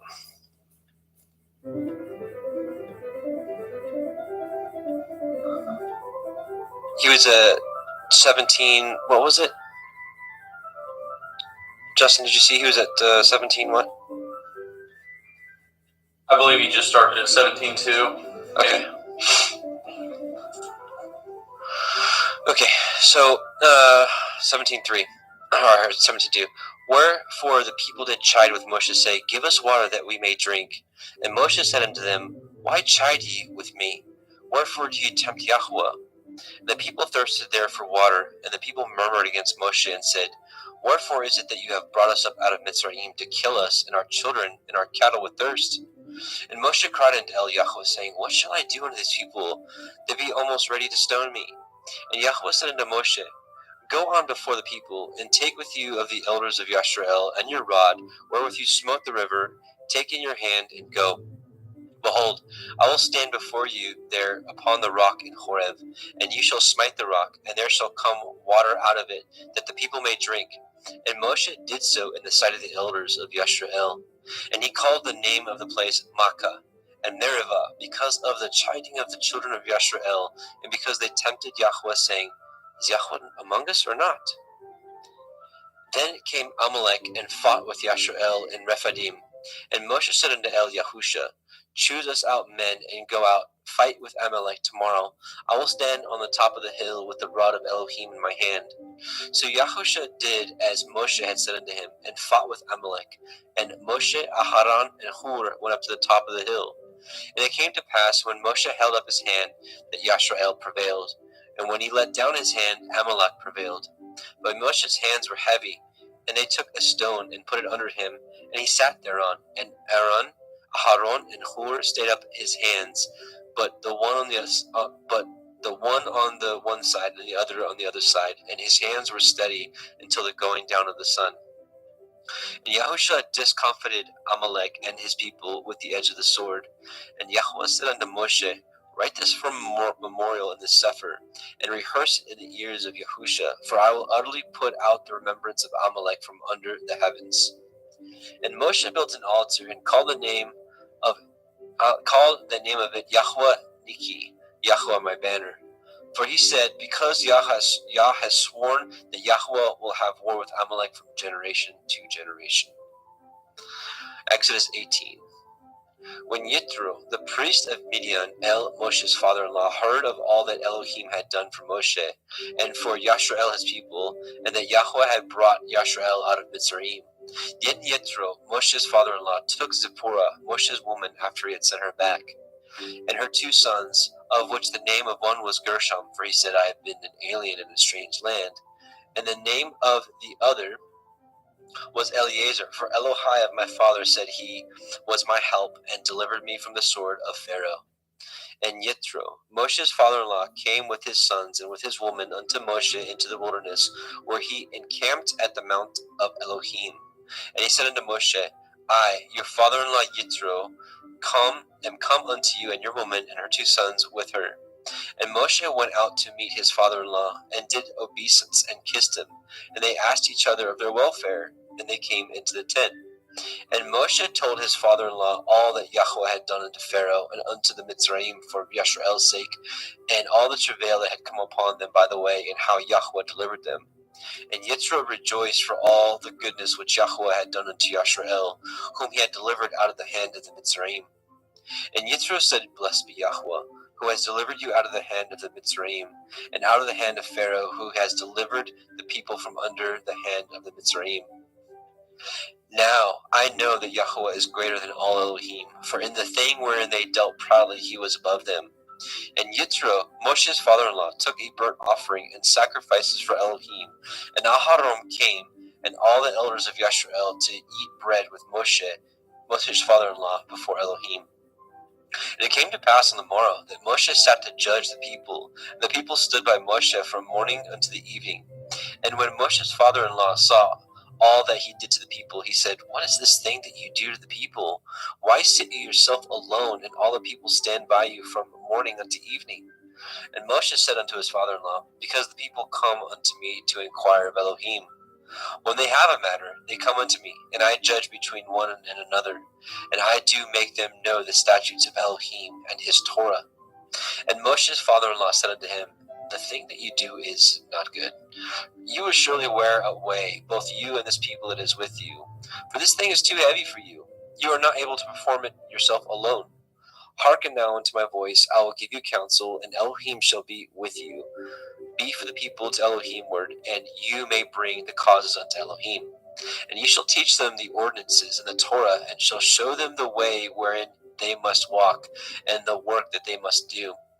Moreover, you shall provide out of all the people able men, such as fear Elohim, men of truth, hating covetousness, and place such over them to be rulers of thousands, and rulers of hundreds, and rulers of 50s, and rulers of 10s. And let them judge the people at all seasons. And it shall be that every great matter they shall bring unto you, but every small matter they shall judge. So it shall be easier for yourself, and they shall bear the burden with you. If you shall do this thing, Elohim command you so, then you shall be able to endure, and all this people shall go to their place in peace. So Moshe hearkened to the voice of his father-in-law, and did all that he had said. And Moshe chose able men out of all Yisrael, and made them heads over the people, rulers of thousands, rulers of hundreds, rulers of 50s, and rulers of 10s. And they judged the people at all seasons. The hard causes they brought unto Moshe, but every small matter they judged themselves. And Moshe let his father-in-law depart, and he went his way into his own land. Exodus 19. In the 3rd month, when the children of Yisrael were gone forth out of the land of Mitzrayim, the same day came they into the wilderness of Sinai. For they were departed from Rephidim, and were come to the desert of Sinai, and had pitched in the wilderness, and there Yisrael camped before the mount. And Moshe went up unto Elohim, and Yahweh called unto him out of the mountain, saying, Thus shall you say to the house of Yaakov, and tell the children of Yisrael, You have seen what I did unto the Mitzrayim, and how I bore you on eagle's wings, and brought you unto myself. Now therefore, if you will obey my voice indeed, and guard my covenant, then ye shall be a peculiar treasure unto me above all people, for all the earth is mine. And ye shall be unto me a kingdom of priests, and a holy nation. These are the words which you shall speak unto the children of Yisrael. And Moshe came and called for the elders of the people, and laid before their faces all these words which Yahweh commanded him. And all the people answered together, and said, All that Yahweh has spoken, we will do. And Moshe returned the words of the people unto Yahweh. And Yahweh said unto Moshe, Lo, I come unto you in a thick cloud, that the people may hear when I speak with you, and believe you forever. And Moshe told the words of the people unto Yahweh. And Yahweh said unto Moshe, Go unto the people, and sanctify them today and tomorrow, and let them wash their clothes, and be ready against the 3rd day. For the 3rd day Yahweh will come down in the sight of all the people upon Mount Sinai. And ye shall set bounds unto the people round about, saying, Take heed to yourselves, that you not go up unto the mount, or touch the border of it. Whosoever touches the mount shall surely be put to death. There shall not a hand touch it, but he shall surely be stoned, or shot through, whether it be beast or man, it shall not live. When the shofar sounds long, they shall come unto the mount. And Moshe went down from the mount unto the people, and sanctified the people, and they washed their clothes. And he said unto the people, Be ready against the 3rd day. Come not at your women. And it came to pass on the 3rd day in the morning, that there were thunders and lightnings, and a thick cloud upon the mount, and the voice of the shofar exceeding loud, so that all the people that was in the camp trembled. And Moshe brought forth the people out of the camp to meet with Elohim. They stood at the nether part of the mount. And Mount Sinai was altogether on a smoke, because Yahweh descended upon it in fire. And the smoke thereof ascended as the smoke of a furnace, and the whole mount quaked greatly. And when the voice of the shofar sounded long, and waxed louder and louder, Moshe spoke, and Elohim answered him by a voice. And Yahweh came down upon Mount Sinai on the top of the mount, and Yahweh called Moshe up to the top of the mount, and Moshe went up. And Yahweh said unto Moshe, Go down, charge the people, lest they break through unto Yahweh to gaze, and many of them perish. And let the priests also which come near to Yahweh sanctify themselves, lest Yahweh break forth upon them. And Moshe said unto Yahweh, The people cannot come up to Mount Sinai, For you charged us, saying, Set bounds about the mount, and sanctify it. And Yahweh said unto him, Away, get you down, and you shall come up, you, and Aharon with you. But let not the priests and the people break through to come up unto El Yahweh, lest he break forth upon them. So Moshe went down unto the people, and spoke unto them. Exodus 20. And Elohim spoke all these words, saying, I am Yahweh Elohika, which have brought you out of the land of Mitzrayim, out of the house of bondage. You shall have no other Elohim before me. You shall not make unto you any graven image, or any likeness of anything that is in the heavens above, or that is in the earth beneath, or that is in the water under the earth. You shall not bow down yourself to them, nor serve them. For I, Yahweh Elohika, am an jealous El, visiting the iniquity of the fathers upon the children unto the third and fourth generations of them that hate me, and showing mercy unto thousands of them that love me and guard my commandments. You shall not take the name of Yahweh Elohika in vain, for Yahweh will not hold him guiltless that takes his name in vain. Remember the day of the Shabbat, to keep it holy. 6 days you shall labor and do all your work, but the seventh day is the Shabbat of Yahweh Elohika. In it you shall not do any work, you, nor your son, nor your daughter, nor your manservant, nor your maidservant, nor your cattle, nor your stranger that is within your gates. For in 6 days Yahweh made the heavens and the earth, the sea, and all that is in them, and rested the seventh day. Wherefore Yahweh blessed the day of the Shabbat and hallowed it. Honor your father and your mother, that your days may be long upon the land which Yahweh Elohika gives you. You shall not kill. You shall not break wedlock. You shall not steal. You shall not bear false witness against your neighbor. You shall not lust after your neighbor's house. You shall not lust after your neighbor's woman, nor his manservant, nor his maidservant, nor his ox, nor his ass, nor anything that is your neighbor's. And all the people saw the thunderings and the lightnings and the noise of the shofar and the mountain smoking. And when the people saw it, they removed and stood afar off. And they said unto Moshe, Speak with us, and we will hear. But let not Elohim speak with us, lest we die. And Moshe said unto the people, Fear not, for Elohim is come to prove you, and that his fear may be before your faces, that you sin not. And the people stood afar off, and Moshe drew near the thick darkness where Elohim was. And Yahweh said unto Moshe, Thus you shall say unto the children of Yisrael, You have seen that I have talked with you from heaven. You shall not make with me Elohai of silver, neither shall you make unto you Elohai of gold. An altar of earth you shall make unto me, and shall sacrifice thereon your burnt offerings, and your peace offerings, your sheep, your oxen. In all places where I record my name, I will come unto you, and I will bless you. And if you will make me an altar of stone, you shall not build it of hewn stone. For if you lift up your tool upon it, you have polluted it. Neither shall you go up by steps unto my altar, that your nakedness be not discovered thereon. Let's see. Just a moment here.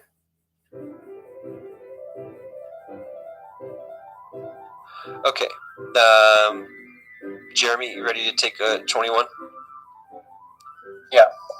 Okay. Easy stuff.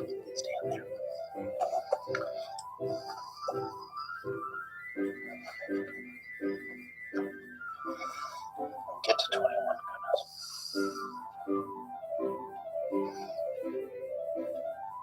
Sorry.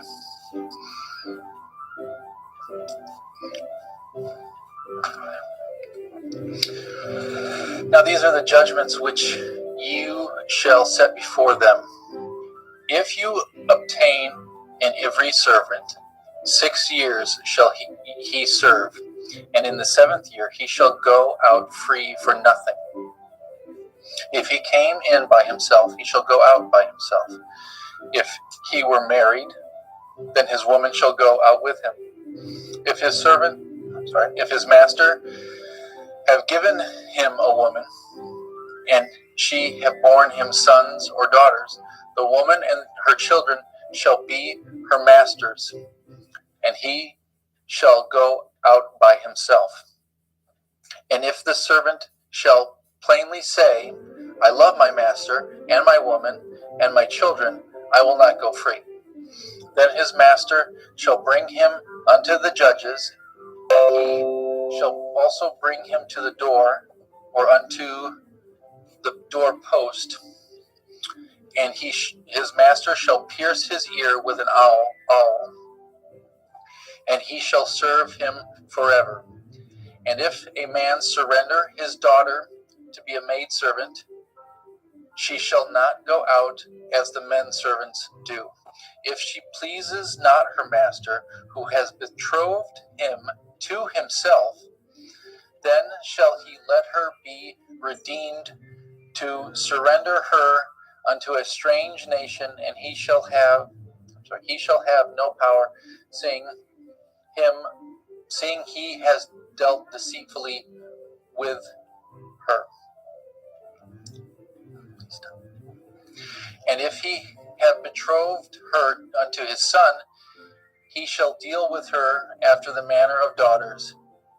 If he take him another woman, her food, her raiment, and her duty of marriage shall not be diminished. And if he do not these three unto her, then shall she go out free without money. And if he smites a man so that he dies, he that smites a man so that he dies shall be surely put to death. And if a man lie not in wait, but Elohim deliver him into his hand, then I will appoint you a place whither he shall flee. But if a man come presumptuously upon his neighbor to slay him with guile, you shall take him from my altar, that he may die. And he that smites his father or his mother shall be surely put to death. And he that steals a man and sells him, or if he be found in his hand, he shall surely be put to death. And he that curses his father or his mother shall surely be put to death. If men strive together, and one smite another with a stone, or with his fist, and he die not, but keeps his bed, if he rise again, and walk abroad upon his staff, then shall he that smote him be innocent, only shall he pay for the loss of his time, and shall cause him to be thoroughly healed. And if a man smite his servant or his maid with a rod, and he die under his hand, he shall surely be punished. Notwithstanding, if he continue a day or two, he shall not be punished, for he is his money. If men strive and hurt a woman with child, so that her fruit depart from her, and yet no mischief follow, he shall surely be punished according as the woman's man will lay upon him, and he shall pay as the judge determines. And if any mischief follow, then you shall give life for life, eye for eye, tooth for tooth, hand for hand, foot for foot. Burning for burning, wound for wound, stripe for stripe. If a man smite the eye of his servant, or the eye of his maid, that it perish, he shall let him go free for his eye's sake. And if he smite out his manservant's tooth, or his maidservant's tooth, then he shall let him go free for his tooth's sake. And if an ox gore a man or a woman that they die, then the ox shall surely be stoned, and his flesh shall not be eaten, but the owner of that ox shall be innocent. But if the ox were wont to push with his horn in time past, and it has been testified to his owner, and he has not kept him in, but that he has killed a man or a woman, that ox shall be stoned, and his owner also shall be put to death. If there be laid upon him a sum of money, Then he shall give for the ransom of his life whatsoever is laid upon him. Whether he have gored a son or have gored a daughter, according to this judgment shall be done unto him. If the ox shall push a manservant or maidservant, he shall give unto their master 30 shekels of silver, and the ox shall be stoned.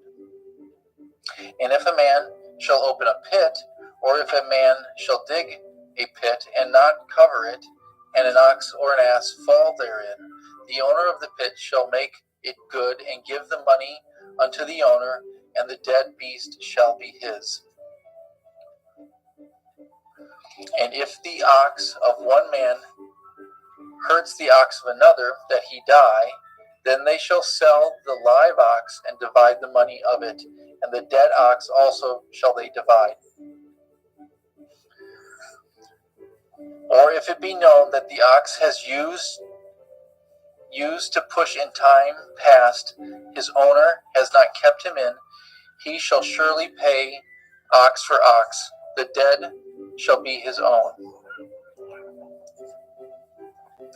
If a man shall steal an ox or a sheep, and kill it or sell it, he shall restore 5 oxen for an ox, and 4 sheep for a sheep. If a thief be found breaking up, and being smitten that he die, there shall be no blood be shed for him.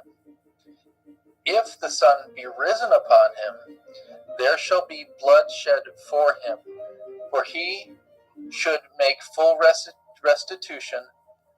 If he have nothing, then he shall be sold for his theft. If the theft be certainly found in his hand alive, whether it be ox or ass or sheep, he shall restore double. If a man shall cause a field or vineyard to be eaten, and shall put in his beast, and shall feed in another man's field, of the best of his own field and of the best of his own vineyard shall he make restitution. If fire break out and catch in thorns, so that the stacks of grain or the standing grain or field be consumed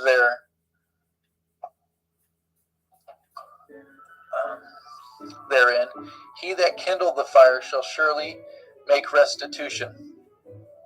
If a man shall deliver unto his neighbor money or stuff to guard, and it be stolen out of the man's house, if the thief be found, let him pay double.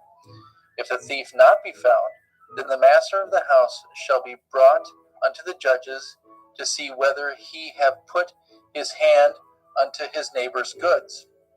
For all manner of transgressions, whether it be for ox, for ass, for sheep, for raiment, or for any manner of lost thing, that which another challenges to be his, the cause of both parties shall come before the judges, and whom the judge shall condemn, he shall pay double unto his neighbor.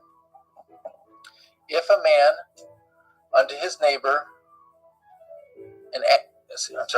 deliver unto his neighbor an ass or an ox or a sheep or a beast to guard, and it die or be hurt or driven away, no man seeing it, then shall an oath of Yahweh be between them both, that he not his hand unto his neighbor's goods, and the owner shall accept thereof, and he shall make it good. And if it be stolen from him, he shall make restitution unto the owner thereof. If it be torn in pieces, then let him bring it for witness, and he shall not make good that which is torn. If a man aught of his neighbor, and And if a man borrow aught of his neighbor, and it be hurt or die, the owner thereof being not with it, he shall surely make it good. If the owner thereof be with it, he shall not make it good. If it be a hired thing, it came for his hire.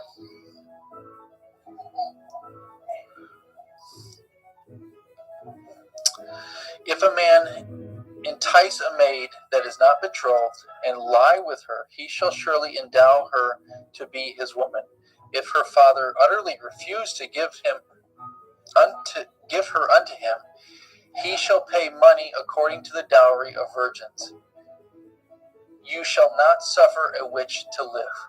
Whosoever lie with a beast shall surely be put to death. He that sacrifices unto any Elohim, save unto Yahweh only, he shall be utterly destroyed.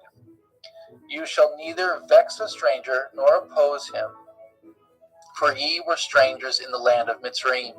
Ye shall not afflict any widow or fatherless child. If you afflict them in any wise, and they cry at all unto me, I will surely hear their cry. And my wrath will wax hot, and I will kill you with the sword, and your women shall be widows, and your children fatherless. If you lend money to any of my people that is poor by you, you shall not be to him as an usurer. Neither shall you lay upon him usury. If you at all take your neighbor's raiment to pledge, you shall deliver it him by the sun goes down. For that is his covering only. It is his raiment for his skin. Wherein shall he sleep? And it shall come to pass, when he cries unto me, I shall hear him, for I am gracious.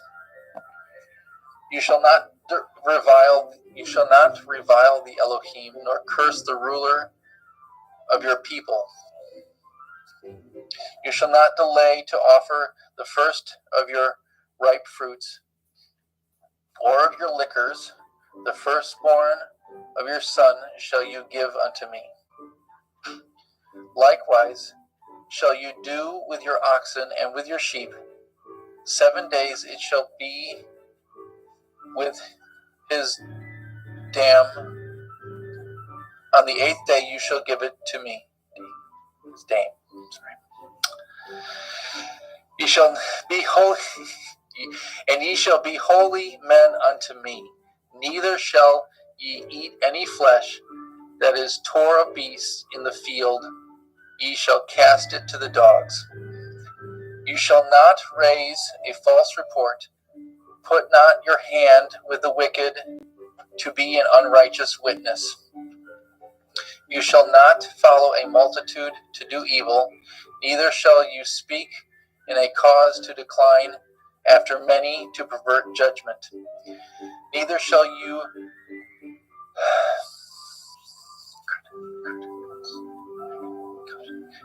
countenance a poor man in his cause.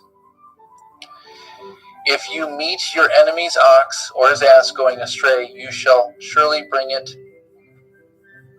Oh dear, what just happened? I'm sorry.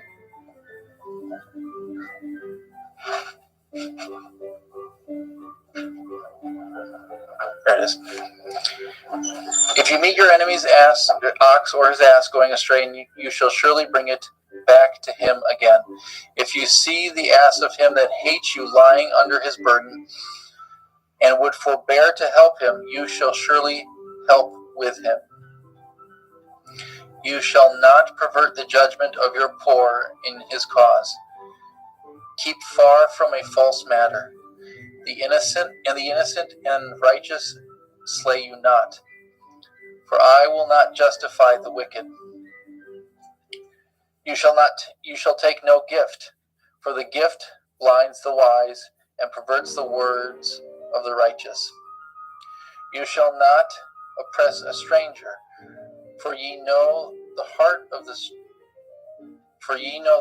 stranger, seeing ye were strangers in the land of Mitzrayim. In 6 years you shall sow your land, and shall gather in the fruit thereof. But the 7th year you shall let it rest and lie still. The poor of your people may eat, and what they leave the beasts of the field shall eat. In like manner you shall deal with your vineyard and with your olive yard. 6 days you shall do your work, and on the 7th day you shall rest, that your ox and your ass may rest, that your son and that the son of your handmaid and the stranger may be refreshed. And in all things that I have said unto you, be guarded, and make no mention of the name of other Elohim, neither let it be heard out of your mouth. 3 times you shall keep a feast unto me in the year. You shall guard the feast of matzah, unleavened bread. You shall eat matzah 7 days, as I command you. In the time appointed in the month of Aviv, for in it you came out of Mitzrayim, and none shall appear before me empty. And the feast of Chatzir, the first fruit of your labors, which you have sown in the field, and the feast of Akfi in gathering, which is in the end of the year, when you have gathered in the labors out of your field.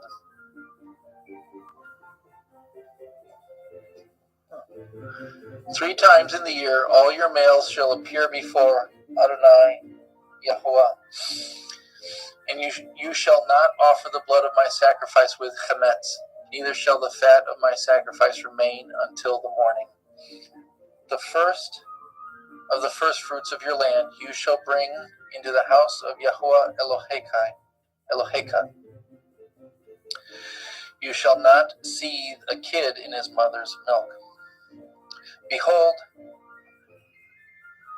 I send an angel before you to guard you in the way, and to bring you into the place which I have prepared. Beware of him and obey his voice. Provoke him not, for he will not pardon your transgressions, for my name is in him. But if you shall indeed obey his voice, and do all that I speak, then I will be an enemy unto your enemies, and an adversary unto your adversaries. For my angel shall go before you, and bring you unto the Ivarim, and the Chittim, and the Perizim, and the Kenanim, and the Chivaim, and the Yevusim, and I will cut them off.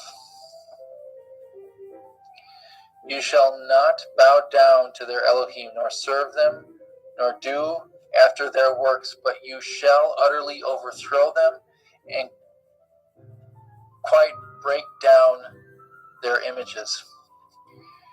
And ye shall serve Yahuwah Elohechem, and he shall bless your bread and your water, and I will take sickness away from the midst of you. There shall nothing cast their young, nor be barren in your land, and the number of your days I will fulfill. I will send my fear before you, and will destroy all the people to whom you shall come, and I will make all your enemies turn their backs unto you. I will send hornets before you, which shall drive out the Chivi, and the Kenanim, and the Chittim from before you. I will not drive them out from before you in 1 year, lest the land unless the land become desolate, and the beasts of the field multiply against you. But by little and little I will drive them out before you, until you be increased and inherit the land. And I will set your bounds from the Red Sea, even unto the sea of the Palestine, and from the desert unto the river. For I will deliver the inhabitants of the land into your hand, and you shall drive them out before you. You shall cut no covenant with them, nor with their Elohim. They shall not dwell in your land, lest they make you sin against me. For if you serve their Elohim, it will surely be a snare unto you. And he said unto Moshe, Come up unto El Yahuwah, you and Aharon, and Nadav, and Ivahu, and the 70 elders of Yasharel, and worship ye afar off. And Moshe alone shall come near El Yahuwah, but they shall not come nigh, neither shall the people go up with him. And Moshe came and told the people all the words of Yahuwah, and all the judgments, and all the people answered with one voice, saying, All the words which Yahuwah has said will we do. And Moshe wrote all the words of Yahuwah, and rose early in the morning, and built an altar under the hill, and 12 pillars according to the 12 tribes of Yasharel. And he set young men of the children of Yasharel, which offered burnt offerings and sacrificed peace offerings of oxen unto Yahuwah. And Moshe took half of the blood and put it in a basin, and half of the blood he sprinkled on the altar. And he took the Sefer of the covenant and read it in the audience of the people, and they said, All that Yahuwah has said we will do, and be obedient. Moshe took the blood and sprinkled it on the people, and said, Behold, the blood of the covenant, which Yahuwah has cut with you concerning these words. Then went up Moshe and Aharon and Nadav and Ivahu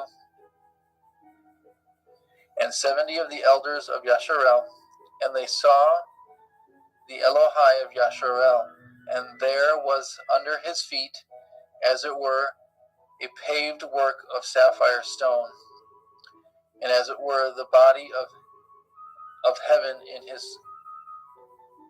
in his clearness. And upon the nobles of the children of Yasharel he laid not his hand. Also they saw Elohim, and did eat and drink. And Yahuwah said unto Moshe, Come up to me into the mount, and be there, and I will give you sapphire stones, and a Torah, and commandments which I have written, that you may teach them. And Moshe rose up, and his minister Yahusha, and Moshe went up into the mount of Elohim. And he said unto the elders, Tarry ye here for us, until we come again unto you. And behold, Aharon and Hori are with you. If any man have any matters to do, let him come unto them. Moshe went up into the mount, and a cloud covered the mount, and the glory of Yahuwah abode upon Mount Sinai. And the cloud covered it 6 days, and the 7th day he called unto Moshe out of the midst of the cloud. And in the sight of the glory of Yahuwah, and the sight of the glory of Yahuwah was like devouring fire on the top of the mount in the eyes of the children of Yasharel. And Moshe went into the midst of the cloud, and got him up into the mount, and Moshe was in the mount 40 days and 40 nights. Yahuwah spoke unto Moshe, saying, Speak unto the children of Yasharel, that they bring me an offering of every man that gives it willingly with his heart. Ye shall take by offering. And this is the offering which ye shall take of them: gold, silver, and brass, and purple, and blue and purple and scarlet and fine linen, and goat's hair and ram's skin dyed red, and badger skin, and shittim wood, oil for the light, spices for anointing oil, and for sweet incense, onyx stones, and stones to be set in the ephod and the breastplate. And let them make me a sanctuary, that I may dwell among them, according to all that I show you, after the pattern of the tabernacle, and the pattern of all the instruments thereof, even so shall ye make it. And they shall make an ark of shittim wood, 2 cubits and a half shall it be the length thereof, and a cubit and a half the breadth thereof, and a cubit and a half the height thereof. And you shall overlay it with pure gold. Within and without shall ye overlay it, and shall make upon it a crown of gold round about. And you shall cast 4 rings of gold for it, and put them in the 4 corners thereof. And 2 rings shall be in the one side of it, and 2 rings on the other side of it. And you shall make staves of shittim wood, and overlay them with gold. And you shall put the staves in the rings by the ark, by the sides of the ark, and the ark, that the ark may be borne with them. The staves shall be in the rings of the ark, and they shall not be taken from it. You shall put into the ark the testimony which I shall give you. And you shall make a mercy seat of pure gold. 2 cubits and a half shall be the length thereof, a cubit and a half the breadth thereof. And you shall make 2 cherubim of gold of beaten work shall you make them in the 2 ends of the mercy seat. And make 1 cherubim on the one end, and the other on the other end, even of the mercy seat shall ye make the cherubim on the 2 ends thereof.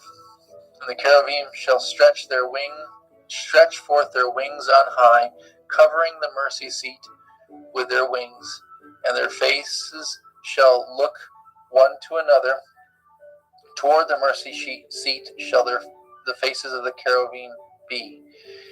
And you shall put the mercy seat above the ark, and in the ark you shall put the testimony that I shall give you.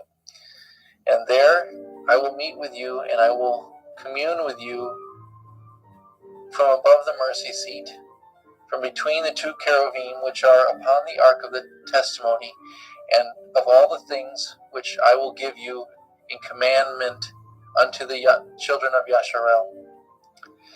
You shall also make a table of shittim wood. 2 cubits shall be the length thereof, a cubit the breadth thereof, and a cubit and a half the height thereof. And you shall overlay it with pure gold, and make thereto a crown of gold round about. And you shall make unto it a border of a handbreadth round about, and you shall make a gold crown to the border thereof round about. And you shall make for it 4 rings of gold, and put the 4 rings on the 4 corners that are on the 4 feet thereof. Over against the border shall the rings be for places for the staves to bear the table. And you shall make the staves of shittim wood, and overlay them with gold, that the table be borne with them. And you shall make the dishes thereof, and the spoons thereof, and the covers thereof, and the bowls thereof, to cover withal of pure gold shall you make them. And you shall set upon the table showbread before me always. And you shall make a menorah, 7-branch. You shall make a menorah of pure gold, of beaten work shall the menorah be made. His shaft and his branches, and his bowls and his knops and his flowers shall be of the same. And 6 branches shall come out of the sides of it, 3 branches of the menorah out of the one side, and 3 branches of the menorah out of the other side. 3 bowls made like unto almonds, with a knop and a flower in one branch, and 3 bowls made like almonds in the other branch, with a knop and a flower, so that the 6 branches that come out of the menorah, so that in the 6 branches that are come out of the menorah, and in the menorah shall be 4 bowls made like unto almonds, with their knops and their flowers, and there shall be a knop under 2 branches of the same, and a knop under 2 branches of the same, and a knop under 2 branches of the same, according to the 6 branches that proceed out of the menorah. Their knops and their branches shall be of the same, all of it shall be one beaten work of pure gold. And you shall make the 7 lamps thereof, that they shall light the lamps, and they shall light the lamps thereof, that they may give light over against it. And the tongs thereof, and the snuff dishes thereof, shall be of pure gold. Of a talent of pure gold shall he make it, with all the vessels. And look that you make them after their pattern, which was shown you in the mount. Adam, Thank you, brother. You want me to stop? Yeah, we're gonna have Justin take over here. Thank you, brother.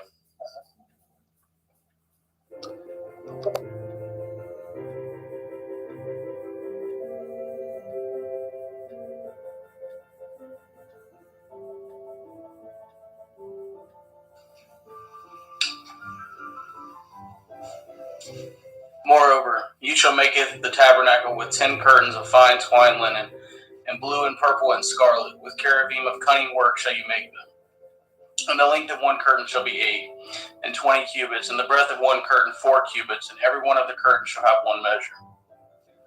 The 5 curtains shall be coupled together one to another, and the other 5 curtains shall be coupled one to another.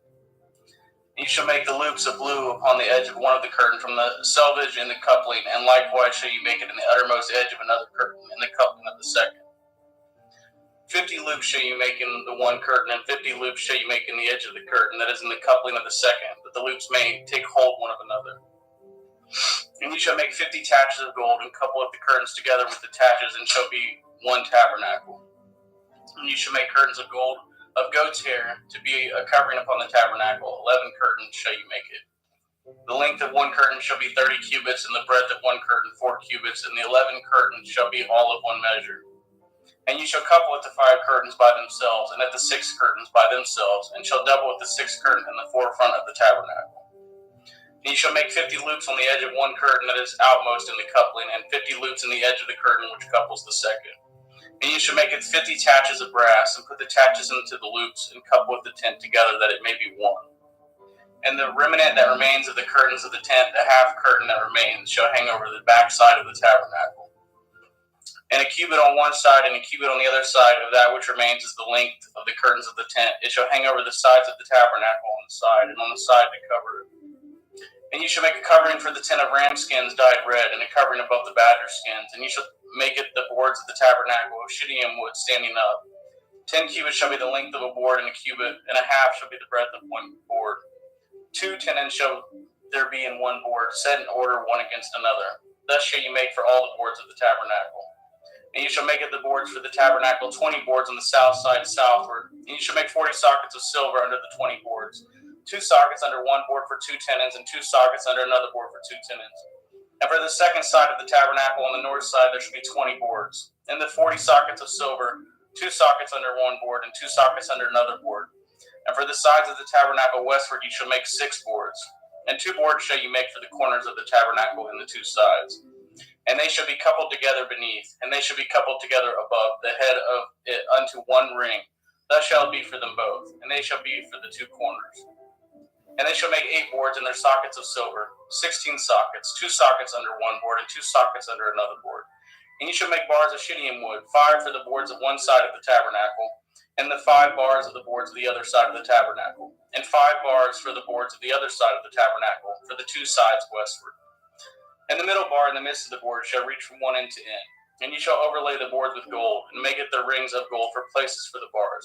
And you shall overlay the bars with gold. And you shall rear up at the tabernacle according to the fashion thereof which was showed you in the mount. And you shall make a veil of blue and purple and scarlet and fine twined linen of cunning work, and cherubim shall it be made. Sorry, guys. Exodus chapter 26. Or no, I'm still on, sorry. You shall hang it upon the 4 pillars of shittim wood overlaid with gold. Their hooks shall be of gold upon the 4 sockets of silver. And you shall hang up at the veil under the taches, that you may bring in thither within the veil the ark of the testimony. And the veil shall divide unto you between the holy place and the most holy. And you shall put at the mercy seat upon the ark of the testimony in the most holy place. And you shall set at the table without the veil, and at the menorah 7 branches candlestick over against the table on the side of the tabernacle toward the south. And you shall put the table on the north side. And you shall make a hanging for the door of the tent of blue and purple and scarlet and fine twined linen, wrought with needlework. And you shall make for the hanging 5 pillars of shittim wood, and overlay them with gold, and their hooks shall be of gold, and you shall cast 5 sockets of brass for them. Exodus chapter 27. And you shall make an altar of shittim wood, 5 cubits long and 5 cubits broad. The altar shall be 4 square, and the height thereof shall be 3 cubits. And you shall make the horns of it upon the 4 corners thereof. His horns shall be of the same, and you shall overlay with brass. And you shall make his pans to receive his ashes, and his shovels, and his basins, and his flesh hooks, and his fire pans. All the vessels thereof you shall make of brass. And you shall make it for a grate of network of brass, and upon the net shall you make 4 brazen rings in the 4 corners thereof. And you shall put it under the compass of the altar beneath, that the net may be even to the midst of the altar. And you shall make staves for the altar, staves of shittim wood, and overlay them with brass. And the staves shall be put into the rings, and the staves shall be upon the 2 sides of the altar to bear it. Hollow with board shall you make it, as it is showed to you in the mount, so shall they make it. And you shall make it the court of the tabernacle for the south side southward. There shall be hangings for the court of fine twined linen of 100 cubits long for one side. And the 20 pillars thereof and the 20 sockets shall be of brass, and hooks of the pillars and their fillets shall be of silver. And likewise for the north side in the length there shall be hangings of 100 cubits long, and his 20 pillars and the 20 sockets of brass, the hooks of the pillars and their fillets of silver. And for the breadth of the court on the west side shall be hangings of 50 cubits, their pillars 10 and their sockets 10. And the breadth of the court on the east side eastward shall be 50 cubits. The hangings of one side of the gate shall be 15 cubits, their pillars 3 and their sockets 3. And on the other side shall be hanging 15 cubits, their pillars 3 and their sockets 3. And for the gate of the court shall be a hanging of 20 cubits, of blue and purple and scarlet and fine twined linen, wrought with needlework, and their pillars shall be 4 and their sockets 4.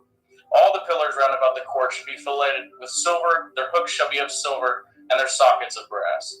The length of the court shall be 100 cubits, and the breadth 50 everywhere, and the height 5 cubits of fine twined linen, and their sockets of brass. All the vessels of the tabernacle, and all the service thereof, and all the pins thereof, and all the pins of the court shall be of brass.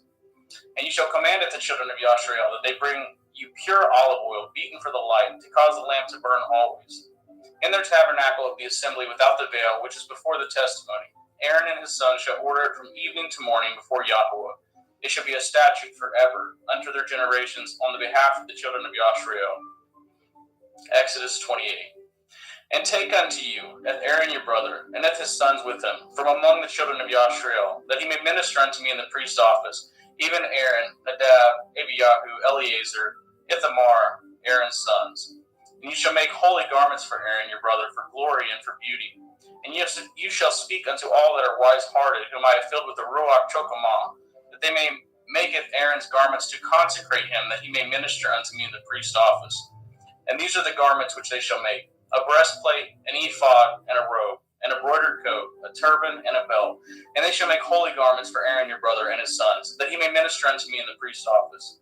And they shall take gold, and blue, and purple, and scarlet, and fine linen, and they shall make an ephod of gold, of blue, and of purple, of scarlet, and fine twined linen, with cunning work. It shall have the 2 shoulder pieces thereof joined at the 2 edges thereof, and so it shall be joined together. And the belt of the ephod which is upon it shall be of the same, according to the work thereof, even of gold, of blue, and purple, and scarlet, and fine twined linen. And you shall take at the 2 onyx stones, and grave on them the names of the children of Yashrael, 6 of their names on one stone, and at the other 6 names of the rest on the other stone, according to their birth. With the work of an engraver in stone, like the engravings of a signet, shall you have engraved the 2 stones with the names of the children of Yashrael. You shall make them to be set in ouches of gold. And you shall put the 2 stones upon the shoulders of the ephod for stones of memorial unto the children of Yashrael. And Aaron shall bear the names before Yahweh upon his 2 shoulders for memorial. And you shall make ouches of gold, and 2 chains of pure gold at the ends. Of wreathen work shall you make them, and fasten the wreathen chains to the ouches. And you shall make the breastplate of judgment with cunning work. After the work of the ephod you shall make it. Of gold, of blue, and of purple, and of scarlet, and of fine twined linen shall you make it. 4 square it shall be being doubled. A span shall be the length thereof, and a span shall be the breadth thereof. And you shall set in it the setting of stones, even 4 rows of stones. The first row shall be sardis, a topaz, and a carbuncle. This shall be the first row. And the second row shall be an emerald, a sapphire, and a diamond. And the third row a ligure, an agate, and an amethyst.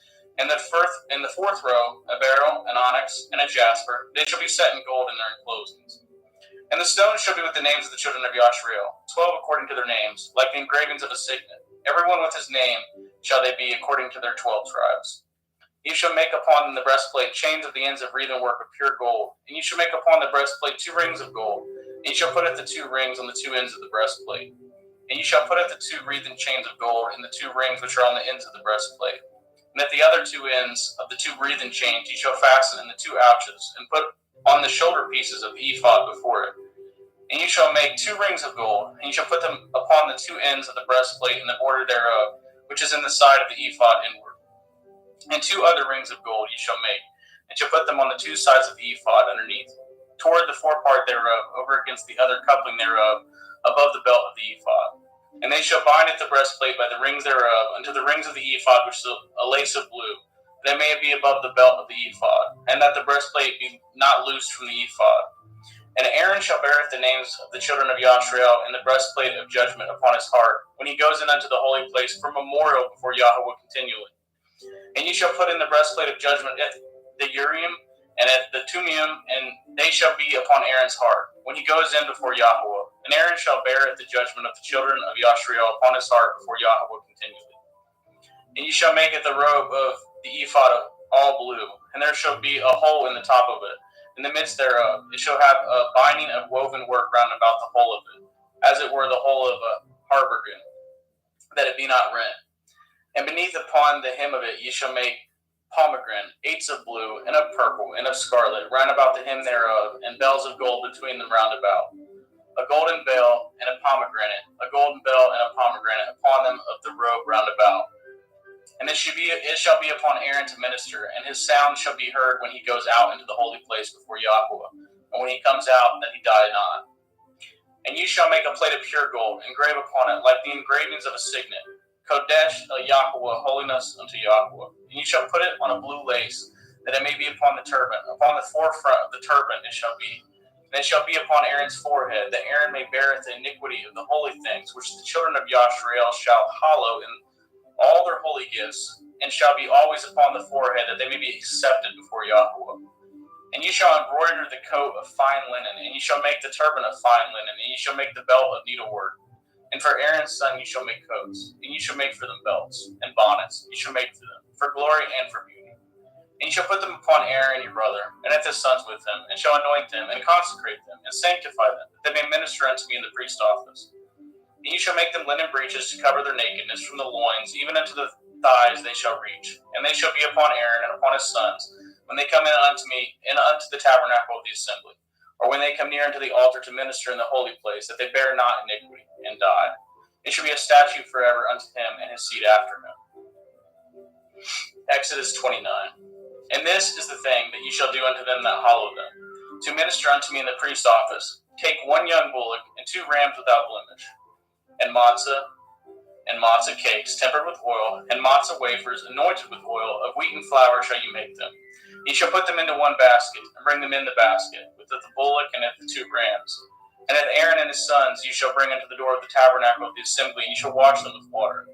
And you shall take at the garments, and put upon Aaron the coat, and at the robe of the ephod, and at the ephod, and at the breastplate, and gird him with the belt of the ephod. And he shall put the turban upon his head, and putteth the holy crown upon the turban. Then shall you take the anointing oil, and pour it upon his head, and anoint him. And you shall bring his sons, and put coats upon them, and you shall gird them with belts, Aaron and his sons, and put the bonnets on them. And the priest's office shall be theirs for a perpetual statute, and you shall consecrate Aaron and his sons. And you shall cause the bullock to be brought before the tabernacle of the assembly, and Aaron and his sons shall put their hands upon the head of the bullock. And you shall kill the bullock before Yahweh, by the door of the tabernacle of the assembly. And you shall take of the blood of the bullock, and put it upon the horns of the altar with your finger, and poureth the blood beside the bottom of the altar. You shall take of the fat that covers the inwards, and of the caul that is above the liver, and of the 2 kidneys, and the fat that is upon them, and burn them upon the altar. But at the flesh of the bullock, and at his skins, and at his dung, you shall burn with fire without the camp. It is an offering. It is a sin offering. You shall also take one ram, and Aaron and his sons shall put their hands upon the head of the ram, and you shall slay the ram, and you shall take his blood, and sprinkle round about the altar. And you shall cut the ram in pieces, and wash inwards of him, and his legs, and put them in unto his pieces, and unto his head. And you shall burn the whole ram upon the altar. It is a burnt offering unto Yahweh. It is a sweet savor, an offering made by fire unto Yahweh. And you shall take the other ram, and Aaron and his sons, and shall put their hands upon the head of the ram. Then shall you kill the ram, and take of his blood, and put it upon the tip of the right ear of Aaron, and upon the tip of the right ear of his sons, and upon the thumb of their right hand, and upon the great toe of their right foot, and sprinkle with the blood upon the altar round about. And you shall take of the blood that is upon the altar, and of the anointing oil, and sprinkle it upon Aaron, and upon his garments, and upon his sons, and upon the garments of his sons with him. And he shall be hallowed, and his garments, and his sons' garments with him. Also, you shall take of the ram the fat and the rump, at the fat that covers the inwards, and at the caul above the liver, and at the 2 kidneys, and at the fat that is upon them, and at the right shoulder, for it is a ram of consecration. And 1 loaf of bread, and 1 cake of oiled bread, and 1 wafer out of the basket of matzah that is before Yahweh. And you shall put all in the hands of Aaron, and in the hands of his sons, and shall wave them for a wave offering before Yahweh. And ye shall receive them on their hands, and burn them upon the altar for a burnt offering, for a sweet savor before Yahweh. It is an offering made by fire unto Yahweh. And ye shall take the breast of the ram of Aaron's consecration, and wave it for a wave offering before Yahweh, and it shall be your part. And you shall sanctify it, the breast of the wave offering, and at the shoulder of the heave offering, which is waved, and which is heaved up, of the ram of the consecration, even of that which is for Aaron, and of that which is for his sons. And it shall be Aaron and his sons by a statute forever from the children of Yashrael, for it is a heave offering. It shall be a heave offering from the children of Yashrael of the sacrifice of their peace offerings, even their heave offering unto Yahweh. And the holy garments of Aaron shall be his sons after him, to be anointed therein, and to be consecrated in them. And that son that is priest in his stead shall put them on 7 days, when he comes into the tabernacle of the assembly to minister in the holy place. And he shall take the ram of the consecration, and seethe his flesh in the holy place. And Aaron and his sons shall eat the flesh of the ram, and eat the bread that is in the basket by the door of the tabernacle of the assembly. And they shall eat those things there wherewith the atonement was made, to consecrate and to sanctify them, but a stranger shall not eat thereof, because they are holy. And if aught of the flesh of the consecrations or of the bread remain unto the morning, then you shall burn it the remainder with fire. It shall not be eaten, because it is holy. And thus shall you do unto Aaron and to his sons, according to all things which I have commanded you. 7 days shall you consecrate them. And ye shall offer every day a bullock for a sin offering for atonement, and ye shall cleanse the altar when you have made an atonement for it. Ye shall anoint it to sanctify it. 7 days ye shall make an atonement for the altar and sanctify it, and it shall be an altar most holy. Whatsoever touches the altar shall be holy.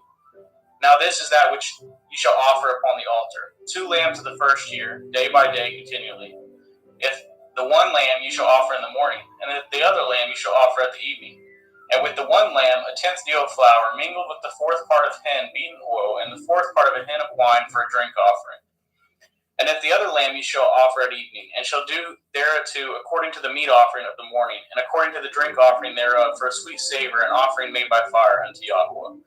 This shall be a continual burnt offering throughout your generations at the door of the tabernacle of the assembly before Yahweh, where I will meet you, to speak there unto you. And there I will meet with the children of Yashrael. And the tabernacle shall be sanctified by my glory. And I will sanctify the tabernacle of the assembly, and at the altar I will sanctify also both Aaron and his sons to minister to me in the priest's office. And I will dwell among the children of Yashrael, and I will be their Elohim. And they shall know that I am Yahweh Elohim, that brought them forth out of the land of Mizraim, that I may dwell among them. I am Yahweh Elohim. And you shall make an altar to burn incense upon it. Of shittim wood shall you make it. The cubit shall be the length thereof. Oh, sorry, guys. This is Exodus 30. Sorry. And you shall make an altar to burn incense upon. Of shittim wood shall you make it. The cubit shall be the length thereof, and a cubit the breadth thereof. 4 squares shall it be, and 2 cubits shall be the height thereof, and the horns thereof shall be of the same. You shall overlay it with pure gold at the top thereof, and at the sides thereof round about it, and the horns thereof. And you shall make unto it a crown of gold round about. And 2 golden rings shall you make to it under the crown of it. By the 2 corners thereof upon the 2 sides of it shall you make it. And they shall be for places for the staves to bear it withal. And you shall make it the staves of shittim wood, and overlay them with gold. And you shall put it before the veil that is by the ark of the testimony, before the mercy seat that is over the testimony, where I will meet you. And Aaron shall burn therein sweet incense every morning when he dresses the lamps, and he shall burn incense upon it. And when Aaron lights at the lamps at evening, he shall burn incense upon it, a perpetual incense before Yahweh throughout your generations. You shall offer no strange incense thereon, nor burnt sacrifice, nor meat offering, neither shall you pour drink offering thereon. And Aaron shall make an atonement upon the horns of it once in a year without the blood of the sin offering of atonements. Once in the year shall he make atonement upon it throughout your generations. It is most holy unto Yahweh. And Yahweh spoke unto Moshe, saying, when you take the sum of the children of Yashrael after their number, then shall they give every man a ransom for his soul unto Yahweh. When you number them, that there be no plague among them, when you number them. This shall they give. Every one that passes among them that are numbered, half a shekel after the shekel of the sanctuary. The shekel is 20 gerahs. A half shekel shall be the offering of Yahweh. Every one that passes among them that are numbered, from 20 years old and above, shall give an offering unto Yahweh. The rich shall not give more, and the poor shall not give less than half a shekel, when they giveth the offering unto Yahweh, to make an atonement for your souls. And ye shall take the atonement money of the children of Yashrael, and shall appoint it for the service of the tabernacle of the assembly, that it may be a memorial unto the children of Yashrael before Yahweh, to make an atonement for your souls. And Yahweh spoke unto Moshe, saying, then shall you also make a laver of brass, and his foot also of brass, to wash withal. And you shall put it between the tabernacle of the assembly of the altar, and you shall put water therein. For Aaron and his sons shall appoint it for the service of the tabernacle of the assembly, that it may be a memorial unto the children of Yashrael before Yahweh, to make an atonement for your souls. And Yahweh spoke unto Moshe, saying, then shall you also make a laver of brass, and his foot also of brass, to wash withal. And you shall put it between the tabernacle of the assembly of the altar, and you shall put water therein. For Aaron and his sons shall wash their hands, and at their feet thereat. When they go into the tabernacle of the assembly, they shall wash with water, that they die not. Or when they come near to the altar to minister to burnt offering made by fire unto Yahweh. So they shall wash their hands and their feet, that they die not. And it shall be a statute forever to them, even to him and to his seed throughout their generations. Moreover, Yahweh spoke unto Moshe, saying, take also unto you principal spices of pure myrrh, 500 shekels, and of sweet cinnamon, half so much, even 250 shekels, and of sweet calamus 250 shekels, and of cassia 500 shekels, after the shekel of the sanctuary, and of oil olive a hin. And ye shall make it an oil of holy ointment, an ointment compound after the art of the apothecary. It shall be a holy anointing oil. And you shall anoint at the tabernacle of the assembly therewith, at the ark of the testimony, and at the table, and at all the vessels, and at the menorah, and at his vessels, and at the altar of incense, and the altar of burnt offerings with all his vessels, and the laver, and at his foot. And ye shall sanctify them, that they may be most holy. Whatsoever touches them shall be holy. And you shall anoint Aaron and his sons, and consecrate them, that they may minister unto me in the priest's office. And you shall speak unto the children of Yashrael, saying, this shall be a holy anointing oil unto me throughout your generations. Upon man's flesh shall it not be poured, neither shall you make any other like it, after the composition of it. It is holy, and it shall be holy unto you. Whosoever compounds any like it, or whosoever puts any of it upon a stranger, shall even be cut off from his people. And Yahweh said unto Moshe, take unto you sweet spices, stacte, and oncha, and galbanum, and these sweet spices with pure frankincense, of each shall be a like weight. And ye shall make it a perfume confection, after the art of the apothecary, tempered together, pure and holy. And ye shall beat some of it very small, and put of it before the testimony in the tabernacle of the assembly, where I will meet with you. It shall be unto you most holy. And as for the perfume which ye shall make, ye shall not make to yourselves according to the composition thereof. It shall be unto you holy for Yahweh. Whosoever shall make like unto that, to smell thereto, shall even be cut off from his people.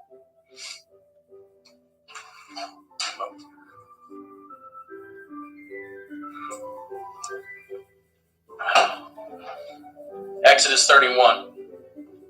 And Yahweh spoke unto Moshe, saying, See, I have called by the name Bezalel, the son of Uri, the son of Hori, of the tribe of Yehudah, and I have filled him with the Ruach Elohim, in wisdom and in understanding and in knowledge and in all manner of workmanship, to devise cunning works, to work in gold and in silver and in brass, and in the cutting of stones, to set them, and in carving of timber, to work in all manner of workmanship. And behold, I have given with him Aholiab, the son of Achikemach, of the tribe of Dan, and in the hearts of all that are wise-hearted I have put wisdom, that they may make it all that I have commanded you. At the tabernacle of the assembly, and at the ark of the testimony, and at the mercy seat that is thereupon, and at the furniture of the tabernacle, and at the table, and at his furniture, and at the pure menorah, with all his furniture, and at all the altar of incense. And at the altar of burnt offering, with all his furniture, and at the laver, and at his foot. And at the cloths of service, and at the holy garments for Aaron the priest, and at the garments of his sons to minister in the priest's office. And at the anointing oil, and at the sweet incense for the holy place, according to all that I have commanded you, shall they do. And Yahweh spoke unto Moshe, saying, Speak also unto the children of Yashrael, saying, Truly, if my Shabbath ye shall guard, for it is a sign between me and you throughout your generations, that ye may know that I am Yahweh Mekadishim, Yahweh, who sanctifies you. Ye shall guard it the Shabbath, therefore, for it is holy unto you. Everyone that defiles it shall surely be put to death. For whosoever does any work therein, that soul shall be cut off from among his people.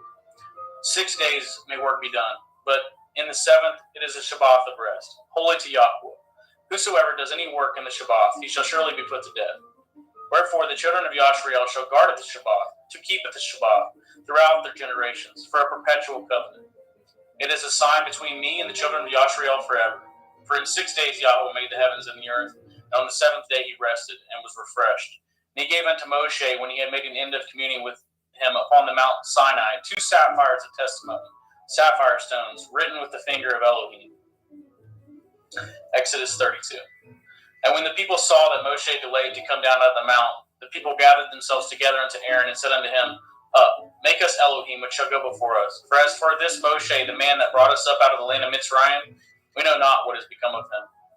And Aaron said unto them, Break off the golden earrings which are in the ears of your women, and of your sons, and of your daughters, and bring them unto me. And all the people broke off the golden earrings which were in the ears, and brought them unto Aaron. And he received them at their hand, and fashioned it with a graving tool, after he had made it a molten calf. And they said, These be your Elohim, O Yashrael, which brought you up out of the land of Mitzrayim. And when Aaron saw it, he built an altar before it. And Aaron made proclamation, and said, Tomorrow is a feast to Yahweh. And they rose up early on the morrow, and offered burnt offerings, and brought peace offerings. And the people sat down to eat and to drink, and they rose up to play. And Yahweh said unto Moshe, Go, get you down, for your people, which you brought out of the land of Mitzrayim, have corrupted themselves. They have turned aside quickly out of the way which I commanded them. They have made them a molten calf, and have worshipped it, and have sacrificed thereunto, and said, These be your Elohim, O Yashrael, which have brought you up out of the land of Mitzrayim.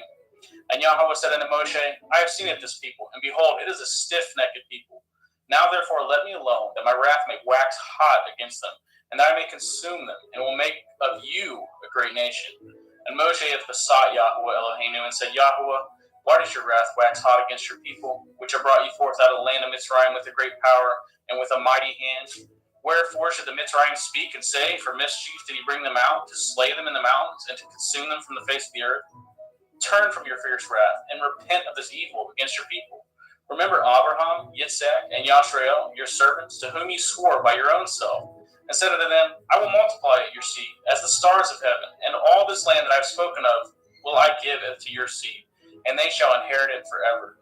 And Yahweh repented of the evil which he had thought to do unto his people. And Moshe turned and went down from the mount, and the two sapphires of testimony were in his hand. The sapphires were written on both their sides. On one side and on the other were they written. And the sapphires were the work of Elohim, and the writing was the writing of Elohim, graven upon the sapphires. And when Yahusha heard the noise of the people as they shouted, he said unto Moshe, there is a noise of war in the camp. And he said, it is not the voice of them that shout for mastery, neither is it the voice of them that cry for being overcome, but the noise of them that sing do I hear. And it came to pass, as soon as he came nigh into the camp, that he saw the calf and the dancing, and Moshe's anger waxed hot. And he casted the sapphires out of his hands, and broke them beneath the mountain. And he took it the calf which he had made, and burned it in the fire, and ground it to powder, and strawed it upon the water, and made the children of Yashrael to drink of it. And Moshe said unto Aaron, What did this people unto you, that you have brought so great a sin upon them? And Aaron said, Let not the anger of my Lord wax hot. You know with the people that they are set on mischief. For they said unto me, Make us Elohim, which shall go before us. For as for this Moshe, the man that brought us up out of the land of Mitzrayim, we know not what has become of him. And I said unto them, Whosoever has any gold, let them break it off. So they gave it me. Then I cast it into the fire, and there came out this calf. And when Moshe saw that the people were naked, for Aaron had made them naked unto their shame among their enemies. Then Moshe stood in the gate of the camp and said, Who is on Yahweh's side? Let him come unto me. And all the sons of Levi gathered themselves together unto him. He said unto them, Thus says Yahweh Elohai of Yashrael, Put every man his sword by his side, and go in and out from the gate to gate throughout the camp, and slay every man at his brother, and every man at his companion, and every man at his neighbor. And the children of Levi did according to the word of Moshe, and there fell of the people that day about 3,000 men.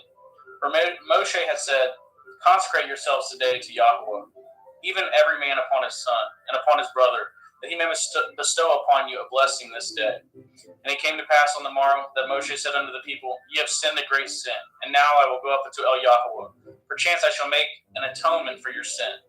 And Moshe returned unto El Yahweh and said, O this people have sinned a great sin, and have made them Elohai of gold. Yet now if you will forgive their sin, and if not, blot me, I pray you, out of the zephyr which you have written. And Yahweh said unto Moshe, Whosoever has sinned against me, him will I blot out of my zephyr. Therefore now go, leadeth the people unto the place which I have spoken unto you. Behold, my angel shall go before you. Nevertheless, in the day when I will visit their sin upon them. And Yahweh plagueth the people, because they made it the calf which Aaron had made. Exodus 33. And Yahweh said unto Moshe, Depart and go up hence, you and the people which you have brought up out of the land of Mitzrayim, unto the land which I swore unto Abraham, to Yitzhak, and to Yaakov, saying, Unto your seed will I give it. And I will send an angel before you, and I will drive out the Canaanite, and the Amori, and the Hittite, and the Perizzite, and the Hivi, and the Jebusite, unto the land flowing with milk and honey. For I will not go up in the midst of you, for you are a stiff-necked people, lest I consume you in the way. And when the people heard the evil report, they mourned, and no man did put on him his ornaments. For Yahweh said unto Moshe, Say unto the children of Yashrael, You are a stiff-necked people. I will come up into the midst of you in a moment, consume you. Therefore now put off your ornaments from you, that I may know what to do unto you. And the children of Yashrael stripped themselves of the ornaments by the Mount Horeb. And Moshe took the tabernacle and pitched it without the camp, afar off from the camp, and called it the tabernacle of the assembly. And it came to pass that everyone which sought Yahweh went out unto the tabernacle of the assembly, which was without the camp. And it came to pass when Moshe went out unto the tabernacle, that all the people rose up, stood every man at his tent door, and looked after Moshe, until he was gone into the tabernacle. And it came to pass, as Moshe entered into the tabernacle, the cloudy pillar descended and stood at the door of the tabernacle. And Yahweh talked with Moshe. And all the people saw the cloudy pillar stand at the tabernacle door, and all the people rose up and worshipped, every man in his tent door. And Yahweh spoke unto Moshe face to face, as a man speaks unto a friend. And he turned again into the camp, but his servant Yahusha the son of Nun, a young man, departed not out of the tabernacle. And Moshe said unto El Yahweh, See, you say unto me, Bring up this people, and you have not let me know with whom you will send with me. Yet you have said, I know you by name, and you have also found grace in my sight. Now therefore I pray you, if I have found grace in your sight, show me your way, that I may know you, that I may find grace in your sight, and consider that this nation is your people. And he said, My presence shall go with you, and will give you rest. And he said unto them, If your presence go not with me, carry us not up hence. For wherein shall it be known here that I and your people have found grace in your sight? Is it not in that you go with us? so shall we be separated, I and your people, from all the people that are upon the face of the earth. And Yahweh said unto Moshe, I will do with this thing also that I have spoken, for you have found grace in my sight, and I know you by name. And I said, beseech you, show me your glory. And he said, I will make you all my goodness pass before you, and I will proclaim the name of Yahweh before you, and will be gracious to whom I will be gracious, and will show mercy on whom I will show mercy. And he said, you cannot see my face, for there shall be no man see me and live. And Yahweh said, behold, there is a place by me, and you shall stand upon a rock. And it shall come to pass when my glory passes by, that I will put you in a cleft of the rock, and will cover you with my hand while I pass by. And I will take away with my hand, and you shall see with my back parts, but my face shall not be seen. Exodus 34. And Yahweh said unto Moshe, hew you 2 sapphire stones, like unto the first, and I will write upon these sapphires the words that were in the first sapphires, which you broke. And be ready in the morning, and come up in the morning unto Mount Sinai, and present yourself there to me in the top of the mount. And no man shall come up with you, neither let any man be seen through all the mount, neither let the flocks nor the herds feed before the mount. And he hewed 2 sapphire stones like unto the first. And Moshe rose up early in the morning, and went up to Mount Sinai, as Yahweh had commanded him. And he took in his hand 2 sapphire stones. And Yahweh descended in the cloud, and stood with him there, and proclaimed the name of Yahweh. And Yahweh passed by before him, and proclaimed, Yahweh, Yahweh, El, merciful and gracious, long-suffering, and abundant in goodness and truth, keeping mercy for thousands, forgiving iniquity and transgression and sin, that will by no means clear the guilty, visiting the iniquity of the fathers upon the children, and upon the children's children unto the 3rd and 4th generation. And Moshe made haste, and bowed his head toward the earth, and worshipped. And he said, if now I have found grace in your sight, O Adonai, let my Adonai, I pray you, go among us, for it is a stiff-necked people, and pardon our iniquity and our sin, and take us for your inheritance. And he said, behold, I cut a covenant before all your people. I will do wonders, such as have not been done in all the earth, nor in any nation, and all the people among you where you are shall see it the work of Yahweh, for it is a terrible thing that I will do with you. Guardeth that which I command you this day. Behold, I drive you out before the Amorite, and the Canaanite, and the Hittite, and the Perizzite, and the Hivi, and the Jebusite. Take heed to yourself, lest you cut a covenant with the inhabitants of the land whither you go, lest it be for a snare in the midst of you. But ye shall destroy the altars, and break at their images, and cut down their Asherah poles. For ye shall worship no other El. For Yahweh, Cana Yahweh is jealous, is my name. He is a jealous El. Lest you cut a covenant with the inhabitants of the land, and they go a-whoring after their Elohim, and do sacrifice unto their Elohim, and one call you and eat of his sacrifice, and take of their daughters unto your sons, and their daughters go a-whoring after their Elohim, and make your sons go a-whoring after their Elohim. You shall make no molten of Elohai. The feast of matzah shall you guard. 7 days shall you eat matzah, as I commanded you, in the name of the month of Aviv. For in the month of Aviv you came out of Mitzrayim. All that opens the womb is mine, and every firstling among your cattle, whether ox or sheep, that is male. But the firstling of your ass you shall redeem with the lamb. And if you redeem him not, then you shall break his neck. And the firstborn of your son shall you redeem, and none shall appear before me empty. 6 days you shall work, but on the 7th day you shall rest. In earing time and in harvest you shall rest. And you shall observe the feast of Ketzir, of the first fruits of the wheat harvest, and the feast of Asif, the ingathering at the year's end. Thrice in the year shall all the men's children appeareth before Adonai Yahweh, the Elohai of Yashrael. For I will cast out the nations before you, and enlargeth your borders. Neither shall any man desireth your land when you shall go up to appeareth before Yahweh Elohika thrice in the year. And you shall not offer the blood of my sacrifice of leaven, neither shall the sacrifice of the feast of Pesach be left until the morning. The first of the first fruits of your land you shall bring into the house of Yahweh Elohika. You shall not see the kid in his mother's milk. And Yahweh said unto Moshe, writeth these words, for after the tenor of these words I have cut a covenant with you, and with Yashrael. And he was there with Yahweh 40 days and 40 nights. He did neither eat bread nor drink water, and he wrote upon the sapphire the words of the covenant, the 10 Devarim, the commandments. And it came to pass when Moshe came down from Mount Sinai with the 2 sapphire of testimony in Moshe's hand, when he came down from the mount, that Moshe knew not the skin of his face shone while he talked with them. And when Aaron and all the children of Yashrael saw Moshe, behold, the skin of his face shone, and they were afraid to come nigh him.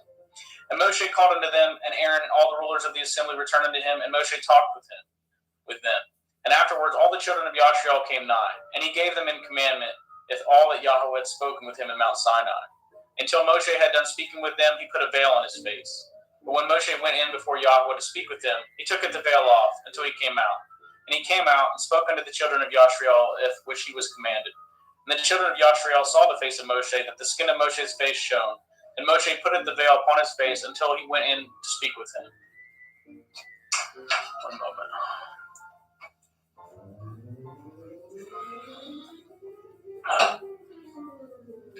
Exodus 35. And Moshe gathered all the assembly of the children of Yashriel together, and said unto them, These are the words which Yahweh has commanded, that ye should do them. 6 days shall work be done, but on the seventh day there shall be to you a holy day, a Shabbath, of rest to Yahweh. Whosoever does work therein shall be put to death. Ye shall kindle no fire throughout your habitations upon the Shabbath. And Moshe spoke unto all the assembly of the children of Yashriel, saying, This is the thing which Yahweh commanded, saying, Take ye from among you an offering unto Yahweh. Whosoever is of a willing heart, let him bringeth the offering of Yahweh, gold and silver and brass, and blue and purple, and scarlet, and fine linen, and goat's hair, and ram skins dyed red, and badger skins, and shittim wood, and oil for the light, and spices for anointing oil, and for the sweet incense, and onyx stones, and stones to be set for the ephod, and for the breastplate. And every wise-hearted among you shall come, and maketh all that Yahweh has commanded.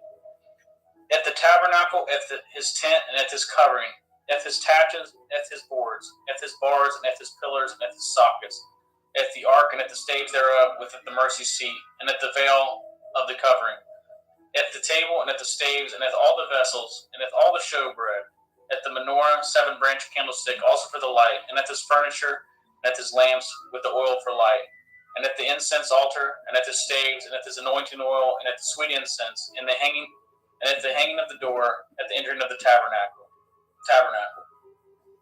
At the altar of burnt offering, with his brazen grate, at his staves, and at all his vessels, at the laver, and at his foot, and at the hangings of the court, his pillars, and their sockets, and their hanging for the door of the court, the pins of the tabernacle, and the pins of the court, and their cords, the clothes of service to do service in the holy place, the holy garments for Aaron the priest, and the garments of his sons to minister in the priest office. And all the assembly of the children of Yashriel departed from the presence of Moshe. And they came every one whose heart stirred him up, and every one whom his ruach made willing. And they brought Yahweh's offering to the work of the tabernacle of the assembly, and for all his service, and for the holy garments. And they came both men and women, and as many as were willing-hearted, and brought bracelets and earrings and rings and tablets and all jewels of gold. And every man that offered an offering of gold unto Yahweh. And every man with whom was found blue and purple and scarlet and fine linen and goat's hair and red skins of rams, badger skins brought them. Everyone that did offer an offering of silver and brass broughteth Yahweh's offering. And every man with whom was found shittim wood for any work of the service brought it. And all the women that were wise-hearted did spin with their hands, and brought it that which they had spun, both at the blue and at the purple and at the scarlet and at the fine linen. And all the women whose hearts stirred them up in wisdom spun at the goat's hair. And the rulers brought it the onyx stones, and the stones to be set for the ephod, and for the breastplate, and at the spice, and at the oil for the light, and for the anointing oil, and for the sweet incense. And the children of Yashriel brought a willing offering unto Yahweh, every man and woman, whose heart made them willing to bring for all manner of work which Yahweh commanded to be made by the hand of Moshe. And Moshe said unto the children of Yashriel, See, Yahweh is called by name Bezalel, the son of Uri, the son of Hori, of the tribe of Yehudah. And he has filled him with the Ruach Elohim in wisdom and understanding and in knowledge and all manner of workmanship, and to devise curious works, to work in gold and in silver and in brass, and in the cutting of stones, to set them in carving of wood, to make any manner of cunning work. And he has put it in his heart that he may teach both he and Aholiab, the son of Achikam of the tribe of Dan. Them has he filled with the wisdom of heart, to work all manner of work of the engraver, of the cunning workman, and of the embroiderer, in blue and in purple, in scarlet and in fine linen, and of weaver, even of them that do any work, and of those that devise cunning work. Exodus 36. Then wrought Bezalel and Aholiab, and every wise-hearted man in whom Yahweh put wisdom and understanding, know how to work with all manner of work for service of the sanctuary, according to all that Yahweh had commanded. And Moshe called Bezalel and Aholiab, and every wise-hearted man in whose heart Yahweh put wisdom, even everyone whose heart stirred him up to come up to work to do it. And they received of Moshe all the offering which the children of Yasharel had brought for the work of the service of the sanctuary to make it withal. And they brought yet unto him free offerings every morning. And all the wise men that wroughteth all the work of the sanctuary came every man from his work which they had made. And they spoke unto Moshe, saying, the people bring much more than enough for the service of the work which Yahweh was commanded to make. And Moshe gave commandment, and they caused it to be proclaimed throughout the camp, saying, let neither man nor woman make any more work for the offering of the sanctuary. So the people were restrained from bringing. For the stuff they had was sufficient for all the work to make it, and too much. And every wise-hearted man among them that wrought the work of the tabernacle made 10 curtains of fine twine linen, and blue and purple and scarlet, with cherubim of cunning work made he them. The length of the curtain was 20 and 8 cubits, and the breadth of the curtain 4 cubits. The curtains were all of one size. And he coupled the 5 curtains one into another, and the other 5 curtains he coupled one into another. And he made loops of blue on the edge of one curtain from the selvage of the coupling. Likewise he made in the uttermost side of another curtain in the coupling of the second. 50 loops made he in one curtain, and 50 loops made he in the edge of the curtain, which was in the coupling of the second. The loops held one curtain to another. And he made 50 taches of gold, and coupled the curtains one to another with the taches, so it became one tabernacle. And he made curtains of goat hair for the tent over the tabernacle. 11 curtains he made them. The length of one curtain was 30 cubits, and 4 cubits was the breadth of one curtain. The 11 curtains were of one size. And he coupled at the 5 curtains by themselves, and at the 6 curtains by themselves. And he made 50 loops upon the uttermost edge of the curtain in the coupling, and 50 loops made he upon the edge of the curtain which couples the second. And he made 50 taches of brass to couple with the tent together, that it might be one. And he made a covering for the tent of ram skins dyed red, and a covering of badger skins above that. And he made the boards of for the tabernacle of shittim wood standing up. The length of the board was 10 cubits, and the breadth of the board was 1 cubit and a half. One board had 2 tenons, equally distant one from another. Thus did he make for all the boards of the tabernacle. And he made at the boards for the tabernacle 20 boards for the south side southward, and 40 sockets of silver he made under the 20 boards, 2 sockets under one board for his 2 tenons, and 2 sockets under another board for his 2 tenons. And for the other side of the tabernacle, which is toward the north corner, he made 20 boards. And there 40 sockets of silver, 2 sockets under one board, and 2 sockets under another board. And for the sides of the tabernacle westward, he made 6 boards.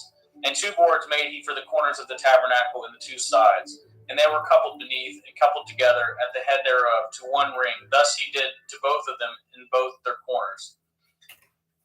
And there were 8 boards, and their sockets were 16 sockets of silver, under every board 2 sockets. And he made bars of shittim wood, 5 for the boards of the one side of the tabernacle, and the 5 bars for the board of the other side of the tabernacle, and the 5 bars for the boards of the tabernacle for the sides westward. And he made it the middle bar to shoot it through the boards from one end to the other. And he overlaid it the boards with gold, and made it the rings of gold to be places for the bars. And he overlaid the bars with gold. And he made it the veil of blue and purple and scarlet and fine twine linen. With cherubim made it he of cunning work. And he made thereunto 4 pillars of shittim wood, and overlaid them with gold. Their hooks were of gold. And he cast for them 4 sockets of silver. And he made a hanging for the tabernacle door of blue and purple and scarlet and fine twine linen of needlework. And at the 5 pillars of it with at their hooks, and he overlaid their chapters and their fillets with gold, but their 5 sockets were of brass. Exodus 37. And Bezalel made the ark of shittim wood. 2 cubits and a half was the length of it, and a cubit and a half the breadth of it, and a cubit and a half the height of it. And he overlaid it with pure gold within and without, and made a crown of gold to it round about. And he cast for it 4 rings of gold to be set by the 4 corners of it, even 2 rings upon the side of it, and 2 rings upon the other side of it. And he made the staves of shittim wood, and overlaid them with gold. And he put the staves into rings by the sides of the ark, to beareth the ark. And he made the mercy seat of pure gold. 2 cubits and a half was the length thereof, and 1 cubit and a half the breadth thereof. And he made 2 cherubim of gold. Beaten of one piece made he them, and on the 2 ends of the mercy seat.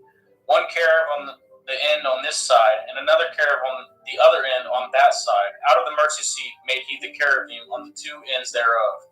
And the cherubim spread out their wings on high, and covered with their wings over the mercy seat, with their faces one to another, even to the mercy seatward were their faces of the cherubim. And he made it the table of shittim wood. 2 cubits was the length thereof, and a cubit the breadth thereof, and a cubit and a half the height thereof.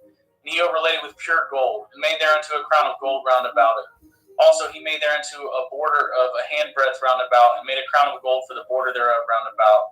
And he cast for it 4 rings of gold, and put the rings upon the 4 corners that were in the 4 feet thereof. Over against the borders were the rings, the places for the staves to beareth the table. And he made it the staves of shittim wood, and overlaid them with gold, and to beareth the table. And he made it the vessels which were upon the table, and at the dishes, and at the spoons, and at his bowls, and at his covers, to cover withal of pure gold. And he made it the menorah of pure gold, of beaten work, madeth the menorah, his shaft, and his branch, his bowls, his knops, and his flowers were of the same. And his 6 branches going out of the sides thereof, 3 branches of the menorah out of one side thereof, and 3 branches of the menorah out of the other side thereof. 3 bowls made after the fashion of the almonds in one branch, a knop and a flower, and 3 bowls made like almonds in another branch, a knop and a flower. So throughout the 6 branches going out of the menorah. And in the menorah were 4 bowls made like almonds, his knops and his flowers. And a knop under the 2 branches of the same, and a knop under the 2 branches of the same, and a knop under the 2 branches of the same, according to the 6 branches going out of it.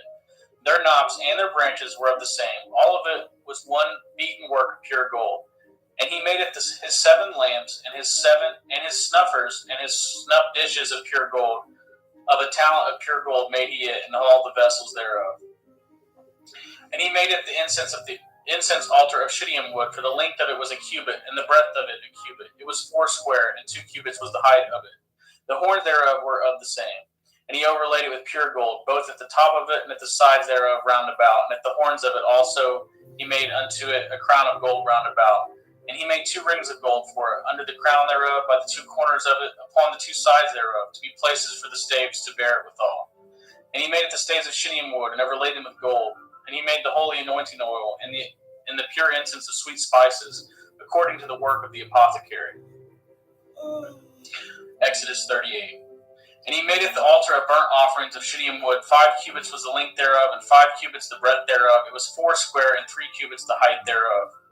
And he made the horns thereof, the 4 corners of it. The horns thereof were of the same, and he overlaid it with brass.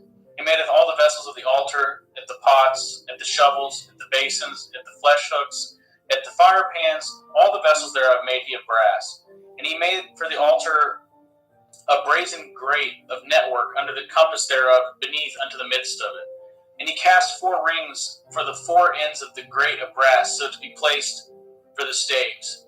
And he made it the staves of shittim wood, and overlaid them with brass. And he put the staves into the rings on the sides of the altar, to bear it withal. He made the altar hollow with the boards. And he made it the laver of brass, and at the foot of it of brass, and the looking glasses of the women assembling, which assembled at the door of the tabernacle of the assembly. And he made it the court on the south side southward. The hangings of the court were of fine twined linen, and 100 cubits. Their pillars were 20, and their brazen sockets were 20. The hooks of the pillars and their fillets were of silver. And for the north side, the hangings were 100 cubits. Their pillars were 20, and their sockets of brass 20. The hooks of pillars and their fillets of silver. And for the west side were hangings of 50 cubits, their pillars 10, and their sockets 10, the hooks of the pillars and their fillets of silver. And for the east side, eastward 50 cubits. The hangings of one side of the gate were 15 cubits, their pillars 3, and their sockets 3. And for the other side of the court gate, on this hand and in that hand were the hangings of 15 cubits, their pillars 3, and their sockets 3. All the hangings of the court round about were of fine twined linen. And the sockets for the pillars were of brass, the hooks of pillars and their fillets of silver, and the overlaying of their chapters of silver. And all the pillars of the court were filleted with silver. And the hanging for the gate of the court was needlework of blue and purple and scarlet and fine twined linen. And 20 cubits was the length, and the height of the breadth was 5 cubits, answerable to the hangings of the court. And their pillars were 4, and their sockets of brass 4, their hooks of silver, and the overlayings of their chapiters and their fillets of silver. And all the pins of the tabernacle and the court round about were of brass. This is the sum of the tabernacle, even of the tabernacle of testimony, as it was counted according to the commandment of Moshe, for the service of the Levim by the hand of Ithamar the son to Aaron the priest. And Bezalel the son of Uri, the son of Hori, of the tribe of Yehudah, madeth all that Yahweh commanded Moshe. And with him was Aholiab, son of Achimach, the tribe of Dan, an engraver and cunning workman. and embroider in blue, and in purple, and in scarlet, and fine linen. All the gold that was occupied for the work, and all the work of the holy place, even the gold of the offering, was 29 talents and 730 shekels, after the shekel of the sanctuary. And the silver of them that were numbered of the assembly was 100 talents, and 1,760 shekels, after the shekel of the sanctuary. A bekah for every man, that is a half shekel, after the shekel of the sanctuary, for everyone that went to be numbered from 20 years old and upward, for 600,000 and 3,550 men. And of the 100 talents of silver were cast at the sockets of the sanctuary, at the sockets of the veil, and 100 sockets of the 100 talents, a talent for a socket. And if of the 1,770 and 5 shekels he made hooks for the pillars, and overlaid their chapiteers and filleted them. And the brass of the offering was 17 talents and 2,400 shekels. And therewith he made at the sockets to the door of the tabernacle of the assembly, and at the brazen altar, and at the brazen gate for it, and all the vessels of the altar, and at the sockets of the court round about, and at the sockets of the court gate, and at all the pins of the tabernacle, and all the pins of the court round about.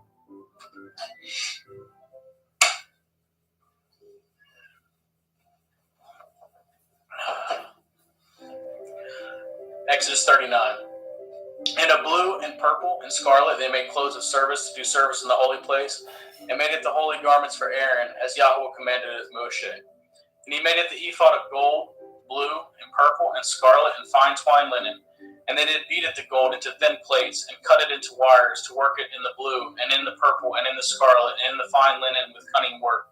They made shoulder pieces for it, to couple it together. By the two edges was it coupled together.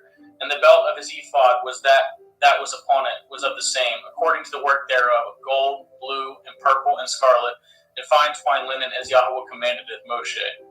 And they wrought the onyx stones enclosed in ouches of gold, graven as signets are graven with the names of the children of Yashrael. And he put them on the shoulder of the ephod, that they should be stones for a memorial to the children of Yashrael, as Yahweh commanded it Moshe.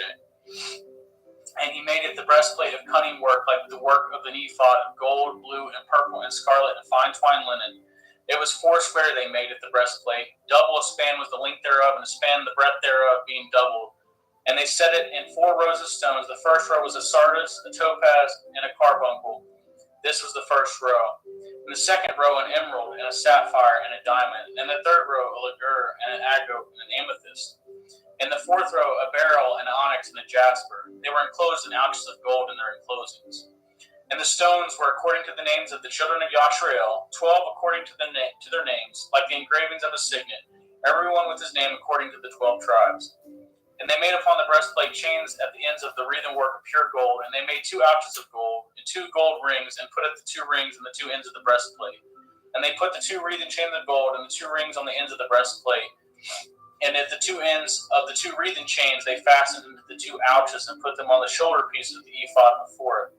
And they made 2 rings of gold, and put them on the 2 ends of the breastplate upon the border of it, which was on the side of the ephod inward. And they made 2 other golden rings, and put them on the 2 sides of the ephod underneath, toward the fore part of it, over against the other coupling thereof, above the belt of the ephod. And they did bind at the breastplate by his rings unto the rings of the ephod with a lace of blue, that it might be above the belt of the ephod, and that the breastplate might not be loosed from the ephod, as Yahweh commanded it Moshe. And he made it the robe of the ephod of woven work of all blue, and there was a hole in the midst of the robe, as the hole of a habergeon, with a band round about the hole, that it should not be rent. And they made upon the hems of the robe pomegranates of blue and purple and scarlet and twined linen. And they made bells of pure gold, and put the bells between the pomegranates upon the hem of the robe, round about between the pomegranates. A bell and a pomegranate, round about the hem of the robe, to minister in, as Yahweh commanded of Moshe. And they made it the coats of fine linen of woven work for Aaron and for his sons, and at the turban of fine linen, and goodly bonnets of fine linen, and at linen breeches of fine twined linen. And at the belt of fine twined linen, and a blue and purple and scarlet of needlework, as Yahweh commanded of Moshe. And they made it the plate of the holy crown of pure gold, and wrote upon it writing like to the engravings of a signet, Kodesh El Yahweh. And they tied unto it a lace of blue, to fasten it on high upon the turban, as Yahweh commanded of Moshe.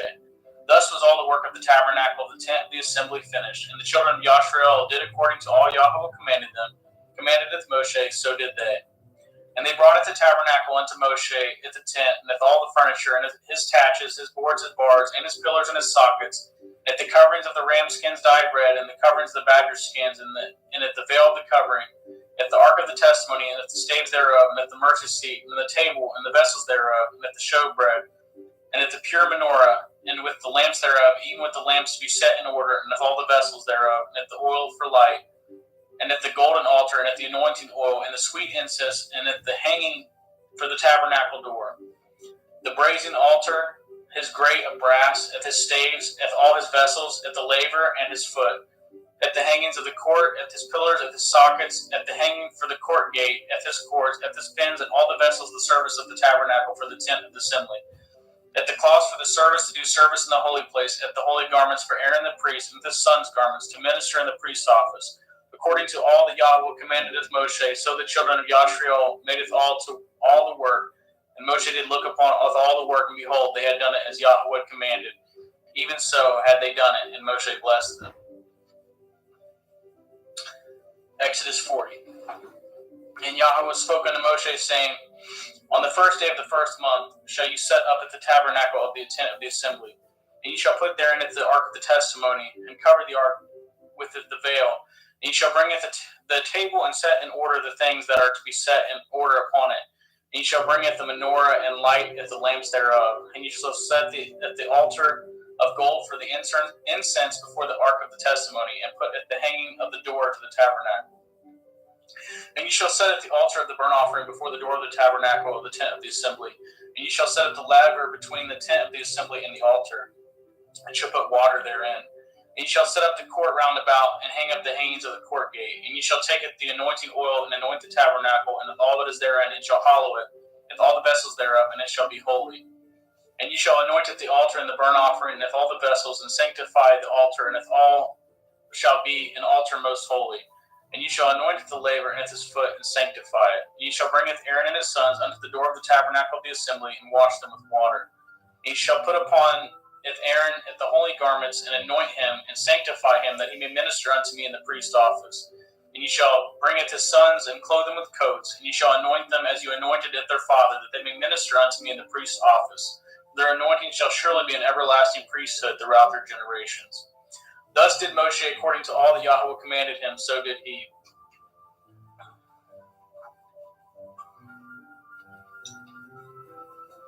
Sorry about that. Verse 17. And it came to pass in the first month, in the second year, on the first day of the month, that the tabernacle was reared up. And Moshe reared up at the tabernacle, and fastened at the sockets, and set up the boards thereof, and put at the bars thereof, and reared up at the pillars.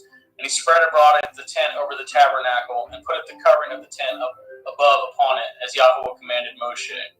And he took and put at the testimony into the ark, and set at the stays of the ark, and put at the mercy seat above upon the ark. And he brought the ark into the tabernacle, and set up at the veil of the covering, and covered the ark of the testimony, as Yahweh commanded Moshe. And he put the table into the tent of the assembly, upon the side of the tabernacle northward, without the veil.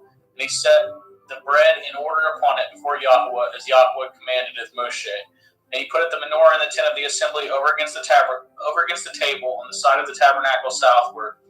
And he lighted the lamps before Yahweh, as Yahweh commanded Moshe. And he put the golden altar in the tent of the assembly before the veil, and he burnt sweet incense thereon, as Yahweh commanded Moshe. And he set up the hanging at the door of the tabernacle, and he put at the altar of burnt offering by the door of the tabernacle of the tent of the assembly, and offered upon it the burnt offering and the meat offering, as Yahweh commanded Moshe.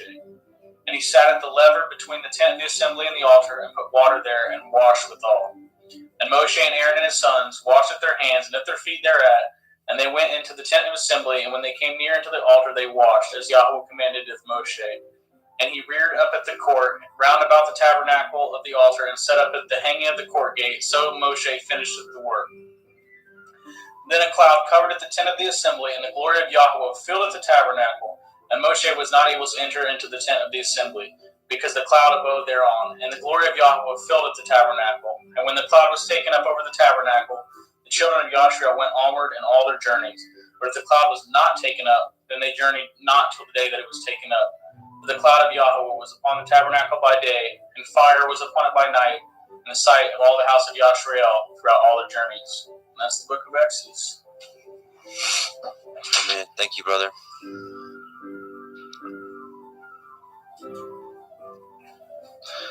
Okay, now we are ready to go into Vayikra, Leviticus. And do a quick screen share. And we'll get started.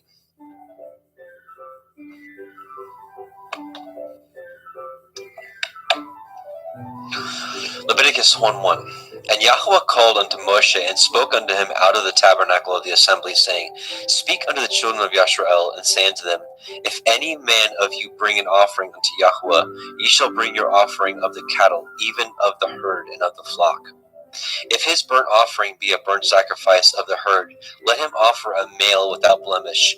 He shall offer it of his own voluntary will at the door of the tabernacle of the assembly before Yahweh.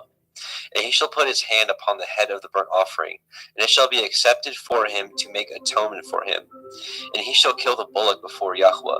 And the priests, Aharon's sons, shall bring the blood, and sprinkle the blood round about upon the altar that is by the door of the tabernacle of the assembly. And he shall flay the burnt offering, and cut it into his pieces.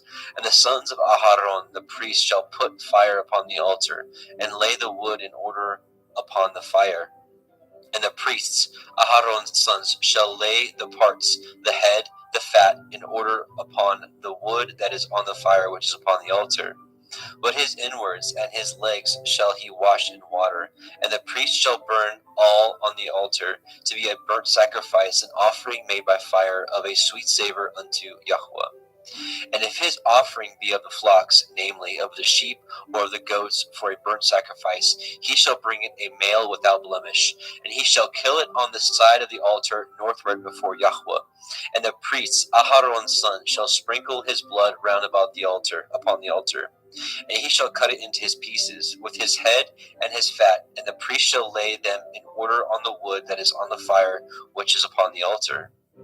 But when he shall wash the inwards and the legs with water, and the priest shall bring it all, and burn it upon the altar, it is a burnt sacrifice, an offering made by fire of a sweet savor unto Yahweh.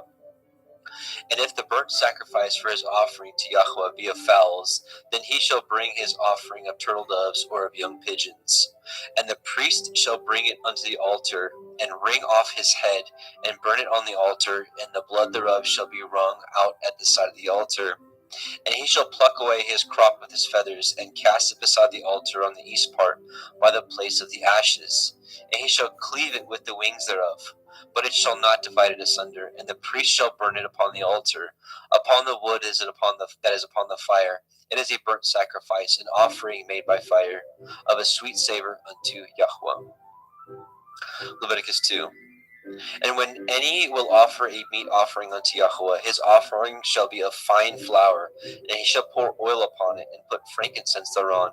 And he shall bring it to Aharon's sons, the priests, and he shall take thereout his handful of the flour thereof, and of the oil thereof, with all the frankincense thereof. And the priest shall burn the memorial of it upon the altar, to be an offering made by fire of a sweet savor unto Yahweh. And the remnant of the meat offering shall be Aharon's and his sons. It is a thing most holy of the offerings of Yahweh made by fire. And if you bring an oblation of a meat offering baken in the oven, it shall be matzah cakes of fine flour mingled with oil, or matzah wafers anointed with oil. And if your oblation be a meat offering baken in a pan, it shall be of fine flour, fine unleavened, mingled with oil. Fine flour unleavened, mingled with oil. You shall part it in pieces, and pour oil thereon. It is a meat offering. And if your oblation be a meat offering baken in the frying pan, it shall be made of fine flour with oil. And you shall bring the meat offering that is made of these things unto Yahweh. And when it is presented unto the priest, he shall bring it unto the altar. And the priest shall take from the meat offering a memorial thereof, and shall burn it upon the altar. It is an offering made by fire of a sweet savor unto Yahweh. And that which is left of the meat offering shall be Aharon's and his sons. It is a thing most holy of the offerings of Yahweh made by fire. No meat offering which ye shall bring unto Yahweh shall be made with leaven. For ye shall burn no leaven, nor any honey in any offering of Yahweh made by fire. As for the oblation of the firstfruits, ye shall offer them unto Yahweh, but they shall not be burnt on the altar for a sweet savor. And every oblation of your meat offering shall you season with salt, neither shall you suffer the salt of the covenant of your Elohim to be lacking from your meat offering. With all your offerings ye shall offer salt. And if you offer a meat offering of your firstfruits unto Yahweh, you shall offer for the meat offering of your firstfruits green ears of grain dried by the fire, even grain beaten out of full ears. And you shall put oil upon it and lay frankincense thereon. It is a meat offering. And the priest shall burn the memorial of it, part of the beaten grain thereof, and part of the oil thereof, with all the frankincense thereof. It is an offering made by fire unto Yahweh. Leviticus chapter 3. And if his oblation be a sacrifice of peace offering, if he offer it of the herd, whether it be a male or female, he shall offer it without blemish before Yahweh. And he shall lay his hand upon the head of his offering and kill it at the door of the tabernacle of the assembly. And Aharon's sons, the priest, shall sprinkle the blood upon the altar round about. And he shall offer the sacrifice of the peace offering, an offering made by fire unto Yahweh. The fat that covers the inwards, and all the fat that is upon the inwards, and the two kidneys, and the fat that is on them, which is by the flanks, and the caul above the liver, which the kidneys, with the kidneys, it shall he take away. And Aharon's sons shall burn it upon the altar, upon the burnt sacrifice, which is upon the wood that is on the fire. It is an offering made by fire of a sweet savor unto Yahweh.